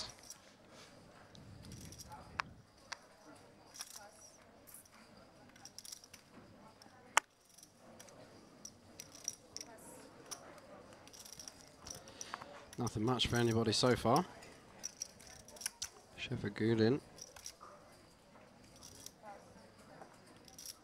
Is this a different Shafagulin? I mean, there's probably... Might be a much more common name than I think. Yeah, that's what I was going to say. Like, there's probably names, right? Kind of like Smith or... Like I imagine Levy is a very common Israeli name. Yeah. Surname. Or like Peters or... Yeah. Shafagulin seems a bit more unique, but what do I know? It probably, yeah. So does Smith probably to them whenever they're... Yeah, maybe. Yeah. Maybe you're right. They hear Worthington Least and they're like, I bet that's really common. Everybody's called that where you're from. Yeah, it's funny. We've got pretty unique surnames, to be fair. Well, you definitely do. So we can come cheap, you know. I had to buy that on eBay. Yeah, I was thinking of buying one of my own. I go with Bond. Bond. Kill Bond. Seeing as we're going to potentially be going to Montenegro if we play our cards right. Oh, yes. Wouldn't that be nice? I've never been to Montenegro. I always love going to a new place.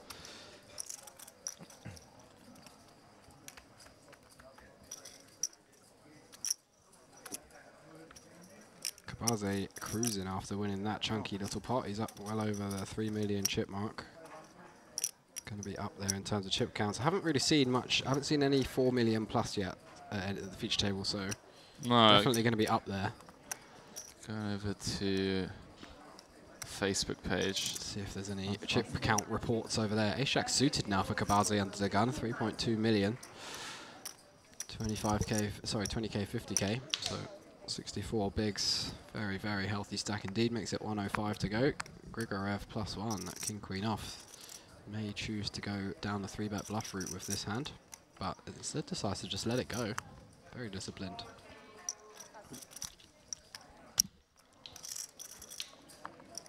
Just snap folds. Ashkenazi pocket fours once again. Puts it in the cutoff. Seeing if he can find himself a 4 on the flop.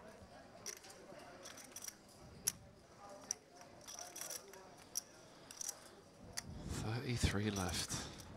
5% in the field. This is where you start. Maybe not start dreaming of final table, but you think about end of day, bagging up, getting some rest, coming back for the big day tomorrow. I've already spent the 200k in my head. At this point, I'm like, I'll be lucky if I don't come 33rd, usually. Like, I just approach MTTs with no expectations, no nothing. That's great. I've played enough to know that 30 left means absolutely nothing.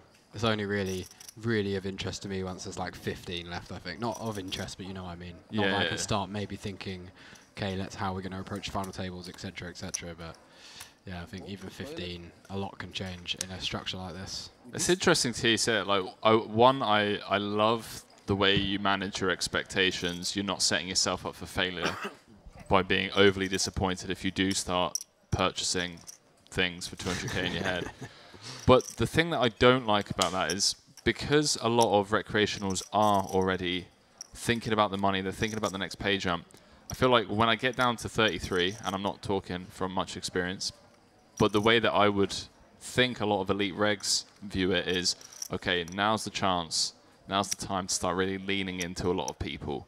People are looking at the pay jumps. They're already thinking about bagging for the evening. They're already thinking about getting down to the final 3, final 2 tables. I agree. Let's start going after them. But that doesn't necessarily mean you're going to make it any deeper in the tournament. That's why just because I'm going to start being more aggressive now or putting pressure on people doesn't necessarily mean I'm going to do any better than I would if I played tighter. So again, like I just no expectations. All I do is try and play every hand properly, you know, and then see where I come. That's all you can do really. You play your spots and you see where you end up. Yeah, that's more than fair. Kabaze in this 4-way pot finds himself with the best hand. Fazel with the double gutter, 2-tone board. May decide to let this one go. Hang on, wait, Ashkenazi is called with the 4s. Yeah, you know, got a gut shot. Okay. Alright. Sorry for 5 rolls off. In before the 5 rolls off. 4 clubs. All day long. He's just going to turn the 4s. Ashkenazi got some tricks up his sleeve as well, so it might not be a I need to get there to win might type be situation. The 9 of diamonds needs to roll off. Yeah, it doesn't like that river, Kabazi. A really, really terrible river is going to be super hard for him to call, and Ashkenazi is absolutely going to get this through, so. Yeah, there's so few bluffs left. Even a lot of front door spades that Bricked are going to have a straight. If I'm sat there with ace jack, I'm snap calling the floor for the string bet. Snap, I'm like, no, that was 25k. Nah, they'll rule it. Dropped. I think forward motion, pretty clear forward motion Yeah, in that I'm one. I think judge rules, 100%. go to jail, do not pass go. Right, listen, get Judge Rinder on the phone, okay? Yeah. Well, if we're having phony judges, then you know you might get your way. We'll get Judge Judy. She knows what's up. She does know what's she up. doesn't take Absolute any nonsense. boss, mate. Imagine Judge Judy as a tournament director. Yeah. Wow. There would be zero nonsense Lan from like whiny poker players like Alan Kessler. Get in the bin. He'd never be able to play a tournament ever again. She'd just ban him. Oh, that's brilliant. Small size, throwing Kabazi off. Yeah, Wow, does let let's it go. go. Ashkenazi. Got moves, mate. He put a massive free bet in earlier with 10-9 suited. He opened 10-9 off under the gun, called 7-6 off out the small blind, multi-way off like 20 bigs. All sorts of drama, but he is chipping up nicely now. Up to over 30 big blinds. Looks more like 40 big blinds plus, so he's more than comfortable at the moment. He's got a dirty stack though. I hope he notices. Oh, it's a bad dirty stack as well. Yeah, where you lose 20k when you find out. Mate, what happened to your phone? It's out of battery. Your room's like 2 minutes away. Oh, it's more than 2 minutes. I'm right down the end. Alright, it's like 5 minutes away. Yeah, it's about 5 minutes away. But you know you are free to leave at any point. I am, but the time my phone died was just about when we went on break, and it was a 15-minute break, and I wanted to get food. Okay. So I thought I don't have time to do both, and food okay. is more important, because next break the buffet's going to be closed. So. Is it going to be closed though? I think it finishes at 10. Alright, room service it is then. Your room service. Or you can just go now. Get me a cake. Nah. Go on. I like the chocolate Swiss log thing. Mate, I can't walk. It was leg day today. I was actually hobbling back to the booth. Tell you what we're going to do on Monday on our day off though. We are swimming from the Cove all the way over to the Premium. It's like a 1.5 kilometer swim. It's a really nice swim. Okay, I'm in. So that's why I did legs today, so I can rest them tomorrow. I don't want to be drowning. Leo! Let's do it. Have you got your swimming stuff? Yeah. Cool. Well, not the same professional stuff that you've got, but... Professional goggles. Yeah. Cool. Cool. No doubt, no doubt. I would love to swim in the sea. As long as there's no sharks. No. Well, that's the Mediterranean, so actually there are. Not here, there aren't. Is it the Mediterranean? You sure? Is it not? The north. Oh, it might not be. What is it then?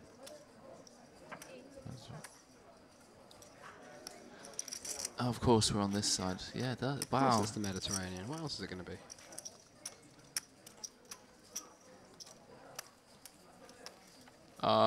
It's not the Mediterranean. What I didn't think it was. What is it then? It's the Aegean Sea. You sure? Yeah. 100%? I mean, I Google like Cyprus North Coast Ocean or whatever. Is Cyprus in the Mediterranean?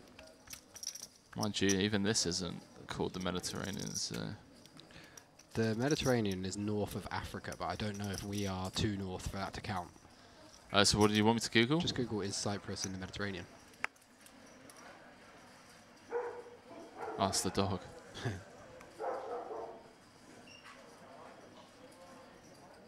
Yeah, in the Mediterranean. Anyway, 10's under the gun for Langer, or Langar.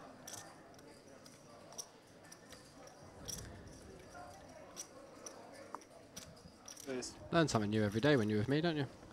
Yeah, where do you think it's comes under, Europe or Middle East?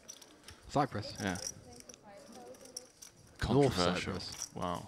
Mate. I would Oh, say hang on a Middle minute. East because it's Turkish, isn't it? So. Hang on a minute. Hang on a minute.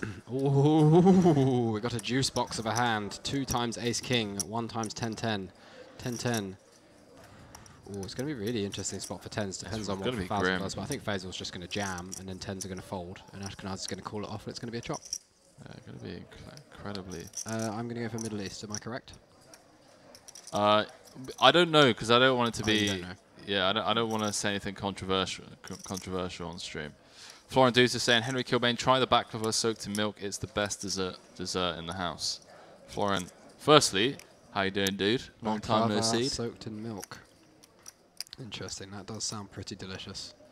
Absolute legend of the game, Florent. One of the best Romanian players. Won Goliath. Did he actually? Yeah, he won the Goliath once. Wow, one absolute. Few How years do you back. even win the Goliath? I know. It was after he won a big tournament in Vegas that summer as well. Right, let's jump back into the action here, 'cause this is going to be one of the biggest hands of the tournament. We've still got players behind, by the way, that could wake up with hands. Yeah, we could have a pair of queens hiding in there somewhere. Langer's just like Hating his grim life. spot. I don't think it's 17 bigs. super grim, to be honest. I think this is absolute best possible case scenario, and every other time we're like in not amazing shape. Depends on what you think of Ashkenazi though, because he has shown his a kind of tendency to put some wild 3-bets in, so it does change things slightly. But it's very, very in depth because Faisal has to know that as well. Both players have to be acting upon that accordingly. So I imagine Langer's just going to get out of the way, but certainly always a shame to fold this kind of hand. Oh, 8-7 of clubs. I know. Cool. So nobody found queens. And it's back to Langer. Ashkenazi doesn't strike me as the guy to fold ace king, for, even if it is for 1.6 no, mil. absolutely no chance. He's just going to snap it off. And Langer would be in incredible shape if he could find Feels the so call here. unjust when you get it in a spot like this and it comes ace or king. Honestly, one of the most unjust spots in poker. Yeah. Seen it before so many times. Played incredibly well on yesterday's feature table. And discipline laydown, I get it. Look at the action behind. He's open from under the gun, facing a 3-bet and a cold 4. And hello. Wow. Ashkenazi just like straight in the muck. I'm shocked. Did not think that was coming at all. Would have wagered good money that he was just going to snap call. I'm very surprised. And when Faisal sees that one back, he's going to be like, okay, fantastic. About as good as it gets. Honestly, man, like a lot of people often like reach out on Instagram, asking questions like how they can improve, and don't get me wrong, like studying, obviously going over some of the things that you mentioned yesterday makes a ton of sense, right, from like a theoretical standpoint. And I'm not necessarily using this hand as an example, but watching these live streams as well, for me personally in recent years, has just like taught me so much about general population tendencies. Yeah. Again, there's obviously an exception to the rule, but that doesn't necessarily change the rule. There's always an exception.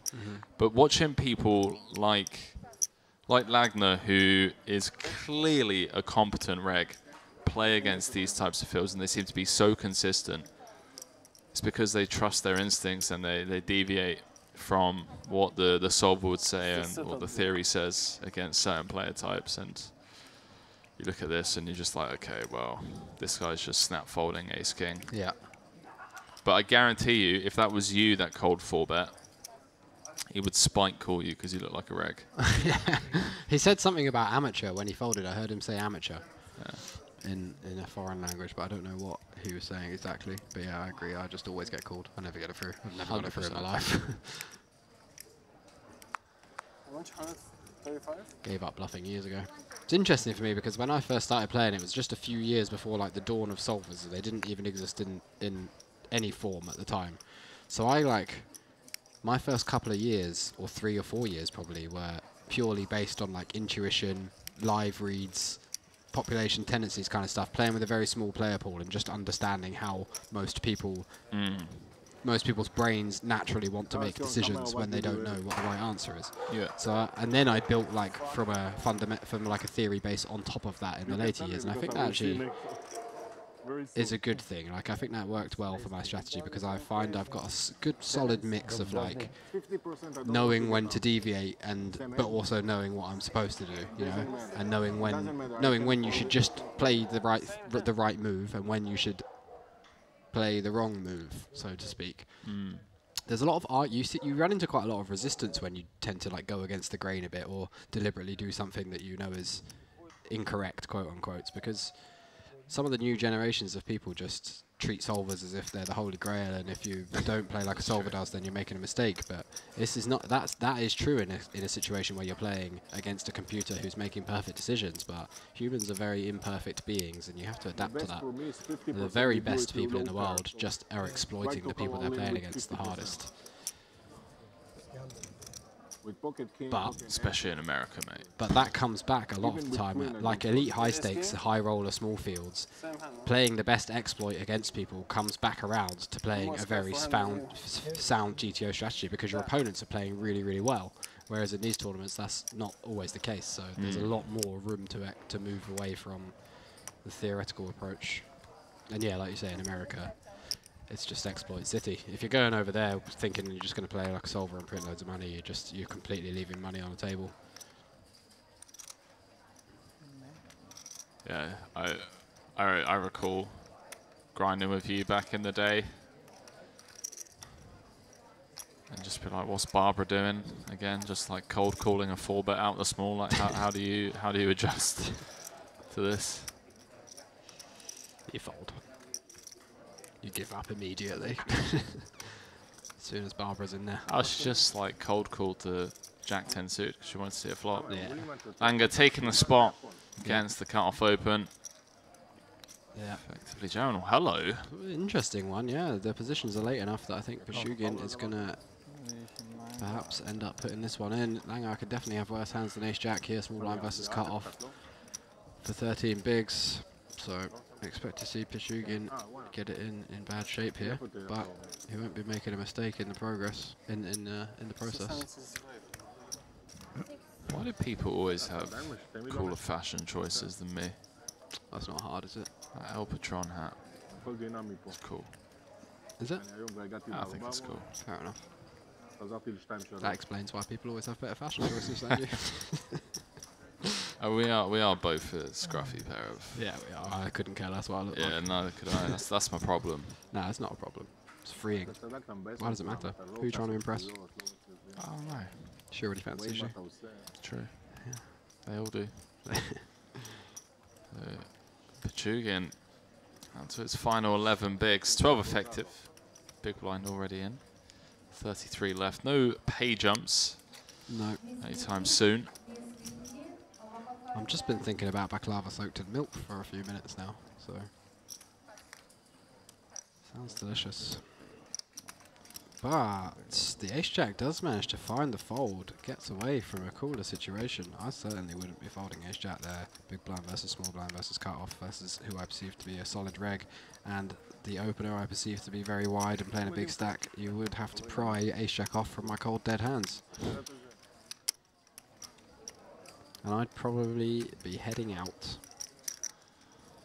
Out the door in 33rd. Yeah, absolutely.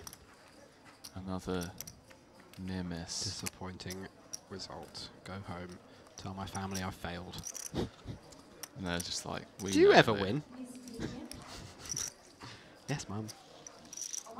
It's not very often. That's how the game works, all right? It's like, well, in chess, best players always win. is true. That's why I don't play chess. I want to give them all the chance.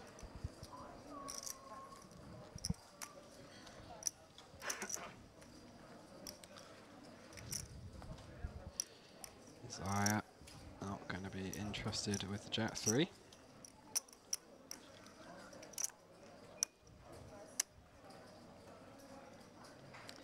Grigorov in the cutoff with the ace-5 off. Could see this one getting opened. Does cover a couple of players behind, so good spot to exert pressure. Ace-X becomes much more relevant when you're opening into shorter stacks because you heavily block those rejam ranges, so that's super important. Like ace-5 off is a lot weaker in this spot at like 100 big blinds deep because then playability matters because you're not going to get into pre-flop battles so much, but yeah, he just goes for the shove here into 3 kind of 10 to 15 big blind stacks, which I really like. Good play. Gets it through. Up to 1.4. Alessio Asaya, old school Italian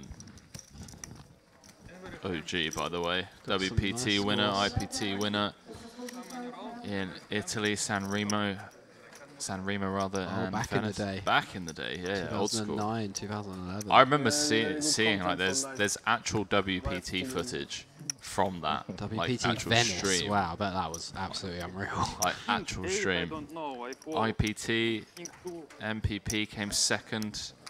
IPT doesn't even exist anymore. No, it doesn't, no. MPP open event, covered that, 94k. So yeah, several good results, really solid. What's the Second total for a cashes? bracelet. 2.5 million, yeah. Nice, very nice. What else have we got? Yeah, a lot of like healthy 5-figure scores. 1, 2, 3, 6 6-figure scores.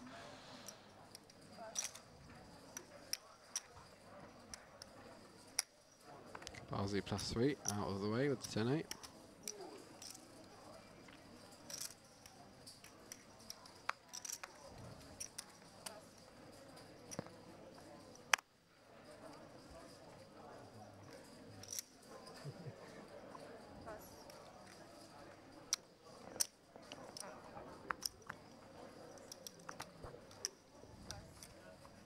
Whatever happened to Greg Merson, man? He won the main event and then probably just quit playing because it's like I got $8 million now. Oh, did he actually win it? Yeah. Oh yeah, he did, yeah. Understandable. I'd probably do exactly the same, to be honest. If I won $8.5 billion, you'd never hear from me again. It's crazy because he won the main and then wow, after winning 4 days before, he won a 10k 6-max for 1.1 million. I didn't know that. And then just a month before that came 5th. Oh, I did not know that. That's insane. Wow, $10 million WSOP. What a life. We got an all-in at developing here. Shafagulin is all in for his last 2 big blinds. Was ahead briefly for a second there on the turn, but Ashkenazi with the re-get there on the river. And Shafagulin going to be eliminated in 33rd place. Good game. GG's. Yeah, you're right. He just dropped off the face of the earth for a good couple of years. Only plays WSOP by the looks of that. Hasn't played a live WSOP. Oh no, sorry, he did. Yeah, he did. Played this. Played this main event. Like not even that many results. Just 2 bracelets. Won the Heater of the century. That's insane. 2 10Ks back to back, and one of them was they're both WSOP bracelets. Well, 3rd of July. Yeah. 2020. So he literally registered the next day for the WSOP. 1.1 mil. Registers 4 days later because it was November 9 back then. Yeah. So don't forget that because Reg was on the 7th, but he would have won it in November. Yeah. For 8.5. And then fast forward.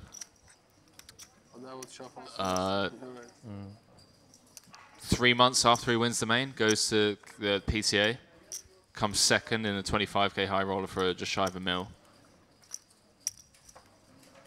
Continues grinding for like a year and then just pieces out. Yeah. Don't blame him, yeah, you're right. What life. Still 90th on the all-time money list, even though he hasn't played for like 10 years or something. That's crazy, right? That's crazy. That's what winning the main event will do for you. Kabazi opening up the King-Queen off, under the gun +2. Langar getting out of the way in the cut-off, and King-Queen suited on the button for Pashugin. playing only 11 big blinds now, so expect to see this get moved in.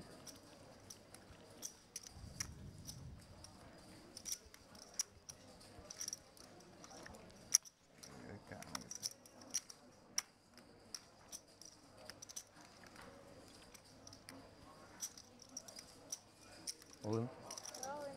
Does eventually put it in.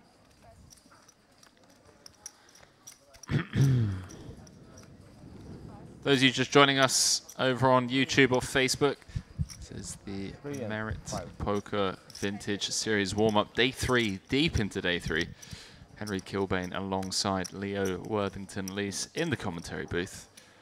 Tomorrow, on Sunday, 20th of November, we're going to be playing down to a winner. The eventual champion's going to be going home with over $200,000. I'm not being funny, but that's going to be an extremely long day. Tomorrow? Yeah. I don't think it is, mate. I want to look at the structure sheet.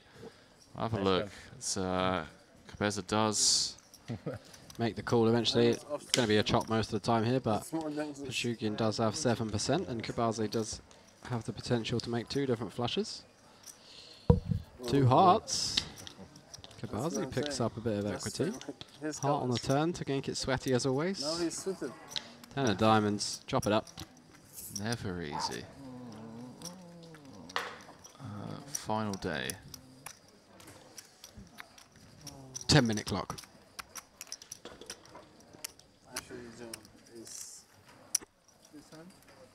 Yeah, I don't think it's going to be that long. No, fair. Let's have a quick look. 8 cents. So it was 624 entries, right? Yep. So 100k. We've got 32 left. Average 40 bigs. What's the big blind at the moment? 50k. Yeah, blind's going up any minute now though, right? Sure. All right, like 20 minutes. Average 40 bigs. 33 bigs if the blinds go up, still chunks.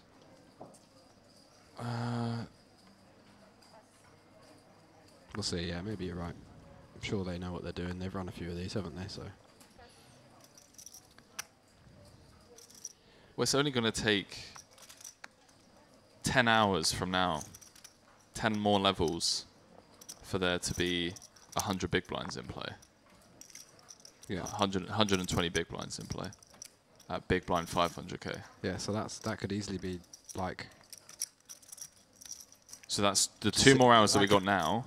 The 2 more levels. So And then this 8 level. tomorrow. Yeah, and then yeah, 8 but then tomorrow. after 8, that could be like 5-handed, 6-handed, 120 bigs, 20 big effective. Don't be ridiculous. It could be. I mean, it could be, but easily be I've 5-handed. covered a lot of tournaments. Like, it's very rare. Unless it is like an absolute stalemate throughout the entire final team, and you don't have like an overwhelming chip leader or like a bunch of short stacks, then yeah, sure. But possible. We'll see. You're going to eat your words. We're going to be here until 11 o'clock the next day. I mean, we should start prop betting in the booth. You know? Well, we're obviously not going to do that. What, prop betting? No, I mean be here till 11 o'clock. Oh, okay. We can prop bet if you want, though. It would be fun. Didn't work out too well for you before, though, did it? Wait, what? That's the old swimmer, the old swimmeroo. I regret paying you that, you know. Yeah, you think you could have? Well, you could have done it now, maybe. You've had a do. bit of practice. You've been going to the gym, but back then you're a sack of potatoes. True, that's true. Smoking 20 cigarettes every break. Literally. Yeah, I don't know, man. I don't know. Nah, you couldn't have done it. Trust me. Drawing dead. We'll see. We'll see tomorrow. Yeah, see. no, I don't doubt it now. But no, I'm curious to see what we'll do to on Monday. Is we'll both obviously we'll set off together anyway. We'll do the whole swim together. But you'll lead the way, so you set the pace for us. And I'd be very curious to see where like you think the 500 mark is. 500 meters. 500 meters, yeah. Okay. Because I would have no clue. I wouldn't know how to measure 500 it. meters in a pool would take me roughly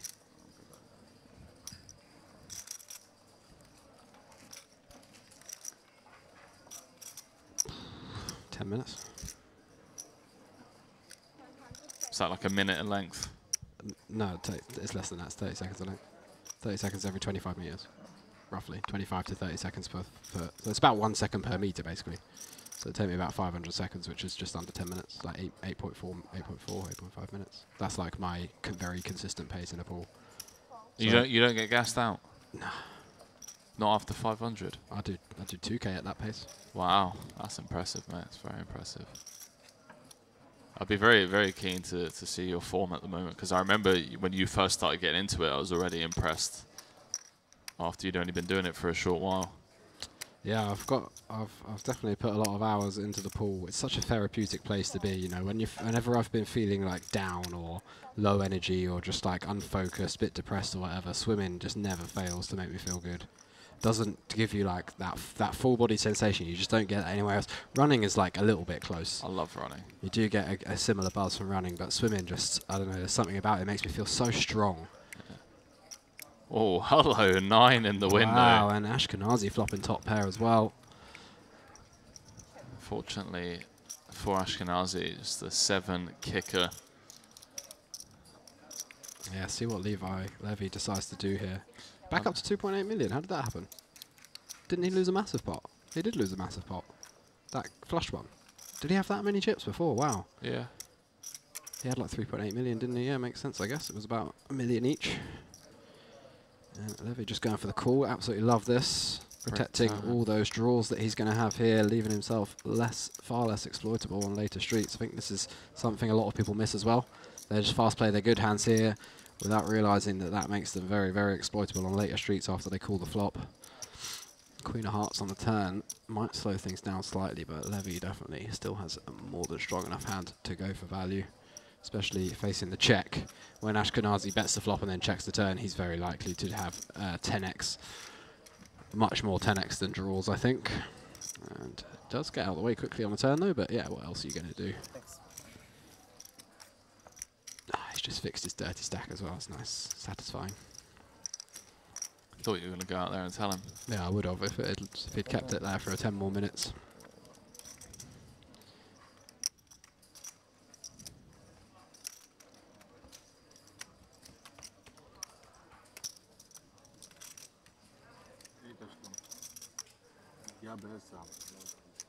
Tell me that you're out.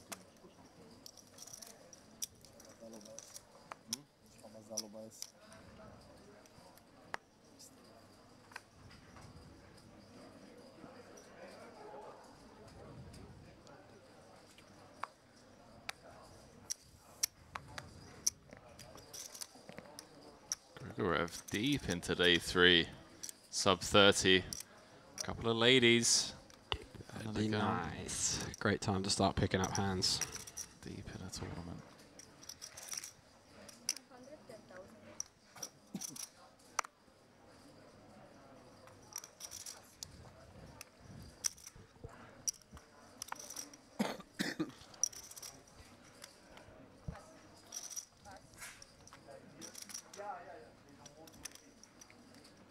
Can't wait till we all have chips implanted, and when we play poker, you just have your Google Oculus glasses on and they just pop up in front of you. I'm sick of looking down at like Ace King suited as my first 2 cards in PLO 5 card, and then the next 3 cards are just 8, 7, 3. You just want to see them all at once. Just want to see them all at once. It's the same in Hold'em. Like just I like the peel. Nah, come on. There's nothing better than like having a first card ace and then sneaking that little bottom corner. There is nothing better. That's disgusting. Why do you want to do that? Oh, because I love peeling Queen 4 because I'm a sicko. I peeled Queen 4 the other day so many times in a row. It was unbelievable. Honestly, I was like, one of these has to be queens, surely. But no. No. Kabaze making the defend out of the big blind with the ace-10. Whiffs the flop. No club. But we're going to probably see him defend once more versus the small size. Yeah, 6th pot. It was a very reluctant, like, go on then. Yeah. 1/6 pot. No club in hand.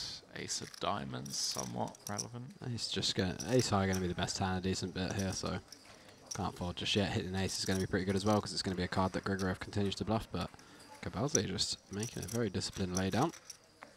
Yeah, under the gun, opening off sub 30. Really only beating like king, queen, ace 4, ace 5 suited. Got good equity against pocket pairs though, ahead of some flush draws. It's true. Also, like just getting 6 to 1 or something, even versus a jack. A jack that doesn't share a card with you. You're too many layers deep though, mate. Giving away all the strat. Sorry. It's not your job. Sorry, I thought it was my job. you get text messages, I promise you. If you know how many times, like I've... Stop telling people how to play poker. Yeah, I've actually had like end bosses, and I mean proper end bosses being like, Henry, what are you doing? I'm like, I'm commentating. They're like, but why are you saying these things? Yeah. It's crazy. Yeah, I'll never give up my live reads information. I'm keeping that till I'm in my grave. But I don't mind, you know, just whatever. There's enough out there, isn't there? Oh, he sounds like Charlie Carroll. Just like, hey, don't comment if you see it in the video. Don't you dare leave a comment in the YouTube comments. Yeah. But if you see it, keep it to yourself. Exactly. Exactly. Some things are better left unsaid, but a bit of strategy advice here and there doesn't go amiss, does it? That's what people want to hear when they watch these streams. I think they want to hear about our skiing adventures and your skiing adventures. What we got up to in Bali. Why you were naked in the pool? It was pretty boring in Bali, to be fair. We just had a grindhouse. Was it? Was it indeed? Nothing of note happened at all. Ashkenazi under the gun +2 bumps it up to 120 with the ace deuce suited, and Kabazi contemplating making a move here with the ace-7 suited. But eventually lets it go. I think we want to peel there a decent bit of the time with our suited ace-X. Especially against one of the wider, kind of more splashy players. Grigoriev in the big blind going to come along and defend his queen 3 suited, playing the 30 bigs.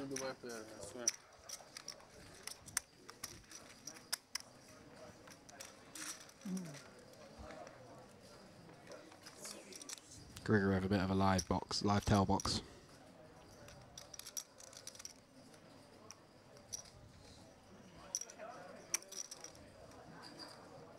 Flops bottom pair and a backdoor flush draw, and Ashkenazi flopping top pair and a gut shot, so a bit of something for each player.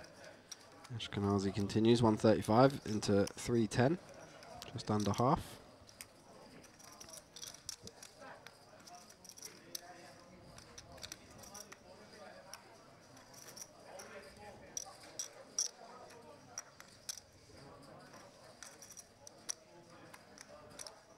Wow. Grigoriev going to continue. Grigoriev with his backdoor flush draw. Move into 2 pair, be pretty well disguised as well. 6 on the turn though, doesn't change anything. Ashkenazi still a big favourite. Might see Ashkenazi check back here though. Does decide to just quickly check back, and rivers are straight. And this is one that is really good for Grigoriev to start bluffing, so wouldn't be surprised if we see a pretty chunky bet here from Grigoriev. And Ashkenazi won't be going anywhere. Now that you've pointed out live tells, just... Can't stop noticing it, can you? Yeah, no, 100%. This is the... But does decide that his showdown value is enough. Fair play. I was just thinking of that Danny DeVito meme where I'm just like, so anyways, I started blasting. So anyway, I started blasting. The thing is with this spot, as your Grigoriev, is like, what else are you really going to have? If you don't start bluffing a hand like a 3 or a 4, what are you really going to have? Because you don't have anything worse. And that's how GTO approaches how should I bluff, what parts of my range should I bluff with. How do I construct a bluffing range? Yeah, what's the bottom of my range? And he's going to have some worse 3x, you know, but it's only going to be like 10-3 Jack-3 suited. He's going to have a bunch of straights and a bunch of 2 pairs on that run out, so Queen 3 would definitely make it in there as a bluff for a solver. Blufferino cappuccino. God, don't stack again. What is he doing? Mate, this guy, honestly, he's doing it just to tilt me. His whole purpose came to this tournament just to put me on tilt. 32 remaining. Got about an hour and 10 left on the clock. Everyone guaranteed $6,435 for their efforts. The pay jump's starting to get big now. $1,000 pay jump when we get down to the final 26. Not sure if we're going to get there tonight, as the pace of play has slowed down considerably. Average stack around about 40 bigs. Let's compete together and final table, not here. 300 people over on the Merit Poker YouTube channel. Do appreciate it. If you haven't already, please do go ahead, hit that like button. Drop us subscribe as well. We're going to be putting out a ton of content, not only throughout this festival, but the plans for 2023 are pretty insane. Ooh. So a lot of poker content going to be released over on YouTube and on Facebook as well. Grigorev in a small blind with the King 10 offsuit, playing at 26 bigs, but it is less than that. The effective stack, I believe, Langer in the big blind only has around 15 bigs, so I expect to see Grigorev move all in here. Hello. Does, right on cue. Langer, yeah, just over 15 bigs. Queen 6 off though, into the muck.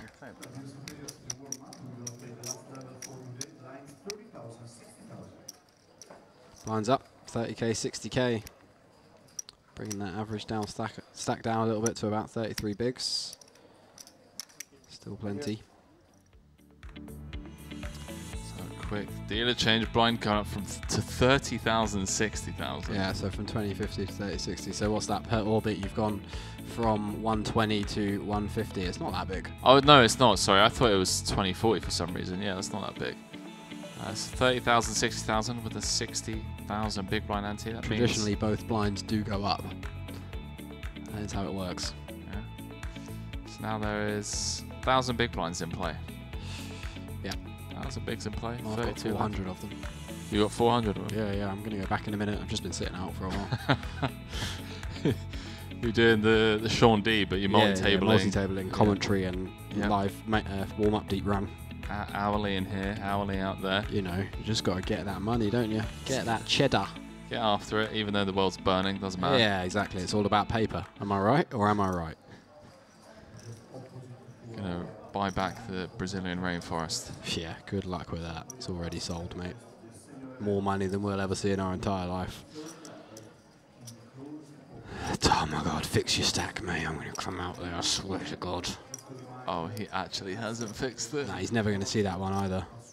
Oh no. Hopefully somebody else tells him from this side. Oh, he keeps touching him. Distracting.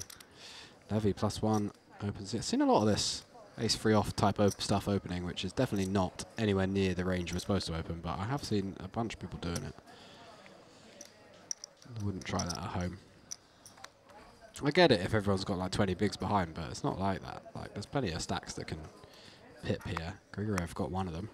King Jack suited to go along with it as well. 30 bigs on the button. Oh no, less now. Blinds up. 24 bigs. Just going to be a peel.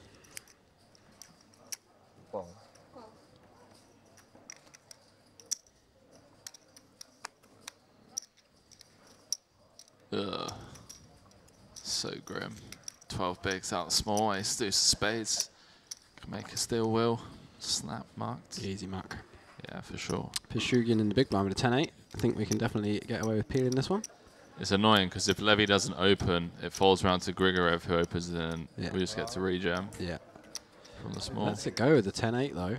Yeah, that feels incredibly yeah, off these short stacks, like, you just want to be calling because your stack off threshold is much lower. 10-8 can flop a lot of decent draws that you can get it in with, and you often get folds on the boards that you do connect with as well because everybody's kind of quite condensed around that Broadway section. So 1.2 million. Queen 6-5, 2 hearts. Both players whiff completely. Not even a backdoor flush draw. Grigorev has some hint of equity in that backdoor straight draw and the overcard. Levy just with the bare overcard. Looks like it's not going to stop him though. Puts in the 100k c-bet, and I think Grigorev's just going to have to get out of the way.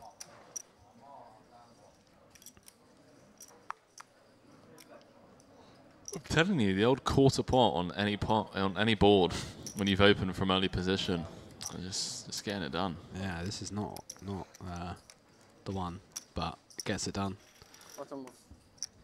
Don't know if we have any quarter pot out position on that type of board.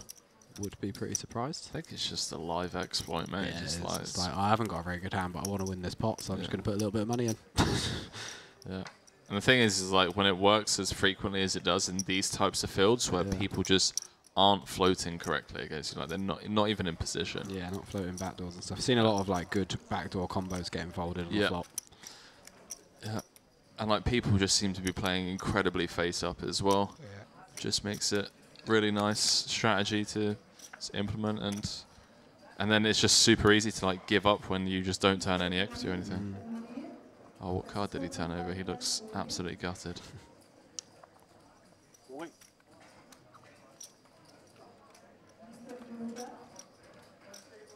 See what he's woken up with.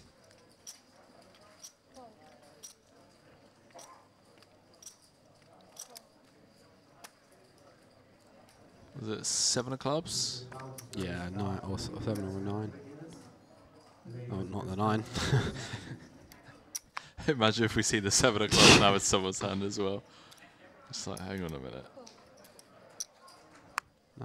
Nothing burger for everybody so far this hand. Don't think Langer's going to be pipping on the button with the 10-3.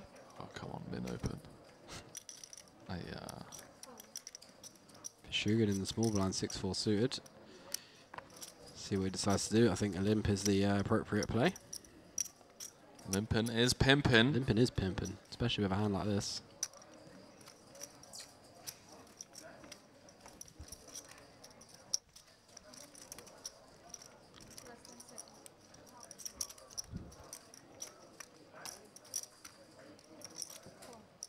Does complete. Not Kabazi. Ashkenazi. ISO's out the big blind, the Queen 4. Love this. Great hand choice as well. One that's definitely in there. But it basically makes it absolutely massive. It makes like 4 racks, almost half the guy's stack. Just got to have a soul read, I guess. He's like, you're folding, aren't you? Like 2.5 bigs achieves the same thing there. Like, yeah. well, at least I feel like it does. Maybe it doesn't. I think it does. I think it does, yeah. I don't know if it does. Well, he's going to probably peel 6-4 suited, but in terms of like creating an image for your range, it achieves the same thing. Yeah, of course. Yeah, maybe it doesn't achieve the actual same physical thing, but when you're trying to get a fold. Yeah, when you're trying to get a fold, but screams I'm trying to get a fold, really, does it? Does actually when you think like, about why are you it, going to make it 4x with aces when the guy's only limping off 10 bigs? Like, or even, I mean, maybe some people do it with ace king and stuff because they just don't want you to peel. But I think those can just jam as well. Like, we're going to have so many jams versus the limp.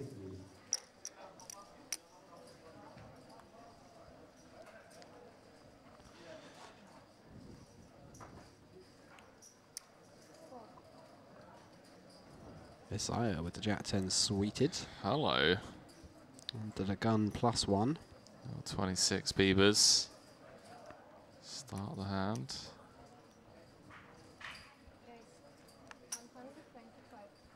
Bumps it up to 125. 1 seat over in the low jack. Cabeza. Doesn't even think about it. Just discipline fold. Ace-8 of diamonds. Ace-8 of diamonds, yeah. Grigorev. Suited 1 gapper. May want to try and peel one off. Why does Grigorev make me think of Harry Potter? Don't know, mate. I think that's a you thing. Is there a character in Harry Potter called Grigorev or something like that? I don't know, oh, you mean the actual name or the way that he looks? Yeah, no, the name, not the way he looks. Grigorev. I feel like there's a Gregor. Cedric Diggory? Yeah, I was thinking that as well, but I feel like there's a closer one. Grigorev. I don't know. Whatever. Well, there is a Greg. Oh, there's a Grigorovich or something like that, isn't there? Who's he? Why do I know that name? Grigorovich. Oh, I think you're right, you know. It's not the... It's not that. So Google it, let's find out. Maybe he's a footballer. There is as well. Mikey Grigorovich. Who the hell is that? Oh, he was the head teacher of... oh, no, he's not. He was the famous European wand maker. Oh, yeah, that's right. He's in one of the last ones. Where, you know, they're looking for that fancy wand. The Deathly Hallows, yeah. Yeah. And Harry gets like a dream about him being murdered or something. I don't think he's ever actually in that big time, but Grigorovich. Close enough. Take that.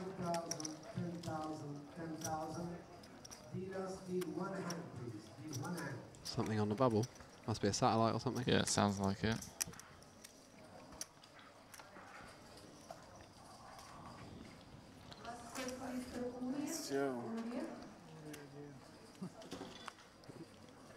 Does sound like it.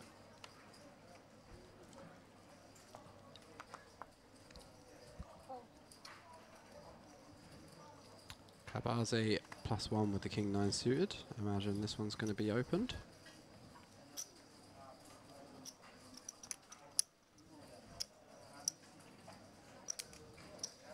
Makes it 125.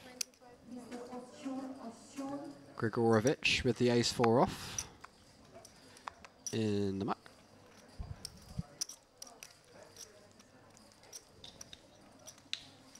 Langar, though, finds a hand finally to put his last 12 big blinds in.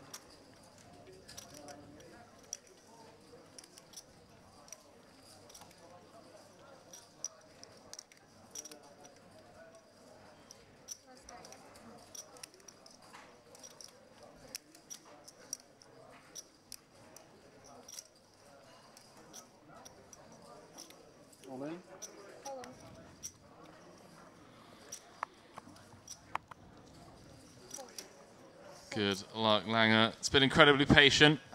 Nice to short stack. Well, found a spot. Taking it. 31 left. Yeah, should be able to get it through as well, assuming the big blind doesn't pick up a hand.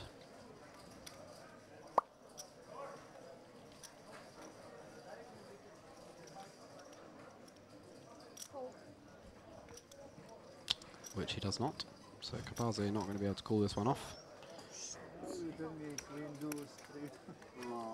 5% of the field left. 31 players remain. Heaps. Average stack 2 million. Something like that. Whatever 5% of that. Wait. Do the math. 5% of 300, 600 and something K, isn't it? So it'd be 3 million. No. 62 million chips in play. Yeah. 5% of that would be. Yeah. 31 million. All right, mate. 3.1 million. I'll let you do the math again. Would it not? But how would it not be? How is 5% of 61 million not 3.05 million? So 62 million. 62 million? Yeah. So how is 5% of that not 3.1 million? You're right. I am right. You are right. Yeah. But that's not how it works, is it, when you're trying to figure out the average stack? Why not? Because you take the total number of chips divided by the number of players left. Yeah. Yeah. What's that divided by 31? 2.2 million. What am I doing wrong? You're dividing it by 20. I'm dividing it by the percent. Yeah, that's because that's 5%, isn't it? Yeah. Yeah. No, I don't know where we're going. How are they different? How are we getting this wrong here? Hang on a minute. I don't understand how they're different. Well, no, because we're calculating what 5% of the total chips in play is. Yeah. Yeah, which is that's not how it works. Why is that not how it works? I'm super confused. I'm trying to do the math here. 5% of all the chips in play with 5% of the field left should be the average stack. Right? I'm so confused at why it's not 3 million. I actually can't work it out. I don't get it. 624 players. Would have 6.24 million. 10% would be 62.4. 5% would be 32.2. So why are we not getting this number? Can someone in the chat, can anyone do the math for us? Can anyone do maths? I'm super confused. Why is the average stack not equal to the total number of chips divided by the remaining percentage of the field? And rather the players. 624 times 100,000 divided by no. Times 0.05? 0.05, yeah. Divided by? Times 0.05. That gives you 5%. Yeah, so that's 5% of the total number of chips in play. Yeah. Oh, right, that's because the field size is not 100. I feel like I can picture where we're going wrong here, but I'm going to struggle to put this into words. I'm the same. I know where we're going wrong, but I don't know how to articulate it.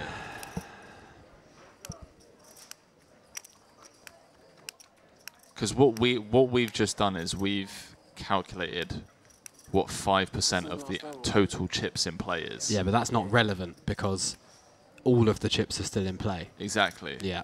Right, there we go. That's the mistake Yeah, we that's made. the mistake we're making. We're equating 5% of the chips in play. I as do the average apologise stat. to Doesn't matter. absolutely every single person all the out time there of your life that you're not just getting had back. to listen to that. Yeah, sorry about that. As us two absolute pigeons in the commentary booth. Failed basic maths. Let's move on. How incredibly embarrassing. I think it's a reasonable confusion to make. I'm not going to let it affect me. You know, I'm secure in my. Oh man, that was brilliant. Both of us were just looking at each other, just like, hang on a minute. Why doesn't that work? Where are we going wrong? How are they not the same thing? That's brilliant. All right, we got there though. King 9 suited for Faisal on the button opens to 130k. Filmer from Scooby-Doo in the background Yeah. during the chip race. Love that. Love this hoodie. It's the Darth Lord, the Sith Lord. Vader hoodie on. Kabazi, big blind, ace-5 offsuit, 30 bigs effective. This one goes into a jam occasionally in chip EV. But I think in ICM we're happy to just defend. No need to add all sorts of variants to our tournament. And it looks like Kabazi is going for the 3-bet not all in. Also a very nice option. Don't know how much ace-X we are supposed to use here. I think it's a lot more like King 4, Queen 6 offsuit type hands that we use in this spot. 30 big blinds, big blind versus button. And the ace-X start getting used a bit more versus the cut-off and the hijack and the low jack.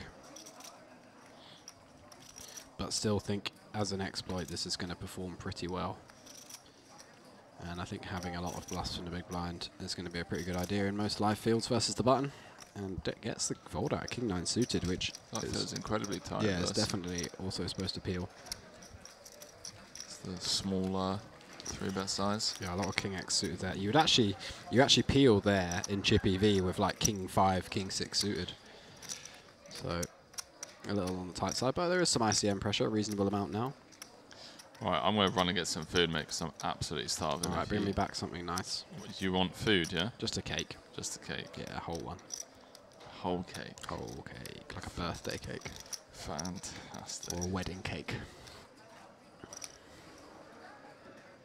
So last level of the day. Got about 45, 50 minutes remaining before all remaining players will bag up for day 4. Day 4, that is exciting. Day 4 in any tournament means you're doing pretty well. We will come back tomorrow for not sure what blind level. Be interesting, I guess it would just be 40-80, won't it? Ashkenazi picking up pocket 7s under the gun +2. Hits us with the 4.2x open to 250k as you do.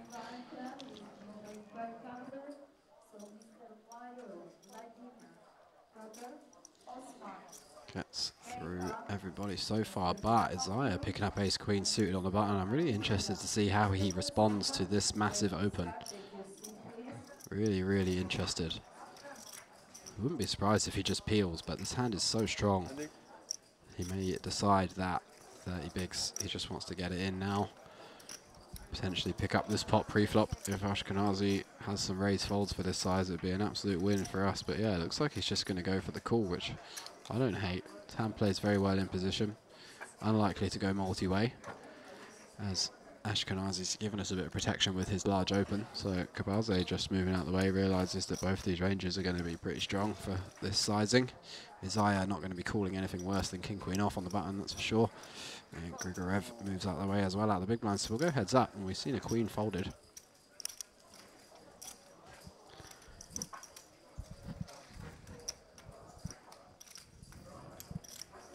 Can I have waters? Water. Water. Cold one, please. Yeah, cold is good. Ace Queen 3 board though. Isaiah absolutely smashing that flop. Now he's praying Ashkenazi has the Ace King part of his range. Ashkenazi firing out the c-bet still. Not dissuaded at all by the 2 overcards. And Isaiah, I imagine, just going to call here. Doesn't need any protection whatsoever, really just wants to keep Ashkenazi's entire range in. So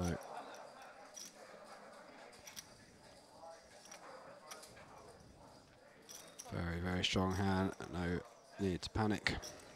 Makes the call. 4 of clubs on the turn. Isaiah picks up the nut flush draw to go alongside his top 2 pair, and Ashkenazi doesn't want to slow down with his pocket 7s. You got to be thinking now, after our 4x it pre and c-bet the flop, there's not going to be a whole bunch of weak hands in this range that Isaiah is cooling us down with. So surprised to see this barrel from a player who's previously got out of the way with relative ease in some spots. But Isaiah just obviously absolutely loving this. Absolutely nothing to be worried about. He can stack off on every single river in the deck. King, obviously the worst one, but still, we've got 2 pair. What are we going to do? And even the king of clubs is going to give us the nuts, so only 3 outs in the deck that are bad.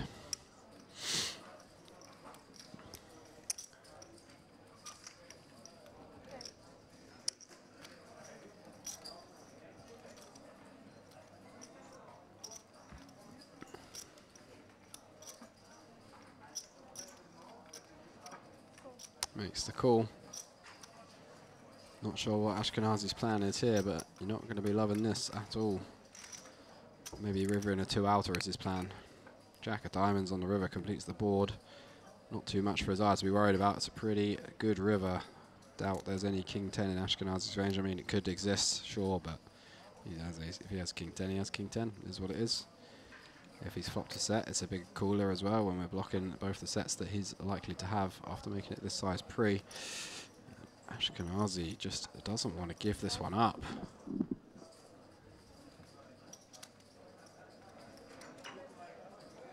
Makes it 500k. And I think Isaiah just going to put the rest in a minute. Definitely wants to try and get the rest out of ace king here.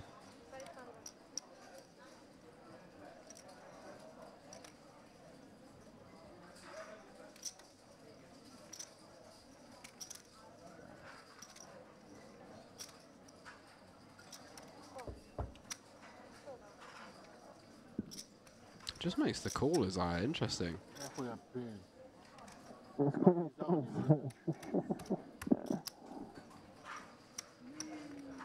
Ashkenazi has just absolutely blasted it off there, to be completely honest. Not sure what that hand was all about at all. Huge pot goes Isaiah's way, and I'm surprised Isaiah didn't jam the river, honestly.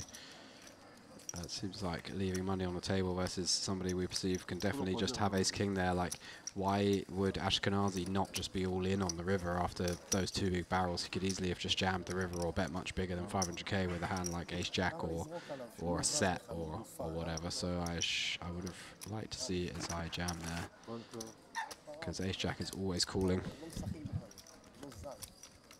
And ace king in a world of pain. You want to just give your opponent that opportunity. Not enough for us to be worried about there, blocking aces and queens. But there we go. Got to get value in tournaments. It's very, very important when you've got good hands that you make sure you really are focusing on getting the maximum value, because that's really where all your chips come from, is playing your value hands well. And if you're leaving money on the table, you're just going to be coming up short in tournaments pretty often. You've got to really maximize those opportunities. I know obviously we can see Ashkenazi was never going to pay him off with the 7s, but it's not about his exact hand, it's about what hands can be left in that range. Ashkenazi finding another one to open now. Down to $1 million though.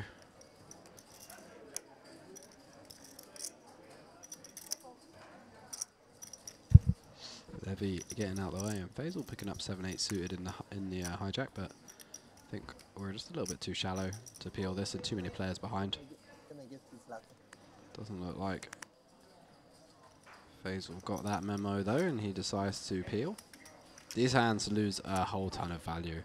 These kind of stat depths, it really becomes a high card blocker orientated game at 30 big blinds and below, so these hands just really shrivel up, because the properties of these hands mean that you're going to end up flopping lots of hands like gut shots, middle gut shots, pairs with like middle pairs or bottom pairs with backdoor flush draws and stuff like that, and hands like that require deep stacks behind to enable you to play them profitably, because you need to be able to let the hands unfold down the streets, you know, and play multiple streets with those hands, turn them into bluffs on later streets, but you just can't do that at these kind of stack depths, and the outright strength of these hands is not good enough. So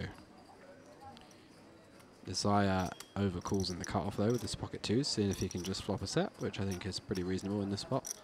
Not too many players behind, and Ashkenazi opening from early position, so not going to get squeezed a whole lot. Grigorev in the big blind.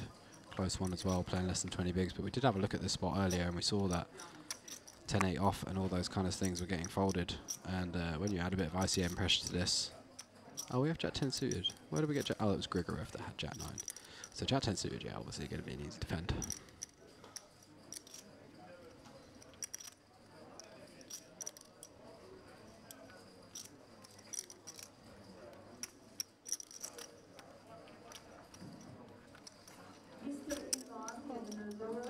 That's cool. 4-way pot. Definitely a space for action here. 600k in the pot already, so Ashkenazi and Langer playing a pretty low SPR. Less than 2.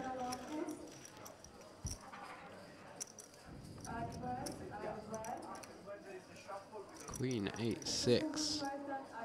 1 heart, 1 club. Langer flopping gut shot and a backdoor flush draw with his Jack 10. Not much for Ashkenazi. Faisal as well with middle pair. Backdoor straight draw, backdoor flush draw. Not sure if it's strong enough to start betting, but looks like he is going to. Going relatively big as well, 250 into 590. 40% pot bet into 3 players. 210, excuse me. 210, so more like a third. Getting the chips confused. Isaiah now with the pocket twos, just going to have to get out the way. Tough spot for Langer. Really interested to see what he decides to do here again. That's what I was saying about those 7-8 suited type hands. He's flopped one of those annoying kind of middle gut shots with a backdoor flush draw that you really, really want to peel, but we're just so shallow behind. Let's say we do peel over 1 million chips in the pot and 600k in our stack, leaving a very shallow SPR. So if we do turn a club and Faisal shoves into us, it's going to be pretty grim. But maybe he's planning on donk shoving turns that club or something like that.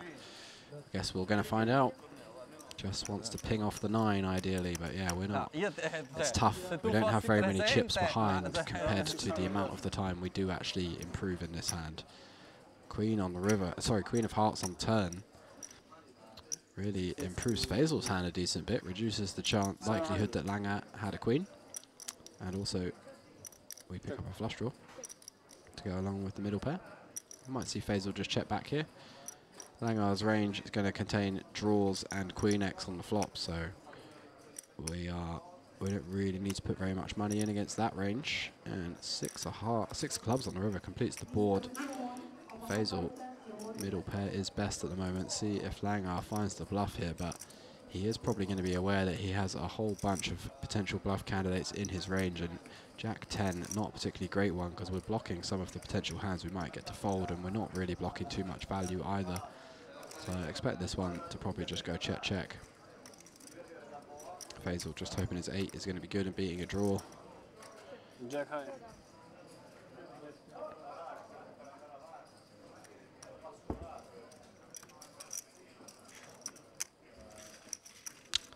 Does go check, check. Faisal up to 2.5 million. Nice pot sliding his way.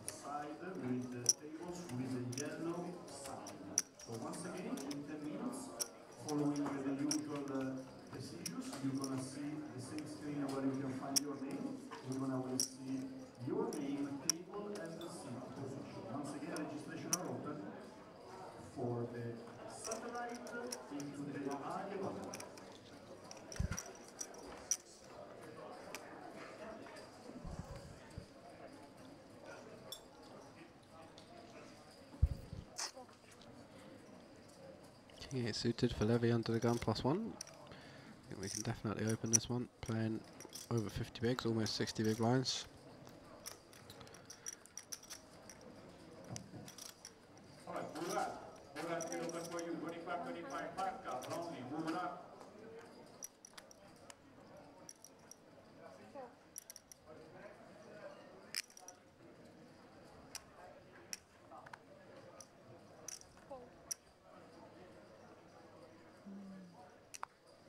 So far so good for Levy. Got it through everybody. He's going to be at the very least in position should this one go to a flop. Langer with 10 bigs in a small blind and 10-9 suited gets out the way. Discipline fold, knows what he's got to do. And ace-6 suited for Pichugin in the big blind, playing under 7 big blinds. Be interesting to see what he chooses to do here. I think versus the earlier position, just defending is fine. We're going to get a C-bet on an A-side board every single time, so I think we should just call here to realise our equity.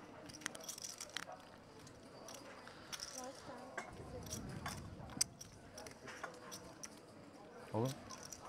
Decides to shove though. I think Levi's just got. Henry's just bought me a plate of cake. 2 cakes, shouldn't have. Levi just going to be forced to call this one off because it's not very many big blinds, and we are off to the races. You tuck into that cake, mate. I'll call the action for this one. 1 million in the middle, 15 bigs, 17 actually. So, Pichugin to get back up to 17 bigs. Top and bottom for Levi. Nut flush draw. So if he's drawing dead, at least acting that way. 10 or a heart needed for Pichugin to stay alive. 31 left. No dice. 3 of clubs on the river. Deep run here, but not to be. As Leo flinches, just eating the cake at my booming voice. Henry yelling. To be fair, this is like the level that we should be talking at. But when it, you get 10 hours in the booth, and I don't care how much you think you love poker. All right, 10 hours in a room talking about the same odd thing. It can get tiring, and I honestly, I think I'm the first commentator that has started implementing this duo thing, right? And not a single person, none of the bosses, none of the top dogs that like have to approve everything. Not a single person has come to me and said, "No, you can't do that." About going to the gym or taking it in turns to like shift work, and the quality of the streams just goes up tenfold. You shouldn't have told them we were doing it. They already know. And I just say it with such confidence. They're like, "Where are you?" I'm like, "I'm at the gym." They're like, "Aren't you meant to be commentating?" I'm like, "No, Leo's got it. Don't worry." Fifi came to look for you earlier. Did she? She was like, "Where's Henry?" And I was like, "He's at the gym." And she was like, "The gym?" I don't know if that was surprised that you go to the gym. Or surprised that you weren't here commentating, man. Oh man, that's brilliant. It's like, wait, he lifts? Doesn't look like he lifts, skinny boy. You do realise I bought those for both of us, and you just, yeah, it's all right, no big deal, it's fine. Why would you put them both on one plate and then put the plate in front of me? Well, because I was speed running to get back. Well, you can have that one because it's rough. It's rough? What do you mean it's rough? It's not for me. Nutty base, not my kind of thing. Oh, well, you can have yourself. I don't want all of them. We'll dive back into this hand. Honestly, what kind of person brings somebody cakes on one plate, puts them right in front of them with a fork, and then goes, "Oi, one of them was for me," after I've eaten half of both of them?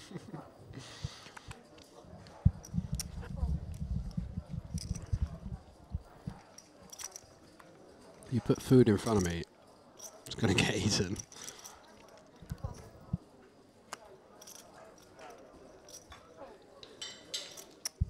Faisal opening the Jack 10 off under the gun +1. Isaiah just calls with the 9s. Oh, you missed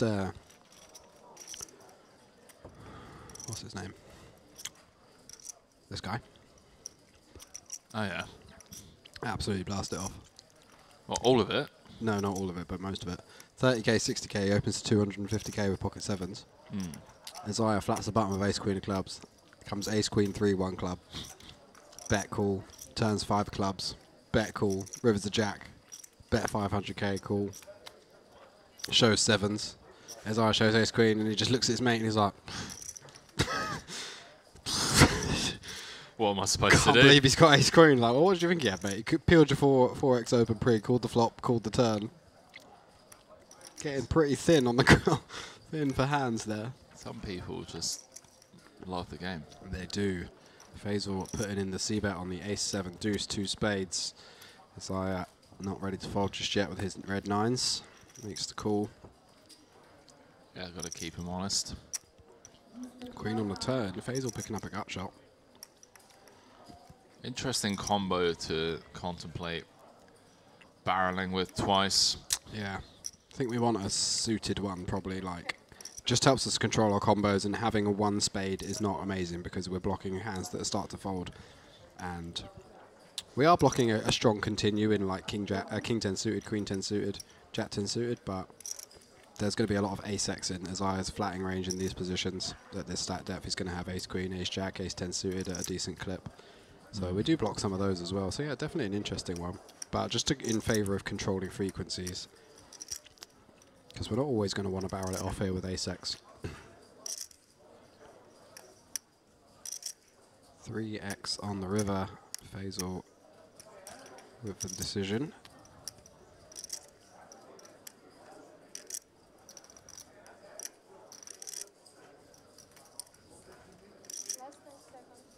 Both flush draws do break. Check. Check.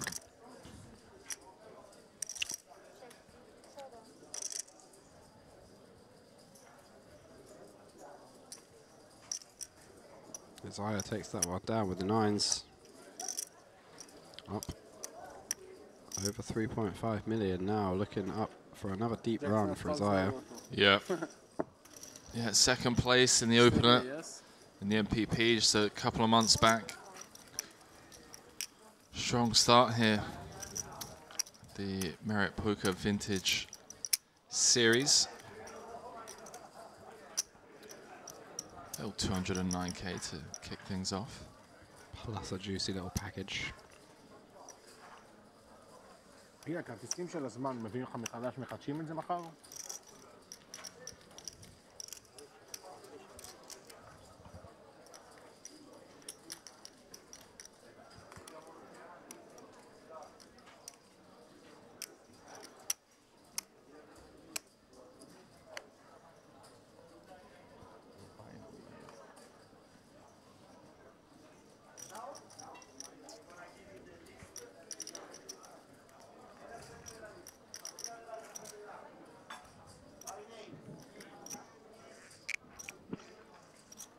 Faisal opening once again under the gun this time.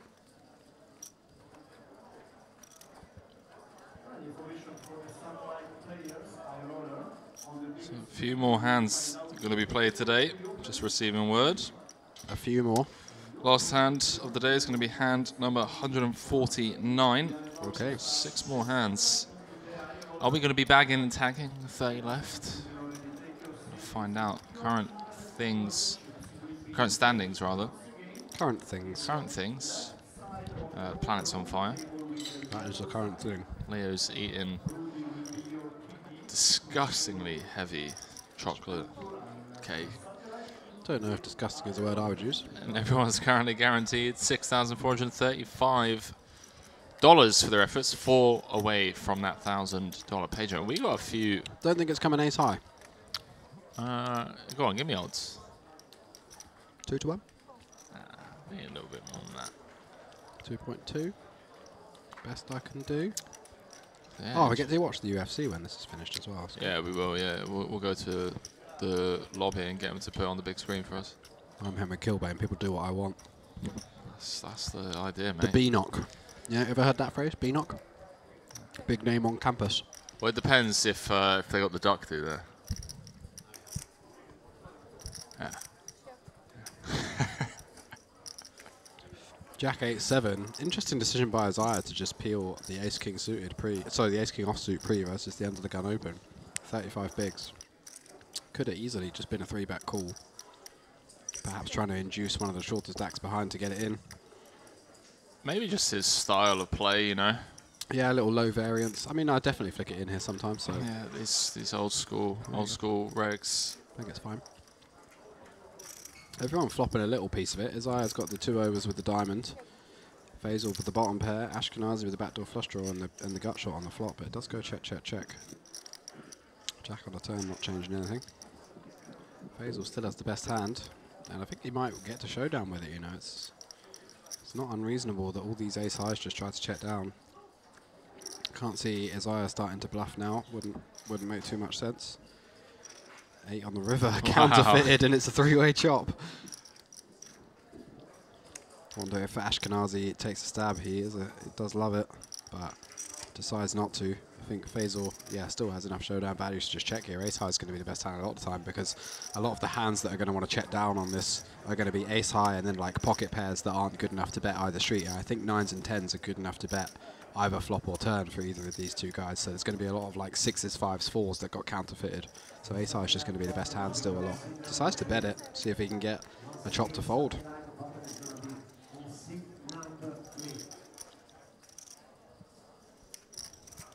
So I'm now thinking, why didn't I just 3-bet pre? Yeah, what have I done here?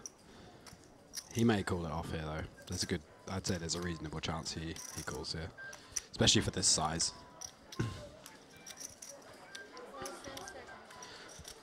Yeah, someone playing a recorder in the background. Like it, didn't it? Badly as well. Yeah, it does call Isaiah. Nice read of the situation. He knows that, like I said before, those counterfeit hands do exist, so there's no reason that Faisal can't have them as well, and no bet till the river.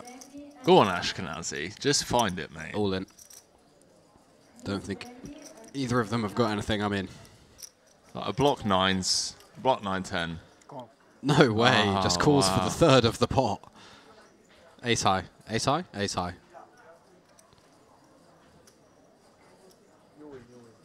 Same. Very optimistic call there, and Faisal's going to be like, how on earth have I just got a third of this pot back after they both called the river? Honestly. Wow. Yeah, what a hand that was. 29 left. We got money being put in on the river by 3 players with ace high. We're playing for 200k. It's the Merit Poker Vintage Series warm-up 2k buy-in. That river call was blown my mind, ace 9, honestly.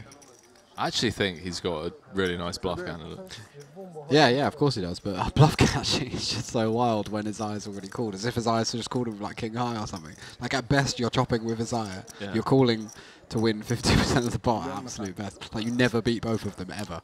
Well, I think that's what his logic was, and I don't blame him. He's like, oh yeah, Faisal can be bluffing and then I'm just chopping it with his eye. Yeah. Yeah, it's just like Faisal's opened pocket 4s and now he's trying to like, whatever. Could be that.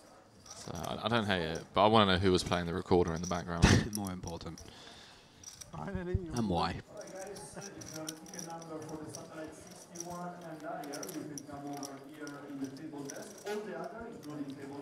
Let's go, hot 15 minutes. 15 minutes. I don't think it's even 15 minutes, isn't it, buddy? Oh yeah, it's 15 minutes for them. Oh yeah. And then it's probably last 3 hands, given that 2.2 is good. we're finishing at hand number 100 and, what was it, 59? 1.8. I'm not greedy. 149? I think so, yeah.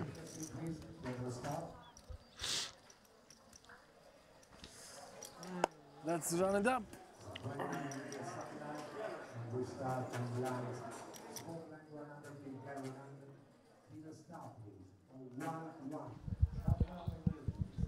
So that's 100 quid you owe me now, mate. I mean, you're laughing, but... Fine, take it. See if I care. Rob Young saying he's going to be over here in a few days. Oh yeah? Love to see it. We had a Rob Young lookalike on the stream for a bit earlier. Did you? I don't know what's going on, but yeah, he's flying over on the 25th. He's going to be here for the main. Obviously, Rob Young and the Luxon Pay team, the team behind the MPP in partnership. Kind of deal going on, isn't there? In partnership with... Grigorev opens the hijack with the ace-jack off, and Langar gets out of the way in the cutoff with the ace-5 suited. Perhaps just thinks Grigorev's range is too strong off this kind of stat depth. 16 bigs, 17 bigs. Good read. Levy in a small blind with the king-6 suited. This one could get free bet for sure at this kind of stat depth. Could go for like a 325 to fold. 1 million, yeah?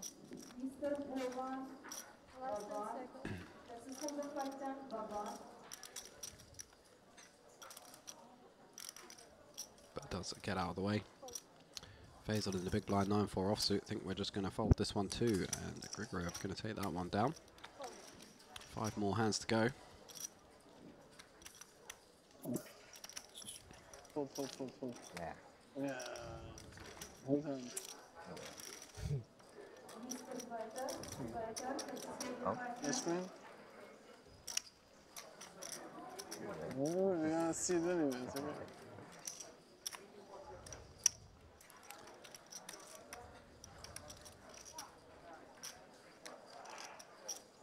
Better this one. Oh. Good check. If there's 10% of the field left, isn't the average stack 10 starting stacks?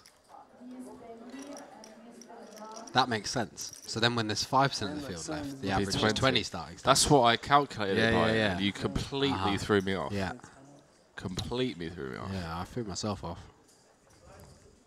Because normally when you like come up with a counter argument to something I say, it's normally spot on. Yeah. So like I'm like second guessing. Yeah, I'm like, hang on a minute. He's gaslighting me again on stream. Trying to make me look stupid here or what? No, I was just being the stupid one. But that's okay, it happens. I can deal with that. Won't be the last time. Say something. Oh, you got to laugh at yourself when you make a fool of yourself, and you can't take yourself too seriously all the time. I'm glad it's not whatever. serious. Go on, Ashkenazi. I disagree with Ever. I think there's sometimes you need to take yourself seriously. Like gym, studying, all that good stuff. All that good stuff. Big up Ashkenazi. 3x with the diaper. The dirty diaper, as they like to call it in, what was it, Louisiana? Yeah. Gets it through though, doesn't he? Boss man. Boss man Tings. Back up to just shy of 20 bigs. Bit of breathing room. Not going to be 20 bigs for much longer though. No, I was about to say, I feel like the same rules don't apply to Ashkenazi when it comes to breathing room.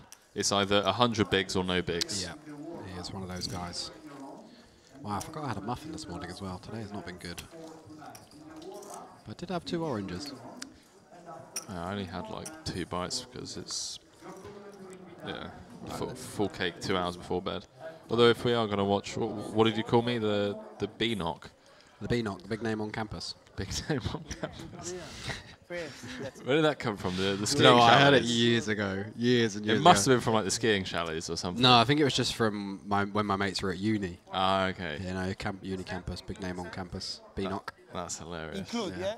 Doesn't get used very often. I haven't heard it. I've never actually heard it outside of that. I don't even know where I heard it from. I mean, it's so fitting when Isn't you're at it? uni, because at uni you do think you are the most important person in the world, and it's not until life humbles you in your 20s and you realise that, hang on, I'm insignificant. You're like, I used to get the best grades in my class of 30, and now I'm out in the real world. There's 1,000 people. Yeah, it's just like, hang on a minute. Yeah. Yeah, life certainly does knock you down a few pegs. Has to. Funny old world. Yeah. Got a feeling this levy's going to run deep, and this 3.7 been pretty relentless. I mean, this is just incredibly out of line. It is out of line indeed. But I wouldn't say it's incredibly out of line, but there is a notable drop-off in equity between Queen 8 and Queen 7. Yeah. I don't think he's thinking about that. I think he's just thinking, either. we are 7 minutes away from bag in for day 4. I'd like to make my stack a nice round 4 million. There we go. Now he's going to ease off. Picture in the group chat, lads. Day 4 4 mil. incoming. 4 mil. That 5 ball looking like it could convert into 10k. Cool. Nothing like buying action from a friend. Winning chunks. In the deep weeds of day 5, day 6. So I'm gonna just thank him. Should ask Endra. He's got more experience than anybody. Endra is every time. I mean, I just message him directly and I'm like, look, mate, I'm thinking about putting a post out for this event. I thought I'd just message you first because you always buy regularly. If somebody in the UK has a 5-figure score, Endra had a piece. That's a rule of life. Only 3 things are certain in life: death, taxes, and Endra having a piece of somebody's 5-figure score or more. Oh, I wonder if he has like a spreadsheet. I don't think he doesn't strike me as Just the all person that green. does. Doesn't strike me as the person that does. He's probably just like, yeah, like he's like, oh, I forgot about that. He's got it. He's got it in the notes of his old Nokia 3310 that he uses, you know, or written down, carved into the wall, and just like in crayon. Yeah, crayon, whiteboard in his kitchen or something. Oh, nah, he's a bit more organised than you think. I've been to his place a few times, and he's got office full of whiteboards. There's a difference between whiteboards and being organised in spreadsheets. Yeah, no, I don't know if he's a spreadsheet kind of guy, but he occasionally does admin. Because me and my group, it's kind of ridiculous. I'm the worst out of my entire group. Mate, I'm absolutely terrible. I haven't done admin in years. The only thing I just do, every time I sell action for a tournament, I just open a note on my phone, write down who bought what, close it at the end, send all the money back, and then delete the note. Like, I don't do any spreadsheets or anything like that. Oh yeah, I mean that's still solid. You still got proof of who's got what. Yeah, I just do it one tournament at a time. That's just the way I operate. I don't like to spend loads of time doing boring stuff. Yeah, no, I just got individual tabs with different people. Yeah, I've only got one tab. Fairly sure. Just always settle. Yeah, I was about to say I think I owe some people money, but yeah, you owe me a few grand. Yeah. Isaiah opening the button with the ace-4 off, and Grigorev putting in the very, very sexy 3-bet out of the big blind with the queen-5 offsuit. Love this. Great hand selection too. You just love any aggression, big blind versus button, don't you? No, this is legit solver land strategy. Because you don't want to use your great read from Isaiah. Love that. Using the ace-x blocker. Realizes this is a spot that the meta has kind of shifted. This used to be, it's like those things, you know, where a hotspot gets discovered, and as soon as it spreads a little bit throughout the community, it suddenly just starts being overdone over and over and over again. And that's sure. the spots these days. Big blind 3-bet. Yeah. But you need to push. And you push. Pocket 4, yeah. No, ace 4 diamond. Isaiah realizing there that when we 3-bet not all in off a stack that size, we're going to have a lot of jams pre-flop, right? For 20 big blind versus button. Yeah. So he realizes that when the 3-bet is not all in, you're repping a very, very polar range I of think like people aces are and kings. super imbalanced in that spot, Super right? unbalanced, exactly. And Isaiah's just trusted his read in that spot, knows he's got an ace in his hand, so he's blocking combos of aces and ace-king.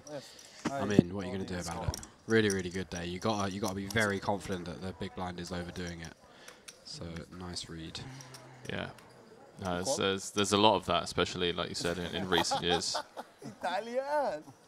where I don't know. people hear something but they don't actually understand it in depth. They've just like seen it at face value, like a one-off, or they've seen Fedor do it or whoever.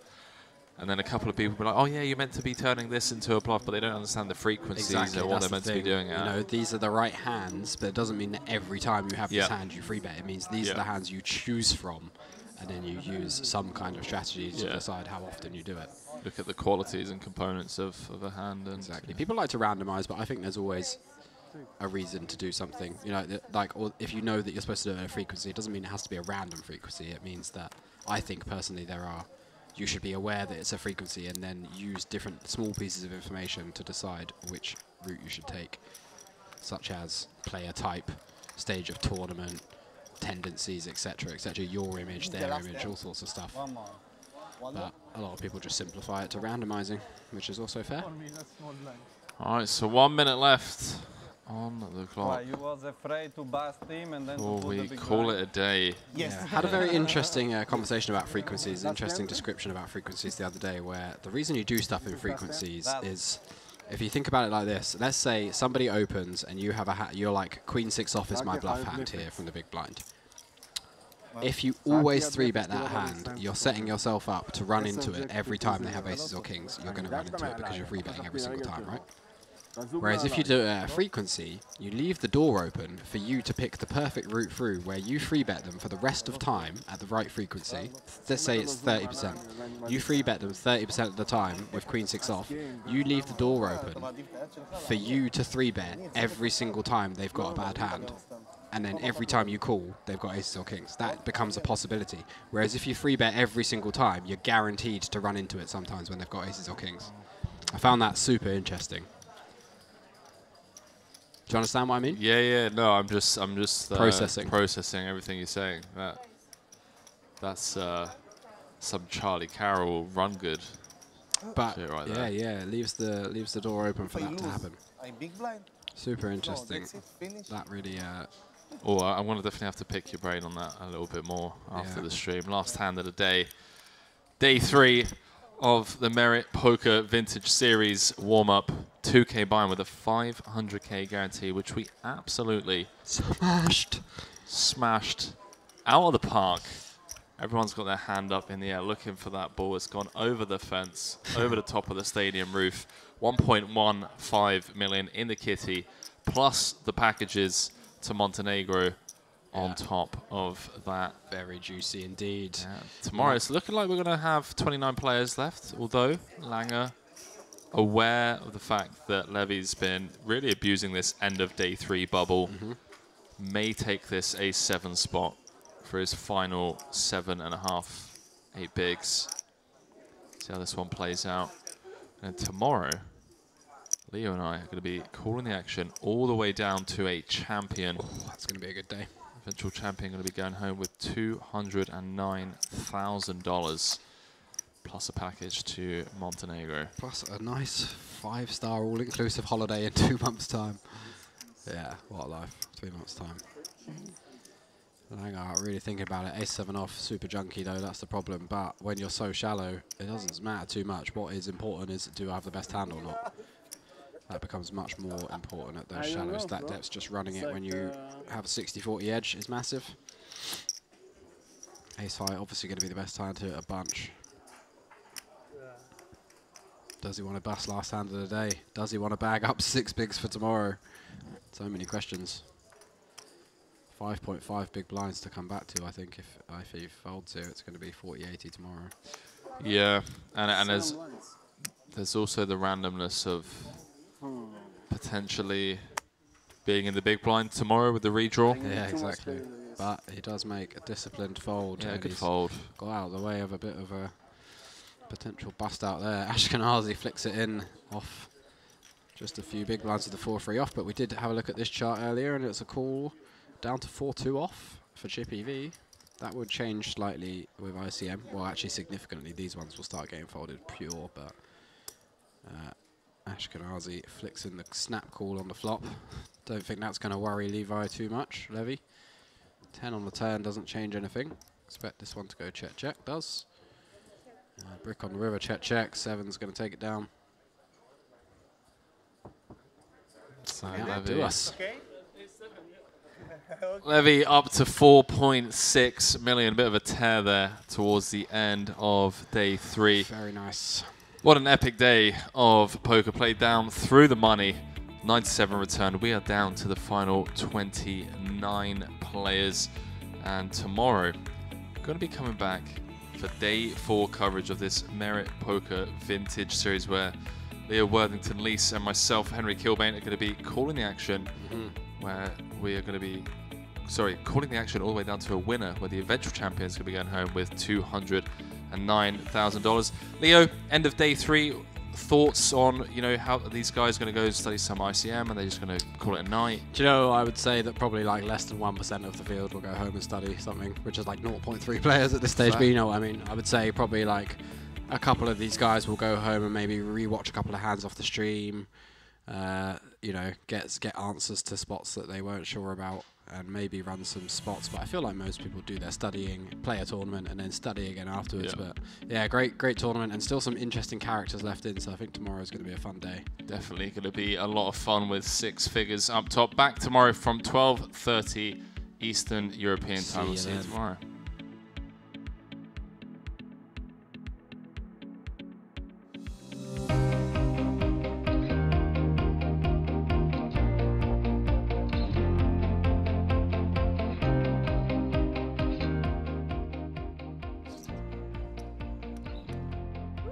It happened. Let's go. A little bit more, around 40%. 300K to 845. Get showed the boots.